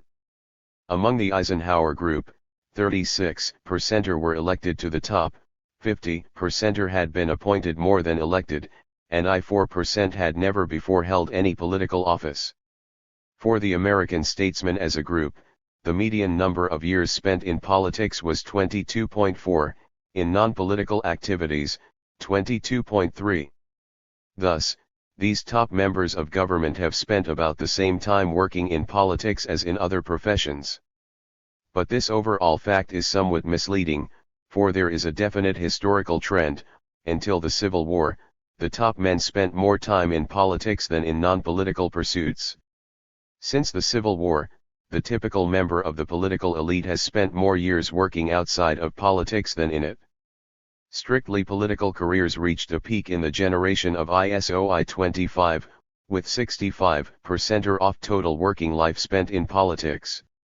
Outside activities reached their peak in the Progressive Era, L90L2L. At that time, professionals and reformers seem briefly to have entered high political positions, 72% of this generation's active working time being taken up by non-political activities. It is not possible to make this calculation for politicians since I-933 for their careers are not yet over. All these tendencies for the political elite to begin on the national level and thus to bypass local and state offices, never to serve in national legislative bodies, to have more of an appointed than an elected career, and to spend less proportions of their total working life in politics. These tendencies point to the decline of the legislative body and to the bypassing of elective offices in the higher political career. They signify the bureaucratization of politics and the decline at the political top of men who are professional politicians in the simple, old-fashioned sense of being elected up the political hierarchy and experienced in electoral P0IDCS. They point, in short, to the political outsider. Although this type has prevailed in previous periods, in our time he flourishes, and in the Eisenhower administration he has become ascendant. This administration, in fact, is largely an inner circle of political outsiders who have taken over the key executive posts of administrative command. It is composed of members and agents of the corporate rich and of the high military in an uneasy alliance with selected professional party politicians seated primarily in the Congress, whose interests and associations are spread over a variety of local societies. 2. A small group of men are now in charge of the executive decisions made in the name of the United States of America. These 50-odd men of the executive branch of the government include the President, the Vice President, and the members of the Cabinet, the head men of the major departments and bureaus, agencies, and commissions, and the members of the Executive Office of the President, including the White House staff. Only 3 of these members of the Political Directorate * are professional party politicians in the sense of having spent most of their working lives running for and occupying elective offices, and * as of May 1953. 232. Only 2 have spent most of their careers as behind-the-scenes political managers or fixers. Only 9 have spent their careers within governmental hierarchies, 3 of them in the military, 4 as civil servants in civilian government, and 2 in a series of appointive positions not under the civil service system. Thus, a total of only 14 of these 53 executive directors have by virtue of their career been professionals off government administration or party politics. The remaining 3/4 are political outsiders. At one time or another, several of them have been elected IO political offices. And some have entered government service for short periods, but, for most of their careers, they have generally worked outside the realms of government and politics. Most of these outsiders, 30 of the 39 in fact, are quite closely linked, financially or professionally or both, with the corporate world, and thus make up slightly over half of all the political directors. The remainder have been active in various other professional fields.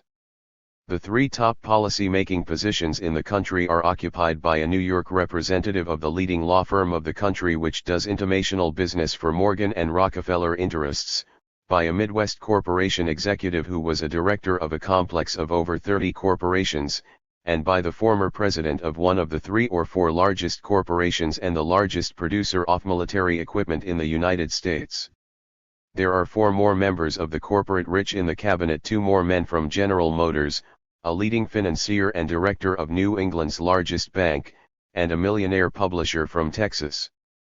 The positions of secretaries of agriculture and labor are occupied by professional outsiders, leaving only 1 cabinet member who is an insider to politics and government, the Attorney General, who has been both a New York State Assemblyman and a partner in the law firm of Lord, Day and Lord, but has, since I-942, been a political manager for Dewey and later Eisenhower.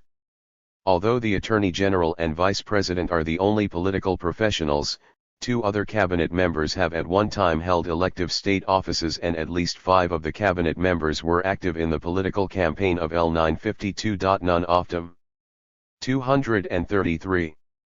Are, in any sense that may be given to the term, civil servants, the president is alone among them as a man trained in a governmental bureaucracy.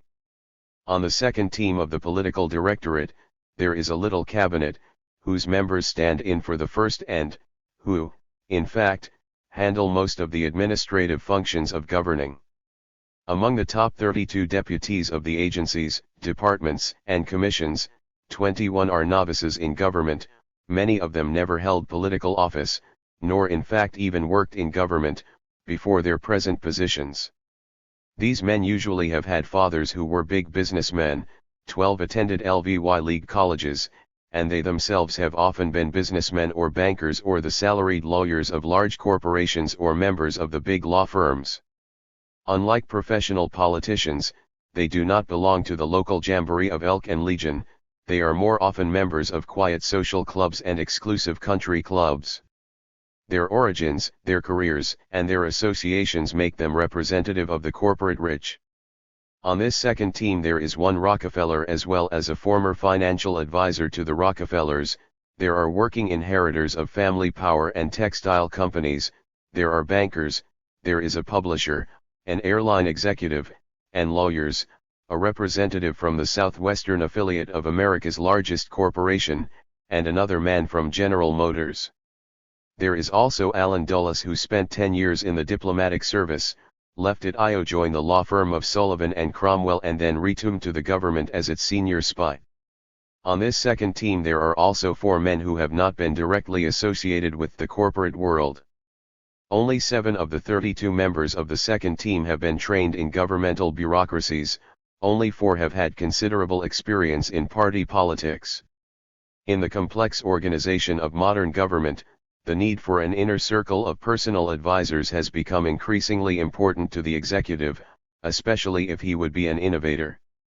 In order to originate and carry out his policies, he needs men who 234 are quite wholly in his service. The specific functions that these men may perform are enormously varied, but, in whatever they do and say, they function as the alter ego of their commander. These personal lieutenants of power are loyal agents, first of all, of the man to whose inner circle they belong. They may be professional politicians or professional civil servants, but usually they have been neither. And yet they must mediate between party politicians in the legislative branch and the outsiders in the executive administration as well as among the various outside pressure groups, and they must maintain public relations with the unorganized public. These men on the White House staff, therefore, are not in office so much for what they represent as for what they can do. They are a variety of skilled men, and they are socially alike in a number of ways. They are quite young, they come from the urban areas of the country, in fact from the East, and they are likely to have attended the Ivy League colleges. Of the 9 key members of the White House staff, 6 are novices in government and politics. There are no civilian civil servants, there is 1 professional party politician, 1 professional political manager, and 1 professional military man. The men of the president's inner circle thus come from Dewey's inner circle, from Henry Luce's, or from the higher levels of the Pentagon. With few exceptions, they are neither professional party politicians nor political bureaucrats. As a group, the political outsiders who occupy the executive command posts and form the political directorate are legal, managerial, and financial members of the corporate rich. They are members of cliques in which they have shown to their higher-ups that they are trustworthy in economic or military or political endeavors. 4 corporation executives and army generals, no less than professional politicians, have their old cronies. Neither bureaucratic advancement nor party patronage is the rule of the political outsider. As in the private corporation, the rule is the C00P Law LL01 of one's own kind by those who have taken over the command posts. 3. The rise of the political outsider within the modem political directorate is not simply one more aspect of the bureaucratization of the state. In fact, as in the case of the military ascendancy, the problem which the rise of the political outsider creates for the democratic theorist has, first of all, to do with the absence of a genuine bureaucracy. For it is partly in lieu of a genuine bureaucracy that the pseudo-bureaucracy of the political outsiders, as well as the regime off-party hacks, has come to prevail. By a genuine bureaucracy, we refer to an organized hierarchy: educators, 23 Republican Party leaders. A dozen other groups of farm, labor, charities, sports have provided smaller numbers of guests. Degree of his various associates, Theodore Roosevelt once remarked, "I am simply unable to make myself take the attitude of respect toward the very wealthy men which such an enormous multitude of people evidently really feel.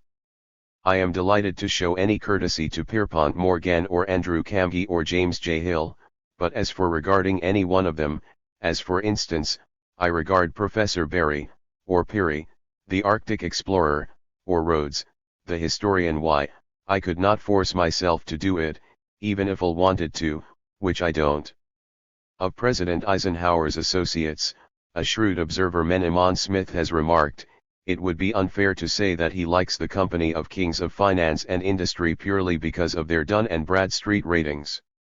IIE believes that if a man has worked up to become president of the Ford Motor Company, head of the Scripps Low-Lowered newspapers, a college president or an archbishop, then certainly the man has a lot on the ball, knows his field thoroughly and will be literate and interesting." To which William I. Lawrence has added, "This business of working your way up will come as quite a surprise to young Henry Ford or young Jack II. Award 7. 236. Of skills and authorities, within which each office and rank is restricted to its specialized tasks. Those who occupy these offices do not own the equipment required for their duties, and they, personally, have no authority. The authority they wield is vested in the offices they occupy. Their salary, along with the honor due each rank, is the sole remuneration offered. The bureaucrat or civil servant, accordingly, is above all an expert whose knowledge and skill have been attested to by qualifying examination, and later in his career, qualifying experience. As a specially qualified man, his access to his office and his advancement to higher offices are regulated by more or less formal tests of competence. By aspiration and by achievement, he is set for a career, regulated according to merit and seniority, within the prearranged hierarchy of the bureaucracy. He is, moreover, a disciplined man, whose conduct can be readily calculated, and who will carry out policies even if they go against his grain, for his merely personal opinions are strictly segregated from his official life, outlook, and duties. Socially, the bureaucrat is likely to be rather formal with his colleagues, as the smooth functioning of a bureaucratic hierarchy requires a proper balance between personal goodwill and adequate social distance according to rank. Even if its members only approximate the principled image of such a man, the bureaucracy is a most efficient form of human organization. But such an organized corps is quite difficult to develop, and the attempt can easily result in an apparatus that is obstreperous and clumsy, hidebound and snarled with procedure, rather than an instrument of policy. The integrity of a bureaucracy as a unit of a government depends upon whether or not, as a corps of officials, it survives changes of political administration. The integrity of a professional bureaucrat depends upon whether or not his official conduct, and even his person, embodies the status codes of the official, foremost among them political neutrality. He will serve a new political administration and its policies as faithfully as he did the old. That is the political meaning of genuine bureaucracy. For the bureaucrat as such does not make policy, he provides information relevant to alternative policies and he carries out the ultimatum that becomes official. As a more or less permanent staff with a more or less permanent L11 Euro T. 237.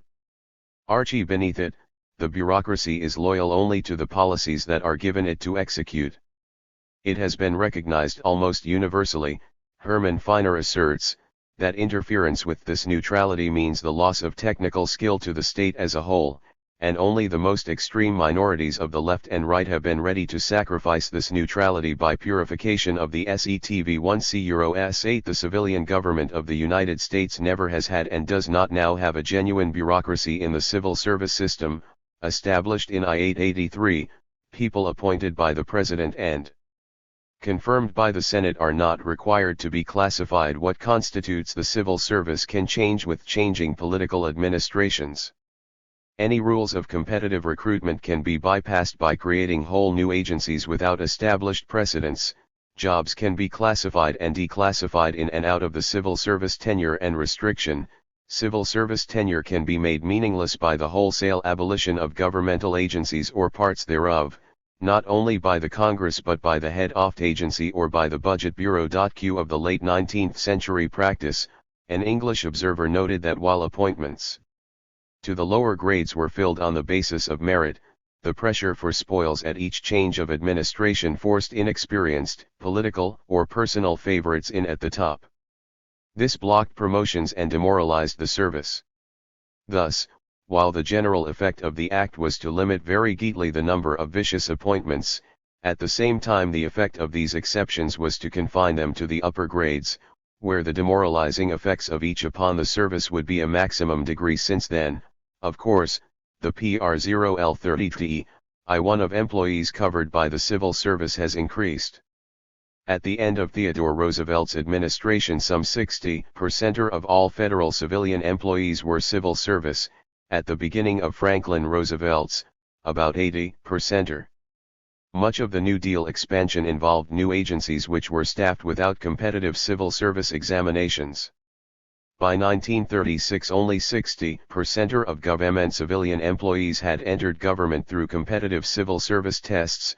Many of the 40% were patronage appointments, and most of them were New Deal. 238. Enthusiasts. World War II brought another huge wave of government employees who did not win their jobs competitively. Once in, however, these government workers found civil service protection. When President Truman left office in 1953, the tenure of at least 95% of government civilian employees was presumably protected. Now, of the 2 million or so government employees, perhaps some 500 can be considered key officials. These include the head men of the executive departments, undersecretaries and assistant secretaries, the chiefs of the independent agencies and their deputy and assistant heads, the chiefs of the various bureaus and their deputies, the ambassadors and other chiefs of missions. Occupationally they include lawyers and Air Force officers, economists and physicians, engineers and accountants, aeronautical experts and bankers, chemists and newspaper men, diplomats and soldiers. Altogether, they occupy the key administrative, technical, military and professional positions of the federal government. In I-948, only 32% of such key officials worked in agencies which had a formal career service, such as the Foreign Service of the Department of State, the military hierarchy, certain appointments in the Public Health Service. The top career men averaged 29 years in government service. Over half of them had earned graduate or professional degrees. 1/4, in fact, attended Harvard, Columbia, Princeton, Yale, MIT, or Cornell.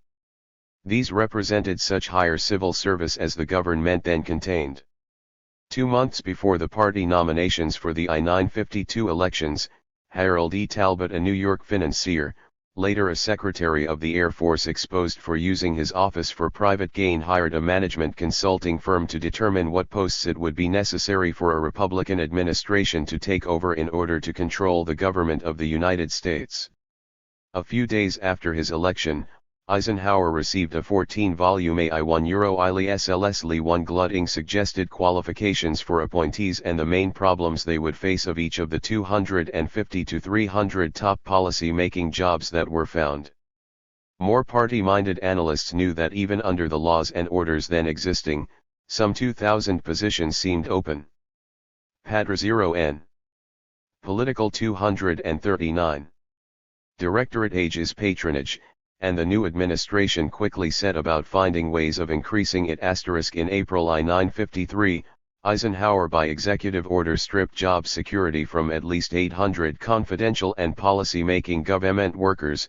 In June, he released some 54,000 non-veterans from job security.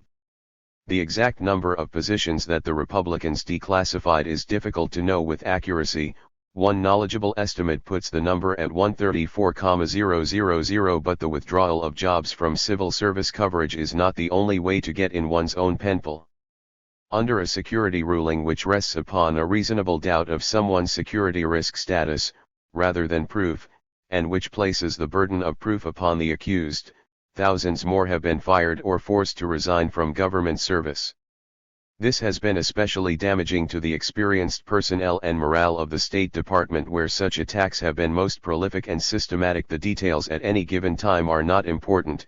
The overall fact is, the United States has never and does not now have a genuine civil service, in the fundamental sense of a reliable civil service career, or of an independent bureaucracy effectively above political party pressure. The fact of the long Democratic tenure had tended to hide the extent to which the civil service laws had failed to result in the creation of a civil service. The changeover of 1953 revealed, further, that the civil service laws * some jobs can simply be abolished, the editors of Fortune asserted. Other men can be left with their tides while someone else is given the real authority and direct access to the department head. Some of the more notorious fair dealers may be shunted off into harmless, boondoggling projects. In government circles there are phrases for such techniques. Letting him dry up on the vine, or sending him to the reading room. Such methods are wasteful. And yet it is virtually the only way the Eisenhower administration can be assured of having a force of key careerists whom it can trust. The new administration has to tackle the government personnel problem from two opposite directions at once, on the one hand getting rid of top-grade careerists whose ideologies are overtly or covertly hostile to Republican policies, while on the other hand trying to make government service work, and thereby attracting top-grade men, which is the more important objective in the long run. 240. Merely make the operation of patronage more difficult and more expensive, and also, as it turned out, somewhat nastier. For there is no real question but that security clearance procedures have been used to cover the replacement of untrustworthy Democrat by trustworthy Republican. The superior man who might be bent on a professional career in government is naturally not disposed to train himself for such political perils and administrative helplessness. No intellectually qualified personnel for a genuine bureaucracy can be provided if the civil service is kept in a political state of apprehension, for that selects mediocrities and trains them for unreflective conformity. No morally qualified personnel can be provided if civil servants must work in a context of universal distrust, paralyzed by suspicion and fear. And in a society that values money as the *0 gauge of caliber, no truly independent civil service can be built either from upper or middle class recruits, if it does not provide compensation comparable to that provided by private employment. Pensions and security of job do not make up for the lower pay of civil servants, for private executives, as we have seen, now have such privileges and many more as well. The top civil service salary in I-954 was only $14,800, and only L% of all the federal employees earned over $9,000 a year. The historical check upon the development of an administrative bureaucracy in the United States has been the patronage system of the parties, which as machines use jobs for payoffs, thus making impossible office discipline and recruitment on the basis of expert qualification. In addition, since government regulation of business has become important, a government job has become important as one link in a business or legal career in the private corporate world. One serves a term in the agency which has to do with the industry one is going to enter. And the regulatory agencies, especially public offices, are often stepping stones in a corporate career, and as organizations the agencies are outposts of the private corporate world. And there is also the new spoils system operating as a security measure in the context of distrust. Magazines for business executives and ghost writers for politicians regularly run pious editorials on the need for a better civil. 241. Service. But neither executives nor politicians really want a group of expert administrators who are genuinely independent of party considerations, and who, by training and experience, are the depository of the kind of skills needed to judge carefully the consequences of alternative policies. The political and economic meaning of such a core for responsible government is all too clear. In the lower ranks of the state hierarchy, from which genuine civil servants might be recruited, there has not been enough prestige or money to attract really first-rate men. In the upper ranks, outsiders, that ones, men from outside the bureaucracy, have been called upon. They have served only for relatively short periods and not as a life career, and hence they have not acquired the neutrality and demeanor associated with the ideal civil servant. There is no civil service career that is secure enough, there is no administrative corps that is permanent enough, to survive a changeover of political administration in the United States. Neither professional party politicians, nor professional bureaucrats are now at the executive centers of decision. Those centers are occupied by the political directorate of power elite. 11. The theory of balance. Not wishing to be disturbed over moral issues of the political economy, Americans cling to the idea that the government is a sort of automatic machine, regulated by the balancing of competing interests. This image of politics is simply a carryover from the official image of the economy. In both, an equilibrium is achieved by the pulling and hauling of many interests, each restrained only by legalistic and amoral interpretations of what the traffic will bear. The ideal of the automatic balance reached its most compelling elaboration in 18th-century economic terms: the market is sovereign, and in the magic economy of the small entrepreneur there is no authoritarian center. And in the political sphere as well, the division, the equilibrium, of powers prevails, and hence there is no chance of despotism. The nation which will not adopt an equilibrium of power, John Adams wrote, must adopt a despotism. There is no other alternative. As developed by the men of the 18th century, equilibrium, or checks and balances, thus becomes the chief mechanism by which both economic and political freedom were guaranteed and the absence of tyranny ensured among the sovereign nations of the world. Nowadays, the notion of an automatic political economy is best known to us as simply the practical conservatism of the anti-New Dealers of the 30s. LT has been given new, although quite false, appeal by the frightening spectacle of the totalitarian states of Germany yesterday and Russia today. And although it is quite irrelevant to the political economy of modern America, it is the 242. 243. Only rhetoric that prevails widely among the managerial elite of corporation and state. 1. It is very difficult to give up the old model of power as an automatic balance, with its assumptions of a plurality of independent, relatively equal, and conflicting groups or the balancing society. All these assumptions are explicit to the point of unconscious caricature in recent statements of who rules America. According to Mr. David Reisman, for example, during the past half-century there has been a shift from the power hierarchy of a ruling class to the power dispersal of veto groups. Now no one runs anything. All is in direct drift. In a sense, Mr. Reisman believes? This is only another way of saying that America is a middle-class country in which, perhaps people will soon wake up to the fact that there is no longer a we who run things and a they who don't, or a we who don't run things and a they who do, but rather that all we's are theys and all theys are we's.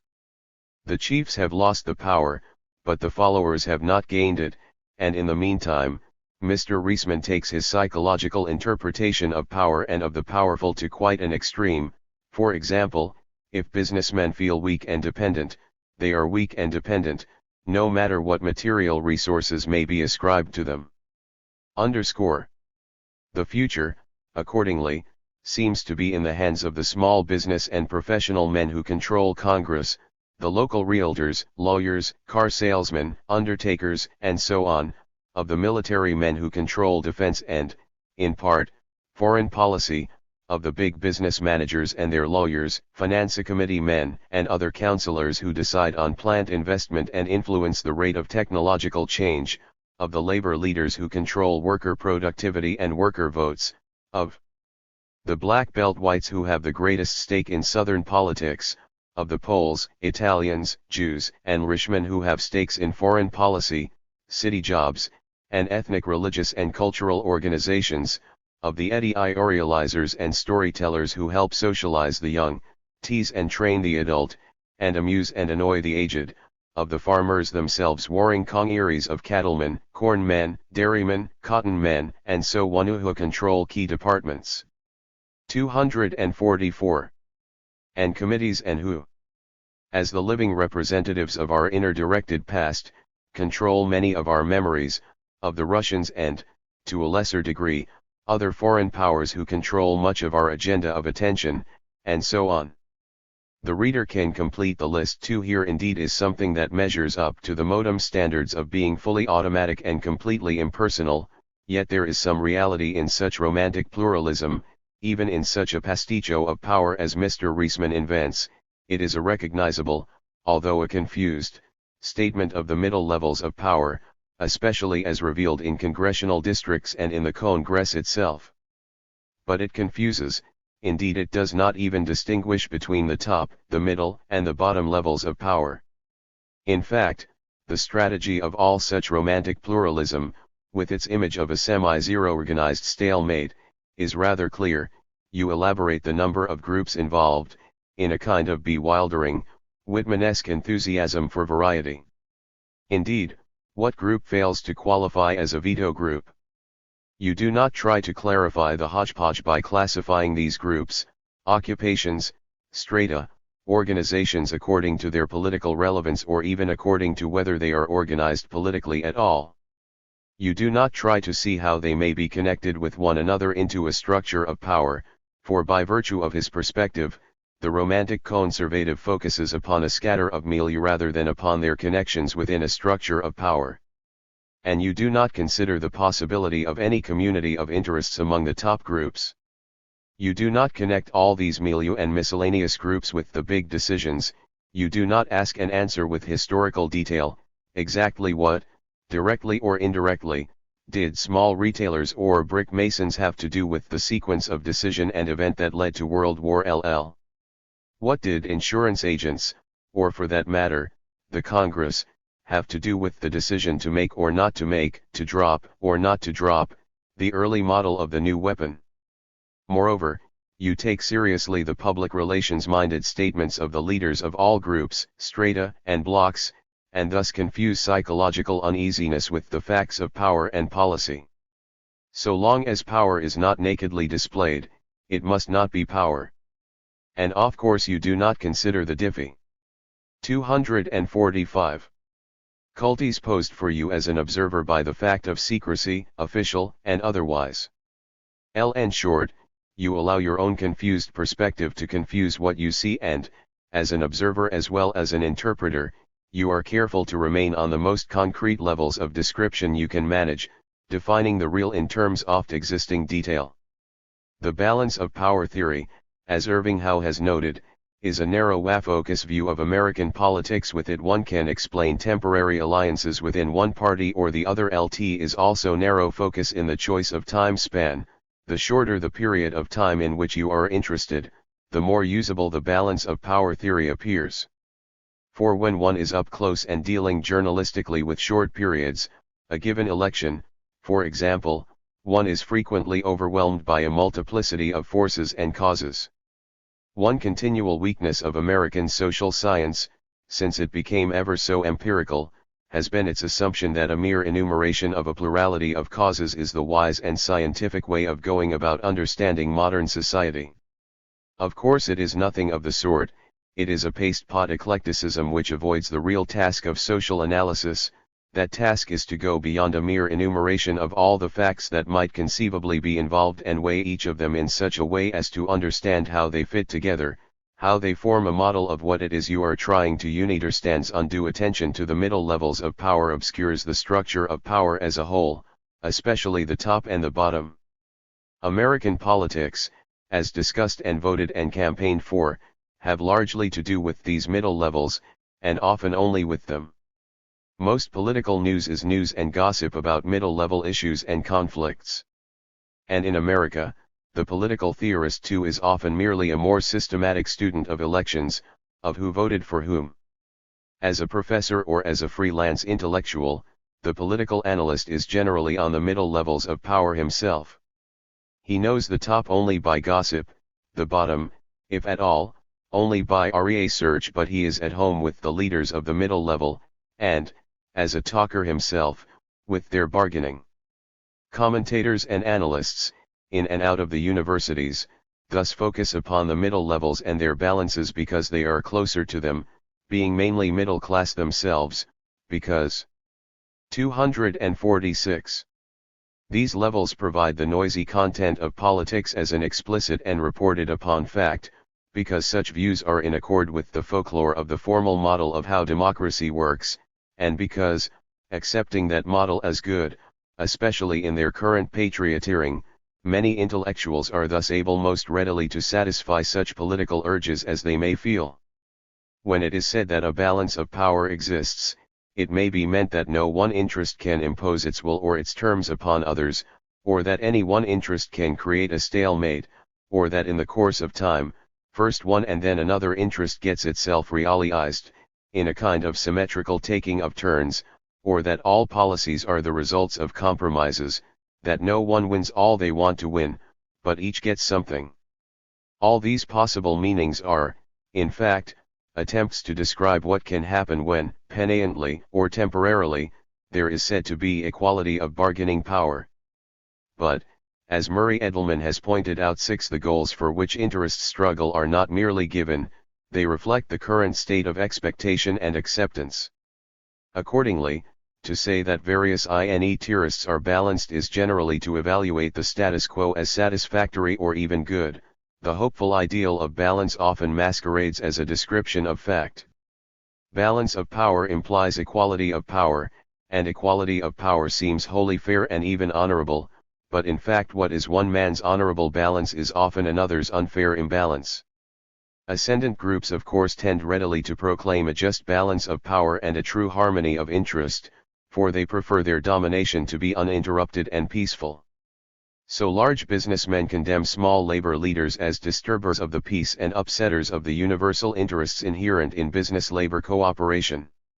So privileged nations condemn weaker ones in the name of internationalism, defending with moral notions what has been won by force against those have-nots whom, making their bid for ascendancy or equality later, can hope to change the status quo only by force. The notion that social change proceeds by a tolerant give and take, by compromise and a network of vetoes of one interest balanced by another assumes that all this goes on within a more or less stable framework that does not itself change, that all issues are subject to compromise, and are thus naturally harmonious or can 247 be made such.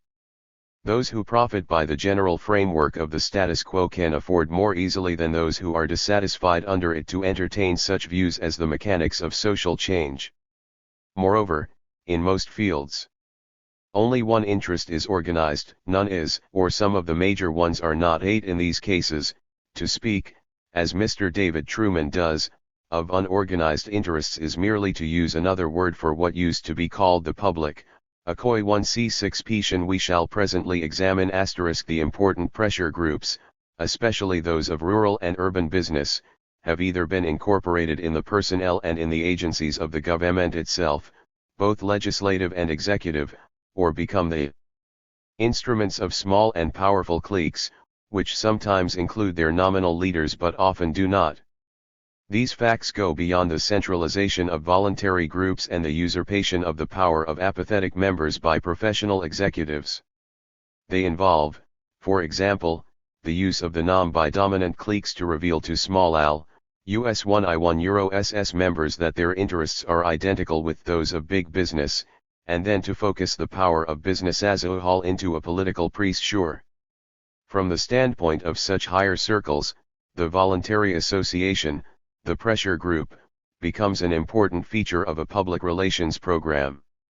The several corporations which are commanded by the individual members of such cliques are themselves instruments of command, public relations, and pressure, but it is often more expedient to use the corporations less openly, as bases of power, and to make of various national associations their *io and operating branches.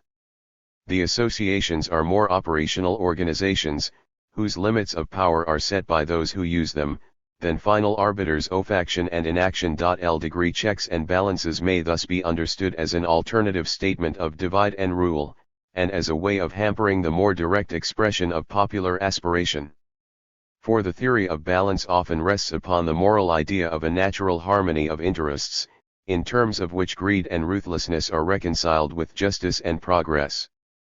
Once the basic structure of the American political economy was built, and for so long as it could be tacitly supposed that markets would expand indefinitely, the harmony affaireterist could and did serve well as the ideology of dominant. 248. Groups, by making their interests appear identical with the interests of the community as a whole. So long as this doctrine prevails, any lower group that begins to struggle can be made to appear inharmonious, disturbing the common interest. The doctrine of the harmony of interests, E.L.I. Carr has remarked, thus serves as an ingenious moral device invoked, in perfect sincerity, by privileged groups in order to justify and maintain their dominant position. 2.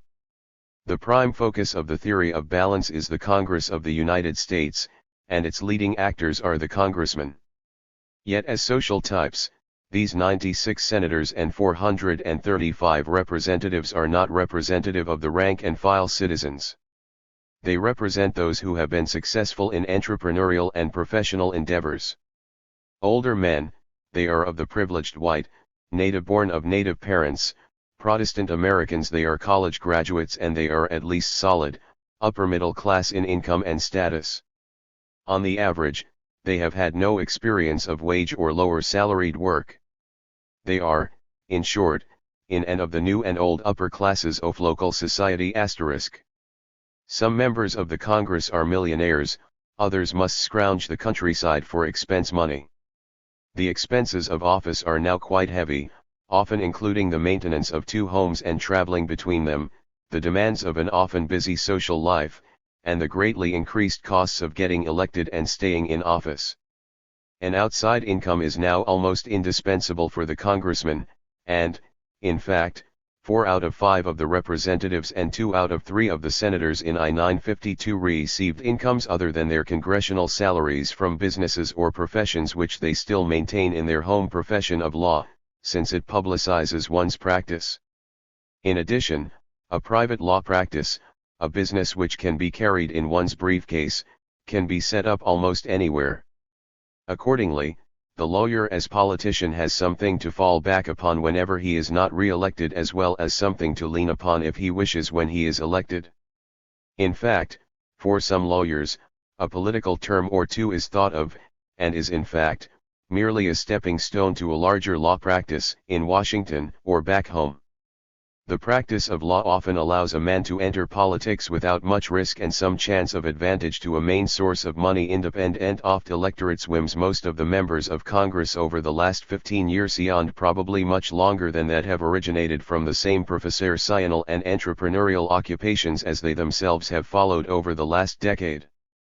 Between 90 and 95% of them have been sons of professionals or businessmen or farmers, although at the approximate time of their birth, in 1890, only 37% of the labor force were of these entrepreneurial strata, and not all of these were married men with sons. There have been no Negroes in the Senate over the last half-century, and, at any given time, never more than 2 in the LIUS, although Negroes make up about 10% of the American population. Since I-845, the percentage of the foreign-born in the Senate has never exceeded 8% and has always been much smaller than the percentage in the population, less than 1/2 of the representative proportion, for example, in 1949 SL. Moreover, both HRST and second-generation congressmen tend to be of the older, Northern, and West extraction, rather than of the newer immigration from South and Eastern Europe. Protestant denominations of higher status provide twice the number of congressmen as their representative proportions in the population. Middle-level Protestants in the Congress are in rough proportion to the population, but Catholics and Jews are fewer. Catholics in the 8LST Congress, for example, having only low percent of the House and L2% of the Senate, but 34% of the 1950 population at large. 250. communities, or from investments. Independently wealthy men are becoming increasingly common on Capitol Hill. For those who are without private means, life as a member of Congress can border on desperation. Asterisk if federal law really meant what it seems to mean concerning the uses of cash in election campaigns, Robert Bendiner has recently remarked, more politicians would wind up in Leavenworth than in Washington. The political career does not attract as able a set of men as it once did. From a money standpoint, the alert lawyer, who can readily make $25,000 to $50,000 a year, is not very likely to trade it for the perils of the congressman's position, and, no doubt with exceptions, if they are not wealthy men, it is likely that the candidates for Congress will be a county attorney, a local judge, or a mayor whose salaries are even less than those of congressmen. Many observers, both in and out of Congress, agree that the Congress has fallen in public esteem over the last 50 years, and that, even in their home districts and states, the congressmen are by no means the important figures they once were. How many people, in fact, know the name of their representative, or even of their senators? 50 years ago, in his district or state, the campaigning congressman did not have to compete in a world of synthetic celebrities with the mass means of entertainment and distraction. The politician making a speech was looked to for an hour's talk about what was going on in a larger world, and in debates he had neither occasion nor opportunity to consult a ghost writer.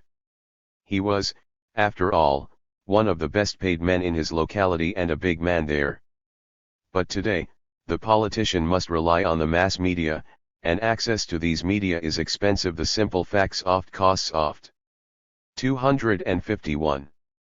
Modern campaign clearly tie the congressman, if he is not personally well-to-do, to the sources of needed contributions, which are, sensibly enough, usually looked upon as investments from which a return is expected.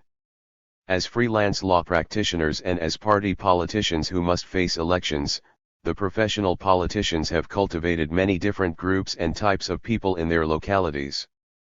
They are great joiners of social and business and fraternal organizations, belonging to Masons and Elks and the American Legion. In thin constituencies, the congressmen deal with organized groups, and they are supported or approved according to their attitude toward the interests and programs of these groups. It is in the local bailiwick that the plunder groups, who would exchange votes for favors, operate most openly. The politicians are surrounded by the demands and requests of such groups, large and small, local and national. As brokers of power, the politicians must compromise one interest by another, and, in the process, they are themselves often compromised into men without any 3M line-off policy. Most professional politicians represent an astutely balanced variety of local interests, and such rather small freedom to act in political decisions as they have derives from precisely that fact. If they are fortunate, they can juggle and play off these varied local interests against one another, but perhaps more frequently they come to straddle the issues in order to avoid decision. Protecting the interests of his electoral domain, the congressman remains attentively loyal to his sovereign locality. In fact, his parochialism is in some cases so intense that as a local candidate he may even invite and collect for local display an assortment of out-of-state attacks upon him, thus turning his campaign into a crusade of the sovereign locality against national outsiders. Inside the Congress, as in his constituency, the politician finds a tangle of interests, and he also finds that power is organized according to party and according to seniority. The power of the Congress is centered in the committee. The power of the committee is usually centered in its chairman, who becomes chairman by seniority. Accordingly, the politician's chance to reach a position purported to have spent $5,866 in his 1952 campaign, but committees on his behalf for the improvement of the shoe, fishing, and other industries off-state, spent $2,795. Degree 252. Of power within the Congress often rests upon his ability to stay in office for a long and uninterrupted period, and to do that, he cannot antagonize the important elements in his constituency. Flexible adjustment to these several interests and their programs, the agility to carry several, sometimes conflicting, lines of policy, but to look good doing it, is at a premium. Therefore, by a mechanical process of selection, mediocre party regulars, who for 20 years or more have been firmly anchored in their sovereign localities, are very likely to reach and to remain at the centers of congressional power. Even when the politician becomes a chairman, if possible, of a committee affecting the local interests of his district, he will not usually attempt to play the role of the national statesman. For however enjoyable such attendant prestige may be, it is secondary to the achievement of local popularity. His responsibility is not to the nation, it is to the dominant interests of his locality. Moreover, better congressional machinery, as Stanley High has remarked, does not cure the evil of localism. Indeed, it may provide members with more time and better facilities for its practice. Nonetheless, the chairmen of the major committees are the elite members of the Congress. In their hands rest the key powers of Congress, both legislative and investigative. They can originate, push, halt, or confuse legislation. They are adept at evasion and stall. They can block a White House proposal so that it never reaches the floor for debate, let alone a vote. And they can tell the president what will and what will not gain the approval of the people in their district or of colleagues under their influence in Congress. In the first and second decades of this century, only a few bills were presented during the 6 months of the first session or the 3 months of the second. These bills were considered during the ample time between committee study and their debate on the floor. Debate was of importance and was carried on before a sizable audience in the chamber. Legislation took up most of the members' time and attention. Today hundreds of bills are considered at each session, and since it would be impossible for members even to read them all or a tenth of them, they have come to rely upon the committees who report the bills. There is little debate, and what there is often occurs before an emptied chamber. 253. The speeches that are made are mainly for the member's locality, and many are not delivered, but merely inserted in the record. While legislation goes through the assembly line, the congressmen are busy in their offices, administering a small staff which runs errands for constituents and mails printed and typed matter to them.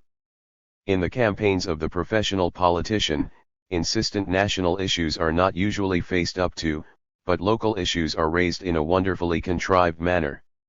In the 472 congressional elections of I-954, for example, no national issues were clearly Euro-centered, nor even local issues related clearly to THIRD slogans, and personal attacks on character, personality defects, and counter charges and suspicions were all that the electorate could see or hear, and, as usual, many paid no attention at all.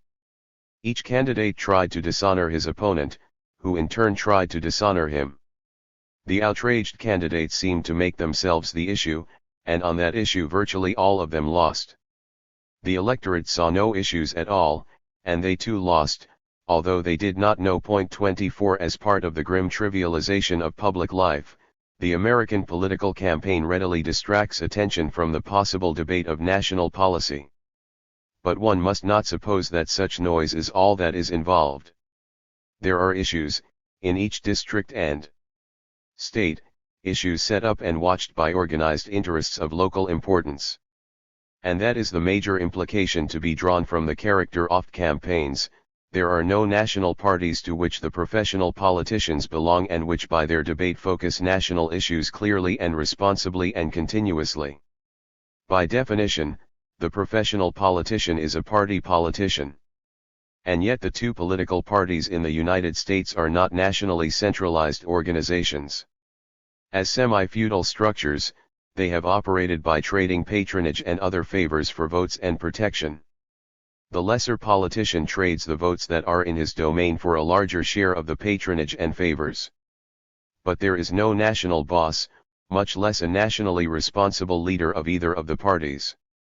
Each of them is a constellation of local organizations curiously and intricately joined with various interest blocks. The congressman is generally independent of the congressional leaders of his party as far as campaign funds go. The national committees of each major party consist mainly of political nonentities, for, since the parties are coalitions of state and local organizations, each of them develops such national unity as it has only once every 4 years. For the presidential election at the bottom and on the middle levels, the major parties are strong, even dictatorial, but, at the top, they are very weak. It is only the president and the vice president whose constituencies are national and who, by their actions and appointments, provide such national party unity as prevails. The differences between the two parties, so far as national issues are concerned, are very narrow and very mixed up. Each seems to be 48 parties, one to each state, and accordingly, the professional politician, as congressman and as campaigner, is not concerned with national party lines, if any are discernible. He is not subject to any effective national party discipline. He speaks solely for his own locality, and he is concerned with national issues only in so far as they affect his locality, the interests effectively organized there, and the chances of his re-election. That is the major reason why, when he speaks of national matters, the political vocabulary of the politician is such an empty rhetoric. Seated in his sovereign locality, the professional politician is not at the 255 summit of national, political power, he is on and of the middle levels. 3. More and more of the fundamental issues never come to any point of decision before the Congress, or before its most powerful committees, much less before the electorate in campaigns. The entrance of the United States into World War II, for example, in so far as it involved American decision, bypassed the Congress quite completely. It was never a clearly debated issue clearly focused for a public decision. Under the executive's emergency power, the president, in a virtually dictatorial way, can make the decision for war, which is then presented to the Congress as a fact accomplished. Executive agreements have the force of treaties but need not be ratified by the Senate. The destroyer deal with Great Britain and the commitment of troops to Europe under NATO, which Senator Taft fought so bitterly, are clear examples of that fact. And in the case of the FONASA decisions of the spring of 1955, the Congress simply abdicated all debate concerning events and decisions bordering on war to the executive. When fundamental issues do come up for congressional debate, they are likely to be so structured as to limit consideration, and even to be stalemated rather than resolved. For with no responsible, centralized parties, it is difficult to form a majority in Congress, and with the seniority system, the Rules Committee, the possibility of filibuster, and the lack of information and expertise, the Congress is all too likely to become a legislative labyrinth.